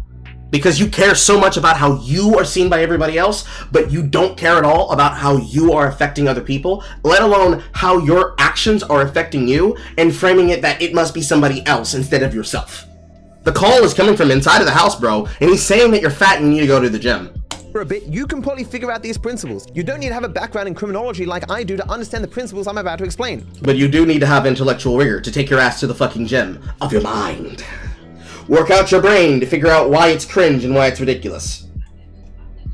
But the first factor you need is certainty of punishment. Do you know how large you have to be as a content creator for people to notice if you're doing something shady? You have— No, actually, that's the backwards. We've gotten so insular with our audiences now, it is possible for you to be a literal content creator with 5 subs and somebody to hear about the spurg shit you're doing, if it drags enough attention. What you mean to say is, do you realize how much attention you have to bring to yourself in order for people to know what you're saying and doing? That would be more accurate, dude. And that, unfortunately, is not the case basis for which you're talking about. That's not what's happening. That's not what's going on. That's not what you're doing. That's not what other people are doing either. What's actually going on here is that you are getting mad that other people are noticing, and because they're noticers, you're being more upset that they're noticing that you're noticing that they're noticers. You're mad that they're noticing, and they're telling other people about the shit that you're doing. And then you're trying to pull up as many big names as possible to defend yourself from the criticisms that just happen to be as simple as, stop being an asshole to people.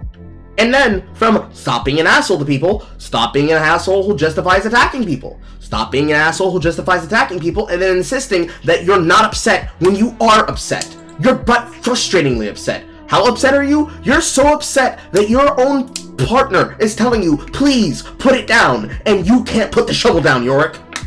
You have to get monumental levels of success to receive a significant social media backlash for whatever the hell you're doing. And even then, no, you just need to have people who are against you. That's one for thinking that you know what you're talking about, and that's another one for not paying attention. And it is very, very unlikely. There are tens of thousands of content creators. How often do you have a wide social media campaign against a particular creator? So, let's see here. What was the last one that was currently put up on Kiwi Farms? Dansverse? What did Dansverse say? He said that he wanted to support kids having sex with adults. He supported the position that supposedly that adults can be able to lie to children and get access to them so that they can be able to socialize with them in a social circle. He wanted to create effectively a perfect hunting playground for those that wish to offend and violate the NAP principle, the non-aggression pact against people that are very, very incapable of protecting themselves, let alone giving consent to the interactions, because the person in question is deceiving them to receive the consent, and then have suggested that it's acceptable to defend zoophilia and zoosadism against animals, let alone the aggressive assault of people? What happened to good old... I shouldn't say his name, because that's actually a form of doxing. But what happened to Dansverse? What happened to little Tim Tim? Oh, did he run away from the internet? Did he run away from the internet after being embarrassed live on air by Foggy of the Op Block? No! No. How big was his channel? He wasn't just some few odd thousand subs large. Well, actually, no, it's probably less than that. It's probably closer to 1,000. Probably close to 1.1K. But still, he wasn't a big content creator. He needed to be 1 million gajillion subs. No! No! Idiot! No!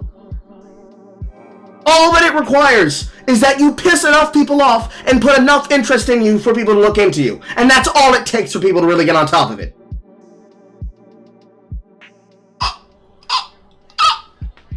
I wonder what will happen if I hit my head satirically on the desk again. Are there going to be more people telling me, bro, why are you upset? Who knows? Anyways, moving forward. We're almost out, chat. Even if you're doing something wrong, the odds of you experiencing a significant social media backlash is quite low. Nope, because you're looking too big. Think smaller. If I do something like steal money from my subs and steal money from my audience and defranchise somebody in my audience, and then I try to silence their opinion the way that these people believe they need to have to call me the hard R and kick,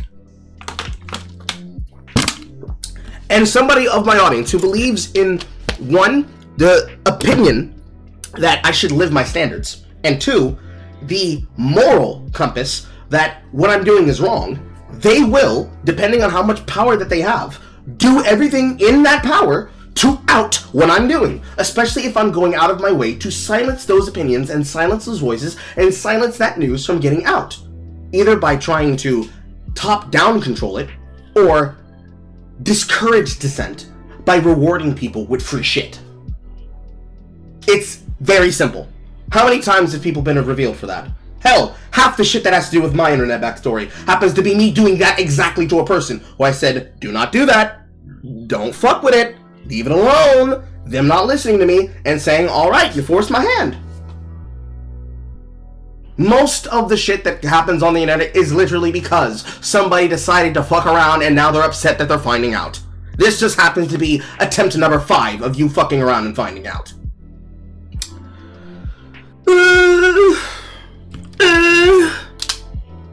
course he doesn't understand communities. Why would he understand communities? He doesn't know how to build one. Explicit here, Coffee is speaking on the idea of deterrence. You see, guys, modern influencers are slowly learning that we live in a post-consequence world. With people like Jake Paul running around just serially scamming people and nothing happening to them, people are starting to realize that the only real currency is attention. Like, the worst thing that's gonna happen to you is not that you go to jail. The worst thing that's gonna happen to you is you become irrelevant. As we continuously see in the social media space, people get away with basically anything. But the second point is a weighting of the risks versus rewards. Some people, when it comes to gambling sponsorships, go, We're not even talking about gambling sponsorships, dude, but also, very nice of you to dodge that thing where he said the most dangerous thing a person can do is not being condemned for their action, but becoming irrelevant. What did we just talk about you constantly doing? What do you frequently do when you get criticized over these takes? When you're told, go debate someone, go debate someone, go debate someone, talk about it on a live stream, talk about it on a live stream, talk to him, talk to her, talk to him, her, or me. You run away. You're general runaway. Every single time, you run your mouth and then you run away from the argument, from the point, from logic, from your mind. You just run away from every single thing you can be held accountable for. Because every single time you point your finger at somebody else, you got 4 fucking fingers pointing back at you!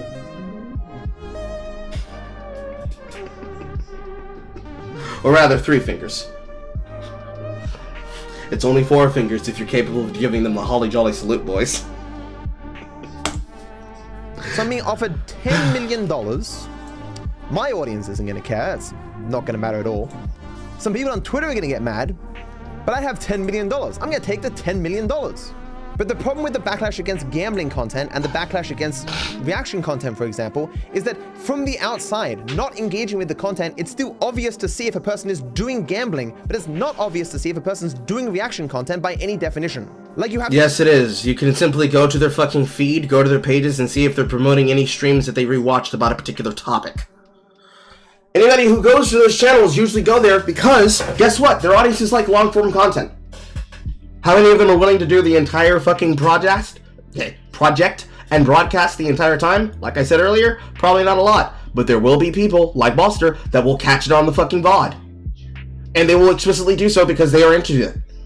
You cannot get mad that there are people who like watching people on the VOD. Especially if they like seeing whether or not they're being informative or they're making a point.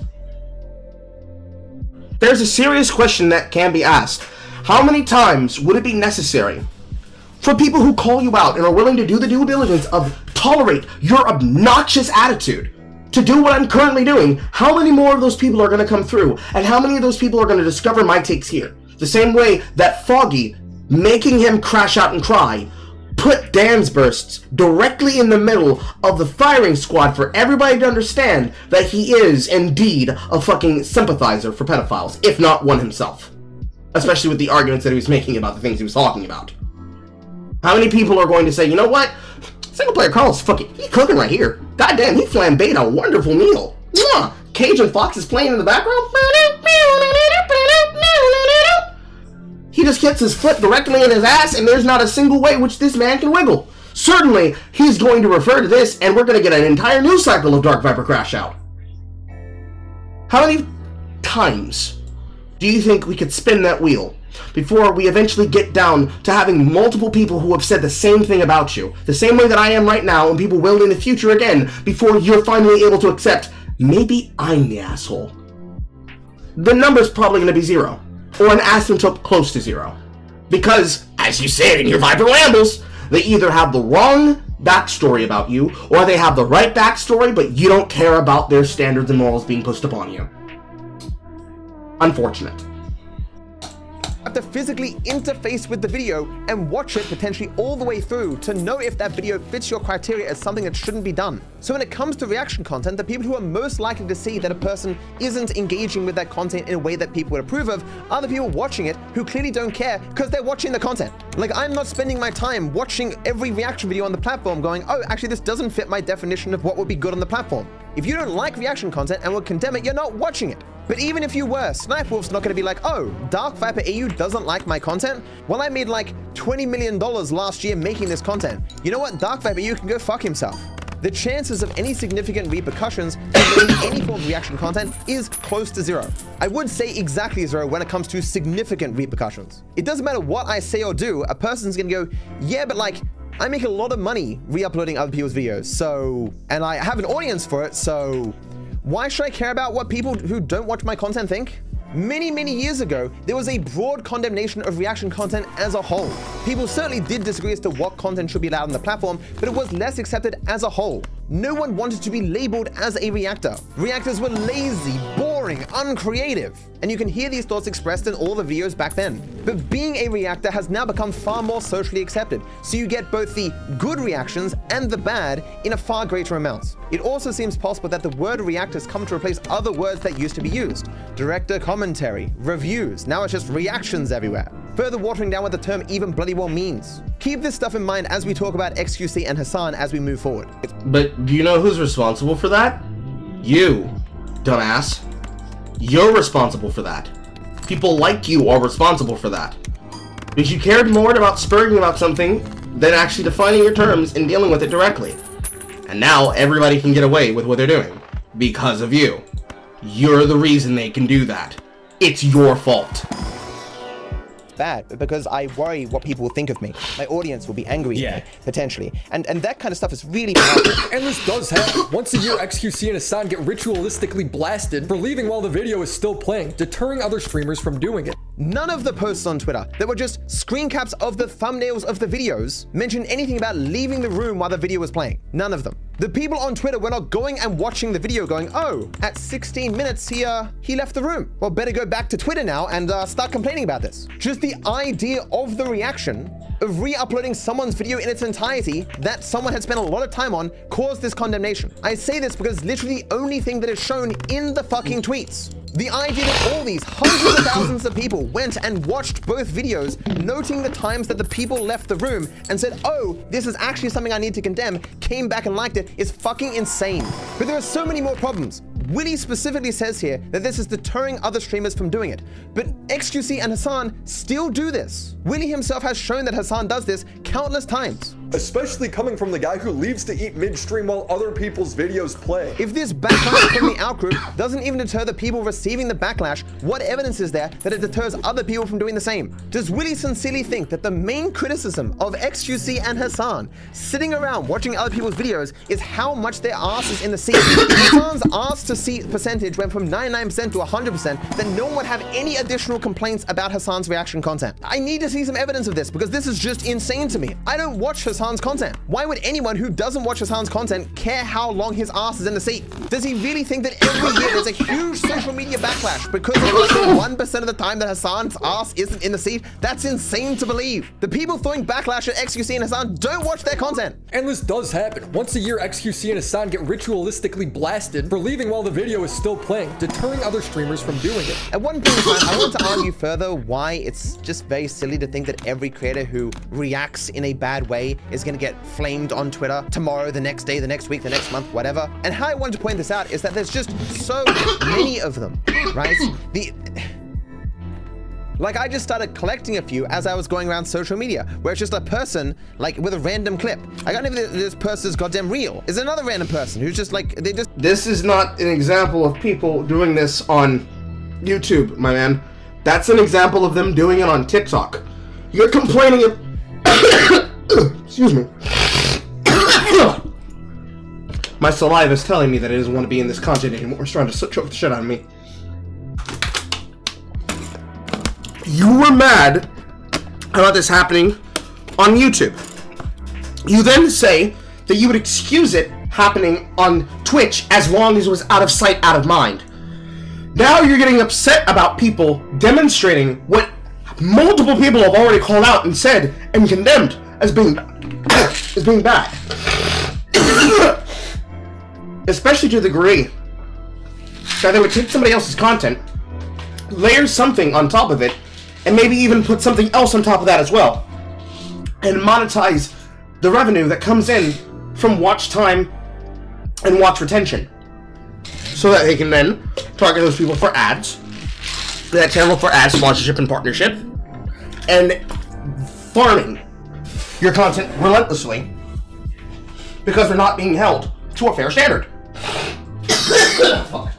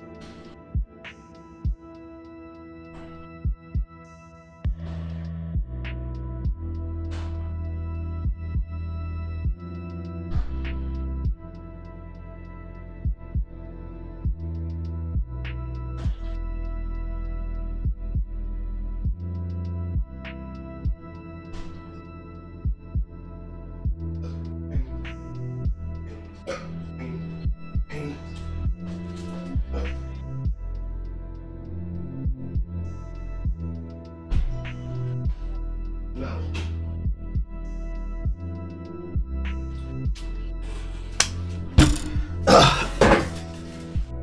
You're upset about people doing this on YouTube. You then get further upset that people are not calling it out more in other places. You then further get upset that people are not calling it out in other places as well, concerning how much you concern yourself with what people are saying and doing on the topic and the matter. And then you say all this shit just to continue to be mad about things that you ultimately cannot control.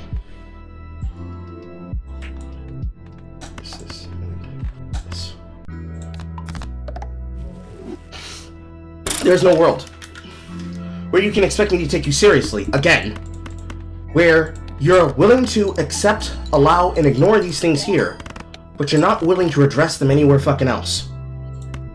If it's wrong to do, you need to condemn it because it's wrong everywhere, not just in the places that you decided you're going to decide it's cringe in. They just sit there the entire time, and it's got like 1.3 million likes. Why is this person not getting flamed on Twitter? Or this person? And it's just like, they're just watching it. And so it goes on like this. These are all different people who make a living just posting other people's clips or clips from shows or movies or whatever with them in the corner. This guy does with anime. But where are you? Are you on Twitter or are you on TikTok? You're on TikTok, right? You're doing the thing where you're being exacerbatingly stupid because you're trying to make a point, and all you're demonstrating is that you don't understand the problem. That's 3 dings for each platform that this is concerning. He's half the screen. He's just sitting there. I don't want to like this shit. Look at this guy. He's just like, hey, look at this thing. Like, this stuff's been mocked before, but it's not going away because it's just profitable. Holy shit, look at this, guys. Look at this. Look at this. He scratches his, like, eyebrow. This is the most amazing, innovative content. So creative. Unbelievable. Obviously, I'm being sarcastic, but in Willie's mind, this guy is about to get flamed on Twitter tomorrow. That is not what he's talking about. He means if he shows examples of people doing this, they'd get flamed. Because people would say, of course, obviously. But of course, we can't be able to police multiple platforms. We can only address this one! Hello, Callum. I was choking to death while you were here. You also missed some TikTok, or not TikTok, you missed some kick people getting upset when I did a bit involving my desk and me slamming my head into it. It's gonna be huge backlash. Here's another one. Guy laughing. Oh, he's drinking water, man. What amazing content. Here's a guy, 10 million views. It is just a clip of some anime with him on top, and he says one line. Oh my god. What is this? Unlimited budget? That's it. And he just pogs the entire time. 10 million views. I mean, what unbelievable content. Clearly, this guy is just as deserving of this footage here, made potentially by, you know, dozens of people for hundreds of thousands of dollars or whatever. Because he said a sentence. Amazing work. And that's like his entire content, by the way. It's just him making faces at anime scenes. Amazing. I like this one too. This guy just watching anime, never seen it before. He's just making faces the entire goddamn time. But don't worry, guys. If even this tiny amount of editing that he might do here is something you just can't bear, the full unedited reaction is on Patreon. So just entire episodes of anime are available on his Patreon. These episodes cost like $100,000 to make, and hundreds of people work on them. But don't worry guys, you can get them all for free on this man's Patreon. When is the Twitter outcry gonna happen for random person on TikTok? Never. The answer's never. Like for example, take this reactor, futuristic guy. So his videos are just him watching from start to finish. I would be annoying enough that I could ding him for every single person, but we're going to do a single one on this because I do not have the patience for it. Because this is probably the most I've been tempted to just skip through his shit because he's not making a point. Well, Carl, didn't you say that him making a point is an example of him making a point and him not making a point or saying something is an example of a point? No, this is him doing the opposite of that. This is him doing an anti-point. This is him being pedantic. Oh man, people said that people have a self-regulating mechanism for this, but where's the self-regulating mechanism for this? Where's the self-regulating mechanism for this? EFAP. Mahler has gone on record explicitly to talk about how he hates people do this particular kind of tactic, and then people teach other people how to do this tactic in their content. He hates it. A lot. Do you change that by acting this way? No. Really hard for you to do so. That's not gonna stop you though. You still gonna say these things. You still don't do these things.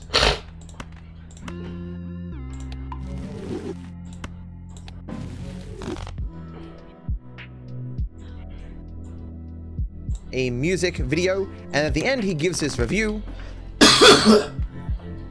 by like nodding his head or going maybe, I don't know, like that's all his videos, and like he's made a lot of them. So how many days until the social media outcry? I'm gonna say infinite, because it's never fucking gonna happen. The gimmick of this channel, impossible try not to laugh challenge 1. So the gimmick here is he's not meant to laugh. He's not meant to do anything. So why is there no Twitter outcry here, Willie? The gimmick is literally doing nothing. It's got 1 million views. Look how amazingly creative Jimmy here's content is, guys. Like, I mean, if I laugh, the video ends 241. Whoa, man, how did he think to have it be 241 after the 240th episode of that? He just gets other people's clips and puts them in a singular video, and he laughs occasionally. Look at him dancing, man. Such amazingly innovative content. Truly wonderful. This is the kind of stuff that, you know, both me and Willie would probably say is bad, but he thinks tomorrow Jimmy here is going to be raked across the coals all over Twitter. I mean, sure, it's taken 241 episodes, but any day now. My favorite ones, though, are just where it's some famous guy who has some editors who bring together all the clips in a particular way, and it's just like the same face in every single fucking thumbnail over and over and over again. Funniest Family Guy moments. Holy shit. Oh, amazing. This is the same content that Sniper Wolf makes. So why isn't Courage getting raked across the coals on Twitter? Is it because like he's a fraction of the size? Like that you need like 25 million subscribers and very particular circumstances for even like a small portion of the internet to care for like a week? Oh yeah, the full watching of the episodes of anime and cartoons and shit. It's surprising that people still get away with this stuff, but of course, you know, the companies don't want them to do this, and so they will strike this stuff down, rightly so. But they put these little squiggles all over the videos now to dodge the copyright. This though was my favorite example, right? So entire What if we were to tell you, Dark Viper, that we don't like this and we don't agree with it and we don't think that this kind of behavior of theft is acceptable? Would you be capable of accepting that? Or would you keep doing this pedantic thing where you're trying to gloviate about something that you think no one's ever considered before or have had a conversation about? I'd even up the ante. Do you think that we have not already had exacerbated conversations about these exact things that people are doing?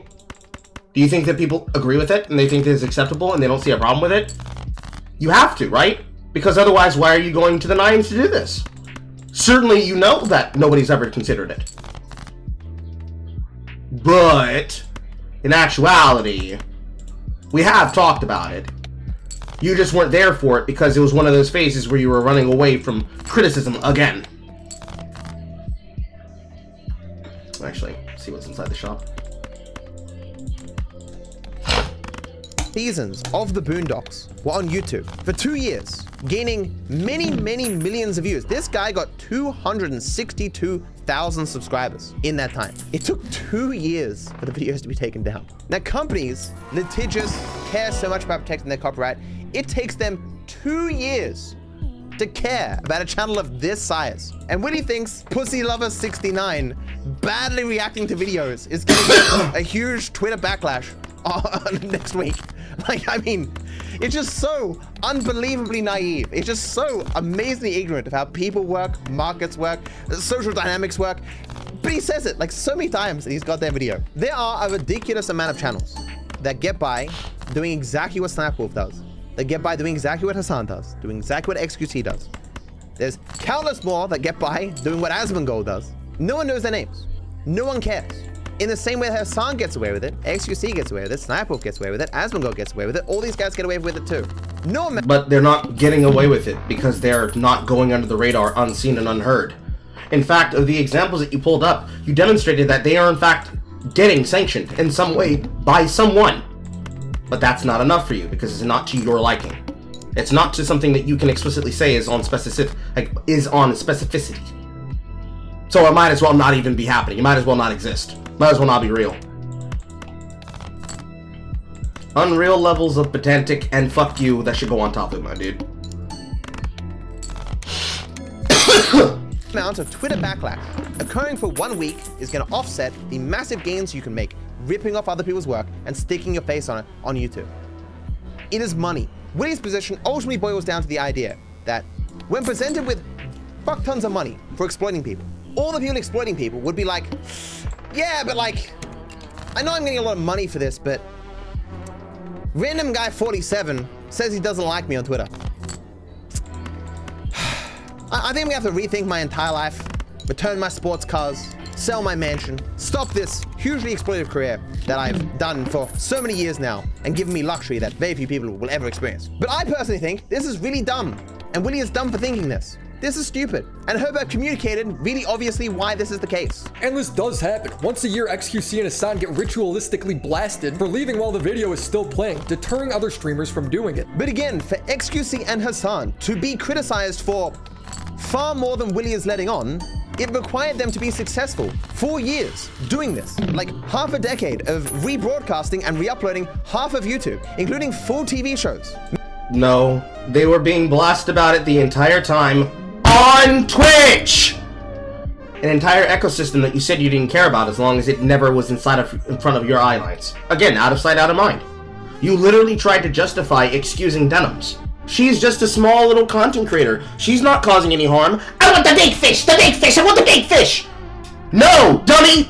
You're supposed to care about all the fucking fish! Cause it's the content strategy that's the problem, not the big people doing the content strategy. If all you ever do is harass the large people that are doing it and ignore all the medium-sized fish and the small-sized fish, when they become large, medium-sized to industry-creating content creators like Ludwig, like Cutie Cinderella. Technically, Trainwrecks never did this, but Raj Royale definitely did. Raj Royale, Justin Inks, Casey Tron. When you get to all of these figures that are talked about because they're e-girls trying to sell people bathwater, they're e-girls trying to sell people nudes through multiple pipelines that go from Twitch into their OnlyFans or into other adult site content platforms and content strategies, when it's Twitter and Twitch meme girls like Pokimane that will harass you for not having enough money to support them and their white label brand tactics, they will literally platform the next generation, the next Willie Mack show. But you won't care, because it's not happening on YouTube where you can see it. But he's definitely gonna get on top of these people for doing it on TikTok any day now! It's gonna come in any day now! We're on retarded abstract levels of how is this Ghostbusters 2 level of fucking criticism. Because you're not willing to be honest. And that is the self-policing mechanism that has pushed you out of content creation multiple times when you act like this. We have told you multiple times, you cannot behave like this and expect us to take you seriously. But you keep behaving like this because you expect us to take you seriously. And I cannot take you seriously. For my own sanity, I cannot. Because it's not rational. It's not reasonable. You act like it is, but it's not. Since it continues to not be rational, we continue to tell you, Negro, learn, change, become different than how you are right now. I'm not gonna fish it. Making tens of millions of dollars. If you, some random creator, don't become the biggest content creator on a live streaming platform over the course of 5 years, you are obviously not going to receive such criticism. No one's going to care. But even if you're deluded enough to think, oh, I could receive the same criticism as XQC and Hassan, neither of them were negatively affected by it. XQC almost immediately got a $100 million contract to Kick and started watching Breaking Bad episodes. Hassan's viewer numbers have done nothing but grow, and as you've admitted, he hasn't changed his behavior even one iota. The problem with social media today, in its algorithmic generation, is that criticism from the outgroup does not matter. Unless you get banned from a platform, get into a situation where you can't make any content anymore, the content that some audience valued, like you go to jail or something, or you yourself quit, it doesn't do anything. You just continue on as normal. There is clearly a wide enough amount of people that don't care about this at all, to the degree that the gain of re-uploading countless amounts of other people's videos with as minimal effort as possible does not negatively impact your career. You throw out some justification like Pyro did, where it's like, well, it's, I need the money.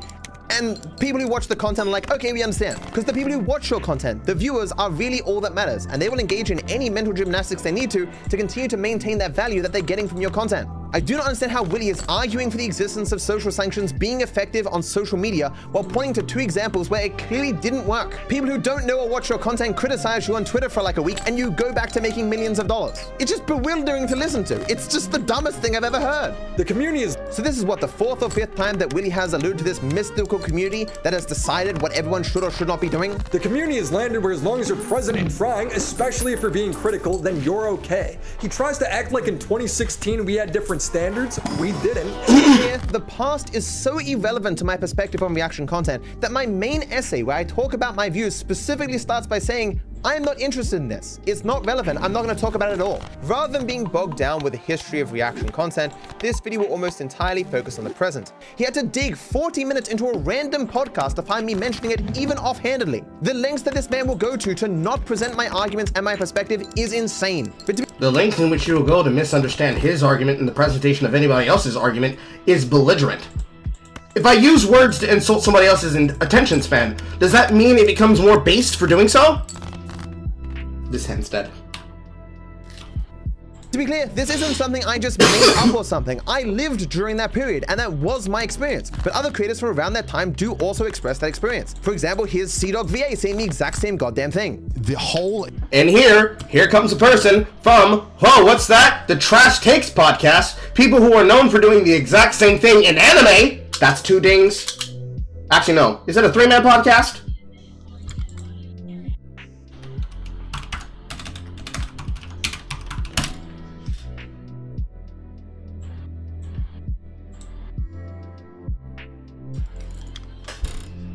One, two, three. That's 3 dings for bringing up people who are literally the definition of exactly what you're trying to be angry about. Oh my god! Entire YouTube community, everyone online hated reaction channels. Yeah. They came down so goddamn hard on them in like 2015-16. Yeah. And then like, why is it different now? I don't understand. No, everyone's... What happened? Because people started enjoying long-form content and people started learning that they could not be jinxy. That was the difference. Content Cop happened. That was the difference. Old PewDiePie, old Ian was the reason why that changed. Like, is it because it's live? Is that the only difference? Like, I don't understand. The Twitch meta, the TV meta, the React meta. He's not wrong, but at the same time, you are literally a part of that meta. You are the exact example of that exact meta existing in anime. Every single time something stupid has happened involving anime takes, it is literally these 3 that are the face of, oh, that's a cute opinion. Did a YouTuber give it to you? You, Mother's Basement, Jello Apocalypse, Video Game Donkey, Crobe Cat. There are more. But if I start bringing up more names, it'd have to start dipping into the beauty parlor style of things, and I'm not an Omegon scholar. Horror is. And I'm pretty sure she's on the bed by now. However, hear me, or you cannot be fucking for real right now. Because if you're for real, well then, you clearly, the reason why you don't know who the community is because you're not fucking in it. The react I guess what we've learned, what we've learned is that it's a bad thing to do unless your favorite content creator is doing it. Then it's not. Yeah, exactly. What do you think about React content in general? It's not that deep. Not that deep. Right. Hey, did you notice that they're asking this question to literally the queen of React meta content, who made her platform on Twitch, quite literally freebooting fucking MasterChef? Please tell me that you do not understand. Please, please, please, please, for my sanity, Dark Viper, please tell me that you are aware that the reason why Amain has as big as a platform as she does is because she and multiple other people for years were stealing from Viacom, stealing from ABC, stealing from NBC, and stealing from multiple shareholder corporations that are responsible for some of the more interesting reality television shows and dramatic shows in existence, as well as Viacom, because stealing from Atla. And you understand that by bringing this up, you have just invalidated another 2/5 of your fucking argument. You are now in that small-ass goddamn circle that I showed before. That is you now. You've excised your argument so far down that you are now right back there in that fucking circle that I drew when talking about people that excoriate themselves by ever further fragmenting their community bases. You are here. You are now that X in that circle if you do not immediately say, but I understand she got here by doing that, and that she's been called out for doing it, but she remains to be successful because she doesn't receive consequences because people on the platform as a whole accept it, but we dislike her because of that and her mean attitude. If you do not say that in the same sentence, then you clearly do not have the room in which to communicate about shit. Alright, okay. Yeah. I think there's kind of a middle ground, obviously. What is your question specifically? I think it's interesting talking about it with streamers. Again, coming from YouTube initially, because I don't know if you followed YouTube history, but there was this whole movement for 2 years where it was React content is the plague. It's disgusting. Jinx, right? It's the Jinx era. Yeah. And there was this whole thing of so when I came to Twitch, I was like, oh, everyone loves it here. It's kind of crazy seeing the 180, right? Just cut to black? Just cut to black and immediately Jack films. You don't know what the fuck you're talking about, shut the fuck up. You're not in the community. You don't understand how these things are possible because you are possibly that dumb in this situation. That's possibly because you have no fucking idea what the fuck you're talking about when it comes to that. But you don't know what the fuck you're talking about. You quite literally are completely inept to Twitch culture and to YouTube culture because you only see things in the perspective of where you were before in the past. But you're so fucking locked in to your goddamn bubble that you can't see anything outside of these fucking blinders. But you will hyper focus in on that shit when what was that? What? You said shut? What was the you said? I have to say the exact opposite of it and pretend that it was always this way. Person who people were complaining about was Jinx, who never added anything. Hassan is better. XQC is better. This, of course, is not true. You can go to archive.org and look up Jinx's videos. He'll watch a clip for 2 minutes and then he'll yap for 12. But you don't have... You see, Jinx is good because from that era from which this content evolved in its computational patterns, me, the person who lives now, and now will judge this content by the standard that we have now from content in the past. What's that? You said racism was acceptable. How could this ever have been considered acceptable? Excuse me, Slaveover from 1810 times. What do you think about this?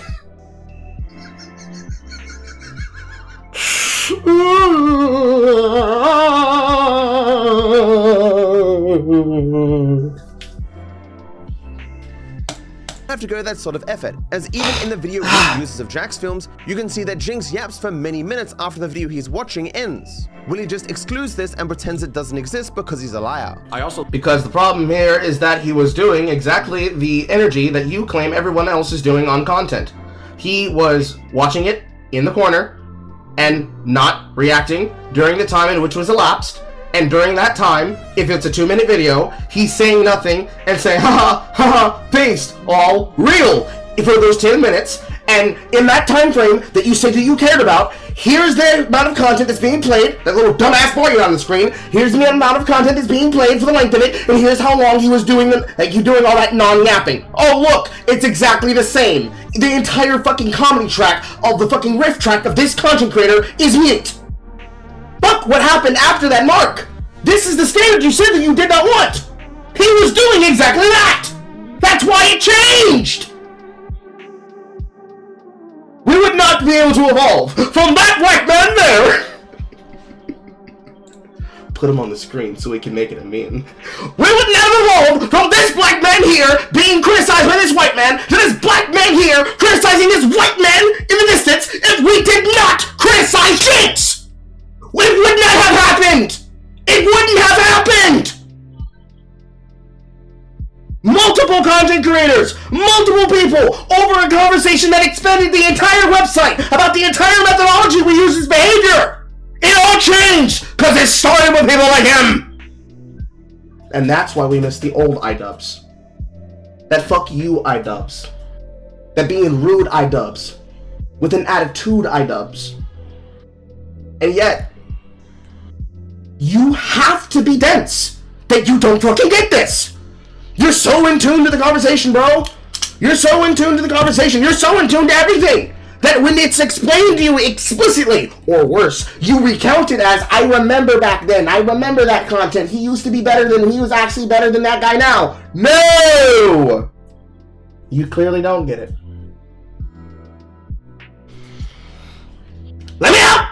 As even in the video Willie uses of Jack's films, you can see that Jinx yaps for many minutes after the video he's watching ends. Willie just excludes this and pretends it doesn't exist because he's a liar. I also like the part where you added virtually no insight. You just kind of rambled on for about 5 minutes and missed the point entirely. Pretty brilliant how you played the entire video in your channel. It's like it's a one-stop shop. Why bother going to my channel to watch that video when you can just watch that and your reaction? The sorts of reaction videos that people defended back in 2016, like those made by H3H3 at the time, did not use the entire original work, often put in more work than the original by making skits. They did not use the same title or thumbnail as the original and targeted an entirely different audience. They were not live streaming watching a YouTube video with their audience, as is the case with so much of reaction content these days. The sort of content that people found acceptable back in 2016 is not the same as the sort of reaction content we criticize today. On the topic of Jinx though, if you go back and look at the videos from 2015, 2016 that were critical of reaction channels, they weren't titled, I hate Jinx, or I hate Jinx-like channels. It was, I hate reaction channels.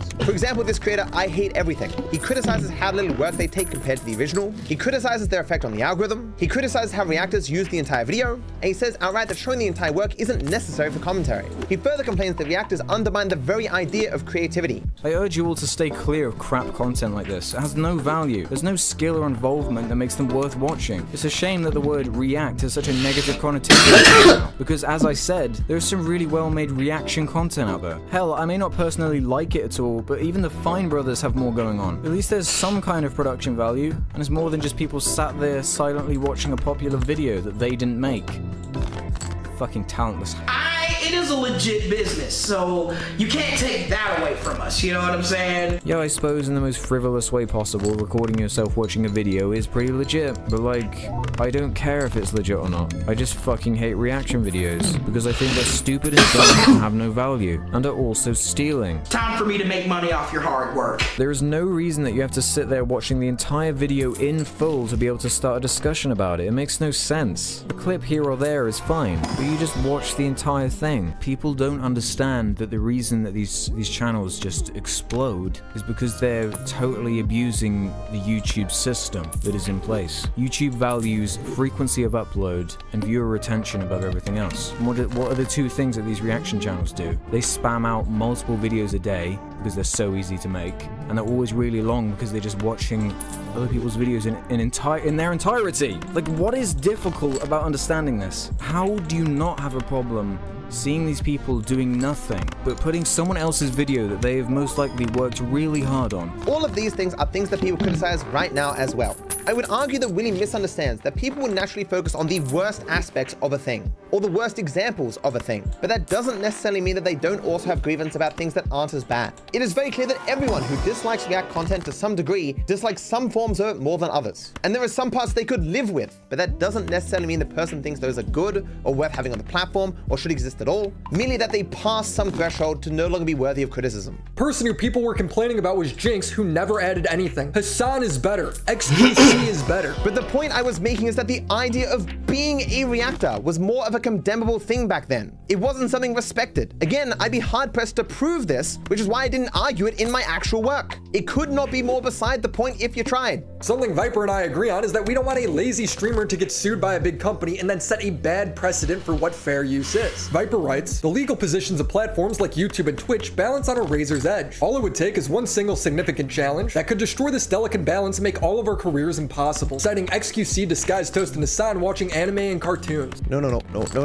that's not what I did. I would just like to note again that none of this is in my actual work on reaction content. All of this is irrelevant. It only exists in the first draft because I only had a day to work on it. I feel like I have to keep saying that because we're discussing something from 3 years ago that is nowhere close to my actual work on reaction content. This is all some hypothetical humoring of Willie's insanity. So this is way outside the scope of anything, but there's some provisions in which YouTube and Twitch and other social media work in that, where as long as they do certain things, they can't be held liable for copyrighted content on the platform. There has always been the worry, and people were talking about a lot years ago, again when this was written, that a legal challenge might change the idea of safe harbor to the degree that YouTube could be sued for like any copyrighted video that is put on the platform, as could Twitch, and that would necessarily destroy these platforms because the legal liability would be so high that we just couldn't do it. Like even if there's a 90% chance that you have the rights to the content, YouTube itself or Twitch or Amazon could just be sued for heaps of money. This is what people were discussing years ago. I know it's not particularly relevant now, but again, Willie is talking about stuff that happened years ago. It is why that paragraph starts with, the legal position of platforms like YouTube and Twitch are balanced on a razor's edge. The razor's edge I was talking about are the safe harbor provisions that allow for YouTube and Twitch to exist at all. Again, that might not be clear now, but it was clearer back then, and it's important for the 90,000th time that this is a draft, not my actual work on reaction content. Either Willie is lying about this passage or he misunderstands it entirely. It has nothing to do with discussing the possibility of a legal challenge setting precedent for fair use. The problem is Viper is a complete spurg. He gets caught up in emotion and semantics rather than the topic, so it leads to some of the most unproductive dialogue. Being caught up in emotion, like my entirely emotionless, very bland videos explaining my views on reaction content that Willie has ignored entirely because it goes against this narrative that he's trying to push that is entirely false. Willie has lied to hundreds of thousands of people. This is something to get angry about. I'd like to further point out that Willie says here that I have unproductive dialogues. He is about to talk about exactly one conversation that I had with Charlie. It is important to remember that I don't have dialogues with many people at all. While I have collabed with many creators in my career, I am not principally a commentary or debate channel. And Willie certainly doesn't know enough about me or my life or my career to have pointed out multiple dialogues that didn't go very well. You have been so documented about how you choose to spurg across the internet that we all have demonstrations of these things that exist in form of compilations. Not just in you having conversations with people, but with you interacting with parts of your chat room and people who are outside of your audience entering into your audience and how you filibuster about that.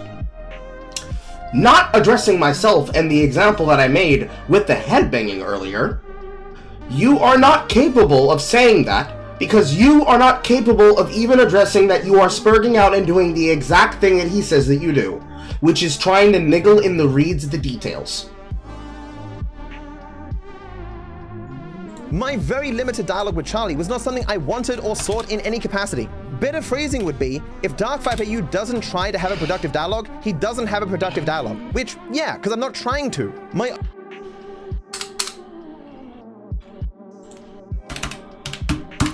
He says that I'm not going and doing my due diligence to be able to have a conversation with people. And he's right! Anything else you say after that yap, doesn't matter. Doesn't matter after that yap. You just admitted that he was right. My only interest with Charlie was to dismiss it as fast as possible so I could get back to my work that actually fucking mattered. Not only was he right, but I'm gonna confirm and double down that he was right! Because I wanted it to go away! I didn't want to have to deal with it!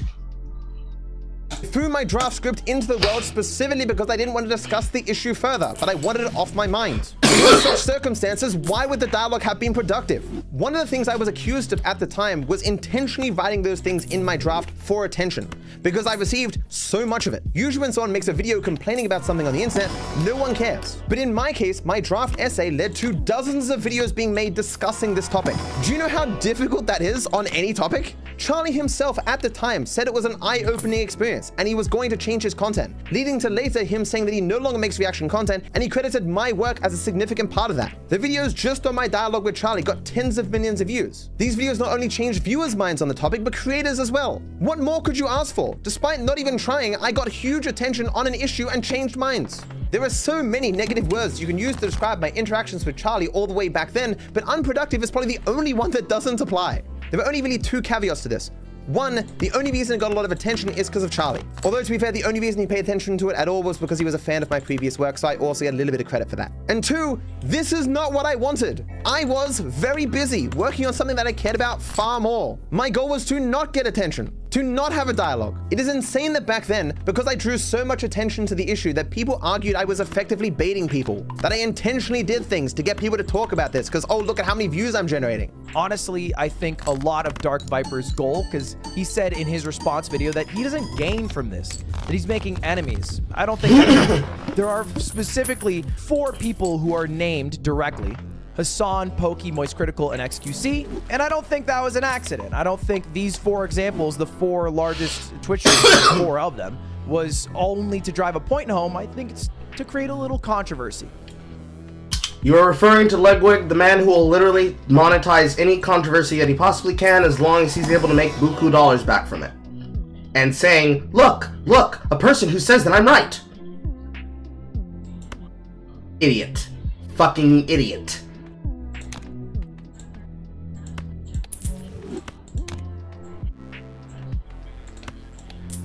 Get a little attention around the videos. And I'm pretty sure his video trending in being one of his most viewed videos in the first day in the past month is proof of that. But again, I don't care about that. That's not the point. And now 3 years later, a guy who knows nothing about that situation, nothing about then, who didn't pay attention to it at all, he's like, yeah, guys, it wasn't very effective. Like, nothing came from that. Like, he's just so unbelievably ignorant, and he just does not care. If I could reliably get millions of eyeballs on particular social issues, I could sell that skill for millions of dollars. Unfortunately, it was a fluke.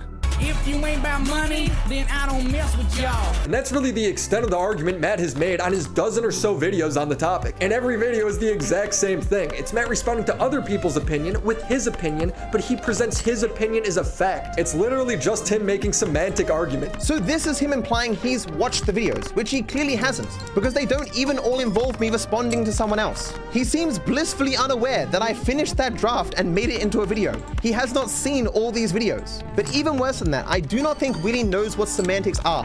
You couldn't speak about semantics for 7 hours if you tried. But Willie is doing it again. I spent months formulating my arguments, writing them out as clearly as possible, presenting them and data as convincingly as I could to convince people of my perspective, and it worked. No, it did not, because then if it worked, then you would not be here doing what you're currently doing and what we're having to get through right now. That we are now currently on... That's off screen. That we are currently on hour 8 of having to get through. Because you made this shit so pedantically fucking long that that's what we have to fucking do. Because if we do our due diligence and watch every single second of it, even if we're watching it on double time, the amount of time in which I have to pause, speak, means we're going to be here for at least double the fucking view time. Because you made it impossible to get through without doing so. Because you are so belligerently obtuse that it's necessary to do so. And you think that's acceptable. You think that's acceptable, that it requires us having to go through every single fucking second of these 3 parts. Because you think that what you need to do is lay everything out to everybody because you unironically think that people don't understand your position. No, we understand your position and your arguments. We're telling you that the thing that you're discussing is not the thing we're discussing. We're talking about 2 separate things, amongst the myriad of other things that we can then niggle off into the details of. Niggle, YouTube, niggle. That is an actual word. YouTube, Twitch. You niggle off into the detail and get lost in the reeds of details. When we are telling you, stop acting like a spurg lord Deal with the fact that we are not going to sit here and argue semantics with you. Either get into a debate and talk to someone and put down the topics. Break down what it is you're trying to establish and certify. Handle it. Take your beef, grill it up, chew it, swallow it, then shut the fuck up and stop constantly dragging people into your mess because you can't handle being told, you're not the boss of us. Over your content, by all means. You can be able to be the boss over your content, but not our content. And when you are outside of an entire community of people who are consuming the content that you dislike, you no longer get to tell us or other people, how can you be able to listen to them? Because I find them entertaining. But what about me? We don't find you entertaining. You're gonna have to accept that, baby boy. You're gonna have to take that fucking bill. You're gonna have to take it. You're gonna have to hear it. We shouldn't have to hold you down by your stirrup legs so that you can have to hear. We don't want to hear from you. You are boring. But rather than trying to combat this, Willie's like, look, there's nothing important in here, guys. We don't need to look at any of these arguments. I don't need to present them. I don't have to present his perspective. It's just all semantics. Please trust me. Well, when we provide the context for it, because people know about you spurging, no, we don't have to represent things that we are already aware of. And for those that are unaware, Google it. Because if we have to do it in the middle of a live stream, we will do so for the context of something. But we can't keep re-explaining the same Spurg Lord who keeps spurging every fucking 6 to 9 months. By all means, years and years of content on end, but we go through these cycles weekly. Weekly, you've been spurging about him in preparation for these things, effervescently so. But you think that the way you have to do it is through video format, when really you should be striking. Focus, Carl. You should be striking while the iron is hot and doing it while the shit's topical, but you won't do that. So people see you come up and they look like, did he ever address this on a debate? No? Then I don't fucking care. Because it's the same shit every time. Every time it's the same shit. Which has been the entire basis for everything he said up to this point. It's literally just him making semantic arguments. If you're still here and you actually believe the bullshit that Willie says, congratulations on getting this far. But do you really think for 7 fucking hours I talked about semantics? Again, I'm not sure Willie even knew. 8 hours, 11 minutes, 32 seconds as of the counting. Yes, I do. Knows what semantics are, because semantics actually are important sometimes. It really seems that Willie just heard someone once upon a time dismiss something calling it semantics, and he's just repeating it now, without really understanding what the word fucking means. As you heard me talk about before, and you may have seen in my work, I'm not really interested in arguing about the meanings of words. Like, I don't think there are objective meanings to words at all. It's just a matter of utility. Arguing semantics can make sense sometimes. It is important to establish what people actually mean by the words that they say. In fact, many of the issues in Willie's video come from his lack of attention to semantics. Where I will use a word in a particular way, he'll be ignorant of that and reach entirely wrong conclusions. It's literally just him making semantic arguments. He makes a false claim, shows no evidence for it, and I'm sitting here going, well, that's not true. How do I show that something doesn't exist? You could go watch the videos in the same way that anyone who had seen those videos and saw Willie say this knew he was lying, but I can't make you do that. And I can't simply play the entirety of my video in here. But it should be clear up to this. Yes, you can. You could if the point was to demonstrate something. You don't, because you don't have a fucking argument. It's really hard for you to have an argument. They require you to do this thing called having an argument. You don't know how to have one. Very hard for you to do. This point that Willie did not watch these videos and had no idea what the fuck was in them. It's literally just him making semantic arguments. Like, I'm even trying to think, in regards to reaction content, how would you argue about semantics? Especially given my positions where I don't think there are objective meanings to words. Like, I'm not even sure what I would talk about. Like, I'm legitimately baffled. For example, Charlie's original video argues that React content is good exposure for small channels. So it's important to note that Willie both misrepresents Charlie's views back then and today. I have no reason why Willie decided not to mention that Charlie doesn't do reaction content anymore, and he credits my work as an inspiration for that. I do know why, because he's either ignorant or dishonest. It took me a long time to get educated on exactly what kind of harm React content does to the entire creator ecosystem, and it's why I stopped doing it. it came at a cost to the creators, which I never wanted to do, and I never realized it did. So after watching plenty of videos from like Dark Viper as well as other content creators that have covered React content for a long time, I learned that it is not a good practice to engage in, so I stopped doing it entirely. Before anyone starts wagging their finger, there is still one piece of content that I do react to, I suppose, and that's news broadcasts. So like the occasional car chase, like police chase, or if there is a news story I'm covering that has an associated news broadcast, I will watch that. Occasionally a game trailer here and there, but that's it. I never watch other YouTubers' content or anything like that. I know there's plenty of fringe cases you can point to where someone whose content gets reacted to blows up, but that's still not the norm, and it's also still not really an acceptable fair transaction where you just kind of have to cross your fingers and pray that the person who reacts to your video somehow has an audience that will also translate to you. Like, that doesn't happen very often. It does happen from time to time, but it's still not exactly the most optimal of exchanges, I would say. But even back then, Charlie explicitly said, I'm not saying that reaction content always helps small creators. In fact, it's pretty rare for it to. For example, Charlie's original video argues that React content is good exposure for small channels. These statements from Charlie being dismissive of the idea of reaction content being a huge boon for small creators everywhere is something he said 3 years ago as well. So I just think this immediately runs against that, since the majority of content I watch and react to is small content, like Ordinary Sausage, like Slap Fight Championship. Of course, sprinkled throughout there are some bigger content creators as well as organizations that I just appreciate the work of and think that they're fun. But the majority of it has always been the smaller creators. And of course, not always is that like reacting going to help them. In fact, I would argue that it's pretty rare for it too. But wouldn't you know it, right out of the gate, Willie can't help but lie about this. For example, Charlie's original video argues that React content is good exposure for small channels. Yeah, I don't get it. I don't get any of this. And that Viper's solution of getting rid of React content won't help small channels. So even right away, his initial tweet going for the most extreme approach possible, all reactors are bad people, exploit others to benefit no one but themselves, collectively stolen millions of dollars from actual creators and have stopped countless thousands from having a career. I wonder how many small channels are out there shaking their fist right now like, damn you, Pokimane, my channel died because you watched my video on your stream and said nice things about me. But I would like to give you a couple of examples of times where channels we've reacted to, very small channels, have been able to turn it into a full-time career, and it has really helped them grow. Charlie today doesn't do reaction content, meaning he doesn't believe this now, and he credits my work as being good, so why are we talking about this? Remember that playlist that he... Because you won't leave it alone. Because you keep bringing it up. Because you keep debasing yourself, trying to force people to give you a win when you clearly both won't learn from it and have not actually earned a win.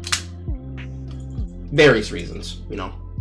Put on screen where he says, oh, it's just him talking to a bunch of people and arguing semantics. My conversation with Charlie isn't even in the playlist about my views of reaction content. He's like, guys, it's 7 hours of semantic arguments. Oh shit, I apologize to give an example. Ooh, that would require me to watch these videos. Let's go 3 years ago to his conversation with Charlie, where both he and Charlie agree that Charlie got something wrong, and I'll just say, Charlie was actually right. He's like on multiple levels of lies. He's just that far removed from reality. Viper then responds saying he never argued on behalf of small creators. And there's no guarantee that now that the React content's gone, those eyeballs turn towards the small YouTubers. You can't prove that. Nowhere in this document do I use small creators anywhere. Anywhere! There's no way for you to prove that if the React content wasn't there, all of those eyeballs that they are occupying of that finite pool of impressions would be redistributed to the smaller creators. You have no way of proving it. Nobody really does. Then it is fantastic that not even for a single moment did I come anywhere close to arguing that point in all 14 pages that I wrote. Which is true. I never... 14 pages! And yet, we're still here on this topic about the belligerence of the niggling details of how other content creators, which again, once again, look, this man, most critical, is a part of the people who are on my side as listening to my arguments. It cannot possibly be that you are that obtuse. But no, it is actually possible that you are that obtuse. But it's not because you're obtuse because you don't understand, it's because you're obtuse because you are being obnoxious and pig-headed. Made that argument. It's not only that I didn't make that argument, but the claim doesn't even make sense. While I have talked about this a few times, I best dissected it in a video that I did towards Gabby Bell. This video was in the playlist that Willie lied about watching.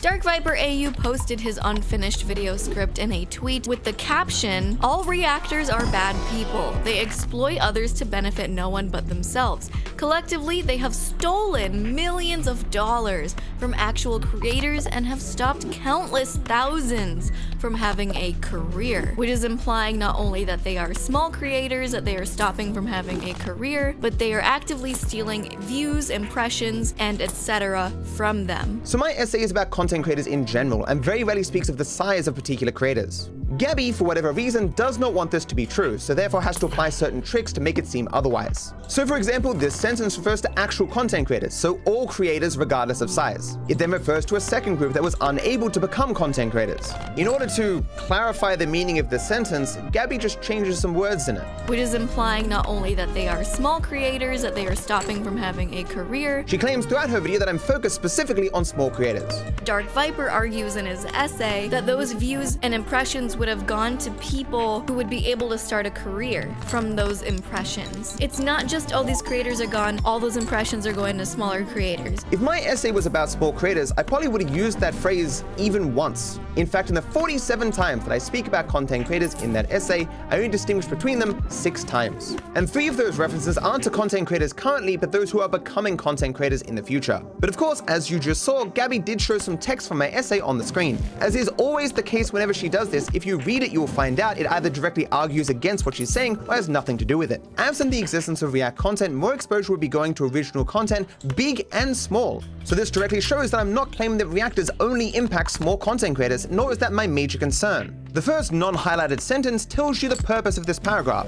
The idea of reactors being benevolent overlords seeking out poor downtrodden content creators to give exposure to is of course a convenient lie. It sets up that the purpose of this paragraph is to debunk a particular idea about the motivations of reactors. That claim being that they seek out small content creators to shed a light on. And before going into this, the next sentence is to emphasize that regardless of their motivations, they still have a negative effect on everyone, big and small. This is the only section in the entire essay that focuses specifically on a particular size of content creator, and it only does so because that is the focus of the original claim. So somewhere in the process of editing, Gabby realized that I wasn't just speaking about small content creators and was speaking about content creators in general. She then eventually realized that the only explicit reference to small content creators that she was putting on the screen constantly, that being these words tiny content creators, also contained a sentence that was directly referencing big and small content creators. But rather than fixing all the misinformation she puts forth in this video, she just puts some text on screen. He does specify small and big content creators eventually, but it does not help his argument. By eventually here, she means page 3. I have no idea how Gabby was okay releasing a video where she said something incorrect like 12 times, but even this attempt at a somewhat correction is still technically wrong, or at the very least, it'd be more correct to say that the essay does not traditionally distinguish between the effects on large and small creators. You might be surprised at how few explicit references to size there were, but you wouldn't be if you read the essay. The essay is largely interested in the effect of reactors on the market as a whole, or in other words, reactors versus content creators in general. There's no way for you to prove that if the React content wasn't there, all of those eyeballs that they are occupying of that finite pool of impressions would be redistributed to the smaller creators. You have no way of proving it. Nobody really does. Then it is fantastic that not even for a single moment did I come anywhere close to arguing that point in all 14 pages that I wrote. But he did. 14 he says pages. Creators who are reacted to should strike down the reactors' channels, and they should do it for all those people who have had to quit the career they love due to a reactor's greed. In the same video where he says he didn't make the small channels argument, he makes the same argument. What the fuck does that have to do with small creators? What the fuck does that have to do with anything? Charlie's claim is that I said that if the reactors were gone, all the impressions would go to small creators. Willie just played him. Well, you also said this earlier as well, saying that not only if you remove everybody from the ecosystem that they go to you, but this must be manufacturing how it works and how it processes.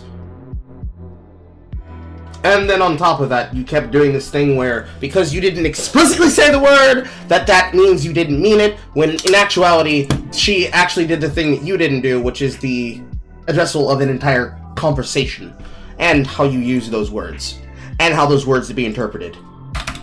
So instead, you're now saying that the things that you didn't say were the things that you said, and the things that you did say were the things that you didn't say. Which is more pedantic in the niggling bullshit. You're really not helping yourself.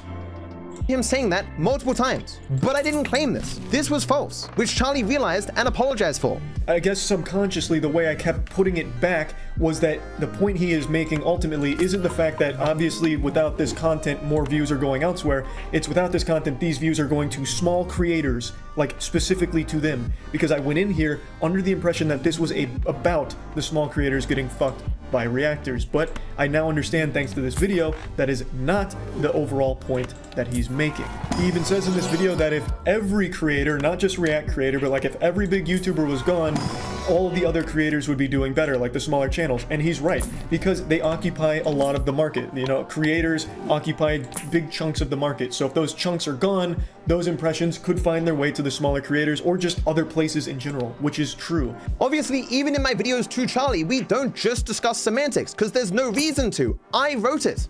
I am the god and creator of the draft essay from 3 years ago. I am telling you what those words mean. There is no debate at this point. I say, this is what those words meant, and you can see this because X, Y, and Z, and Charlie went, oh, I didn't understand. Like, Willie is right now saying, hey, DarkViperAU only makes semantic arguments, while he himself is digging up drama from 3 years ago, ignoring all of my work just specifically to argue semantics with the dude who wrote the essay, and therefore objectively knows what it means. You cannot make this up. It is stupid beyond reason. Oh, he's even doing this while a part of my work specifically exists to answer this very question. Like, it's really funny, but really sad. You have collectively denied thousands of people careers. Careers, because they haven't been able to enter the market. They haven't joined the market, and thus don't have careers. Because an algorithm has a better chance of serving people content that they want to watch long term than you do watching videos at random. Whose careers are they denying if not small creators? Small creators have careers. They're small creators. Willie is a small creator compared to me, but he has a career lying on the internet. The whole essay is about how reaction content makes the market more oppressive to creators. So it negatively impacts the creators in the market, forcing them out or preventing people from coming in. I kid you not, in the completed version of my main essay, none of this stuff about careers gets discussed at all. I had all the time in the world to say whatever the fuck I wanted in that video. This point was so fucking irrelevant to me that it didn't even make it in. And this is what Willie is talking about. This guy, in effect, a few weeks before he made this video, trying to learn about all the drama that happened 3 years ago, and he's like, no one back then knew what the fuck they were talking about. Me, a guy 3 years later who just learned about this now, actually knows what's going on. What a fucking tool. So we are now dismissing people being able to be proven right in hindsight.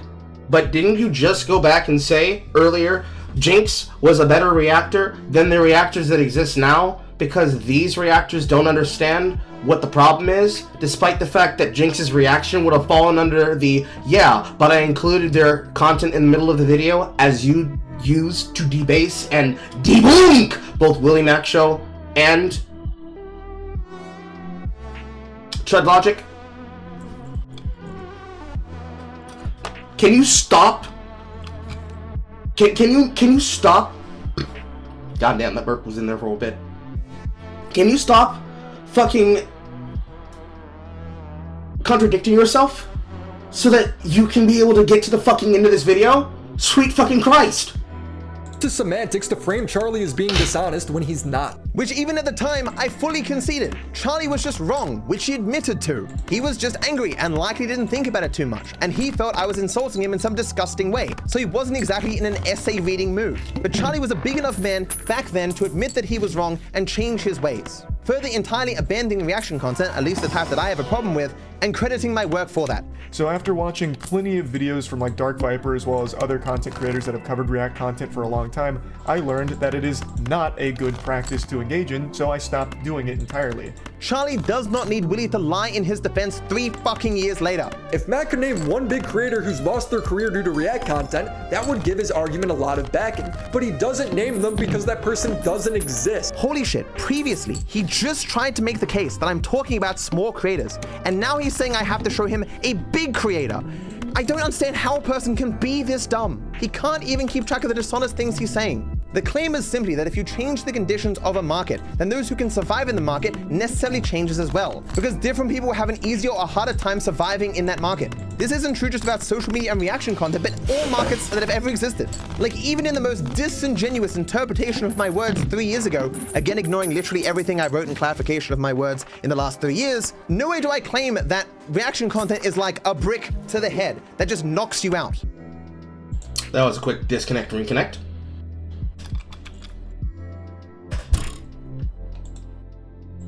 We're good. We're good. We're good. We're good. We're good. Okay, we're good. Enough to draw those conclusions, and then he recites his own argument, which has 0 sources. What's my argument?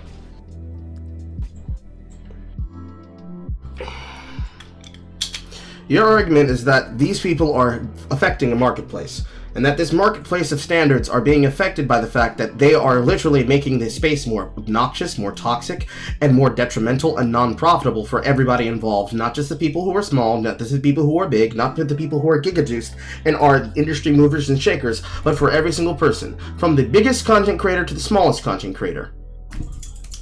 You are telling them that they are making the industry bad for everybody involved. But then, when we then rebuff you and tell you that this is something upon which we do not care, because we are all meritocratic people, being that we believe in meritocracy, if I am raping you over the coals because my content is better than your content, tough shit.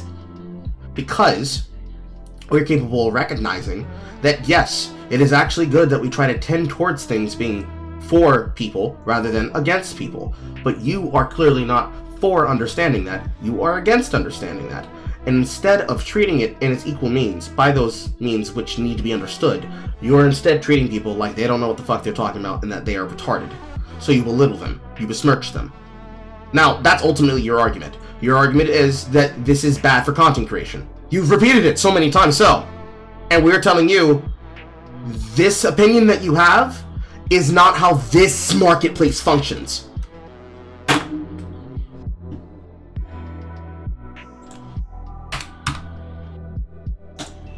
What was the Crit's argument? What was the Crit sources? You don't know, because it... Necrit's arguments and Necrit's sources that, well, there are people who are consuming content both on platforms that happen to deal with an entire company, such as Riot Games, because Necrit is a League of Legends lore creator, but also on the topic of issues concerning people who are reacting to content, especially with the sources that he got being from other content creators, one of which happened to be Rock's Boomsticks of all people. These things, ultimately, are very hard to define, and in some cases, exist multiple and multitudes outside of the standard deviation of which it could be considered relevant. But generally, idealistically, these things are bad to do.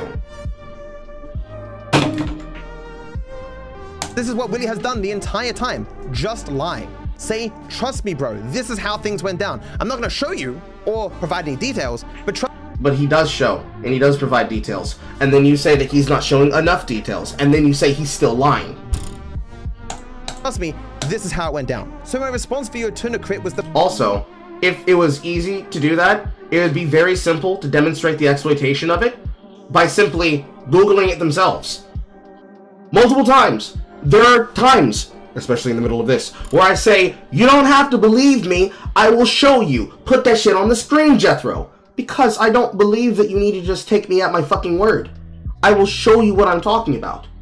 Which is why earlier in that bit where they were doing that thing where they were like, oh, I'm upset, I can't understand what these monkeys are upset about, why are you so mad? I demonstrated and discussed and explained it to them, and it still pissed them the fuck off because it wasn't about them knowing, it was about them wanting to make insults about my titties.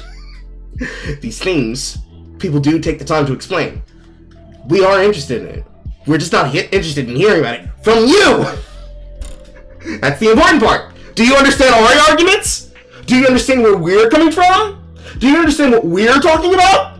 No, because you're not listening. The most recent video in that playlist, which is why it's the only one that Willie has seen. He watched that and assumed every video after it was exactly the same, which was obviously quite stupid. But in that 50-minute video, I argue for a lot of things, and I show many different ways where Necrit's analysis was flawed. But the main thrust of what Nakrit argued for is that original videos and the reactions have a consistent view ratio. So Nakrit will get 50k, the reactor 100k. Nakrit will get 100k, and the reactor will get 200k. Nakrit will get 75k, and the reactor will get 150k. So the reactor will always get 2 times the views. He used a very limited data set to try to argue for this, and so what I did was just do that analysis with more data.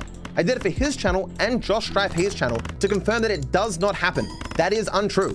Mathematically false. It's not some semantic argument, it's just fucking math. Self-evident in the data that is linked under my channel.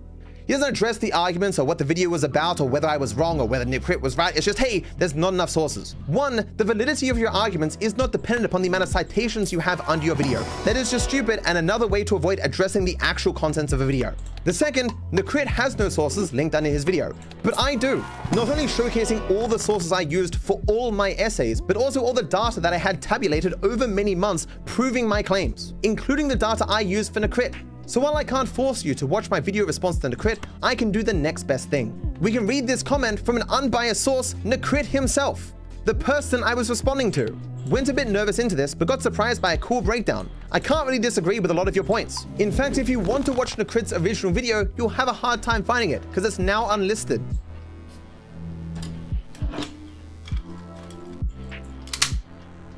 Ha ha ha! Look! A person who has now been disproven is a person who now again supports my position. Why are you against me? I'm just right! I'm just right! There are some people at this point who will actively say, yeah, we don't care if you're right, you're an asshole and we don't want to agree with you. And you would probably pat yourself on the back with that and say, ha! See! But no one's going to side with you on this shit because of how obtuse you're being as you go about doing this, dude. The claims he made in his video were false also for dozens of reasons, but mathematically just untrue. But without any obvious sign of benefit, Nakrit decides that he just needs to invent benefits for Nakrit. So while I can't force you to watch my video response to Nakrit, I can do the next best thing. We can read this comment from an unbiased source, Nakrit himself, the person I was responding to. Went a bit nervous into this, but got surprised by a cool breakdown. I can't really disagree with a lot of your points. In fact, if you want to watch Nakrit's original video, you'll have a hard time finding it, because it's now unlisted.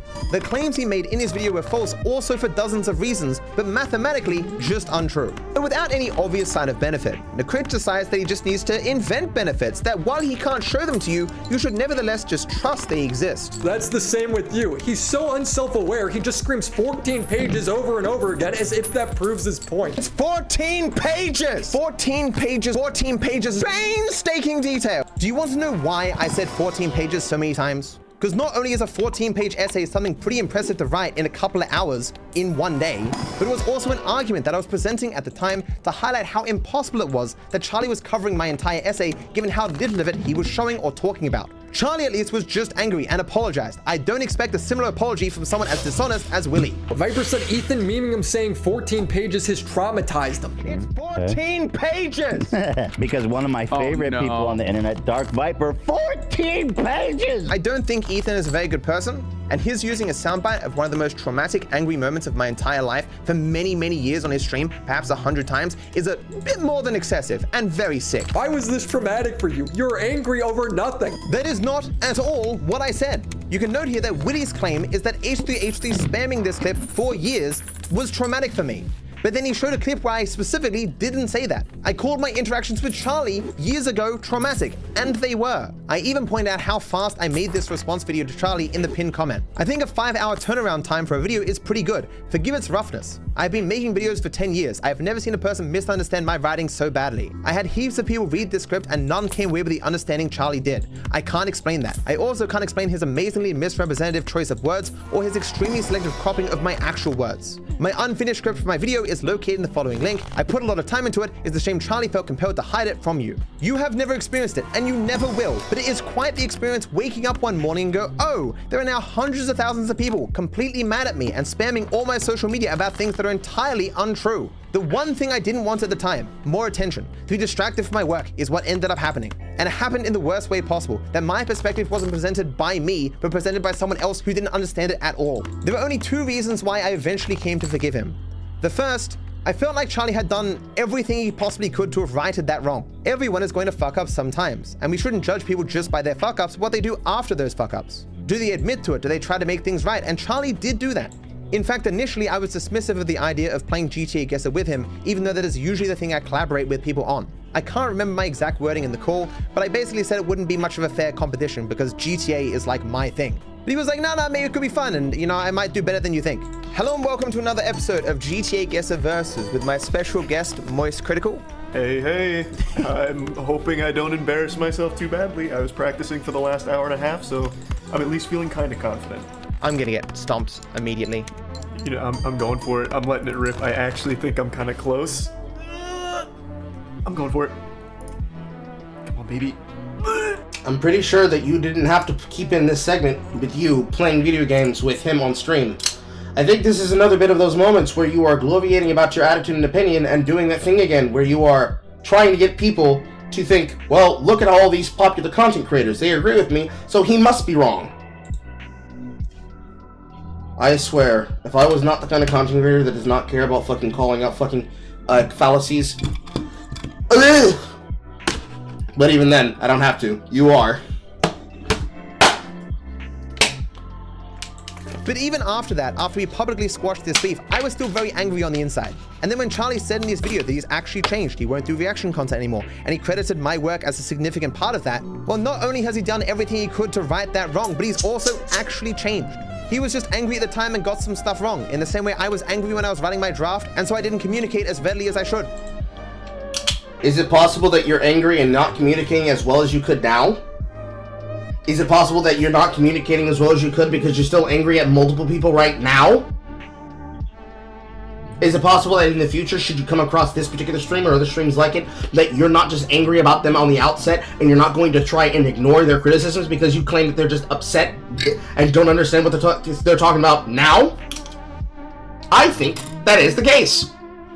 Viper writes an essay where he name drops Charlie, argues that he's a harm to the entire creator space, and draws comparisons to Grape, so Charlie responds. You see, Charlie responding to this viral public document about him actually makes Matt the victim because Matt didn't make the video yet. Again, in the video to Gabby Bell, I specifically outlined that the essay was not at all viral prior to Charlie picking it up. Charlie made it viral. This timeline implies that when I released my document, there was just waves of condemnation. Everyone from every corner of the internet was like, this is the worst thing I've ever seen. And for that reason, Charlie then spoke on the topic.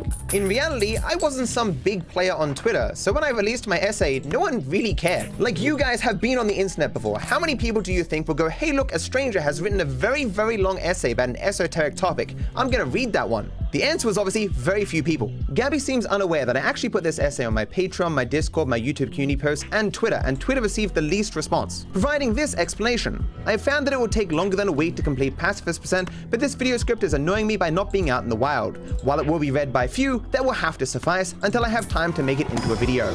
What feedback I did get largely came from my other social medias and therefore my community, so it was largely positive. And what criticism I did receive, I used to change the essay before it ever reached mainstream attention. It was after I made these changes to my essay that Charlie made his video where he misrepresented to millions of people. This obviously caused a very hostile, misinformed audience to go to that tweet. Prior to that point, it had like 20 comments. And so what criticism I did receive was from those criticized by the work or those who watched them, which is obviously gonna happen, and that's not interesting. Like, it doesn't matter the opinion you express or how innocuous it is. If someone makes a video about it, directing it towards an audience that passionately disagrees, obviously it's gonna receive some criticism.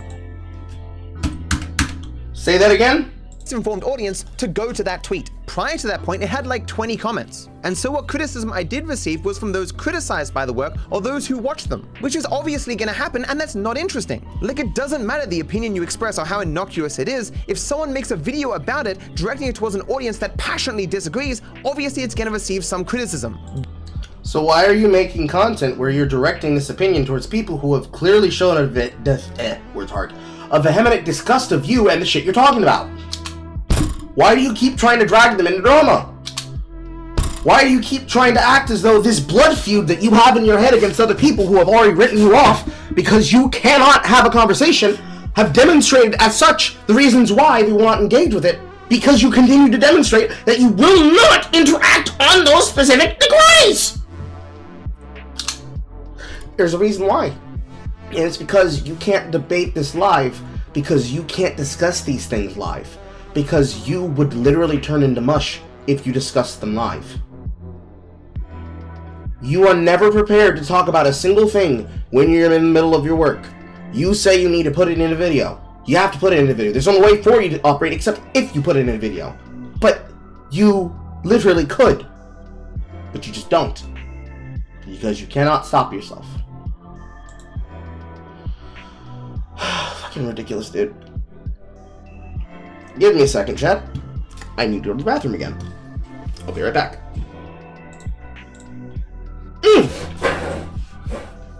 My Chinese knees, my Chinese knees, my Chinese knees. It's ridiculous, it's dumb. It's ridiculous and it's dumb.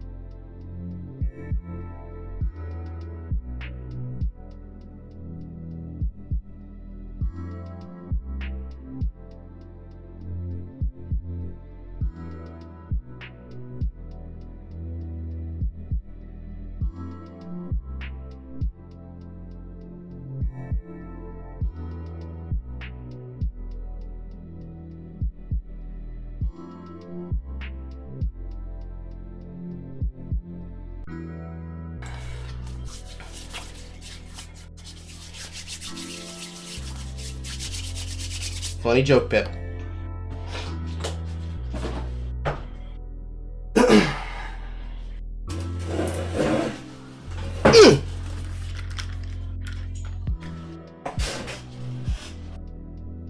Gabby's dishonesty here is presenting that form of criticism as if it were merely coming from a general impartial audience. Absent Charlie's need to constantly make drama videos about stuff he sees on Twitter, no one would have seen or cared about my words. I can say this with confidence. You know, it's not because it's happening on Twitter that you and your shit goes viral. It's because people keep seeing it and can keep seeing it and see it happening on YouTube. You know, the place that you care so much about, the place that you're posting your videos to, the place where you're posting your multi-channel reactsbergs to. Because everything in that document I've said many times before that, and no one cared. You're acting like nobody read your document, and you're just getting this criticism out of nowhere because some people took things out of context. She's right! Many people read your document, actually. In the document right now, there's over 30 people in here reading it. Holy shit! 30 people! Did you hear that, guys? 31 people, actually. A total of 41 total viewers at the time in which that clip was recorded. Oh my god, did you see that, guys? 41! By the way, 41 people! Oh, that's just like if those people weren't supposed to be relevant in the situation! But what if one of those people that were covering the topic at the time was an individual who actually looked at the fact you were saying what you were saying and gave you the benefit of the doubt to be able to have the fucking space to say what you were saying and do what you were doing? Oh, that makes it different, doesn't it? Oh, damn, that's crazy. Damn, that's crazy. How crazy? It's acceptable to dismiss the action when we don't support it or like it. Words. Just words, words, words, words. Situations don't matter, examples don't matter, words don't matter. As long as you're upset, that's the only thing that matters. 30 people! So it would take about half an hour for the average person to read an essay of that length. So Charlie's original video was seen by about 2 million people. Maintaining a constant rate of 30 people reading that essay, it would take about 4 years for everyone who watched that video to read it. So you know, any fucking day now. I do not understand why it is so important to Gabby for her to believe that the entire internet is just like an essay-loving group. They've all putting on their reading glasses, sitting before the fire, and reading random essays written by strangers on the internet. What an insane world Gabby must live in.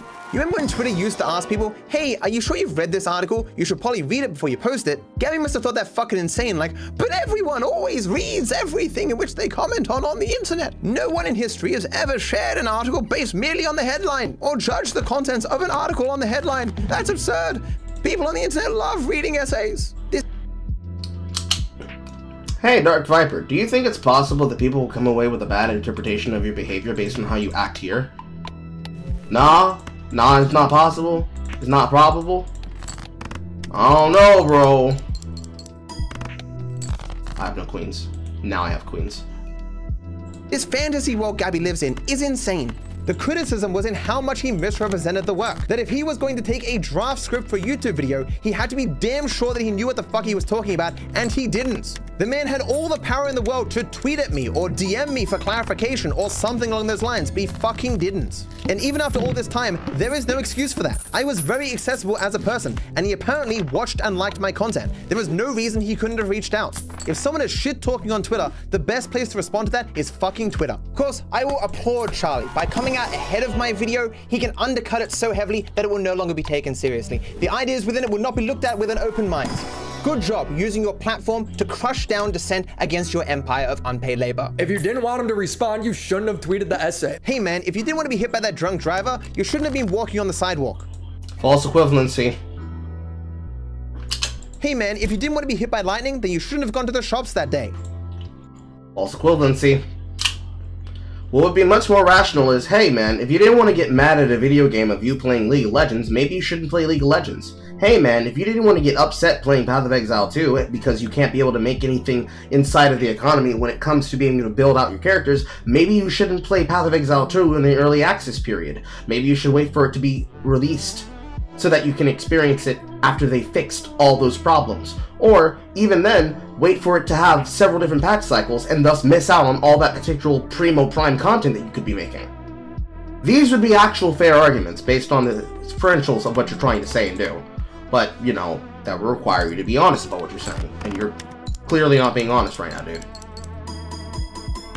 Belligerent would be a word. Not the word that I would use, but it's definitely a word. There were many creators referenced in bulk in that one section because I didn't want to single out one particular person, and none of those people responded. The only reason why Charlie responded or cared at all is because he liked me and my work, which I did not know about. In fact, it was mere happenstance that his name was included at all. As I've explained before, like the day before I wrote that essay, I was in a speedrun creator Discord. You know, YouTubers who make videos specifically about speedrun related stuff. And in that Discord, we were discussing Charlie watching in full on his live stream a speedrun related documentary. So many things just coincidentally aligned for him to be referenced there. And as I said, even at the time, he was not the best example. He frames all these people as corrupt, but maybe they just disagree, man. That's why Eggman's not responding to your long-ass essay. I am both a pompous windbag writing people endless essays, but at the same time, I am an idiot who can't argue for anything. What the hell do you think I'm filling my essays with? Remember, Willie's main arguments are, I don't care about some things. When it comes to React content being the worst because it's stealing impressions from completely unrelated creators, I don't care. And I think people agree with me, so I am right. Now, the online community has largely already come to agreement on what they think is and isn't acceptable when it comes to React content. He quite literally is stating his opinions are correct just because he has them. To reiterate what I said before, Willie specifically cropped my video to take out the part where I talked about how me and the Actman were communicating, that he was the one who reached out to me. And obviously, he did end up responding. He cropped out that material so he could lie now in order to imply that I'm throwing essays at creators that I don't know. And none of these people care enough at all. They just want some views. This isn't some grand conspiracy. Commentary channels make videos about trendy topics. I wasn't arguing they were corrupt in some way. I was arguing that they were functioning exactly like all commentary channels do. Calling this corruption is a fabrication from Willy. I did not say that. Now the Multiple times in your content, you have demonstrated that you believe it, and that's exactly what you meant. Because you keep acting this particular way, because you keep going towards people that they themselves are talking and have some type of platform that you can use to demonstrate the harm that they're causing. Certainly, the issue must be that you're going after content creators of size, because that's the people who's causing the biggest problem. You have festooned and actively mocked the idea that the problem is not caused by those people, but is instead caused by people who are not taking that enough of a prime concern. So, clearly, it must be that either you are changing your definitions, or you're being hyperbolic, and you don't actually mean the things you're saying. Which one is it? It cannot be both.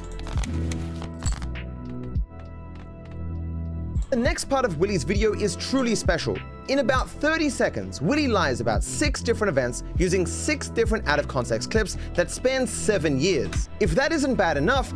These clips are out of context because I say so, not because they actually demonstrate the demonstrable example that I have a bad attitude and that I have not grown out of this attitude despite several years of opportunity to grow! None of these events have anything to do with any topic discussed in his video. If there was an Olympics for dishonesty, Willy would take home the gold every time. No, you would. Specifically because of how hyperbolic and how incensorious you are.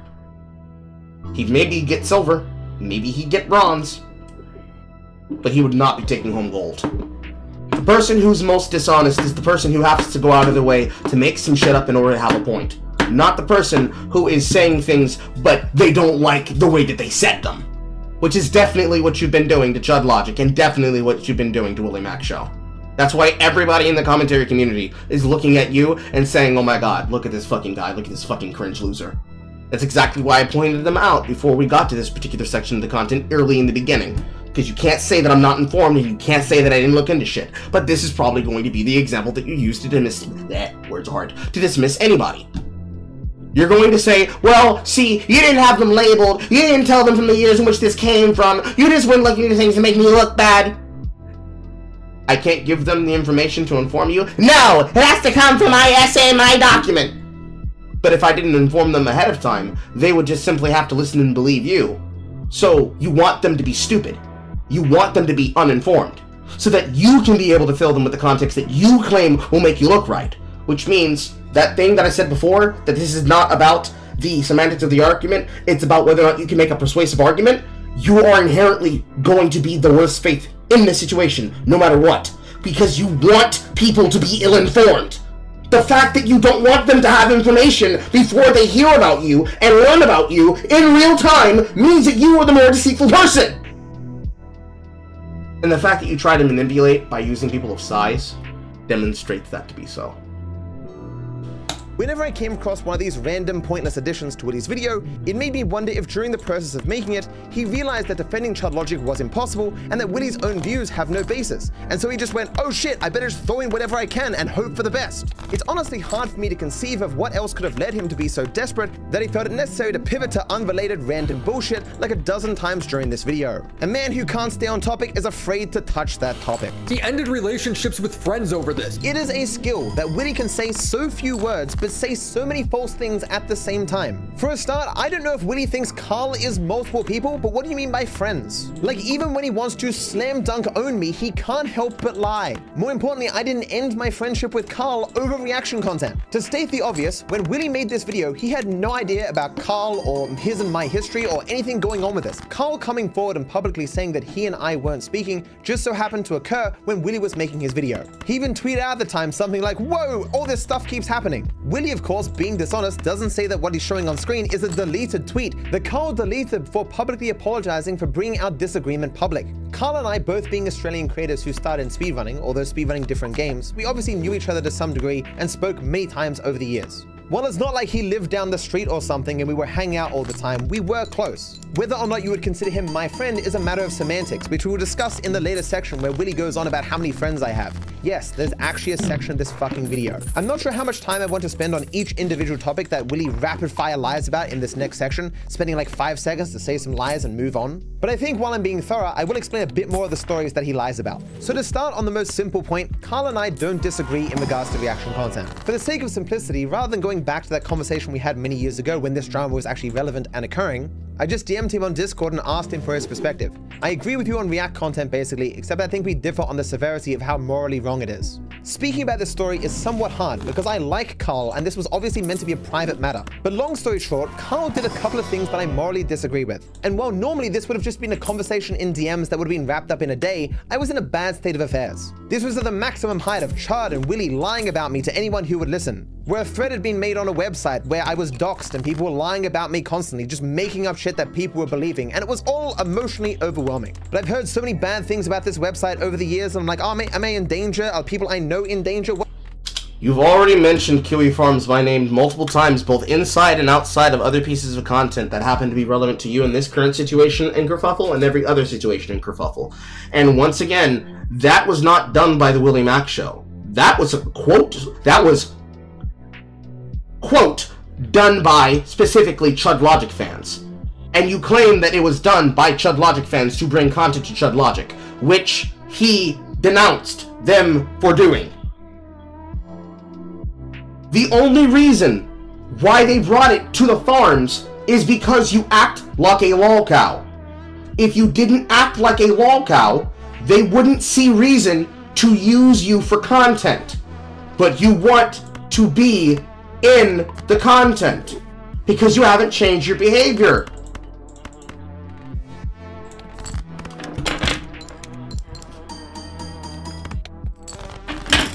It's unhelpful when you just go out and lie like this, man.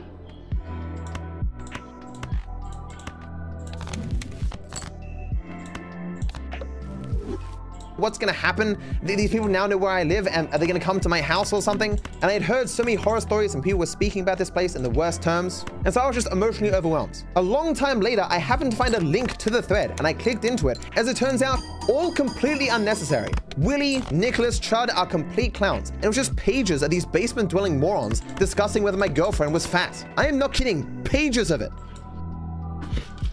In his defense, the only time I'm probably gonna have to say this sentence. In his defense, I'm going to do this by just going over and looking at fucking Dansburst's thread right now.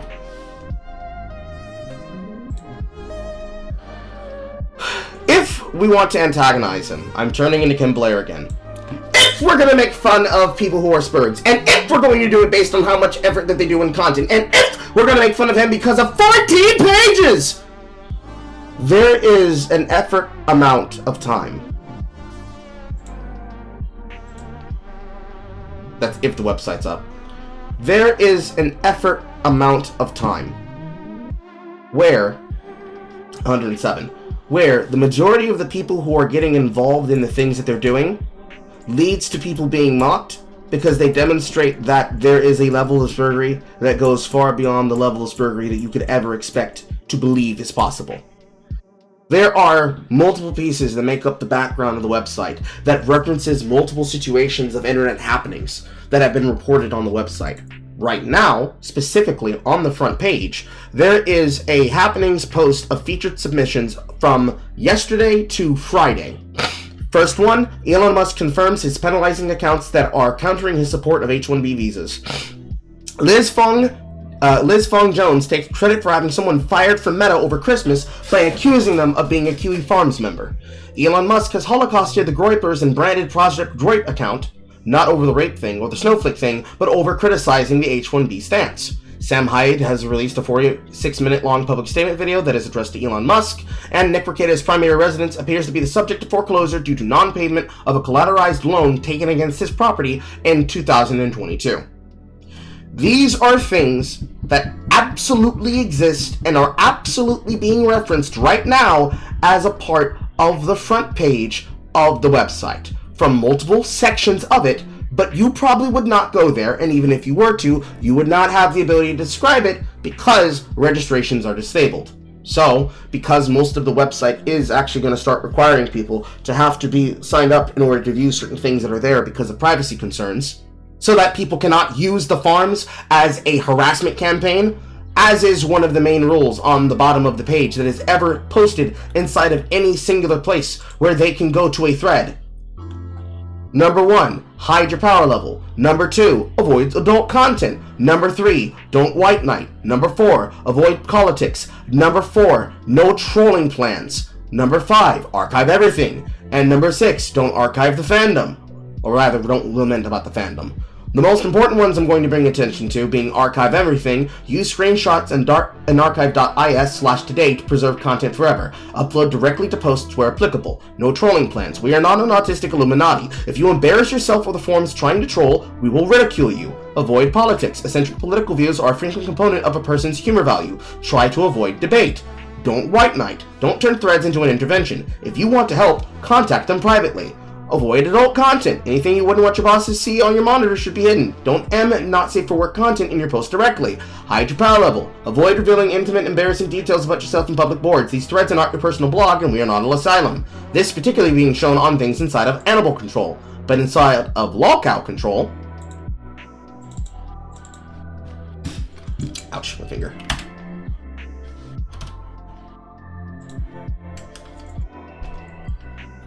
But inside of legitimate grip circles, if there is one here, I don't think there might be one, assuming that a page might be locked.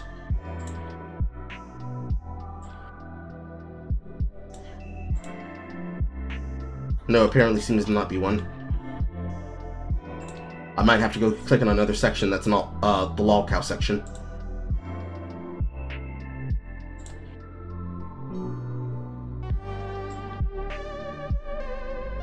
No, there's another one here.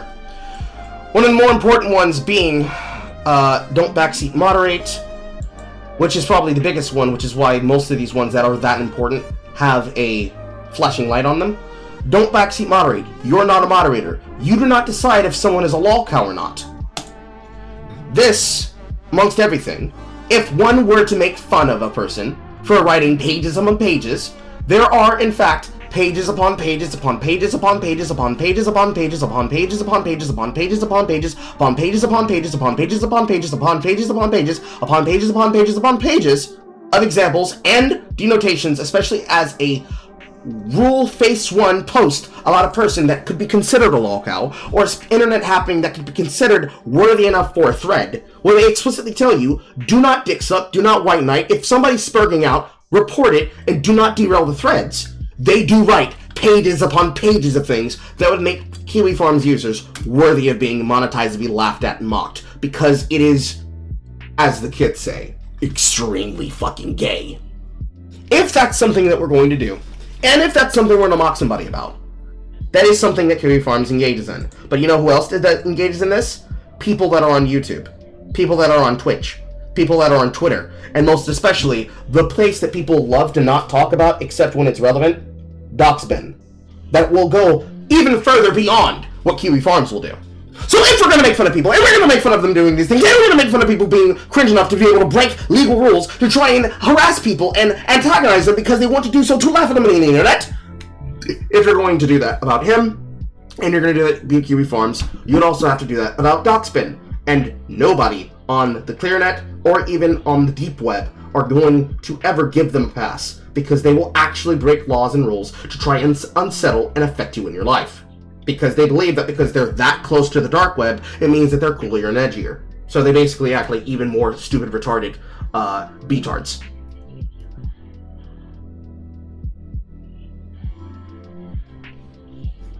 We keep having disconnection, reconnection, fucking connection. We should be back. We are back. Ah! It's like my own internet telling me, stop! Please, Carl! Please! Moving forward. It was insane. These are the weirdos that I was worried about. But of course, I didn't know that I had nothing to worry about at the time. Well, see, if you have nothing to worry about, why are you still spreading about it? Look, man, they're so retarded. If I could just be able to avoid all this problem if I stopped spurting and just moved away from it. But I'm not gonna stop doing that. Idiots. I was being lied about left, right, and center, unsure if I was even safe in my own home at this stage. And I'm looking at the DM window for Carl, and I'm like, I don't want to argue with anyone right now. It's just not something that I can emotionally deal with. Was this the right move? Obviously not, but don't judge me too harshly until you've been in my shoes. I didn't spam rage at him or something, or get into a heated argument or whatever. I just didn't talk to him. And right then and there, I didn't want to talk to him, so I blocked him. Obviously, this was never going to be a permanent thing. I had known Carl for almost a decade. But just in that moment, I just didn't want to start another argument with another person about something. But I was unaware that Carl was going through some stuff. I was too focused on my own shit, my own emotional well-being, to the degree that I didn't think about how my actions might hurt Carl. So he lashed out publicly, which was clearly the wrong thing to do, and he was right to apologize, but I am not blameless in this. I certainly could have addressed— Oh, just now you're not blameless in this? Only in this instance. Only here. Only now. That's the only instance in which you are not blameless.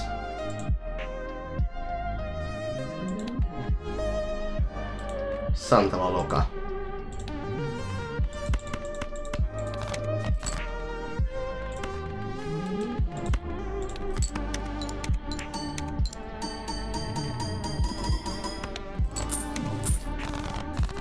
our disagreement earlier, but I had a lot of stuff going on. I was very busy with my business and my changes to my personal life with Aitana, and I was having a hard time adjusting to this new norm that a bunch of weirdos were going to follow me wherever I go for the rest of time, taking anything I say out of context and lying about it for money and clout.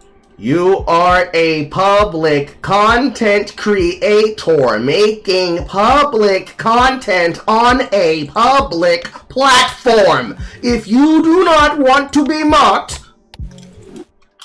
for making public content on a public platform publicly, stop posting public content on the public platform publicly! Is this so hard for you to understand? Is it really so hard for you to understand? If you don't want them making fun of you, stop doing shit that makes them make fun of you. If you do not want to be in the center of this attention, stop putting yourself here and then acting like this shit is happening for no fucking reason. You know why it's happening to you. You're being ridiculous again. And that is dumb. Strictly fucking dumb. I've had disagreements, big and small, public and private spats, videos backwards and forwards, insults thrown everywhere. I have never seen dishonesty and degeneracy like I've seen from Chud Logic, Willie Maxshow, and Nicholas DeDrio. Any other person I've engaged with in any capacity, regardless of how much I disagree with them, I never thought they were actually insane. I don't follow them on social media. I do not care what they do. Wherever I go, they will pop up and follow me. As you have seen throughout this entire video, it doesn't matter what I actually do or what I actually say, they will just twist my words. When I was a smaller creator, I was perfectly free to go, "Ha, you're a fucking liar, here's the receipts." I talk to creators all the time, and this is the universal consensus. You are meant to ignore people like Willie Maxshow, like Chud Logic, like Nicholas DeDrio. Then why aren't you?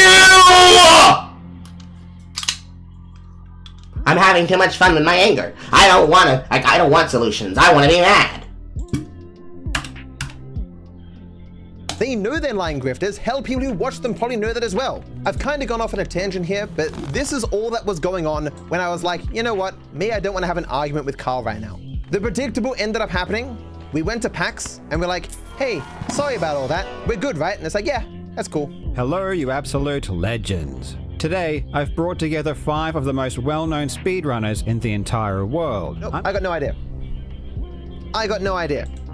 It was never a big thing. Sometimes friends have arguments. Sometimes they don't talk to each other. This is something that you've all likely experienced at some point in your lives. It was only external variables that made this more serious than it actually was. I certainly wasn't never going to talk to Carl again because of X, Y, and Z.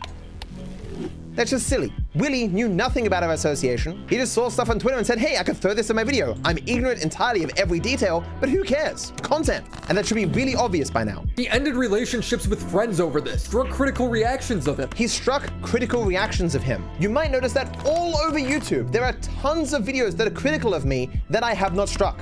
nor do I have any intention of striking them. I strike reaction videos, irrespective of their tone. And Willie knows this, you've seen him say it early in the video, but in this case, he needs this dishonest framing, because Chud was clearly in the wrong. He knew what he was doing wrong. He still did it anyway. Despite that, if he wanted to be critical of me, he could have just made a response video. Hell, even after his video was struck, he could have re-uploaded the entire thing and not included my video if he really thinks that his criticism was actually weighty and actually stood on its own merits. He could have done that and I wouldn't have struck his video. Hell, I probably wouldn't even have noticed. Chud's video at the time when I struck it only had like 1,000 views. The only reason I was aware of it is because it was put in my Discord. I looked at the video, skimmed through it to make sure there was no editing and it was just a re-upload of my video, and I struck it, as I have struck countless reaction videos before. Chud wants to frame this like I was trying to take him down. I had no idea who the fuck he was. The only reason I remembered the conversation that Chud and me had is because he mentions it in the video that I struck down. I've spoken to him in DMs before, and basically a mutual viewer of ours back a little while ago in some previous React drama mentioned me as someone who had some disagreements, and he kind of looked at my channel and turned his nose up, and I think he said something about like, well, I wouldn't want to talk to this guy because it would benefit him but it wouldn't benefit me. Okay, you know, good luck to you. He ended up DMing me and we had a brief backwards and forwards, and he kind of like elaborated on why he thinks React content in its totality is bad. But his position on it is like quite extreme. You know, he thinks that, you know, based on what he said to me at least, it seems like the only kind of content he thinks is applicable is like edited content. Any React content is not permissible, you know, because I asked about like, what if someone's covering like breaking news and stuff like that? And he was like, oh, well, if you're covering breaking news, that's the last thing you want to do. And I'm like, okay, sure, I understand where he's coming from. But like, you know, you're making it so that basically streamers can't do anything. Like, you know, they can't do any sort of coverage of anything because they're inherently going to be reacting to a piece of content. And I just think that's like a totally insane position. In my entire 12-year career, every time I've struck a reaction video, I've received no response. I suspect the reactor would be like, well, I didn't ask for permission, and I did re-upload that guy's video. Shit. It's only like 3 months before the strike goes away. Why worry about it? And openly abuse the DMCA system. I use the DMCA system in the way that it's intended to be used, in a way that I think is morally and legally appropriate. If you disagree or would not act the same way, that doesn't make it abuse. And he's always been... If you steal from a bank and murder people, and then say, listen, I wasn't stealing from a bank and murdering people for no reason, I was doing it to feed my family, it doesn't change that in any context. That, Dark Viper, is how you do a hyperbole. And that's how you do a comparative hyperbole without being ridiculous in the stake in which you're saying about them. Let's listen to that again, because that was just such a glub shitto behavior. We're almost fucking out of this video, chat. We're almost on to part 3 now. We have to listen to that again, because what he just said was so fucking retarded, pants shit on head dumb, you have to hear it twice, maybe 3 times. Asked for permission, and I did re-upload that guy's video. Shit. It's only like 3 months before the strike goes away. Why worry about it? And openly abuse the DMCA system. I use the DMCA system in the way that it's intended to be used, in a way that I think is morally and legally appropriate. You did not, because you just struck shit that is not against fair use. And you are continuing the campaign and your crusade against it when the system told you no, because it did not violate fair use. You have admitted multiple times in the middle of part 2 that you looked into it because you skimmed his content, saw that it used your content, struck it, then got confused that it was not permanently down because what the fuck wrong? He clearly used my shit. Why are you still allowed to get away with it? And you have been spurring about it like a dog after his tail multiple times fucking since. My man, you are clearly having a fucking giggle.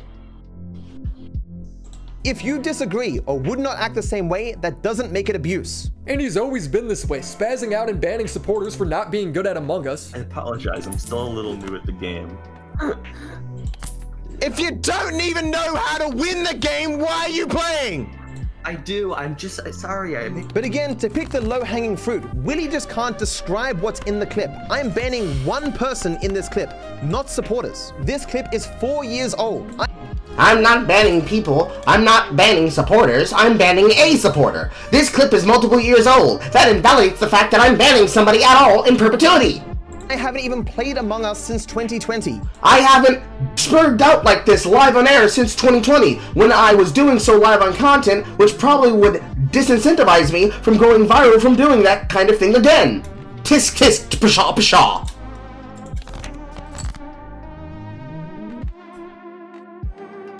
Willie, of course, as with all the out-of-context clips that he lies about, just leaves off that detail. It's why all his followers were spamming at me as if this happened yesterday. People were saying, haha, why don't you go play Among Us with Scott? And the joke there is, I did. This controversy, 4 years ago, got resolved very quickly. It is only being brought up again by people like Willie because they have nothing else. And even what little they do have, they have to lie about because it's not particularly significant what happened 4 years ago in one random stream of Among Us. But I'll tell you the story now, as I've told it many times before, which Willie is well aware of. So something like a month prior, I had been diagnosed with Hashimoto's disease. My particular condition is called hypothyroidism.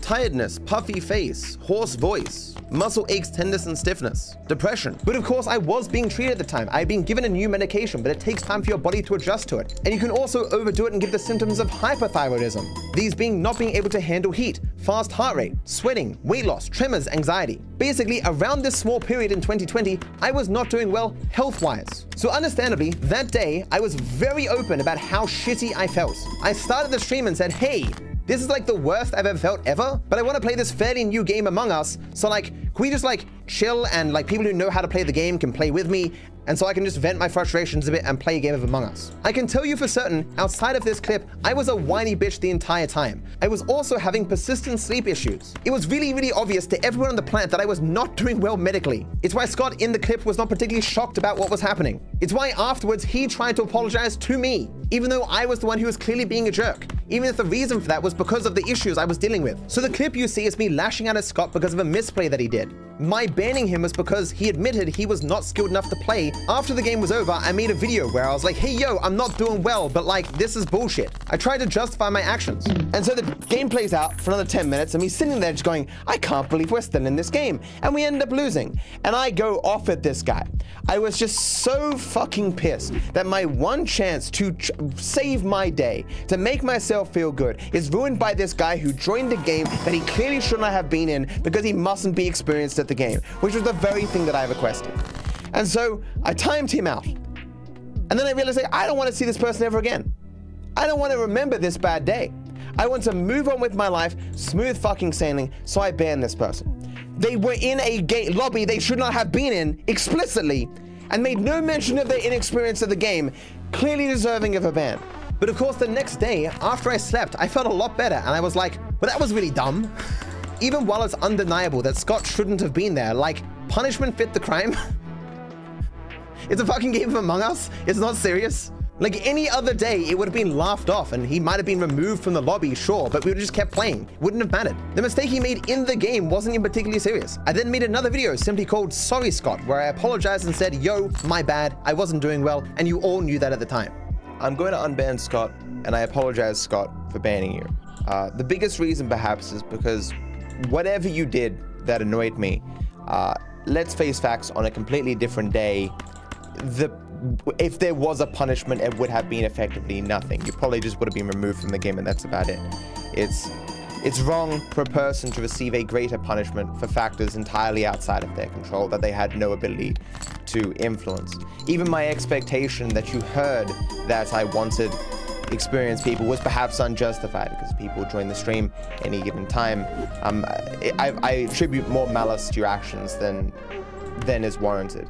It's not like I spent a lot of time making sure everyone in that room was experienced as I desired. You know, that's on me, I suppose. While I still think some response was warranted, the response I gave was clearly unwarranted. So again, I apologize, Scott. While I plan to apologize already, I did receive someone put your comment on Twitter. And it seems we do have a lot in common in terms of anxiety and worrying about whether people hate us and whatnot. I'm sorry I've let you down, you know. I gave him VIP, a bunch of subs, and we played more games of Among Us that you can still see on my VOD channel today. Scott, of course, forgave me immediately because it was really obvious that I wasn't doing well, and so he didn't take it personally. Even now, 4 years later, Scott still comes round to the stream. All this information is really easily accessible because this clip and these explanations exist in like 3 different places on my other channel. It's not like Willie is coming in to save the day. Scott's just been banned and we need to get him back in the game. This is 4 years ago. He was banned for like less than a day. No. So let's talk about what we call desperate action, or actually desperate circumstances. Here's in a story, probably one of the more exemplified stories that this is one time where you adding context has actually informed somebody to something that might not have been possible, or might not have made sense until you added the context to it, but people weren't allowing you to do so because they didn't trust you to do so because of the things that you've been saying and doing beforehand. In this instance, you've been able to provide the context that you have not provided in other situations, and yet it's strange that you were only able to do it here for that context, in this context. Yet, what about all those other people and all of your other live streams? The ones that we've seen from those collages, the ones that we haven't seen, the ones we probably haven't heard about. What about them? Did they get an unban? Did you unban them after they were unfairly banned? Were you willing to do so for them? Who knows? I certainly don't. The rest of us probably won't either.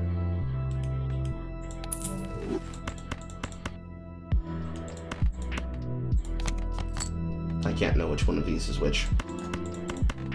Are they gonna get an unban? Are you gonna treat them fairly and treat them kindly? Are you gonna do the same thing that you're doing there for them here? Probably not. More than likely, probably not.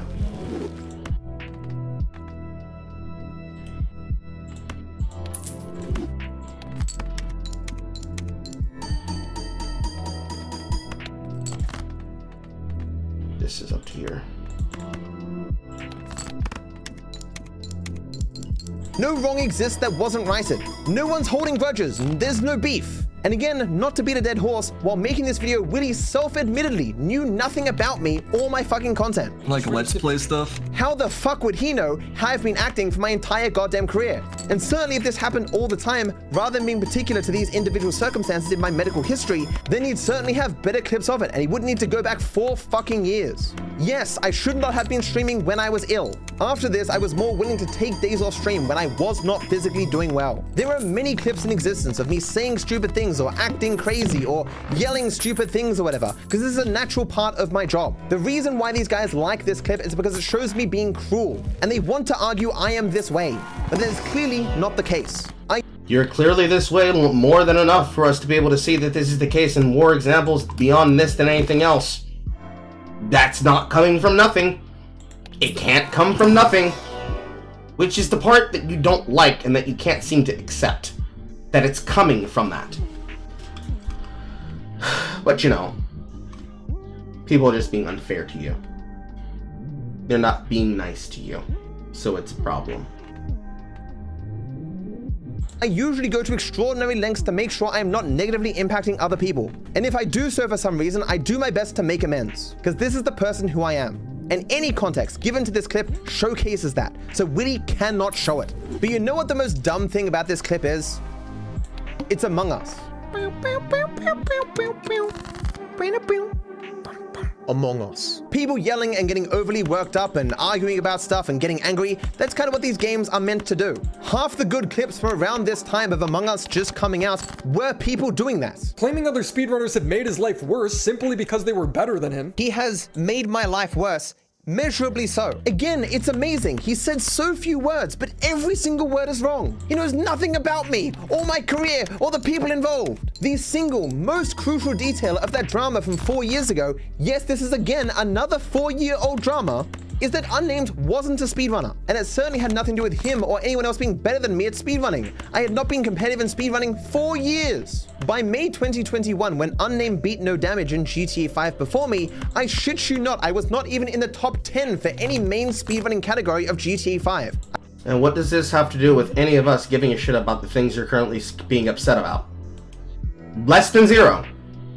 You went from me being able to give you a fair fucking criticism, and finally the one compliment that you can be given, which is that you finally added context for something that you should have been able to do so, a context video much like that of Vosh's, you've still somehow been able to triple, quadruple, maybe even quintuple the runtime of his context video, explaining why he can be a gooner that faps it to things that he would call CSEM in public, but in private is definitely gooning to alongside his fucking horsecock porn. You have wrapped the fuck back round again to things that none of us were talking about. My fucking Christ, get a grip.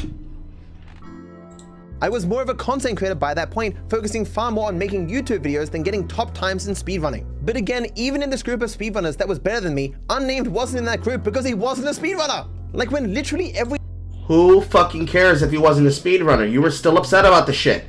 The fuck? detail given by Willy about a drama is incorrect. Do I really need to spend the time to explain what that drama was about? For fuck's sakes, I respect Unnamed greatly, and I'm happy he became a speedrunner. He's obviously way better at speedrunning than me, and I think that's fucking awesome. He and I have been cool for years, and he helps me out constantly. For fuck's sakes, I made him a moderator of the Discord and speedrun.com. We even recently played GTA Guesses together and had a conversation about the old time. Even, of course, we've talked many times over text over the years. So what I'm trying to say is, am I saying anything wrong in that clip, Willy? It should be obvious that Willy has no way of knowing, because he doesn't care. He doesn't care if I did something wrong. He doesn't care if I'm saying false things. He says, hey, if I say this lie and then play this clip, it'll give a false impression that makes DarkViperAU look bad, and that's all he cares about. Unnamed and I certainly do not have any beef. We've been cool 4 years, friends 4 years. So what's his point? The point is, he has none. He knows nothing, and he's just presenting lies and out-of-context clips to defame me, because he knows Chubb was in the wrong, and this is all he has. With that all now being said, should I give a brief history of that drama? Like, Willy clearly doesn't care, his viewers clearly don't care. So early 2020, I started trying to complete GTA 5 without taking— Please fucking end it. We are only 15 minutes away from the fucking end. Any damage. Initially, I didn't think it was possible, so I was like, screw it, let's just see how well I do. But as I did more runs, I started to think maybe this would actually be possible. By run 18, I got it all the way down to 1 bit of damage.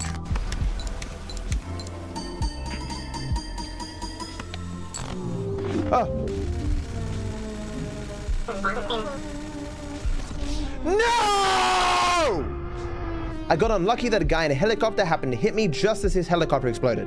But I was like, okay, I've shown it can be done. Every single mission I have already done without taking any damage. I've done it many times now. I've done it in practice. We just gotta get that one good run. But it never came. Do you know how hard it is to make something entertaining that is exactly the same every single time? You do not need to make your live streams the same every single time. And yes, I do know how difficult it is to have a speedrun. I have categories inside of Devil May Cry 3 on the DMC HD collection, and have worked out exactly how to better speedrun both Path of Exile 1 and Path of Exile 2. That is not the problem, and that's not what you're here about. Why are you trying to say, do you understand how hard it is to make content? Most of us do, yes. Which is why we can say, do you need to be spurging like this live in air? Probably not. Is it possible that you can conduct yourself better? Probably so. I demonstrated with my own content. There are others that can probably demonstrate as well too. While we're on that, is it possible that we can be able to criticize people without fucking screaming like a fucking hooligan, upset that you can't handle that people didn't read your document of 14 pages of an essay? Is it possible that you're able to have an opinion that is a lot better and a lot more than, oh my god, you don't understand how much work I put in? Possible. It is possible that all of these things are possible. So, now that we've got that out of the way, back to this same shit we've been on again, because you keep trying to bring up fucking arguments that have nothing to do with anything anyone's talking about. Can you be able to fucking debate somebody live on camera so that you can be able to understand the difference between these things?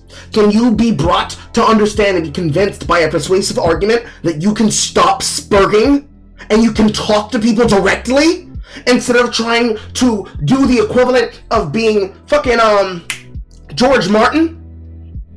Or excuse me, not George Martin, Martin Luther. Wrong two names. that you can be able to not do the equivalent of the streamer content Martin Luther banging your fucking notice of how you hate all content creators that you believe are slop content creators on the front of the church of live streaming and broadcasting? Is it possible that you can do that? Is it possible that you can communicate about these topics without acting the way that you do? Apparently not, because you keep acting this way. No matter how much people try to tell you, please stop this. Speedrunning, there's always some anticipation because you lose time, you gain time. Are you going to get the world record this time? But in this run, hours just entirely on edge, being like, I'm about to get hit, because the game isn't meant to be completed without taking any damage. It was extraordinarily stressful. I had so many other cool ideas that I wanted to do, but I was like, you know, I really need to finish this no damage thing. So I was locked doing the same thing over and over again that I knew I could complete. I just needed to get that little bit lucky one time. And I knew the success, doing something that no one else had done before, would get me a lot of views, a lot of media attention. It would be very satisfying for me personally. It would be a great video, that the crowning achievement of my channel, as that spurred me on despite how frustrating it was, how nerve-wracking it was doing this over and over again, how difficult it was to make it entertaining for an audience each and every time, how much I wanted to do other things, how stressful I found it. I was like, I gotta keep going. Even business-wise, I knew that doing other things would be more interesting to an audience than having another failed no damage run. But I was like, no, that's success though. Once it happens, holy shit, it's gonna be the greatest video I've ever done. And of course, spoilers, when I did eventually succeed, I was correct. The video currently sits on my channel as my most viewed video ever, by a large margin. 8 million views on a video that is 2.5 hours long. This video alone has made me $62,000. Not Australian dollars, American dollars. A video that, despite being over...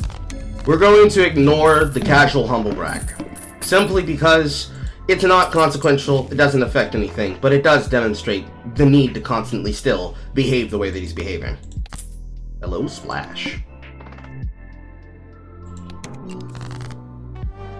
3 years old is still making me $20,000 a year. But it wasn't just that. I knew from my experiences with doing Pacifist Percent that if I succeeded, people would write articles about me, would draw attention to my channel, something they cared a lot about. This was my career. This was not just my passion, it was my business, it was my job. So much was riding on me succeeding. But on May 16th, 2021, a completely unknown person, named unnamed, on a YouTube channel with no videos, with not even a profile picture, with no social media, with no history in speedrunning, uploaded in 3 parts, an apparent success of the no damage challenge of GTA 5. Now obviously it's not Unnamed's fault, but everything about him and the way that he presented this video and himself was a huge red flag. He didn't have a history of credibility showing him to be legitimate. So you can understand.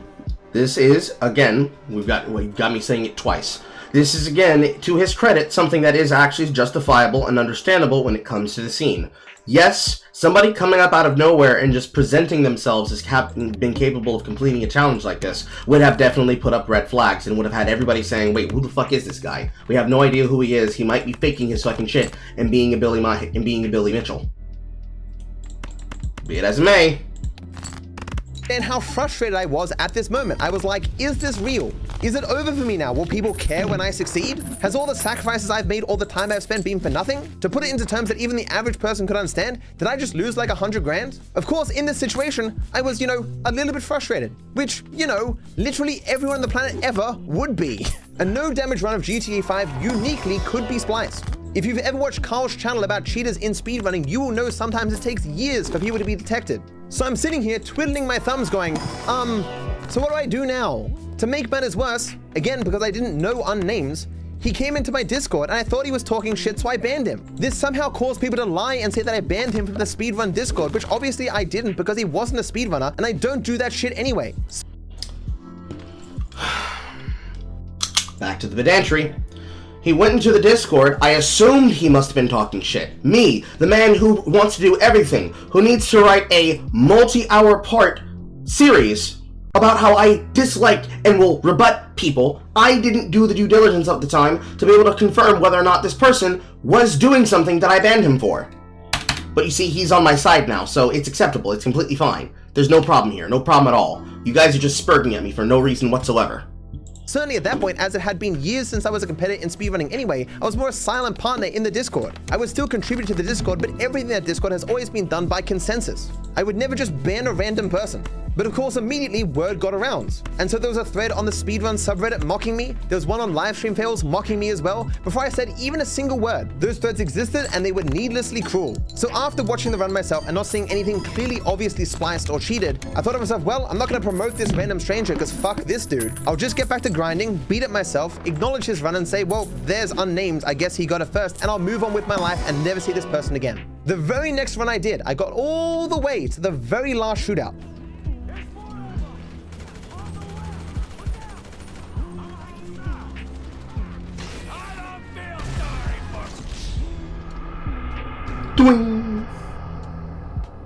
Headshot has never happened before. I have practiced that hundreds upon hundreds upon hundreds of times and never seen that even once. Then I did one more run and I was like, nah, I'm out. AP pistol? No. I'm buying so many things, man.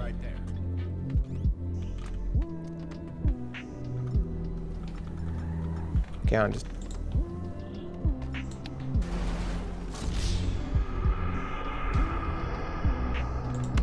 I just wanted to check to make sure that I definitely had the suppressor on my pistol. I didn't point it or anything. I think I remember even the last run. You got like pushed by a car and died. Yeah. It was. I was like, nah, I'm done. I'm out of this. I've clearly burnt myself out doing this, trying to succeed, and I was ruining for myself because I was just so tilted all the goddamn time. That breakaway really helped me. Breaks really help. I'm no longer getting it first. I can take my time with this. I can take a break. I can practice more. I can do all the other things I wanted to do for the past year and a half. And so I took a 4-month break. In that time, more information came out about who Unnamed was. Things I could not have known at the time. You might be thinking I'm referencing this video, was the first ever GTA 5 Oko run cheated? Official moderator analysis. But that is absolutely not the case. As you can see in comments even left at the time.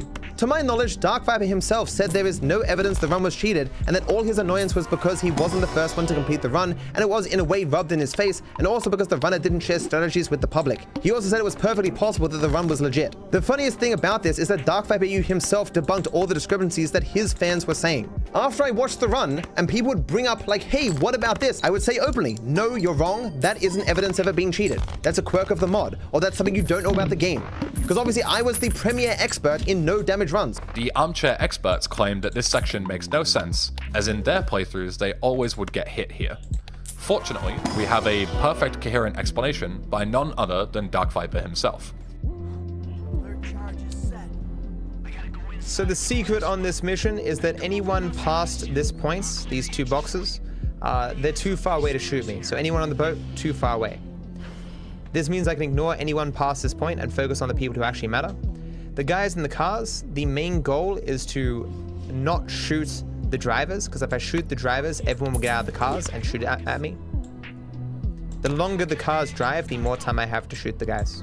It's actually harder than you might imagine to shoot the passengers and not the driver. To my knowledge, there was less than 5 people doing runs at the time, and I had obviously spent far more time than anyone else with the mod because I had it made for me. To those who don't know who I am, my name is English Ben, and I'm a Grand Theft Auto speedrunner who's mainly known for the older games such as Vice City and San Andreas. I'm not going to pretend that I am an expert of GTA 5, because I don't speedrun this game, but that is why today I will be joined by several experts of the game, Dry Ice, Asurchi, and Saurus.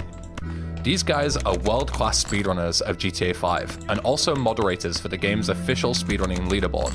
Even the people in this video who are referenced as authorities on this issue did not do no damage runs themselves. Obviously, they were not going to say anything in the video that I wasn't completely aware of by this point. Obviously, I hold no hostilities against English Ben for making that video. It's a fine video. I'm cool with English Ben. We've talked a few times over the years. But even in his video, he points out that I never claimed that Unnamed run was cheated. I think it goes without saying that this video is not to spite DarkViper in any way, as to my knowledge, he has never claimed Unnamed's run to be cheated.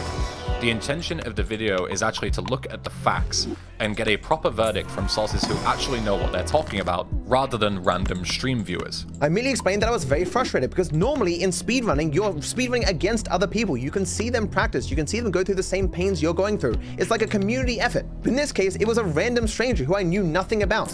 And because I was a much more public-facing person than Unnamed was, I was experiencing negativity everywhere that I was going. Anyone in that spot would eventually say something kind of mean. You don't know that, for one. 2, you were in that position and you said something mean. So, you kind of have to eat shit on that. Because that's what you did. by all means say nobody knows who could have done that. You could have not done that, because you could have known better. But, you know, I guess making excuses for yourself justifies it. That's completely normal.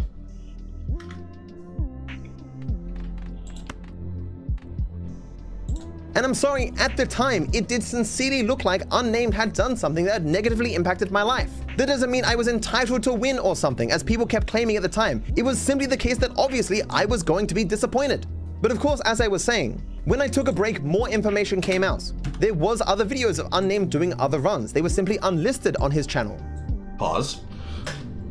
So you're saying that if you had just not spurged like the spurg that you are, that you would have had a better outcome? If you had just not said shit, not done shit, not overreacted, and not made it about things that you clearly should not have said, or should have done, or should have alluded to at that time, or overreacted the way that you did, that things would have gone out better for you? If you didn't make snap decisions, if you didn't behave the way that you did, if you didn't say the things that you say, the things that you said. If you didn't say the things that you said, you didn't try to do any of these things, or you trying to optically read other people's minds and use your master thesis degree to describe yourself as the smartest person to do. If you hadn't behaved in these ways, then it wouldn't have happened? Oh, that's crazy!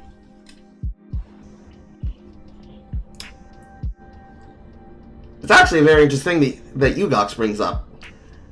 You not being first negatively impacted your life.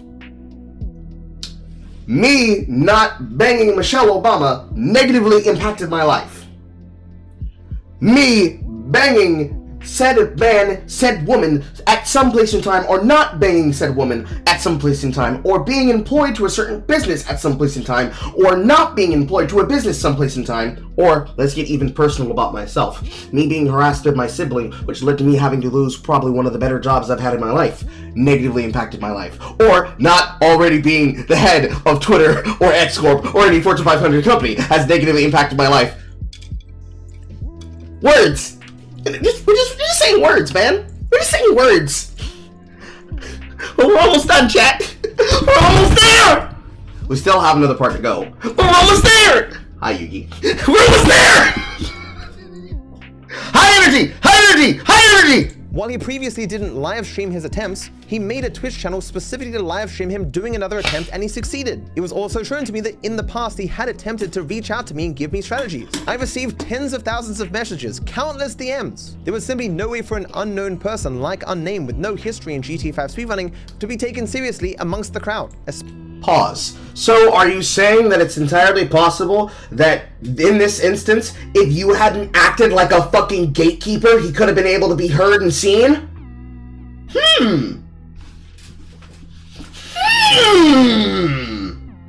If you didn't act like a gatekeeping jackass with the attitude and personality to go to pieces when you're upset, he could have been able to have been heard so that this wasn't a problem? And could have easily been solved when he did what a person who's small is supposed to do and go to a person with a larger platform to make them informed of things they would have not been known for? But how many times did you try to denounce people and say they had it wrong for doing this video? Let alone this video! Let alone other videos as well.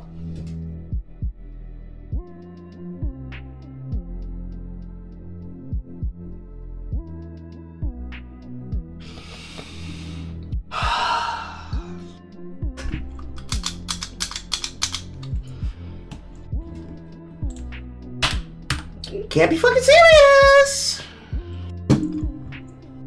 Can't be fucking serious! It's a lot. It's not exactly like that, Ugox. Any person can run a title. However, there are rules about submitting your entries for whether or not they will be considered for the boards. Because obviously the boards are managed by other speedrunners, as well as people who can officiate and stand over them to confirm that it's been done legitimately and was not cheated. Most common example being that you should be live streaming your run, or you need to have a recording that demonstrates in a dry run that it is not falsified, which is exactly what him and other speedrunners had done, and the reason why when he said some unknown guy out of nowhere just blasted shit out of nowhere and made him upset and negatively impacted his life is what would cause him to have that reaction. But the problem is that the amount of times in speedrunning where off of the shoulder of other giants, somebody comes through and just finds new tech that breaks open new strategies, new categories, and new strats for the game is literally not just heard of, it is common! So, Mr. Brain Blast should already know that somebody being unknown and coming out of nowhere probably was interpolating strategies off of him! But, and this is the big one, big, thick, juicy, but because he was too in his fucking feelings, this individual was being silenced by a bigger content creator! And it was only through him being mocked and being so mad to take a break that he was heard and he could receive the information.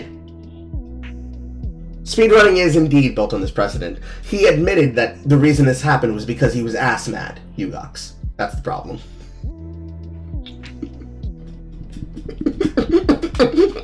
And you see, the problem is that this, amongst multiple examples, is exactly the reason why I have to exacerbate this shit! Because the master exacerbator has gone to great length to not understand that the pattern of his behavior has led to these outcomes in his life and in his interactions with people. And if he wasn't himself, then this wouldn't have happened. Or, if he wasn't himself, the reaction that he had in the situation wouldn't lead to him having the backstory, the background, and the context provided about him everywhere he goes the way that he does it. Truly typical Dark Viper pattern behavior. But don't you dare notice it! Don't you dare notice it, chat! We're almost free. We are almost free, chat! Especially considering his name was unnamed. Even with all that, it was obviously still hypothetically possible that he cheated in some way, but then he became a speedrunner and showcased that he was clearly a very skilled person at the game. And of course, a few months later, on my first run back after taking a break, I succeeded. I made my video, and it's the most successful video I've ever had, and it's been wondrous watching Unnamed take to speedrunning as I once took to it so long ago and contribute so much to that community. Not only pushing the runs forward, finding new strategies, but helping me out personally over the years. But also other runners from around that time, Karim and Well, I got to know, they became my moderators, they helped me with my content even to this day. And of course it gave time for Arham to make more strategies that ultimately made the run so much better than it was when I was first running it. Because even while I had demonstrated that you could beat every mission without taking any damage, my strategies still were not the best. It's over! It's done! Yes! Finally! There's so many things that I want to say. It is pretty cool that after taking, what was it, 4 or 5 month break, the first run, I came back and I succeeded. So what was it, like a year and a half ago? I got down to 1 death, and as terrible as that was at the time, and still continue to be for all the time until now, at the very least, the huge silver lining is how cool the route is now. Developments from me, Unnamed, Mac, well, but especially Arham has made this route fucking incredible. And congratulations to Unnamed. I had assumed I would be able to congratulate him at the end of my run many months ago, but obviously it took this long to succeed. For those unaware, Unnamed did get the first completed run. Since then, he has done many developments in speedrunning in general, showing himself to be not only very skilled, but very passionate about GTA 5, which is very cool. So yeah, thank you, Unnamed, Arham, Mac, Well, Karim as well, as giving some advice in chat as well sometimes. Yeah, thank you everyone. Thank you for sticking with me, watching on YouTube, all the support you've shown me.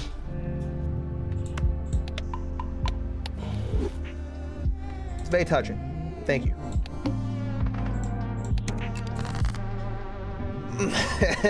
I promised myself I wouldn't cry. Everything ended up working out for the best. There is no beef, and there hasn't been for years. This all happened like 4 years ago. I assure you, all this hyperbole that I was attacking Unnamed or calling people to dogpile Unnamed, all entirely untrue. In large part because Unnamed didn't even have any social media to be dogpiled on, and I defended his run against any illegitimate criticisms even at the time. And if you know Unnamed, I can assure you he did not give a fuck. He's one of the most stoic dudes I've ever seen. This idea that Unnamed was cowering in the corner from being bullied from big old DarkViperAU, all complete bullshit. And he'll tell you that if you ask him. When did we squash? Wasn't really any beef. I mean, because you've always been chill, and I've just I think after you completed one hit KO yourself, I just like DM'd you, yo, congrats, but can you unban me? I think I said it multiple times. You were a very stoic dude. Your only interest seemed to be that you didn't want to be banned on my Twitch. And because I remember writing you a long message being like, hey man, here's all the stuff that I went through, and here's all the problems I had, and here's all the frustrations I had, and why I acted this way, what information I didn't know, what information I know now. And you were like, that's okay, man. Have you unbanned now? Do you feel I'm mischaracterizing you at all, or? Not really. I'm a bit of a memer. Yeah, that is also I'm a true. quiet guy. Yeah. I don't talk that much. But even at the time, my frustration made perfect sense. It's why in Charlie's video that Willie has referenced many times, even Charlie was like, yeah, I supported DarkViperAU during those times with unnamed. Dark Viper really had a rough go of it. He kind of had a bit of a meltdown, and it was a big disaster in the whole Dark Viper anime arc. It was a very dark time for the community, and I was there for it. I saw all of it, but I still supported Dark Viper. But as you can see, this is just again Willie bringing up some random stuff that he knows nothing about because he found a random clip on archive.org. He doesn't care what happened. He doesn't care if I did anything wrong. He doesn't care about who was involved. He doesn't care if anyone's been harmed or aggrieved or if things haven't been worked out. He's not trying to defend anyone. He's just trying to defame me. And being depressed because a guy trolled a forum. Why must my life suffer? Why must I suffer so with no one caring for so long? This clip is from 2018, almost 7 fucking years ago. No one cares. I had like 2,000 subscribers and no. 1 second.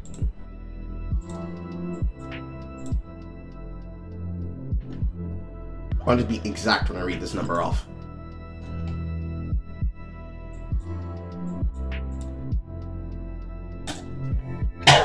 As of the posting of this video and as of the broadcast of this video, I currently stand at 2,518 current subscribers on my main YouTube channel. Do you think that they are going to give you any means of parity and fairity equivalent to what I could deal with, to what you dealt with in your situation? Do you think people are going to give me a knee? Do you think that people are going to give me fairity on it? Do you think people are going to treat me differently from you or treat you differently from how they will currently treat me based on that you did it so long ago? The answer is no. You can get it. I can get it. Anybody can get it. And the fact that you can't accept that is the reason why you have these problems. Oh, it was not about some dude trolling me on a fucking forum. Who the hell would believe that? Now, this clip is so old, it's entirely possible that someone lied to Willie and Willie just repeated that lie because he just doesn't care what's true. Maybe he himself isn't lying. He might just be ignorant in this specific case. The person he's speaking about is Rydog, who was so disruptive as a non-speedrunner of GTA 5 at the time that we made an entire Discord specifically so we could have moderation tools to deal with him. He was literally the first person ever banned in that Discord, and he has stayed banned for 7 fucking years. The man quite literally pulled a coup and got every moderator removed from the speedrun.com leaderboards. Do you know how many fucking coups there have been in the history of speedrunning? Probably not many. The dude...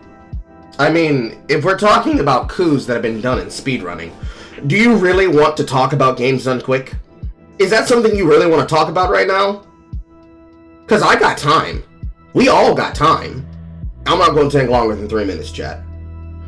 Number 1, games done quick has been taken over by transgender activists. Number 2, of those, some of the biggest names have gone transgender for attention. Some for mental health reasons, some for dysphoria reasons, some because they're egotists that needed to bring a reason for them to be able to talk about themselves and others so that they could have a protective card that would make them invincible and immune to criticism because they stream. There are 3 fingers. My thumb was being hidden behind the screen. Because they stream on Twitch, which is a hyper-left political platform that allows for people to get away with some of the shit they do, specifically because I'm not going to call them out because they're on my side. Some of the biggest lolcows, some of the biggest Twitch thoughts, and some of the biggest degenerates and hypocritical content creators, some of which are the exact slop commentary creators that you want to talk about come from that platform. One of them is Denims! Not a speedrunner, but one of the kind of debauchery people that exist on that platform. The very ecosystem and the moderation of the platform allows for them to cantankerously exist. And for years, from Bonesaw to pretty much any current content creator that doesn't sanitize themselves safely gets restricted. How pervasive is it? To the point that one of the biggest content creators on the platform, one of the many content creators that are big on the platform, Dan's Versus, had his Dan Sexy emote used as an example of banning people live in the middle of 2014, 13, 15, 16, 17, 18, all the way to current year, 2020, and probably again at 2045, for every event since this hostile takeover, to monopolize and then remove any of the fun out of the event.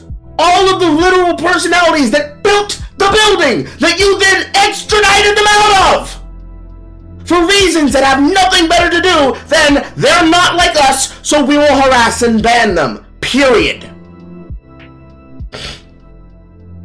And, more importantly, as you say, coup, look, he did a coup to get us removed. What is currently in this box on the screen? You using demonstrable power to harass people and thus control his ability to participate in something? You haven't shown us an example of the coup that he did to you. You've said it multiple times, no less than 4. Not a single example, but what are you currently saying here? Rydog has been submitted to run to the boards. His run will be rejected and he will be banned for the following reasons. Is this not you, and not you literally describing with the actions you just fucking said? That you will do anything in your power to try and find power so you can so that you can subjectively remove someone else's opinion and ability to speak? By all means, you could be 100% right, and I'm completely out of the right, and I'm completely out of the wrongs. But do you not understand how 2 wrongs don't make a fucking right, and how many wrongs that you have explicitly in your behavior about how you seek to get justice and retribution for your action? Including your direct addressal and admittance that the way you seek vindication and justice is to take something from someone?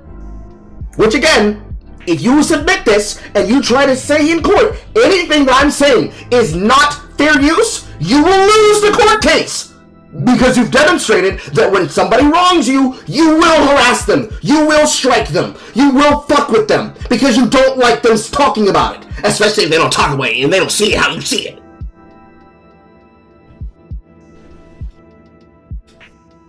Retarded would be the short way to describe it. Well, actually, no. Gay would be the short way to describe it. Gay meaning lame. In long form, in a sentence, the way that you speak about this is the way that you behave in every single instance that you can be criticized for your behavior.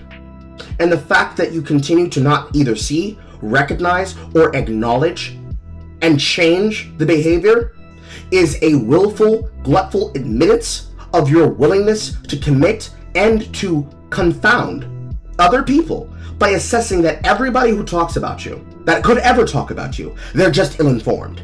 No, we don't like you. You're a contemptible person. You refuse to change. You make clear that you won't change. And so, you'll continue doing this behavior for as long as you can get away with it. And if anybody was to hold you to account, you'll be fucking mad about it. Non-stop for the rest of your life. You lied to the speedrun.com moderators to say, hey, the moderators for the GTA 5 leaderboards aren't there anymore. You should remove them and make me a moderator. Rydog said this despite not having done a run in fucking years. Using the Wayback Machine, the last time I can find Rydog on the boards was January 22nd, 2016, where Rydog was 10th on the leaderboards of only 15 people. And you can see me here. And Rydog was over an hour behind world record. And as far as I'm aware, he never ran again and never improved this time. And if you try to look up some of the other stuff that Rydog has done, you can't really, because he's deleted his entire account, because he never really gave a shit. He was... What's that? You tried to restrict somebody's ability to play in categories what they wanted to play in, and now they don't have any content that exists in that category, meaning that more than likely, your desire to remove him, whether he was trolling you or not, removed his desire to do anything at all? Damn. That's crazy, dog. I can't believe that's something that happened. That's so crazy, dog.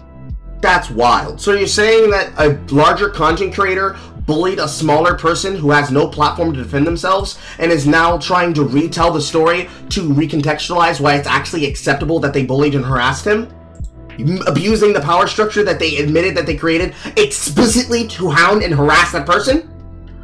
Oh my god! Oh my god! That's crazy! Can you believe that? I can't believe... Can you believe that? That's crazy! Was just a shit poster. Let me out. I've got to take back those words I said about giving Willy some kind of charity. I've now watched the video where he took this clip from. No, I explain in detail all the terrible things that Rydog did. It is not about him trolling a fucking forum. So just another case of Willy knowingly fucking lying. But I will apologize, okay? I am sorry that I was frustrated and sad 7 years ago.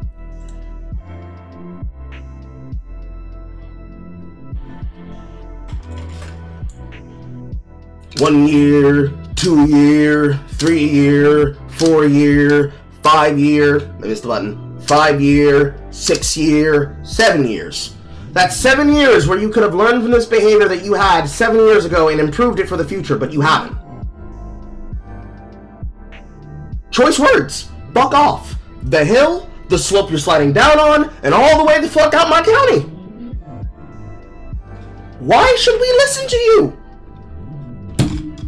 Why should we believe you? Why should we grant you the grace that you can't grant other people? End the video! I apologize, Willy. This has clearly meant so much to you that you're willing to take this clip out of context and put it in your video, that even though it's entirely relevant to literally everything, it clearly must mean so much to you that 7 years ago, when I had like less than 2,000 subscribers on my gaming channel, I was sad and emotional and frustrated. I gotta wonder at this point if anyone who watches Willy is still here. Those who buy into his bullshit. I wonder if people are still here. People who buy his bullshit. Nigga, you are lucky anybody's fucking here. This video is too goddamn long and does not get to enough points fast enough! So I think that's where we'll end this video. Obviously, Willy has not actually gotten to the point of the video, yes, talking about child logic and my justifiable taking down of his re-upload of my video. Again, it was not justified, he did not break terms of service, he did not break fair use, and they defended him by re-posting the video, and the video continuing to be up today, to where you continue to be raped by everybody on the topic. And it's now time for my BBC to enter into the goddamn Quick, make a 4-hour essay about how that joke affected you personally, please. Make sure to add it to me and make sure to tag me in it so I can watch it with my woman. I need to point out that sometimes I am being a bit reductive because it is hard to tell whether he's actually lying. A bit reductive? No, you weren't a bit reductive. You were a lot productive. In the fucking video so we can get to part 3 already. Or if he's just massively ignorant, which again is something he admitted to but just didn't think was a problem because he doesn't really care what is true anyway. Hope to see you in the next part. I wish you all the best. Bye-bye. He couldn't just end the video there where he had to. He needed to make sure to leave us with that final fucking frame. Oh my fucking god. And yes, he did misrepresent Willy and Chud's conversation. Hopefully he will address this in part 3, won't he? He had all this time to talk about all that other bullshit. Take a breath. Take a breath, chat. We're almost over. It's almost over. We're almost done. Only another 4 hours. Just another 4 hours, chat, and we can leave. My sweet Maria, I'm coming! I'm coming, baby! I'm back in the fucking building! Oh my god. Oh. Inside of my Discord, we will be having a marked safe from 16 hours of 14 pages seminar. We will be allowing people to express how much they disliked and hated, hearing on hours on end how retarded his talking points were. We will be able to discuss it. We will be able to have conversations. It will be good.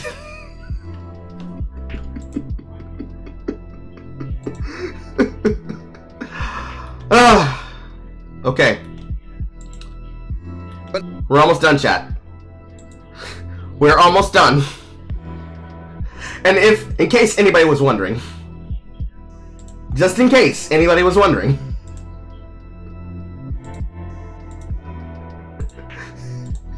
he does have chapters for every single one of these fucking spurgouts he wants to have. He does indeed have one. It is there. It does exist. It does exist.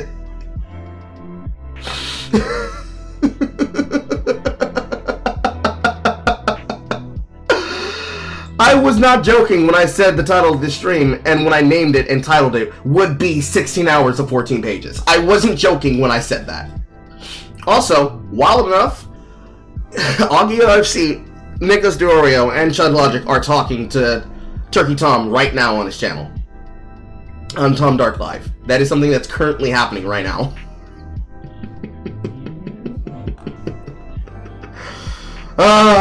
Okay. Stuff your stockings, chat. Here we go. Surprised that another part is even necessary to respond to Willie Mac. Some of you might be surprised that another part is even necessary to respond to Willie Macro's deranged. Nigga, it is not necessary. No, it is not necessary. It is not necessary for you to be making multiple parts of this. Okay? Alright? It's not necessary. Just like you trying to gray out your beard and also add blue to your eyes and your thumbnails was not necessary. Sigh, sigh, pshaw, pshaw, pshaw, pshaw, pshaw, cry, pshaw, pshaw, pshaw, cry, pshaw, pshaw, pshaw, pshaw, pshaw, cry. I'm amazed that you got this far. I wouldn't watch more of this bullshit after his 40-minute Willie Mac Show is a liar video. Well, you see, it's not just the fact that I have to do it so that when he claims, single player call, there was nothing about me or nothing about this controversy, and he didn't take the time to learn, that I can actually say, no, I did do my research, and you are fucking retarded, and I've earned the right to call you retarded to your face. But also because, well, you literally have to pay me to fucking do this. I don't know a single person in their right mind, other than maybe the people who do it for the love of the game. Because me, I'm doing it for the love of the game, but I'm doing it for the love of the game, and I'm being paid to do it. And I'm having fun being a fucking asshole while I'm doing it. Because remember, chat, I love to be a whole ass, not a half ass. Can't tell me I didn't put my foot in shit. I don't know a single person off the top of my head, other than maybe horror, and I don't think horror would even go for 10 hours plus, having to dig through the majority of this bullshit to make sure that they are on top of this motherfucker's ass and he has no wiggle room in which to be able to get away with the shit that he's saying and the shit that he's doing. Because upon the things that are very, very important, the ones that are very, very, very important, namely, him being able to quote correctly how fair use functions and operates, how it is a self-tuning, functioning organism that is a part of the commentary community, with routing out whether or not people understand how to do the topic and how to do the subject matter, or they get pushed the fuck out but being pushed out by people who are telling them that they're doing it wrong and correcting them. Talking in the circles that he does, and then and then when he pedantically and rhetorically says dumb shit like, how the fuck would he even care? What the fuck would he even work for? Explaining in detail why that is. It is necessary that I be here to be nigga on the street to explain the context, because Lord knows this nigga's not about to explain it himself. Now, you know we gotta apologize for niggas, because niggas don't know, not ever apologize for themselves. It is necessary that I do that. It is necessary that I be here to do so, because it would not happen otherwise. It is impossible for him to. Ridiculously so, even. I actually find it hilarious that there has been multiple times in the middle of my live stream, at least on Twitch, on the Twitch side of the pod, where my producer, because of the lag that has caused the stream to cut, there are actually multiple cuts of the live stream itself. I find that hilarious.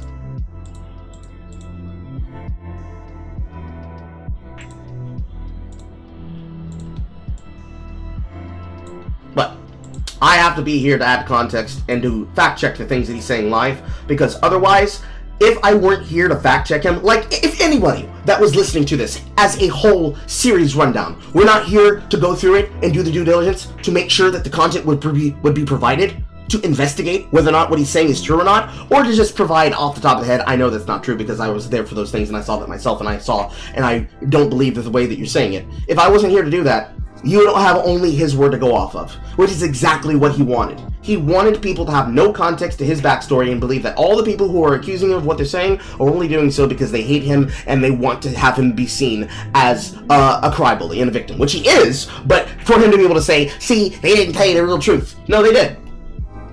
The fact of the matter is that the truth of the matter is boring. The truth of the matter, the things that you're concerned with, DarkViperAU, is boring. You, Matt, cannot be able to discern and differentiate a criticism of you or criticism of your work. So you see them as one and the same.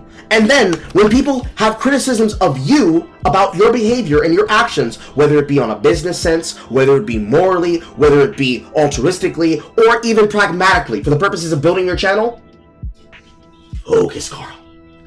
You are unwilling to accept the fact that the reason why people continue to criticize you is because they take umbrage with your behavior throughout all the years that you have been able to make content and grow to where you are. The fact you remain unchanged in this is why you keep getting criticized, and you will continue to get criticized, regardless of what you or anybody else does. Some of you might be surprised that another part is even necessary to respond to Willie Macro's deranged hit piece on me. Sadly, even with the prior parts totaling 5 hours, we are only halfway done. Naturally, lies from someone who cares nothing for the truth can be spoken very quickly and are therefore very numerous.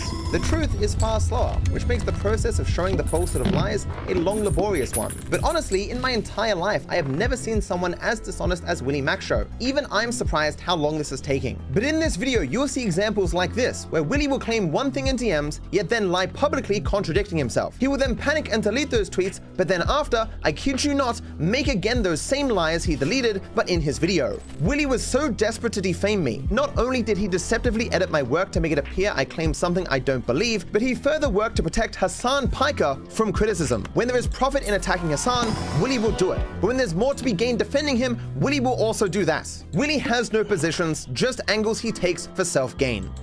While part 1 covered the difficulties and ineffectiveness of any response to someone so dishonest, and part 2 showcased the insane depths of Willie's lying and dishonesty, part 3 will be a bit different. The main thrust of this section is that it was ultimately Willie's bruised ego that led to his delusional hit piece. While I don't touch on it much in this video, some additional context is that after Willie released his hit piece, he grew obsessed with the real me for the rest of the year. He spammed out anything he could about me, craving even a morsel of my attention as if it would sustain his life. All of this is insane. I have never seen anything like this from any other person on this platform, let alone— Yes, you have. If you have been a person who has done any amount of criticism and any kind of commentary, if you have been a person that has done any amount of criticism and any amount of commentary about the things that you are getting involved in, button broke properly. If you have been a person that has done any amount of research and any amount of people on any amount of context in which you are doing these things and concerning yourself with people who have been doing it, there is no fucking world that you can be able to say that he would defend Hassan Piker when one of the many things that he demonstrated was his willingness to call out Hassan Piker and his desire, Hassan Piker's desire, to try and debunk him by saying that he was just another one of those guys that he could be able to have an argument with, leading to Hassan getting his ass fucking handed to him in a debate against him. Which is something that you've refused to do with Willie Macro, or anyone, for instance, by the by. It is why we call it the Hassan strategy, where he tries to stop someone else, should be at 181, where he tries to stop somebody from being able to criticize him by being able to conflate winning an argument against them as winning an argument against everybody else that he could have been criticized by, which of course is the fallacious problem. You know that. You should know that. But hey, I don't know. You tell me, Spur Game for Men. What's the problem there? Get your roll game beard out my face! My 33 years of life. This man went from clickbait videos about potential sex traffickers, terrorists, and pedophiles to spending his time whining about how he thinks a GT5 content creator is sad and angry too much. Now hold on a minute. How can he go from, quote, this man making videos about degenerates, pedophiles, and scumbags, and you not be in that inclusion? One of these things is not like the others. One of these things just do not belong. One of these things is not like the others. I wonder which one it could be. And went from clickbait videos about potential sex traffickers, terrorists, and pedophiles to spending his time whining about how he thinks a GT5 content creator is sad and angry too much. We haven't got to that point yet, but he sincerely acts like these things are of equal importance. For the last year, I've been pseudo-retired, taking the time to travel the world with my girlfriend Aitana as I wait for GTA 6 to release. You should probably stop putting your girlfriend in your content if you want people to stop targeting her as a way to get to you. Just saying, by the way. If you want people to stop targeting her, you should probably stop putting her in your content the way that you do. By the way. I understand you know everything, but maybe have some brain cells. Just saying.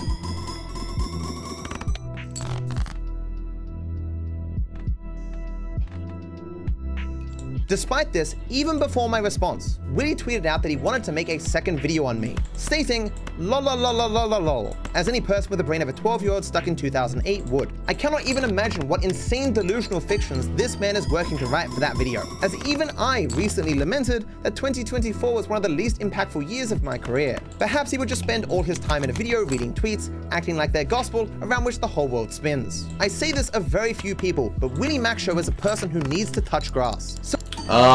You see, here's the problem with that. You also need to touch grass and get in touch with reality. But you'd probably say something to the regard of that of, but I do touch grass. I go outside and I go on vacation with my woman. But you are never jacked in. I can tell you right now, you are never jacked in. Your body might be on vacation, but your mind is back inside the studio. Giving back those intellectual backshots. Just giving them up constantly. Just slurping up your waist, just giving away to the intellectual penis of every single person who is mugging and raping you. Ah! So degenerate. So lustful. But, you know, that's just bants. Things that you can't have. Because that require you to fucking deal with shit. You ain't dealing with shit. You don't want to deal with shit. Clearly, all the people who are taking you out of context, they're just mean, they're just rude, they're just angry. Just angry people. Angry people treating you unfairly. Woo. So with that now all out of the way, let us continue to dissect Willy's insane hit piece. So as you recall, back in November 2023, Chud Logic, knowing full well that I do not approve of reactions of my video, knowing full well that in DMs I told him specifically that I do not approve of what he does morally. Do you know what? I quite like reacting to videos of people that I know don't like React content. It's always fun for me. Knowing full well that what he does is illegal. I, you know, feel I do a fair use job, even though not legally, but ethically. He still reacted to... He says not legally because of the way that it'd be very hard for him to defend it in the way that he'd have to. Not legally as in he's literally breaking the law and he's admitting that he knows that he's legally breaking the law. Please stop it with that bullshit.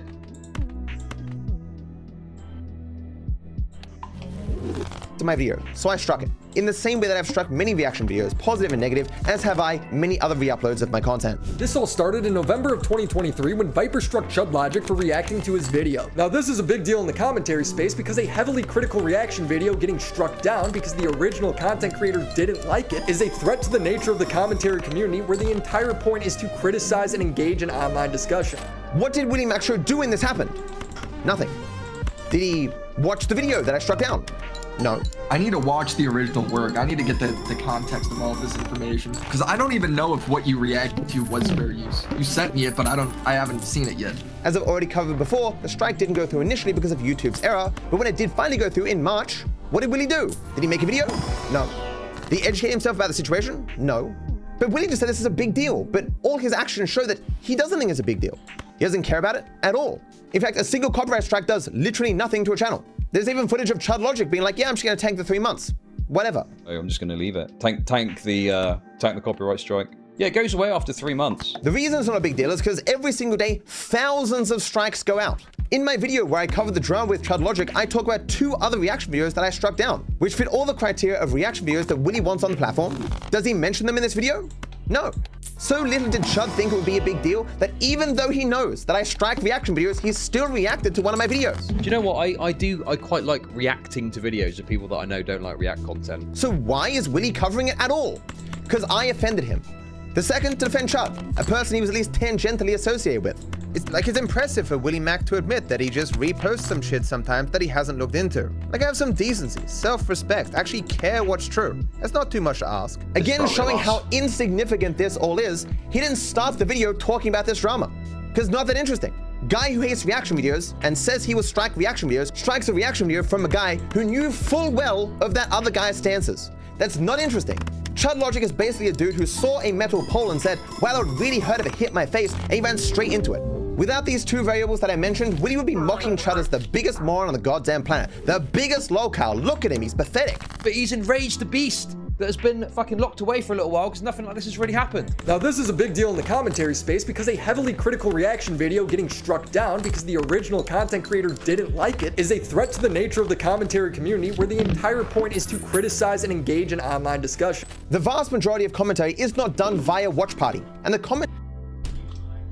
What am I currently doing right now, DarkViperAU? What I'm doing is I'm going through content, and there happens to be an audience watching me do it live. So, and this gives them the ability that if they have an opinion that they want to talk about, they can literally say it as Ugox is right here on the side of the screen. Now, one of the caveats of this is that in order to be able to assess whether or not this is capable of being useful or not, is that I have to engage with it. So, in the engaging of it, and in all the other things that happen when I take a pause on the screen, this is the content that is created. When people harassed me about my body inside of KickChat, the same way how the other day they were trying to get me to click on a scam link about a meme coin that was made in my name, I instead reacted harder. You see, it's a bit like the inverse of the concept of saying yes to everything.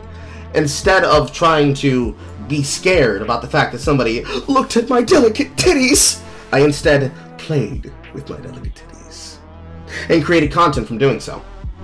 Number one, demonstrating that I can handle the rough and tumble environment. Two, that the people in question are not talking about the shit that I'm talking about, and therefore they're trying to distract it from something that is important and bringing them back in to the conversation. And three, because they are clearly doing that because they're not paying attention and are either new or were told to go there for some reason, giving them the ability to gain the context that allows them to be able to tap into the conversation. So if they don't want to be involved, they're either going to click off and go somewhere else, or they're going to pay attention, or they're going to engage. This is the methodology by which these things happen in the commentary community. That's where most of the fucking content and interaction, engagement, and entertainment comes from. Seeing what the content creator, the performer, and the entertainer in front of the camera, which is the stage, will do when they're on the fucking camera.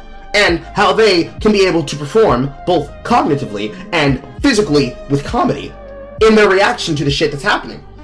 Now, I happen to be somebody who's very good at this. It's an elevated form of slapstick comedy. It's fun. But you think that the things that you're saying would go against these things that people want to be involved in for one reason or another. Unfortunate. Sad and unfortunate. Because you see, the nature of the commentary community is built on these things. Right now, still probably running even. 1 second. Click on my own stream. Still probably running even. Shut up, Pascal! It probably is, but it's not right now on the side feed of all the videos that are being had. The majority of our content is based explicitly in us being able to have this interaction between each other. Namely because our careers are based off of it. People want to make sure that they can have their opinion heard, they will send super chats. If they want to send super chats of multiple degrees and tiers of complex messaging, it then earns more money. Because we are interacting with that basis, and it has created a community upon which discussion can be had, especially amongst multiple platforms, on multiple platforms at the same time, it allows people to have the ability to address those things in that particular way, and provide for them to have the space in which to have that conversation about those things in that particular way. People will build upon that community because they will be told to go there during those times in which they can engage with it. They will be able to find new content creators that can be engaged in that format in which to do these things by and with. This is how these things are done and made, dude. It is a part of it. Being upset about that is far beyond the issue, right? It just is. It's just far beyond the issue.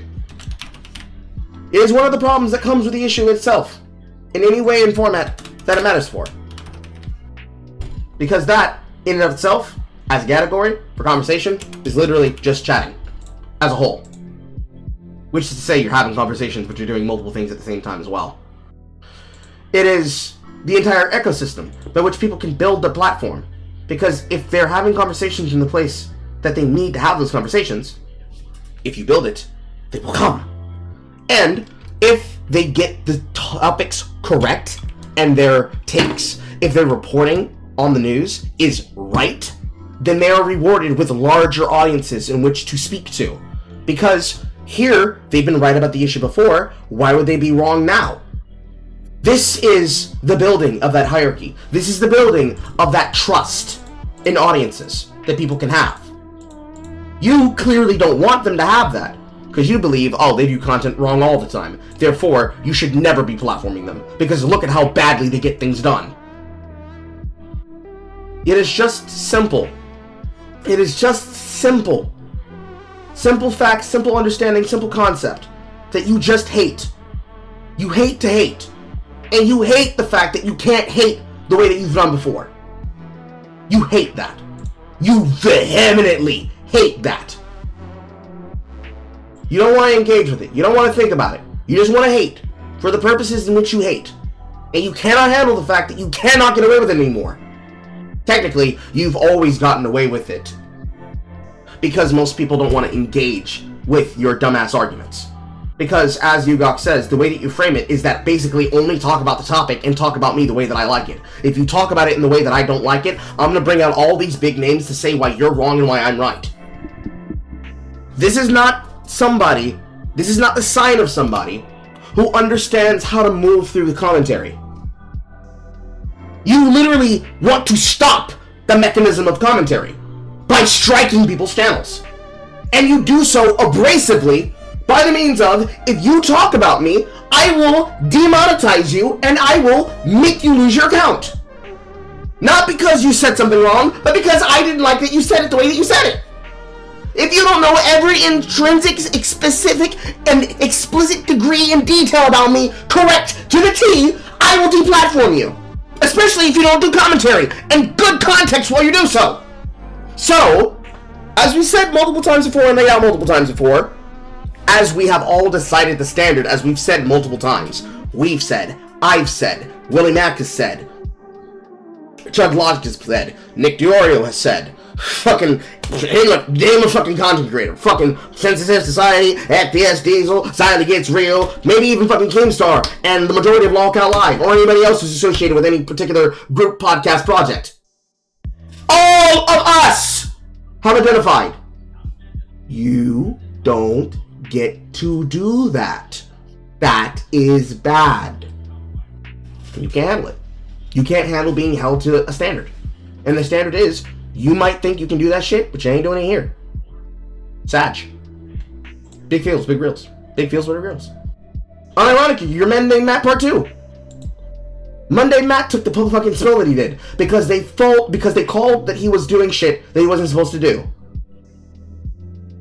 Dark Viper, no! Dark Viper, no! No, Dark Viper! You don't get to strike people. And you don't get to say what is and isn't a threat to the commentary community. A place that you're not in! Because you don't want to be. And even if you were to try to be, they would probably reject you on the fact that you all are a lolcow. Because you are incapable of changing, no matter how much advice or negative feedback you receive from the world, from your actions upon it, to do so. Is it acceptable? Is it justified? Is it allowed that because of anybody, let alone because of a Chud Logic fan, that you now have a thread on QE Farms? They shouldn't be trying to dox you. They shouldn't be trying to make you spurg the way that they are. Number one, because that's cow tipping. Number two, because that's them trying to decide that you should be more of something that you are. But you already are that thing. So all they're doing is telling them, hey guys, for a good show, call Dark Viper. But does that mean it's acceptable? Nah. I'm not justifying it. I understand it. But I'm not justifying it. I'm explaining it. However, unlike how earlier I needed to demonstrate the difference between trying to justify murder because you really, really want people to go kill another CEO so that you can get health premiums down, and I can understand why you're being trolled, but I'm not excusing it. You definitely deserve it, because if you wanted to change this behavior, you could stop doing these things, and you don't stop doing them. These two things are not the fucking same. It's the Batman principle. We don't have to fix you, but I don't have to save you. If you just stopped doing this shit, you probably would have a better outlook, at least to people who are uninformed about you. But because you go out of your way to spurg even bigger on an even larger platform, you would still get that negative attention, because eventually somebody's going to tell them about you. Someone's going to tell them about you in full detail, as much as they're willing to do so. And you're going to get mad about it. You're going to be upset about it, and you won't be able to fucking handle it. So, cope. Cope and seethe. Let's get through this, chat. We still have 2 hours and X amount of minutes to go. This is a little off fucking frame. Excuse me. Why is that out of frame? There we go. We still have 2 hours and at least 11 minutes of this to go, which means we possibly have another 4 hours to go.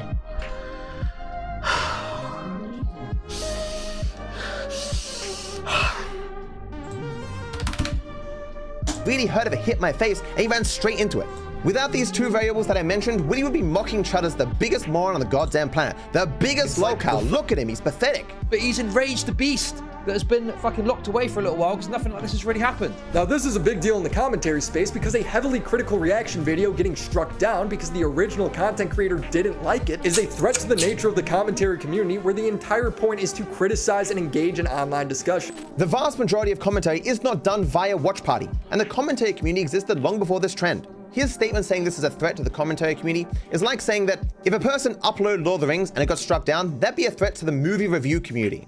Obviously not. It's in the exact same way that every other form of media criticism exists and will continue to exist without the need to host watch parties of what you want to criticize. As we explained before about deterrence, a single instance of a negative repercussion happening for one person in isolation with very particular variables is not necessary to have broad ramifications for a wider ecosystem. In the same way that Nintendo has struck down countless videos, people still make content about Nintendo games though. Rockstar themselves have issued strikes against channels, taken down entire channels for particular content they don't like. I still make content on Rockstar games, allowing them to strike any YouTuber who promoted money or RP glitches, and Cernando was one of the first to go. His channel was given 4 copyright strikes from Rockstar, though this initial ban wouldn't last long, and he would get his account back just over a month later. Whenever you're using something made by someone else for any reason, there is always some inherent risk that that person may not like that, and there could be negative repercussions to that.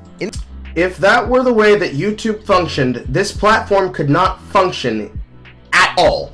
There's a serious risk that if they are to go the route where they're going to start demonetizing people to try and serve the informational activistic class of on-screen cable producer, cable host, and TV show representative, it's going to go the way of the dodo in maybe like 5-6 years. But that's not how it works. They have copyright systems, they have flag systems, they have automated bots that check for spam and check for explicit vulgarities. For monetization, they have a system that is in place to stop people from being able to monetize the most hateful and inconsiderate content. There's entire structures put together just for the content ID system that was done for years at negative floated costs or lost on behalf of Alphabet to make YouTube function the way that it does. It can never properly ever perform at the measure that most of us would properly want for the platform. But they have done something that, right now, in terms of their competitors, the rest of them have not fucking done. And probably will continue to not do. Because they don't want to. You have to let that the fuck go. You got to. You have got to. In this particular instance, it's very easy to avoid a strike from me. Don't re-upload my videos. They didn't re-upload your videos! That's why you're getting shit! Hello, Lord Ashtray. That's it. Showing how unnecessary it was for Chud to re-upload my video and to criticize me. When he received this strike, what did he do? If he gets a strike because he criticizes you while reacting to your video and you claim that he re-uploaded it with absolutely no context provided, he would deserve the strike because he would have not done fair use. Because he did fair use, he fought against it and has been fighting you tooth and nail the entire time because you're trying to use the system as a means to silence other people's fucking opinion, dude. Oh my god! I have no idea who Nuxanor is.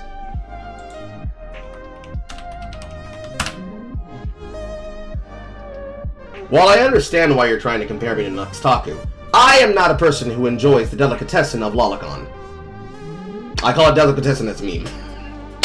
But no, I am like Nuxtaku and I make reaction videos, but unlike Nuxtaku, I actually react harder. Ow, my hand. Did he have to quit commentary, as Willie seems to imply? No, he made like a dozen more videos. He mentioned me like another 12. Obviously, Chud was not inhibited in his commentary at all.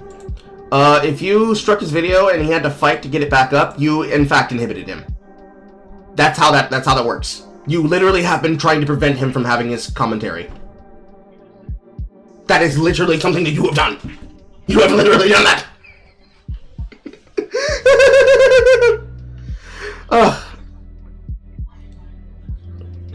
He doesn't like Lolly either. I cannot remember exactly, but I could have sworn that the thing that he got deplatformed from that Somebody Know Your podcast was... No, wait, no, you're correct. You're correct. I'm thinking of something else. I'm thinking of the Shadman shit. That's what I'm thinking of. You're correct, Ugox. I'm wrong. Bad Carl. Bad Carl. You see that, Dark Viper? I was proven wrong about something. And because I misremembered it, because of all the shit that it was around and involved, instead of acting like a fucking Spurg Lord and saying, no, Hannah is right, Hannah is right, I instead said, no, I'm wrong, and I slapped myself in the head. You can do that! You can literally say, you're right, I'm wrong! You can do that!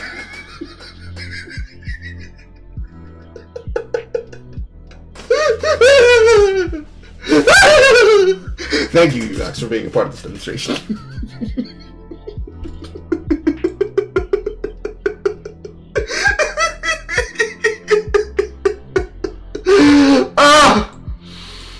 By the need to not sit around hosting watch parties of my videos. Chud's own actions.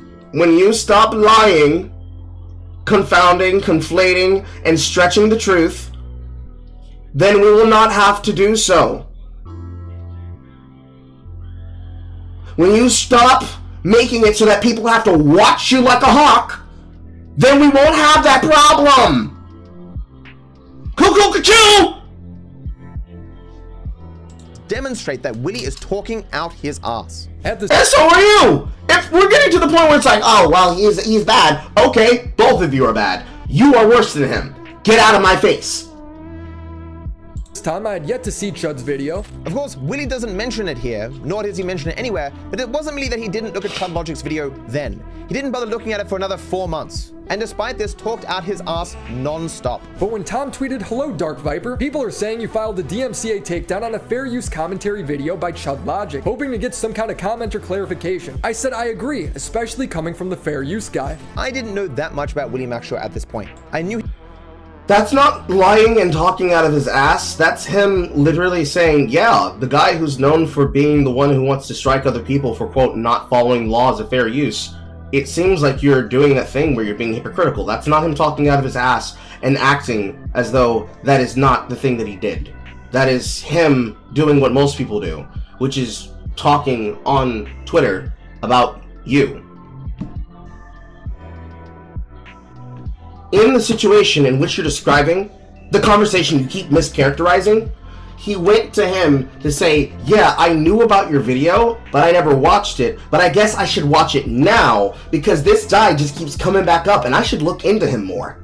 And that's what he did. I bet if he had never said anything, you wouldn't have a problem with him, right? As long as a person never has and never will have the intention of criticizing DarkViperAU, they will be a good person. The moment that they criticize him, they will transform it mysteriously and magically into a bad faith interpreter. He had followed me for a year or two, liking, as I say, like 50 of my posts and replying to like 10 of them, whatever, in a very positive way. We can use microblogging platforms to follow people that we like and dislike, because if they're newsworthy, we would like to be there first before they start doing things like deleting fucking everything. Also known as DFE, the 3-word pseudonym and acronym to describe what a person is trying to hide from the internet. If I'm a drama creator if I'm a drama coverer, if I'm a current event describer, whatever the fuck you want to call what we do, then it is in my interest to be able to find the things that you're saying before you delete them. So when you say, I didn't say that, I can instead say, wait, where's a piece of paper? It needs to be a piece of paper. I need the flex in my hand.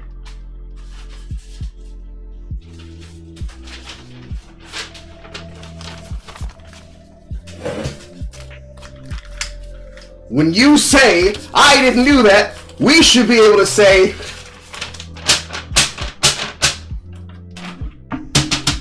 what's that? What's that? Because that's our job. Our job is to be the person who comes across and says, excuse me, sir. Excuse me, sir. Excuse me, sir. Did you or did you not on the 10th of October say, I am having a big shit?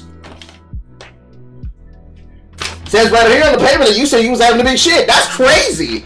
And just to prove that this is something that you said, I now have 5 copies of the HTML that was made on archive.is of you saying this exact thing. Did you or did you not make a 17-page thread complaining about your dead wife? And people mocking you about your dead wife. That's their job. That's our job. You know why? Because that's our job to entertain people. People find that entertaining. It's called Schadenfreude.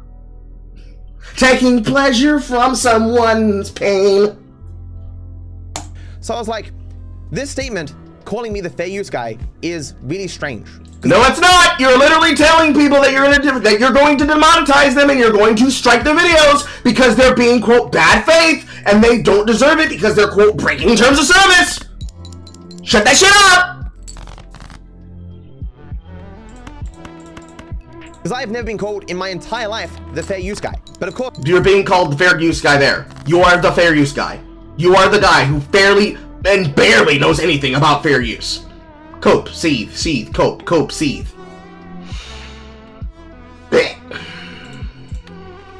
As I found out about Willie since then, he will just say anything. Because while Willie's perfectly willing to lie, he doesn't want people to understand that he's a liar. Some of this I didn't bother to keep, and Willie has deleted. If Willie wanted to stop people from understanding, he would do a lot more to try and hide the truth, but he doesn't. But you're about to say something. I pause-ended you. Let's finish that sentence, shall we? A use guy. But of course, as I found out about Willie since then, he will just say anything. Because while Willie's perfectly willing to lie, he doesn't want people to understand that he's a liar. Some of this I didn't bother to keep, and Willie has deleted a lot of these tweets, for obvious reasons. But this one was saved by Roko, where Willie says, also, a year or two earlier, he wrote a manifesto on React content where he drew parallels to rape. It's literally all he's known for in the commentary space. Again, he's saying this despite not having read it, knowing nothing about the situation, knowing nothing about my stances, knowing nothing about my content, and knowing nothing about my history at all. So all this was false. As Roko says here, the dumbest criticism of that document that is constantly regurgitated by those it critiques so they can easily evade the fact that they constantly steal content from others.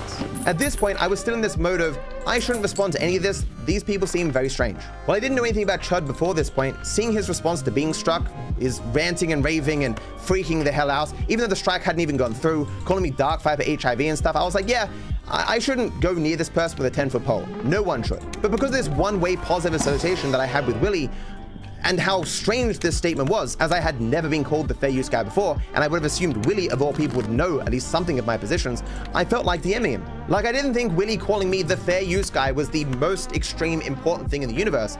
It was just really, really dumb. Dumb to the degree that it was funny, from a person who, you know, had followed me for so long, to be so ignorant of what I believe. Now, Willie is going to lie about these DMs later, but we should cover them now. In the DMs themselves, I explain why I DM'd him. So I start here by saying, I gotta say, the staggering irony of you going after Hassan right now for being uninformed and yet speaking confidently, then coming out with this take that suggests the absolute polar opposite of my viewpoint that I have repeated ad nauseum for the past 4 years is breathtaking, my dude. He says, I didn't speak confidently that you tried to falsely DMC Chud. I responded to a tweet agreeing that you should clarify. That obviously is a non-response to what I just said. So I continue and say, am I the fair use guy, Willie? Is that at all in any reality, even in the ballpark of who I am? He continues by saying, I think you are most infamous in the commentary space for being the guy who hates React content and says it isn't fair use. What I was trying to figure out at the time was whether or not Willie was unaware of my positions and therefore was falsely labeling me something that wasn't true, or he was simply unaware of like how English works. As it turns out, it was both. He continues by saying, which I don't even think your stance is that crazy. I'm simply saying you should address the Chud thing if you haven't and show receipts for why you struck it, if you even did. Now, to be clear, he has absolutely no idea what my stances are at this point. Doesn't he live stream? Does he not react to anything? He does mainly GTA content, I think. GTA speedruns and stuff like that. Like Let's Play stuff. And I continue to say, do you really honestly think that what my stance is actually matters? Willy's own actions in... Do you think my stance honestly matters in the situation where we're conversating? Yes, your opinion does matter in the conversation. If he's uninformed, it is your job to literally clarify and help him to understand. If you go out of your way to make it more difficult to understand your position, more people deserve to have the right to tell you to go fuck yourself to your face, because you are doing a disservice to yourself and to everybody else so that they can be able to meet you halfway. That's the secret, Dark Viper. You have to meet them halfway. If you don't meet them halfway, you don't get to complain about misunderstandings. You don't get to complain about truth and knowledge and topics, because you are responsible for you making sure that you're understood and your message is communicated well, not everybody else. In the future, showcase the point I was making here. Obviously, I struck it because it was a reaction video, because, you know, I have an entire series dedicated to explaining why reaction content is immoral, and that obviously I will strike reaction videos. That statement, of course, irrelevant to Willy Mac Show. In his description, in this video, he constantly calls it a critical reaction video. Because a heavily critical reaction video getting struck down, as if the criticism in it was somehow relevant to the situation. In the same way his initial conversation with Chud, where he admitted to knowing nothing about me, my positions, or my content, he assumed that I wouldn't strike positive reaction videos. Let me guess. You were negative towards him in this video, though. Yeah, of course. Yeah, I was shitting on him constantly for being in. Yeah, it's not gonna be like if it was a positive video, does he strike you? You know, like. Because again, he knew nothing about my stances. Even though years ago, I spent months detailing the most specific language possible, every little bit of minute detail in my positions. Willy months ago, didn't care. Was still willing to mouth off on Twitter, and even months later, a few weeks before he made this video, still had not educated himself. He did not fucking care. So we can read my statement again. Do you really honestly think what my stance is actually matters? It doesn't. For those of you who know my stances and have seen these videos made by these con-artists, how often are you just sitting there going, well, I've directly heard DarkViperAU say the exact opposite? To these grifters, all that matters is the most sensational possible thing. A guy who made an entire series dedicated to explaining why React content harms everyone in this ecosystem strikes a reaction video, and these idiots were not satisfied with that explanation. But of course, given that Willy expressed confusion as to my statement, I continued, how long have you been at this, Willy? And he says, a long time. I have no way not to be patronizing when I say perhaps not long enough. Have you taken a peruse of what is being said about me? It is a combination of things shown false with about 6 seconds of a Google search, things inferable as false with the same amount of time, or every single false thing I have directly addressed over my entire career already. Things I've already shown to be false or horribly misleading. Because remember, all these grifters were speaking after I had already spent literally months detailing all my positions on this topic. The information already existed. They just didn't care to look at it. And Willy, still even to this day, still doesn't care to look. I obviously can't be expected every couple of months when there's a new batch of grifters who don't care to do research for me to restate all my positions for them. That sentence right there, Chad, is the reason why we have to look through every single second of these fucking videos. And if he makes the future parts, why we'll have to rejoin her again and put a big old fucking 2 at the top of my fucking thumbnail because of that statement right fucking there. And number 2, just to play it again to make sure we didn't miss that context. Things shown false with about 6 seconds of a Google search, things inferable as false with the same amount of time, or every single false thing I have directly addressed over my entire career already. Things I've already shown to be false or horribly misleading. Because remember, all these grifters were speaking after I had already spent literally months detailing all my positions on this topic. The information already existed. They just didn't care to look at it. And Willy, still even to this day, still doesn't care to look. I obviously can't be expected every couple of months when there's a new batch of grifters who don't care to do research for me to restate all my positions for them. That's just absurd. But despite knowing nothing about my positions, they were still perfectly willing to mouth off all over Twitter because they didn't care what my positions were. Antagonizing your group of people and then expecting them to give you the benefit of the doubt and hear you out. When you demonstrated and you keep claiming it doesn't matter what you know about my positions because you're not willing to listen whatsoever, I wonder why they weren't willing to hear you out. That's so crazy. Man, they're so toxic for not giving you the chance to have the ability to continue verbally assaulting them again and again and again and again and again and again and again and again and again and again and again and again and again and again and again. They're so evil for not allowing you to verbally abuse them again and again and again and again and again and again and again. How evil of them! Willie continues, then it should be a really easy response. Why is Willie Max Show, some random person on the internet, deserving of any explanation from fucking anyone? Because if you want them to understand your position, you need to explain. If you don't explain, you don't get to complain saying, why didn't he understand me? Shut the fuck up and be a man. He didn't get struck. For what purpose? What is the outcome you expect to see? Because obviously I have a long experience with making huge responses, big statements, explaining why everyone is wrong, and no one caring. Like, even to this day, things I debunked years ago, Willie Max Show repeats in this video as if they're true. Again, it's why I don't think this response is really gonna matter, because Willie Max Show will just make another video lying again, and people who, you know, don't care what I have to say or what the truth is will just go, oh yeah, very good, love these lies. Give them to me for breakfast, lunch, and dinner. So I try to help Willie understand by mentioning Hassan. I say, you are currently experiencing telling Hassan viewers what is true. How is that going for you? To be clear, I do not take at face value anything he's ever said on Hassan before. I have my own experiences with Hassan that tells me that he's a pretty bad dude. You can watch that main video I made on Hassan just to see that. But Hassan could be entirely innocent of everything that Willie mentions in his videos because he is not, as I've demonstrated, a person who's honestly communicating the truth of any circumstance. He says here, to correct the record, it's going great actually. So I respond, oh, I'm surprised. You expect him to topple over for his viewers to abandon him? To which Willie responds, I'm getting an insane amount of love and followers, bro. Also, I get to make another video showing how he does it in real time. Easy peasy. So I'm asking how successful his response to Hassan has been for changing the minds of Hassan viewers. And Willie doesn't even register the question. All he cares about is himself. Because Hassan is a person who is stubborn, and many of the people in Hassan's audience are thoroughly brainwashed as to believe that their positions could never be wrong.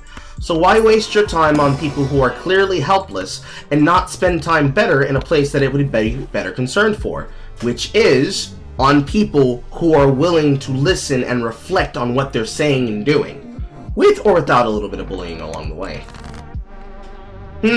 What's more effective? Wasting my time on somebody who's clearly a hopeless case, or wasting my time on somebody who's clearly a hopeless case? Maybe I should waste my time on somebody who's clearly a hopeless case. Damn, that's crazy.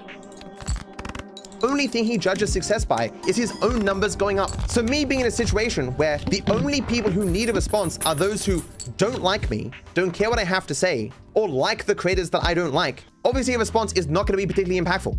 In the same way that my showing Willie is a liar is not going to be particularly impactful. Because obviously my viewers, or those who know of my positions, don't need a response. As I've said many times, there is no one who watches me, even for like a couple of weeks, who wouldn't go watch Willie's video and be like, this is entirely false. I was there for that, false. I was there for that, false. Entirely different from my experiences. But the people who need the response are not those who actually care or will engage. You know, anchoring bias, they're gonna defend what they first heard. Confirmation bias, they're gonna defend what they want to be true. Commitment bias, they've already taken a position, so they're gonna defend that. He's actually fucking doing the fallacy thing. Oh my god! Oh fucking Christ, don't lie to you. Holy fucking shit, man. The reason why these people won't believe me is because I'm not letting them have the ability to do shit. Like, they're easily debunked by the fallacies they're committing and the way that they're antagonizing me and they're trying to erase the subject matter.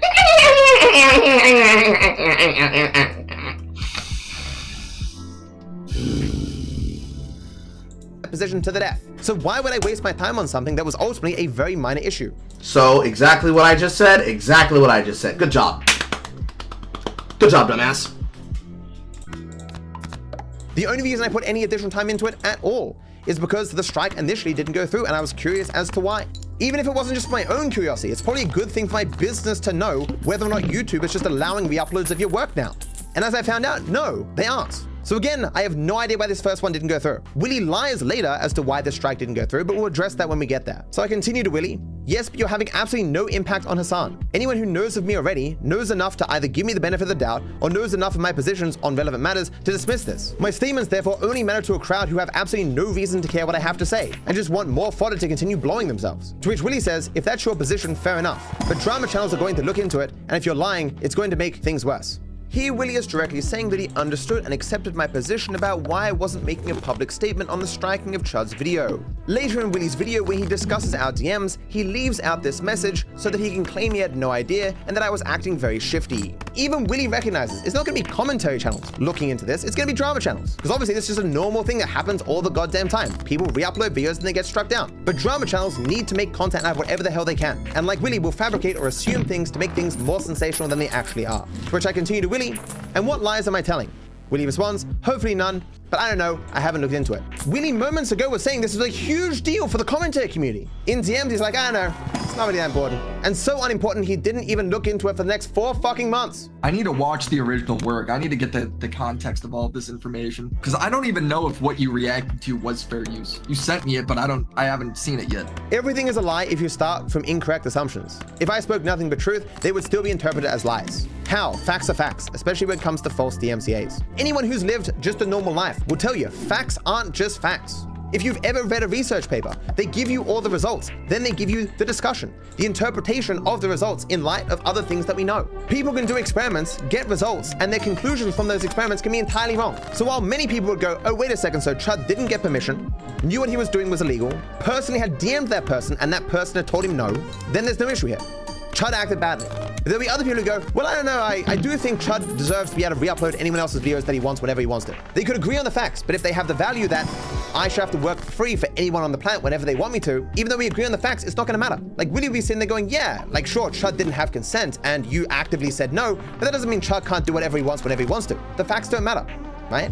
It's like how Willie had the assumption that I didn't strike positive reactions to my videos. Yeah, it's not gonna be like, if it was a positive video, does he strike you? You know, like. When presented with the fact that I struck a reaction video, his conclusion wasn't, oh, he strikes reaction videos. Fucking obviously. His ignorance and his assumptions made him go, oh, it mustn't just be because of a reaction video, it must be because it was negative. He was given a fact, but he had a false assumption, so he came to a false conclusion. We continue here. What is a DMCA, Willie? He says, it's a law that allows people to protect their IP from people stealing it. When you say false DMCA, you don't seem to understand what you're implying. A false DMCA is when you don't actually have copyright ownership of some work. I do have ownership of my work. Fair use is an affirmative defense. It is a defense that you use after you've been found to violate copyright law. It is why it is called a fair use defense. It is the last defense you make. If I say my use of DMCA could not be false due to that I do own copyright over my material, this statement, despite being true, will be to some a lie, due to the belief that you lose copyright or that some content inherently is fair use content. People wonder why I write essays in response to things. This is the reason. People do not universally have sufficient prerequisite knowledge to be able to interpret statements correctly. Take, for example, the shutting down of my Rambles channel. I have talked incessantly about how busy I am, how little time I have for the channel, how difficult it has been to juggle that channel with my other channels, and the channel ultimately loses me money and I only really kept it around because I liked it. With all this prior knowledge, when I wrote a community post talking about the negative sentiments people had towards changes that I had made on the channel, people who knew nothing about me, nothing about my stances, nothing about the channel said, hey, look, DarkViperAU is closing down the channel because of criticism. Could not be further from the truth. Whether you close down your Viper Rambles channel because of criticism, or you're closing down your Dark Viper's Rambles channel because you've been pushed off the internet because you're tired of being mocked about it, you're closing down the channel, and the criticism is a part of the reason why. Because you're willing to defend anybody who criticizes you about your takes about the Dark Viper Rambles channel as irrelevant because, look, this is from so long ago. But again, because it's necessary, I'm going to go ahead and go on the side here where I've got it lined up, and we're going to open it back again, and we're going to look back in this, and I bet you the first things that are said at the beginning of it is the reason why people are mocking you about it and are using and coming to that conclusion because you're not willing to explain it, and you're not willing to break it down, and you're not willing to demonstrate the reason why it's a problem. Let's hear it again. What is at the beginning? What's the problem? Hello and welcome to your daily dose of Legacy Rambles, where commentary from my older videos that is still interesting and relevant today is re-edited for a new audience. Every single time we have to replay this audio for you about how you were willing to do it again because he was not doing something illegal and you were actively demonstrating that you are not telling the truth is a problem. I did it earlier when you said this shit in your video when you talked about it. I'm not gonna do that again actually. If somebody can be able to actually reference that plot later on should they need to. But you literally say of your own volition with Viper Rambles, because I wouldn't be able to do this if you just shut down the channel, and then people would be able to bring up the fact that you're doing so because of the fact that you would be removing that information And then they would call you deceitful because, you know, you're hiding things that demonstrate that this is you doing something that you're doing.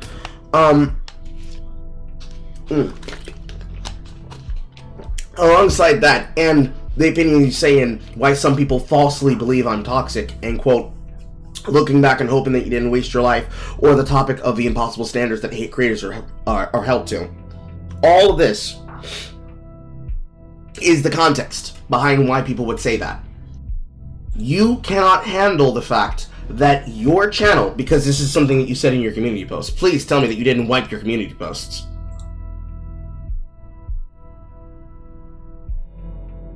Yes, right here.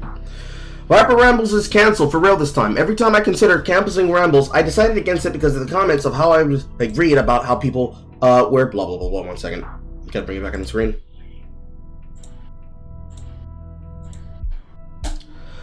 Every time I considered canceling Rambles, I decided against it because of the comments that I would read about and how disappointed people were, and I didn't want to negatively impact those who helped me with the channel. However, I decided to officially end the channel. It no longer brings me satisfaction and has caused me endless headaches. I am simply not cut out for this anymore. This business has worn me down. The negativity, the lies about me personally from those who have felt threatened by my words or actions, it's not even the lies themselves, but how effortlessly people seem to believe them. These last 2.5 years have been really tough on my mental state, and my perception of people in general has never been lower. I just don't think I can handle this channel mentally anymore, especially how, given every attempt I've made to change these things to sustain it, has been met with relentless whining from a vocal minority. I don't really understand why some people saw my saying I'm thinking about canceling the channel as a call to mindlessly hate on everything that I do and I've ever done, but well done, I guess. Keeping this channel means that my Reddit is flooded with negative posts about every title, image, and thumbnail. It simply isn't worth dealing with anymore. This is you tacitly admitting 3 months ago. Please tell me it gives me a direct, exact date. It doesn't. But 3 months ago would be in September, my birthday. But you directly, explicitly admit that you can't handle it because of the pressure that you get from the outside factor from people in your community. If it weren't a problem, wouldn't you just fucking ignore them? No, you can't ignore it. That's the problem with you. You can't ignore shit. You have to hyper-focus. You have to hyperventilate. You have to go all in and act this way. You don't have a choice. The Lord has commanded him. Thus saith the Lord. Thus saith the Lord. He is spurging. He is crying at night in his bed. His woman says to him, please, baby, come back to me. He sends his spark. He sends his rage. He sends his cow. He gets milk all day. He sends the pain. He sends his plague. So says the Lord. So says the Lord. That is you. You're acting like people are making you do this shit! Why are you making hours of this shit and acting like you were being condemned and your heart hardened and your text softened by God? Just say no. Just say no. Just say no. And none of this is a problem for you anymore. Learn to ignore it. And it's not a problem. You can't take it. But you also can't control how other people behave about it. So just like you can't stop me from creating a quote, the Kingdom of Egypt, excuse me, you can't stop me from quoting Prince of Egypt, and probably one of the most lit songs, you can't stop me from reacting to you. And if you try to do so, I will make a shitstorm about it. Because you should not be allowed to do this, because you dislike people. There are plenty of content creators that all of us dislike, but we don't have the right to stop them because we don't like them. So you know how we stop ourselves from going mad? Moby Dick? Or excuse me, Captain Ahab. Moby Dick is the whale. We stop looking at it. We don't consume it. We don't reward them for bad behavior.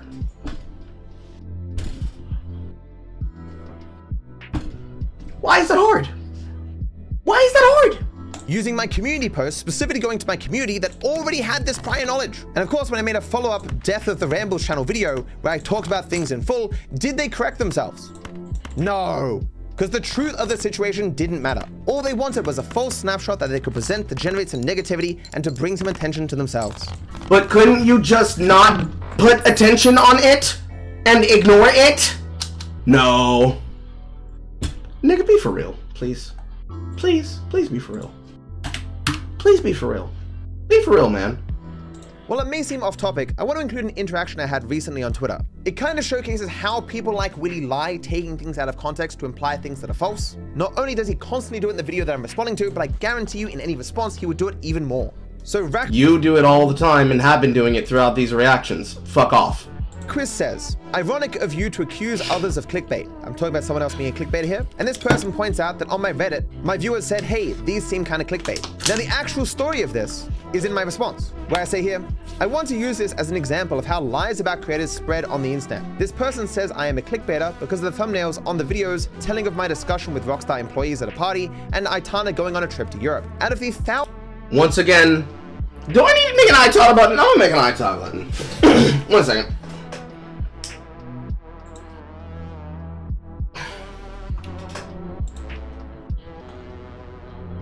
Why are you saying you're bad? You didn't do anything wrong.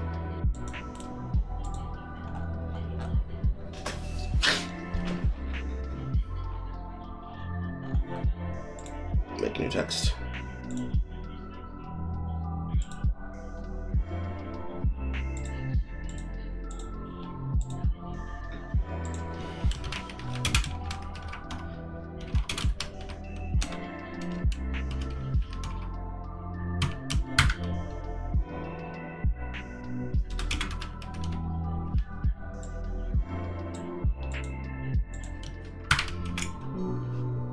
Let's call it like 20. And let's choose a non-obnoxious color.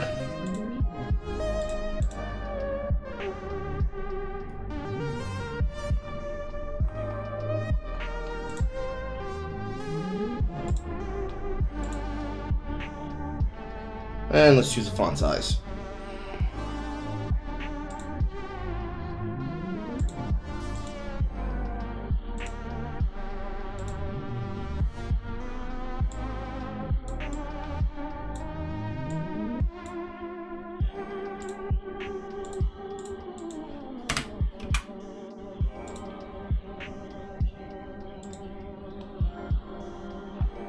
And give me Helvetica New Way.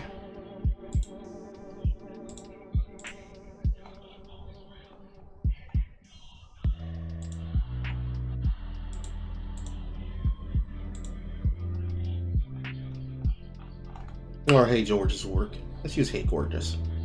Oh, what? Never mind. On Helvetica New Way.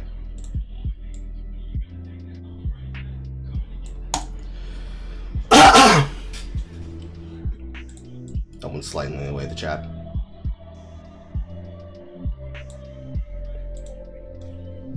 Stop bringing your immediate partner into your shit. Stop doing it, please.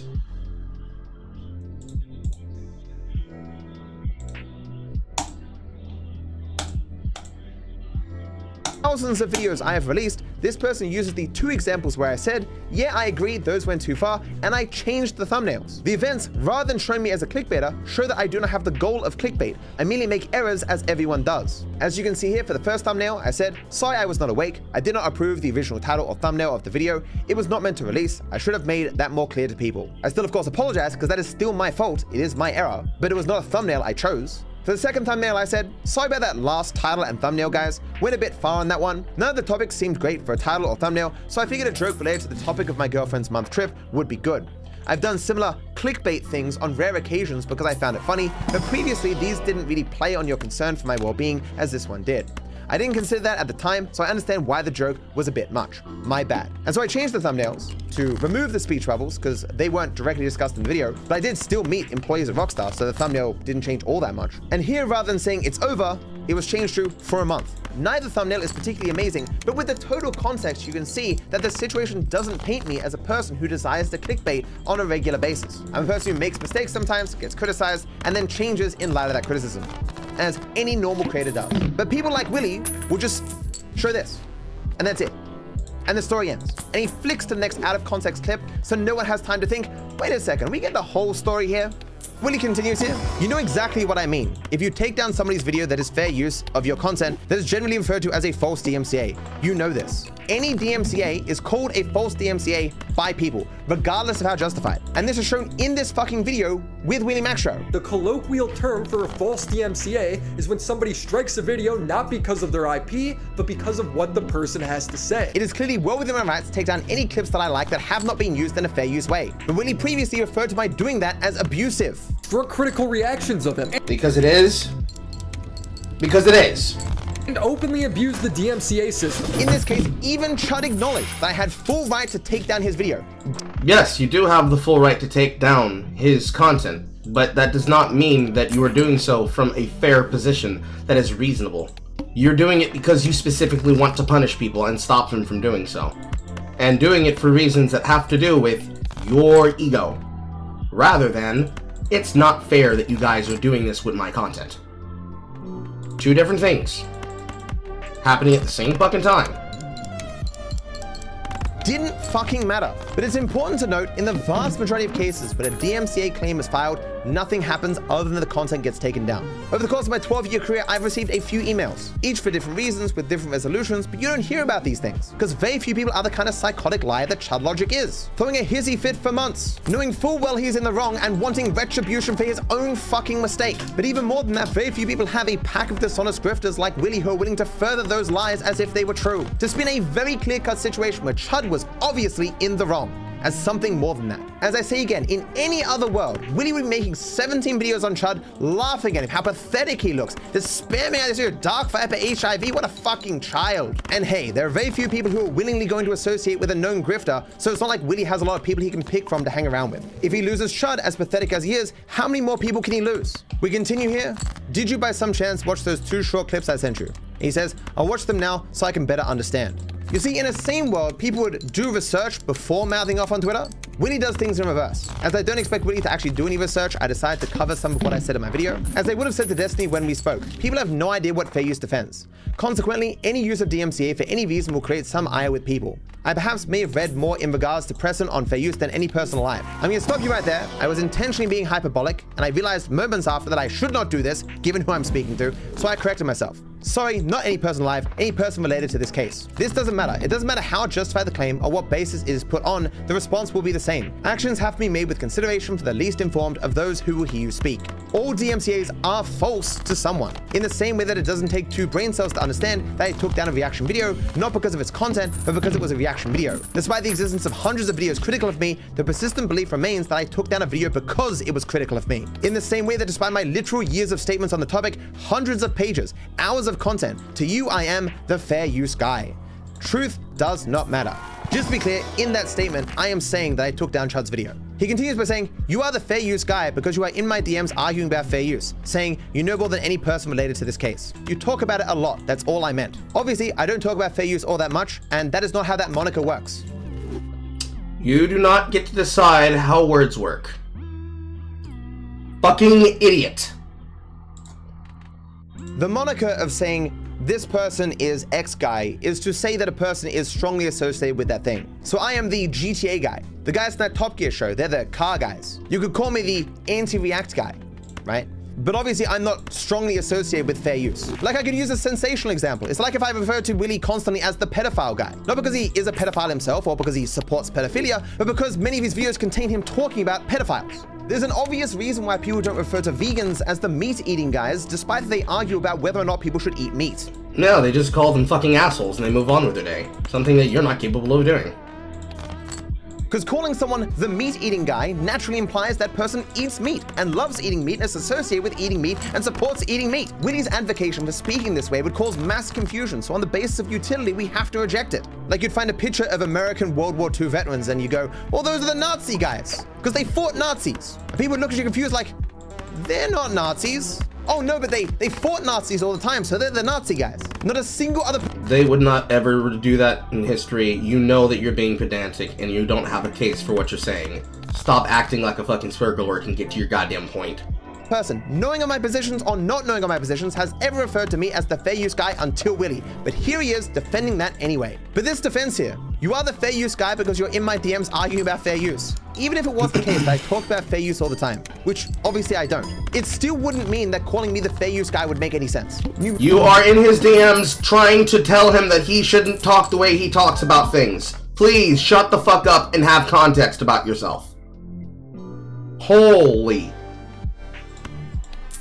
Numerically, doing something a lot doesn't mean you're necessarily associated with that thing or that you're strongly supportive of it. Like, I eat every day. I'm not the eating guy. Is every person on the planet the breathing guy? That's just not how that moniker works. And used in this way just causes confusion. At the time I continue here, in order to debunk this idea that because we're talking about fair use now, I'm the fair use guy, I say, I do not talk about fair use a lot. It is like if you said DarkViperAU is the Lego guy. And when I said, no, I'm not the Lego guy, you responded, why are you bringing up Lego right now in my DMs? Checkmate. I feel like you know what I mean and are just mad. I'm not trying to attack you. I respond, I'm not attacking you either. I guess I'm just bored and found the situation funny. Because understand, at this point, I had no animosity towards Willy. I'd seen like a few of his videos, like 2 on Bash and like 3 on Hassan. And obviously, I don't like Hassan. In the same way that anyone can be biased, everyone has blind spots, I'm not immune to psychological biases. It's why I keep saying I don't blame people for being fooled by this grifter. I talk about this all the time in my commentary content. The world is just so much more complicated. There's so much more information being thrown at you from left, right, and center. No one has enough time to dig down deep into every single thing that they hear. What I just wish is that people would be more cognizant that they haven't done that. Like, I don't watch one video and just uncritically repeat what I hear in it as absolute facts. But people do that for Willy's videos. As I try to argue, the framing, the way that Willy speaks, what he does in his video, just showing random out of context clips, obviously shows what he's trying to do. Like, he doesn't present himself as like a serious journalist or something. And hell, in the past, as I showed in that older video of his, he's told you what kind of content he likes to make. A lot of people have made videos on Pokemon. Kind of the trendy thing in our genre right now are these video essays. It's long form content that's supposed to be fair and gives both sides, but they also annoy the shit out of me. All these 30, 40 hour, 4-hour long videos are just getting old. Just spit it out. I don't need these guys' full names, their first job, the background on their cat. I just want to see these people get torn into, and that just doesn't happen on modern day YouTube very often. He doesn't. Number 1, he's not allowed to change from the past, but you should be allowed to change from the past. And when people consider you have not changed from your past, you pedantically, do we have to play it again for context? We'll say, I'm sorry that I haven't changed from the person I was before, and this upset you. He can't do the same thing? Seems hypocritical. Seems like something somebody would disassociate you from. Especially how pedantically you act about whether or not a person is fully informed about your background and your arguments and the situations around your argumentation situations. The context guy wants to pedantically talk about how another person's context doesn't matter. How it's predictable. But more importantly, whether or not he wants to make the content specifically to, in this context, dig would mean negative. So he wants to see somebody torn apart for his drama content entertainment, which if the content that he was looking for is not the content that he was seeing, it's now the content he's making. Okay. You got him, bro. Now what? Now what? You kinda have to take a little bit of time to consider that the pedantry is still not fucking helping you. You know? But alright, okay. Yep. You're so right, you're so true. So based. So based, bro. So based.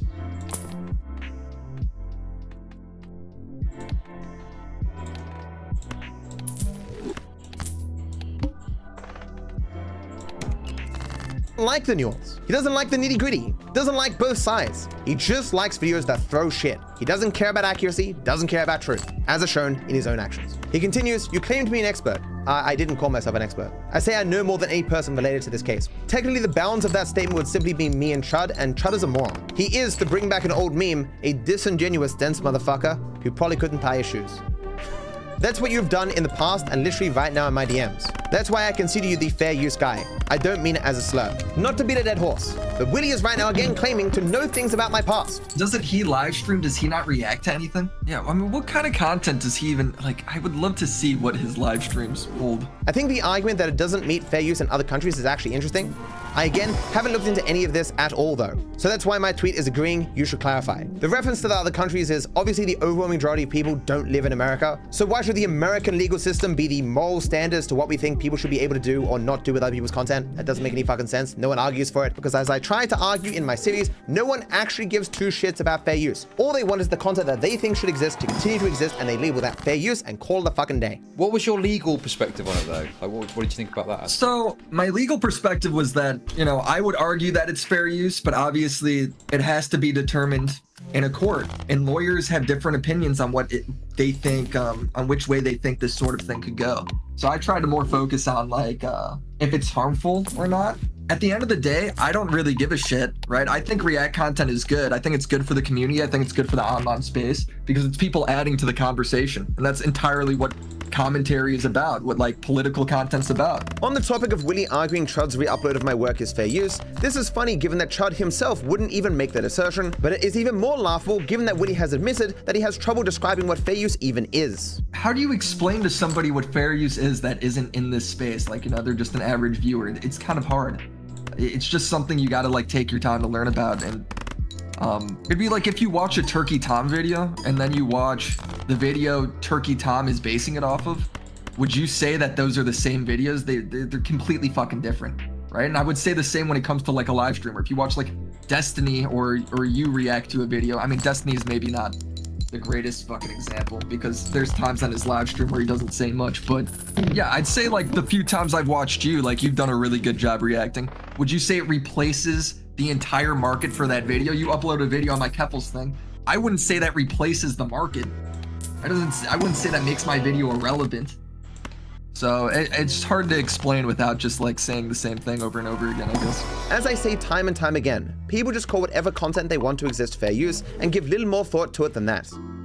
I continue, I don't believe that is my argument, although UK fair dealing laws are weaker than America's fair use laws. The law determines what I can and can't do on the basis of it, not what I can and can't advocate for. Again, drawing the distinction between what is legal and what should be permissible in society. If you haven't looked into any of this, on what basis do you call me the fair use guy? Ultimately, the only place where judgment can be made in regards to fair use is a court. Consequently, if you want a ruling, you need to go to one. How do you do that? By using DMCA. So you can see there, I'm very clearly asking him, prior to him calling me the fair use guy, what was his basis for doing so? To which he says, bro, you said word for word, I perhaps may have read more in regards to precedent on fair use than any person related to this case. That's you calling yourself the fair use guy. Like, I'm hoping without pointing that out, how dumb that statement is. Before you did a thing, why did you do it? Well, you see these things happen after. Like, I just don't understand why he couldn't just let this go. He knew nothing. He knew nothing, but he's just like, grabbing on, holding for dear life. No, it's true. And as we're about to see in this video, he still tries to defend this. I cheekily responded to this by saying, given the linear nature of which we experience time, a statement made later cannot have inspired the former. Which I know just sounds pretentious as fuck, but...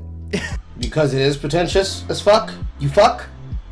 Like, how do you take that kind of stupidity seriously? This message from... Yes, how do you take that kind of stupidity seriously? Willie is also important to highlight because it shows Willie was well aware that I never actually claimed to know more about fair use than any person alive. This makes his false public statement and his further false claims in his hit piece claiming the opposite to be truly staggering lies.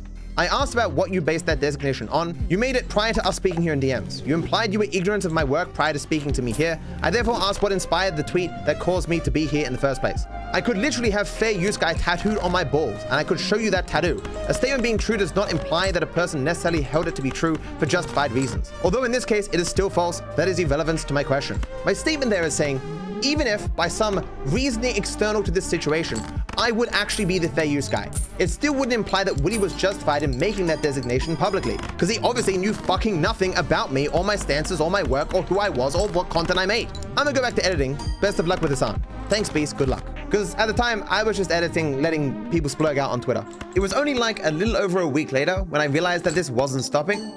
Dozens of tweets, countless videos. It was further the absurdity of the situation where Chud was so clearly, painfully, obviously, in the wrong, and aware he was in the wrong. Then I eventually said some minor statements on Twitter just to debunk the more really obviously false things. This was despite that at that time I had hired a lawyer to look into the situation for me. It was clearly an error because YouTube had no legal right to simply say what is or is not fair use. They were legally obligated to issue my DMCA, which is why when a human finally looked at the situation, it just went through like that. YouTube is not a perfect system, and it sucks sometimes that you gotta spend money on a lawyer to get justice served. You can also likely understand why Willie would later go on to exclude our final messages to each other. It does show there was no hostility and we were not engaged in some fierce battle where I'm dodging his questions or something, which is what he lies about in the future.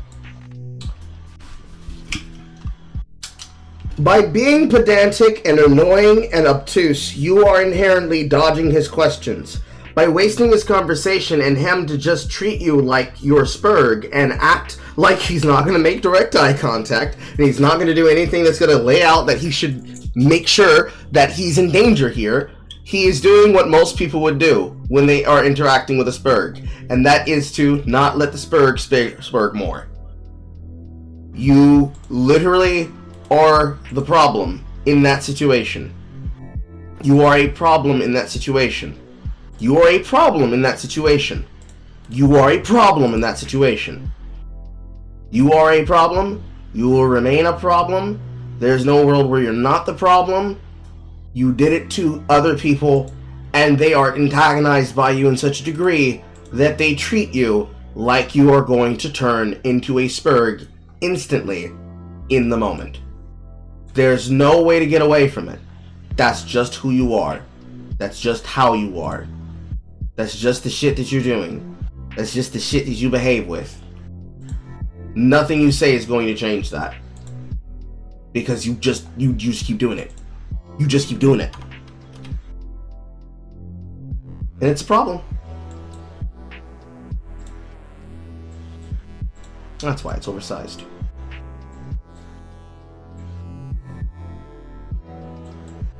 It's just a problem. It's just an issue. People don't want to deal with you, and if they have to deal with you, they're going to act like they're backing away from a rampaging bull. So we now return to Willie's video, you now with an understanding of how ignorant Willie was when he made these statements, yet still he felt it necessary to defend them. At this point, it wasn't even clear if Viper filed the DMCA. It wasn't filled out correctly and was full of spelling errors. So here on the screen is the entire email that I sent. There are no spelling errors here. Furthermore, there is absolutely no evidence that anything was filled out incorrectly. It is extraordinarily easy to file a DMCA claim. In fact, most of it is already pre-filled in. At the top, you note the upload and the re-upload. You state your relationship to the copyrighted content. You can almost write anything here. I write owner, it seems to work. You say if you want to take it down immediately or give a 7-day notice, and if you want to prevent future copies. And then you tick some boxes. Again, not only have I done this hundreds of times, I show another 2 times in the video on Chud that I've done this and it works perfectly well. Since I made the claim against Chud Logic, I have struck 2 almost identical reaction videos, with one being accepted immediately and the other not. The one that was not accepted though, just required a basic follow-up email to YouTube, and then it too was taken down. So not only does Willie not have any evidence of spelling mistakes, yet he claims they exist. He further has no evidence that I made any mistakes in the filing of this DMCA, but he claims there are some. But more than that, he is personally aware of multiple instances where I filed this stuff correctly, showcasing that the last 2 is probably not true, but he does not fucking care. To be clear, I want to give some examples of the sort of content that I strike. Naturally, YouTube has prompted me to file endless takedown notices of re-uploads of my work. So some of these are just raw AI, just scraping my shorts and re-uploading them. I think that's why this first one has like an incorrect screen in front of it. How many women do you need to sleep with to max out your stamina? So this is just a direct re-upload, like nothing has been changed about it, but some others try to get around YouTube's copyright system. You likely don't know that GT5 missions have hidden effects that make them easier. So you can see it's my subtitles, and they've just used like a voice changer to change my voice into that of a woman. It's why this stuff ends up getting picked up by YouTube's automated system on the back end, and I have a choice if I want to strike it or not. Haven't struck these yet, but you know, I will. I don't usually bother with things that have next to no views because there's just hundreds of them back there. What was that? You want to say that again a little bit louder for the rest of the class to hear you? Picked up by YouTube's automated system on the back end, and I have a choice if I want to strike it or not. Haven't struck these yet, but you know, I will. I don't usually bother with things that have next to no views because there's just hundreds of them back there. It would take too much time. This next one. So you strike people that you can find because they're big and they're large and they're noticeable? Put a pin in that one, chat. For example, I think there is one room in Michael's house that can so it's rather than changing my voice into that of a woman, it's changing it to Franklin. suggest that it is a bathroom. Weirdly enough, this automated system also puts like his name in the direct center, which I assume is because he wants to avoid the copyright system. This one as well is not changing the content, but it's changing like the format to see if it won't get copyrighted. Jimmy, my son. So it's like different music over the top, and it's like put in a bit more. Because obviously, while this stuff exists in the game, some of it would be very, very hard to replicate. Others, while you could replicate it, it would take time, like many, many hours, and you would need the right equipment and whatnot. So it's obviously a lot easier just to steal what already exists rather than having to replicate stuff. There have been successful channels that have spent a lot of their time replicating other people's videos. Mr. Beast sent out a tweet where he's like, there is a Russian channel that is actually the largest Russian channel that all they do is copy my videos, not re-upload them. Like Mr. Beast will release a video idea and this channel will just go, hey, that's a nice video idea, and they'll just make the exact same thing. So there is this channel that I may have talked about once before. It's got 3,500 subscribers, but it's had a few videos pop off. It alternates between GTA 4 and GTA 5, and it was debatable before whether this person was simply copying facts and glitches from my series. Two of these that I just saw now give away that is what they're doing. The biggest giveaway was this one, because what this is you can shoot in the corner here and blow yourself into the corner, putting on Trevor's power, and then it warps you outside. This fact and/or glitch was discovered by the speedrunning community, but it isn't faster. So it was known about and cared about for about 4 days. That's why it exists in my series, because I'm in-depth involved in the speedrunning community, and I am a speedrunner, obviously.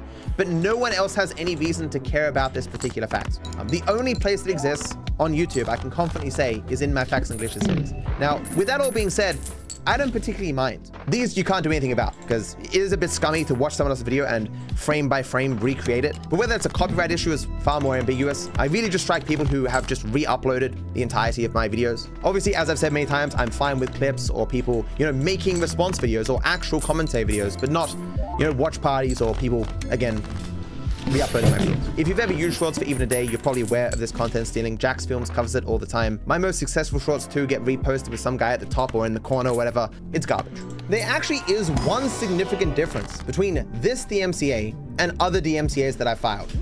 This one came from my smaller channel.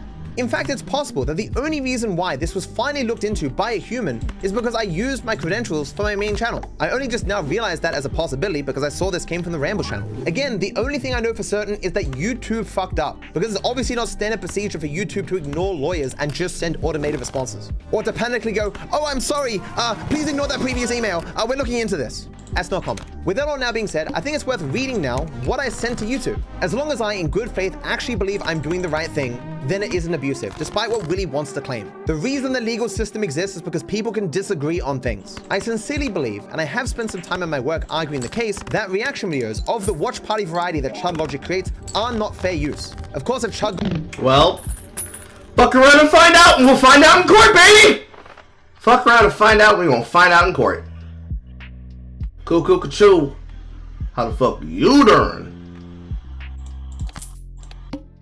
Got permission to re-upload other people's videos or license them and paid people some revenue, that's a completely different story. Fair use doesn't matter at that point. And in this case, as I say here, he does not at all meet the guidelines of fair use. So YouTube asked me some specific questions, and I responded. Hello, I've made particular study of fair use law. For example, I have read Hoss v. Klein and Where's the Fair Use by the lawyer Jessica Vogel that covers all the relevant precedent in fair use in America. I am perfectly willing to hire a lawyer and argue this in court. If you reject this dispute, I will merely circumvent you and serve him myself. Some people found it weird that I said that I'd be willing to hire a lawyer and argue this in court. But how could you possibly, in good faith, file a DMCA claim without showing some willingness to go to court to argue for it? Like, I think it would be a misuse of the system for people just to spam out DMCAs against a bunch of stuff and just hope that some of them hit and don't get bounced back. Like, DMCA is a legal claim, and the only reason I was going through YouTube is because it's just the easiest way to do it. And the only reason in the interim with YouTube's error that I didn't file it some other way is because I didn't have Chud's details. Which again, as far as I'm aware, even more goes against the safe harbor provisions that YouTube has. Because in this case, YouTube's error was specifically protecting copyright infringement, which is something they're not allowed to do.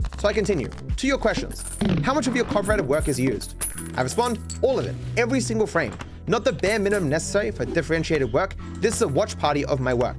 Had Chud edited his video to remove the parts that didn't matter, could arguably said to not be taking the heart of my work or something, that he was only taking specific parts, even if he had still done the watch party on his live stream, which would not be fair use, I probably wouldn't have struck the edited video on his YouTube channel. This is because while morally I still think that shouldn't exist, I'm not sure legally that I'd have any right to take that down. I'm not exactly sure where the line is as to how much editing is necessary for it to be a truly original differentiated work, but to criticize...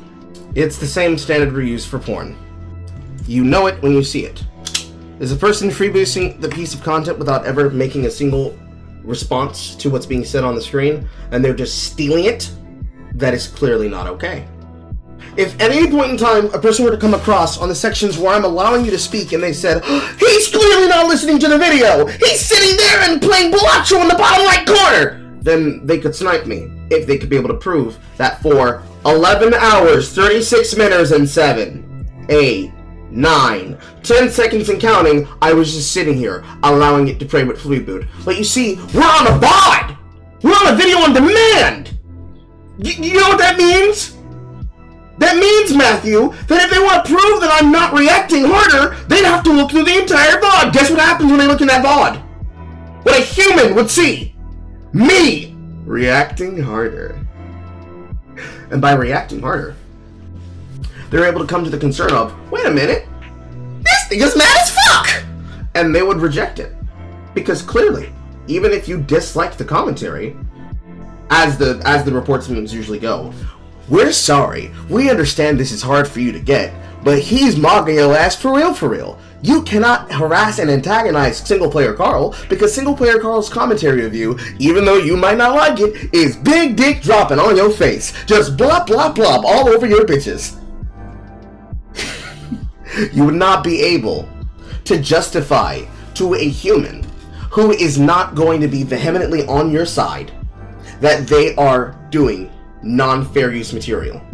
Because, again, you might not like it, but I'm gonna keep bringing it up because it's the thing you're supposed to do, you know, the thing that's a part of your fucking job. Demonstrably the example of why you cannot just say people are lying, let me fucking steal their content, because you need to prove it. President is not on your fucking side. It's not on your side because of Akila, obviously, versus Sargon of Akkad. It's not on your side because of H3H3 versus Matt Haas. You do not have a legal case that will be defensive in court. It doesn't exist for you.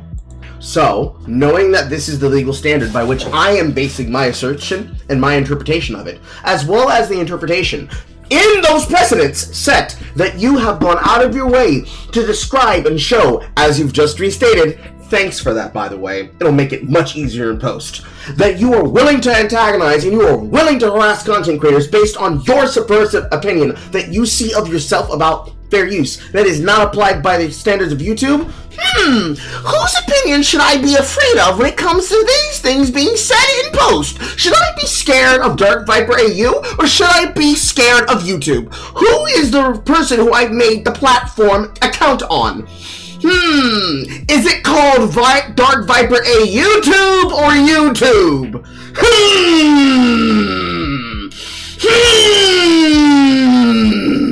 I don't know, chat. It's really hard for me to be able to figure this out. Somebody else that's smarter than me in chat can probably figure it out, while also calling me an idiot and saying that I'm fat.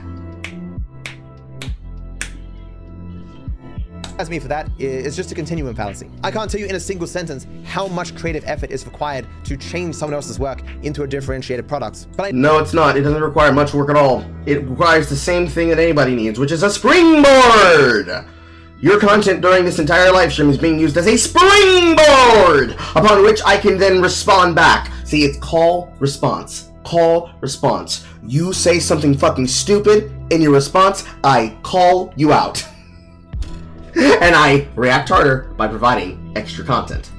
By creating extra content and by attributing that extra content in an entertaining platform, I allow people the space upon which to see the spectacle that is Single Player Carl performing on stage. What is he performing? The ripping and the raping of DarkViperAU. Pedantically so, because the man in question who does so is pedantic. That's the job. That's the job. That's what my job is here to do. I am the equivalent of a circus clown. All of us are. We're all dancing, singing monkeys that do shit for other people. You can be mad about it all the hell you want. It ain't finna change. That's how this works. Seethe, cope. Cope, seethe. Do whatever it is you gotta do, but cope, seethe. Seethe, cope.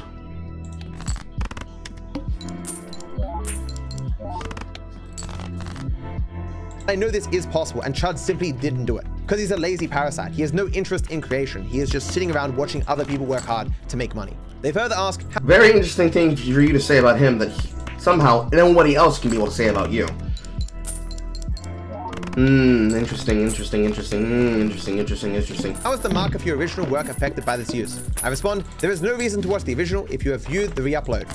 All information and graphics have already been seen. Some people misinterpret this to say, like, as long as there's a single person in the universe who would still watch the original, then it's fine. That's not what this is talking about. Any re-upload of a work anywhere limits the exclusivity and therefore value of the original work wherever it's posted. And they do, to some degree, compete. If you've ever read the H3H3 case with Matt Hoss, H3H3 used 60%... How interesting that you directly referenced H3H3 versus Matt Hoss! Please, tell me everything you know about this case so you can be able to debunk your own fucking argument out of the water. Of the original work wherever it's posted. And they do, to some degree, compete. If you've ever read the H3H3 case with Matt Hoss, H3H3 used 60% of Matt Hoss's video to turn a pickup artist video targeting people who wanted to pick up women into a comedy video for people who want to watch comedy. It is impossible to say that Chud's video was a differentiated work from my own because it was literally just a watch party of my video. It's important to note that the court doesn't just look at the impact of the one individual instance of copyright infringement on the original work.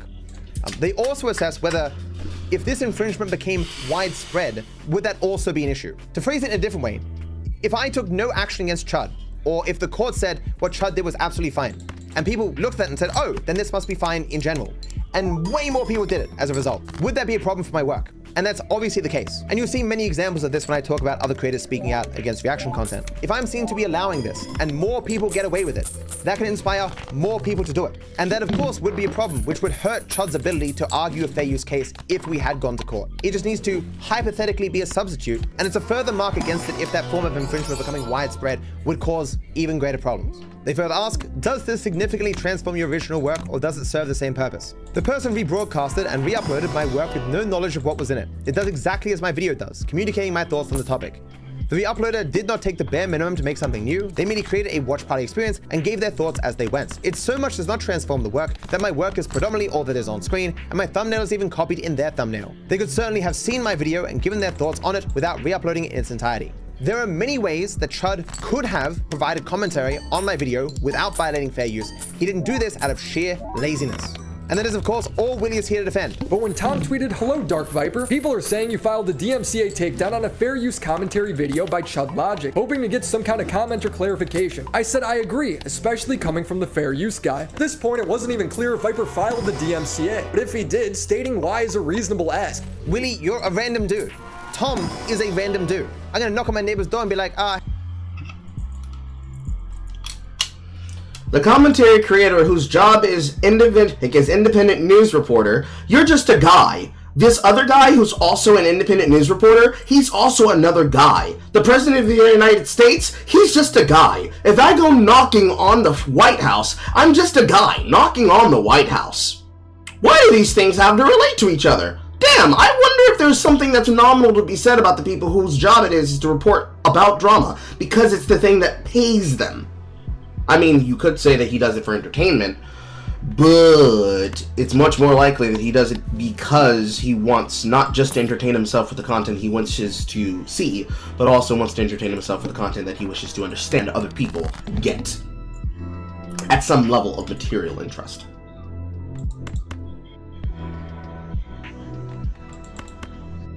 I should not do that.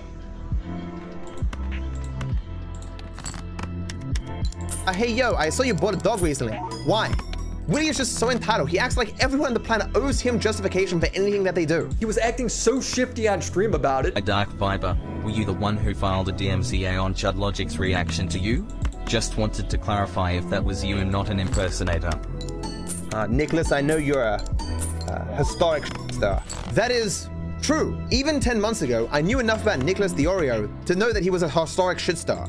Not wanting to talk to a drama channel is not being shady or being shifty. I believed at the time, and I still think it's true, that Nicholas Diorio was an editor for Keemstar. And Keemstar was also in the chat.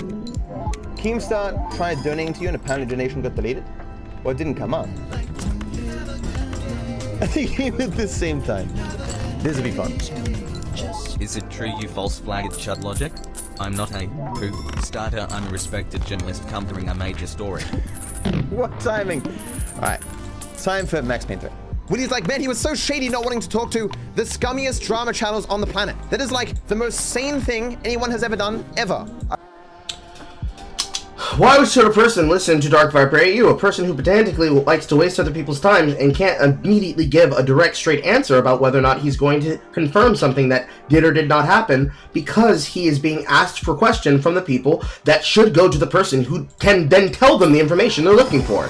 Nan, why would a person expect that person to treat them fairly? They're just so odious, they're just so mean, they're just so rude. Answer the fucking question. Answer the fucking question.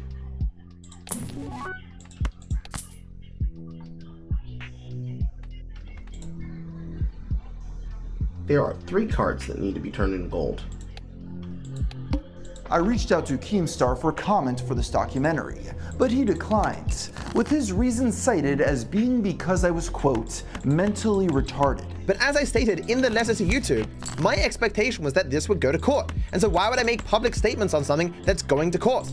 I motto hope you're doing well, because I'm doing as good as to be expected.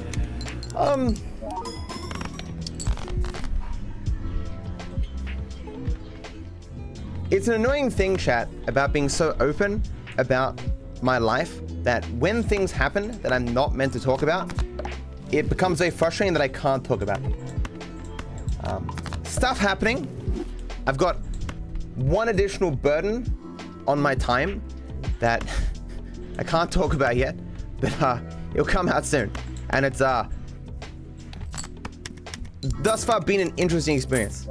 If you've ever noticed in any controversy on YouTube that involves a court, people tend to shut up. That is like the first thing your lawyer says. They say, hey, don't make any public statements about this, because things could be taken out of context, or you could say things that might incriminate you, or whatever, so just don't say stuff. But of course, Willie was not smart enough to infer that, or simply didn't care. It could be either. He screenshotted my tweet and said, I gotta say, the staggering irony of you going after Hassan right now for being uninformed and yet speaking confidently, then coming out with this take that suggests the absolute polar opposite of my viewpoint that I've repeated ad nauseum for the past 4 years is breathtaking, my dude. That's a true statement. It is really ironic. There were claims so obviously false that not even the most bottom of the barrel grifter was willing to make them. But both Hassan and Willie were both perfectly willing to say those lies. With Viper, it's great if you react to a YouTube video. He said reaction, like reacting to YouTube videos is akin to rape. He's not wrong.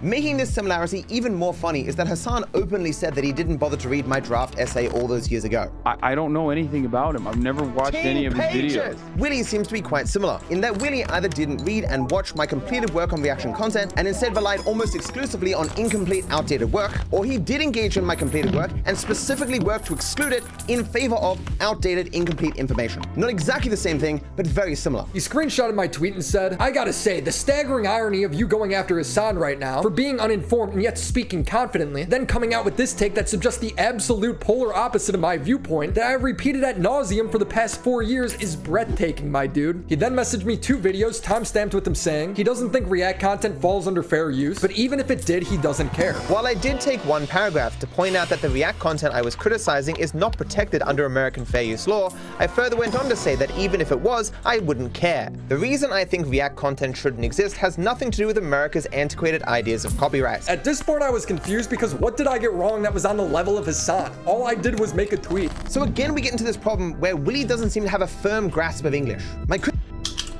Insulting people again, telling people that they don't understand what they're talking about again, insisting that they don't figure things out again. We're about to cross 200, chat.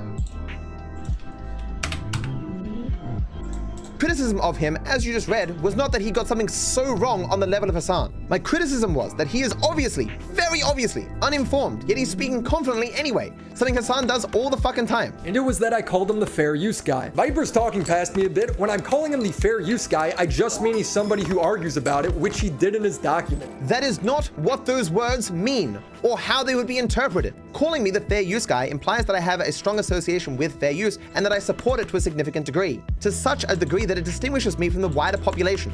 That is obviously not true. And it was that I called him the fair use guy. Viper's talking past me a bit. When I'm calling him the fair use guy, I just mean he's somebody who argues about it, which he did in his document. One of the problems with Willy's lie about his intended meaning is that his intended meaning when put into the context doesn't make any sense. So let's change the fair use guy to what it actually means. Hello DarkViperAU, a lot of people are saying you filed a DMCA takedown of a fair use commentary of your work by Chud Logic. Seems to me like that is what happened, but was hoping to get some kind of comment or clarification from your end that could change this. Willy responds, I agree, especially coming from the guy who strongly supports fair use law. Does that change the spirit of what he was saying to you? Yes or no? Do not lie. No, that does not change the spirit of what he was saying to you. Stop being fucking pedantic. This is why people call you a spurg. This right here is the reason why they call you a spurg. Stop that spurg shit, son. So this reply makes perfect sense in context. It's fair use commentary. Willy wrongly thinks that I'm a huge proponent of fair use law, so he makes this statement. But Willy wants to argue he wasn't misinformed. He wasn't saying something incorrect. It's merely that his words are being misinterpreted. So let us now insert what Willy says he meant. Hello DarkViperAU, a lot of people are saying you filed a DMCA takedown on a fair use commentary of your work by Chud Logic. Seems to me like that is what happened, but was hoping to get some kind of comment or clarification from your end that could change things. Willy responds, I agree, especially coming from the guy who argues for the irrelevance of fair use law. That response doesn't make sense given what Tom said. Willy, self-admittedly, knew nothing about me, or my stances, or my work. He admits this multiple times. I don't know why he couldn't just concede he got something wrong, rather than engaging in these mental gymnastics of rewriting language and history. He cited Legal Eagle's video on fair use when making his own video. Did you notice? He's doing it again. He had not seen any of this material of me talking about fair use or citing the Legal Eagle prior to him making his video. He's making the case that he wasn't wrong to do something, that if he now cherry picks things they learned about after the fact, then it would be justified. There are so many fallacies and psychological biases happening here that it's fucking insane. I just don't know why he couldn't just let it go. The reason why he was the first person to ever call me the fair use guy in the entire history of my life is because he was wrong to do so. He didn't, while being entirely ignorant of my work, crack into some really secret designation that means something. All I'm saying here is he should give a statement for why he struck it down, not why he's a champion of fair use, which I think is how he's taking it. We just went through my DMs. You just saw, we explicitly discussed that obviously Willy wanted me to make a statement about Chud and the strike on his channel. Is Willy lying here, or is he just very dumb? I don't know. I don't know. You should address the Chud thing if you haven't and show receipts for why you struck it, if you even did. He then replies, do you honestly think my stance actually matters? Yes, it actually matters more than anyone else in this situation. You're the copyright holder. So fucking what, Willy? After I made my statement, people... So fucking what? Oh, I tried to do the thing that I tried to do to other people, and it didn't go over well for me. Well, so what? Nobody cares. Nobody cares about the pain I feel. Nobody cares about my sorrows. You're damn right they fucking don't care about your sorrows. You can't be able to take a single situation that you should be taking seriously. And you're acting like a jackass the entire time you're doing so. Everything that is happening to you is your fault. Cope.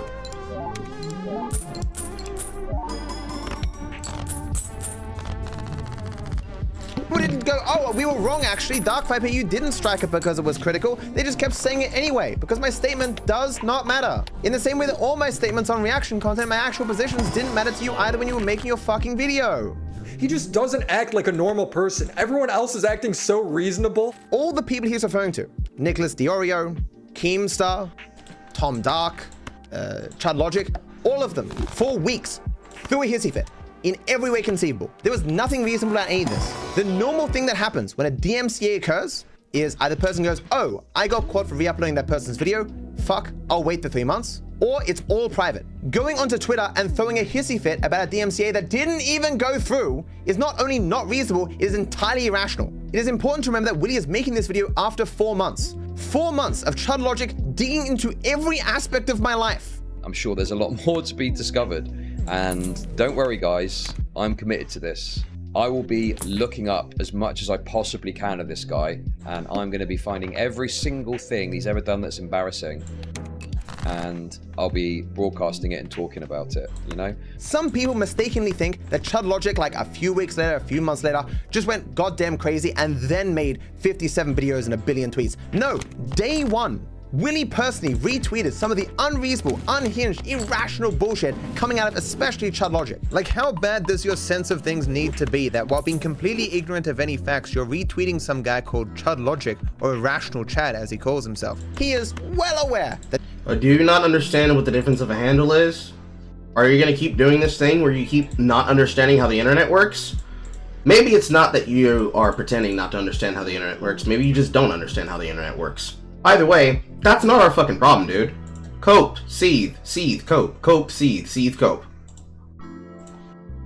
That he is lying here. And I can't tell you how strong Willie's association was with Chud Logic back then, but certainly by this point, Willie knew Chud Logic quite well, and was very well aware how unhinged and crazy Chud is, and how he was acting because of this situation. Everyone else is acting so reasonable, and he's so over the top. Chud Logic firing out dozens of tweets. Every slanderous, defamatory thing he can possibly conceive of. Mentioning me 1,200 times just on his main channel. Probably hundreds more if you count his second channel. I'm over the top though. I am a fucking unhinged maniac! That's right, motherfucker! I'm a fucking unhinged maniac! You've got me exactly right. That is what I am. I'm totally fucking unhinged!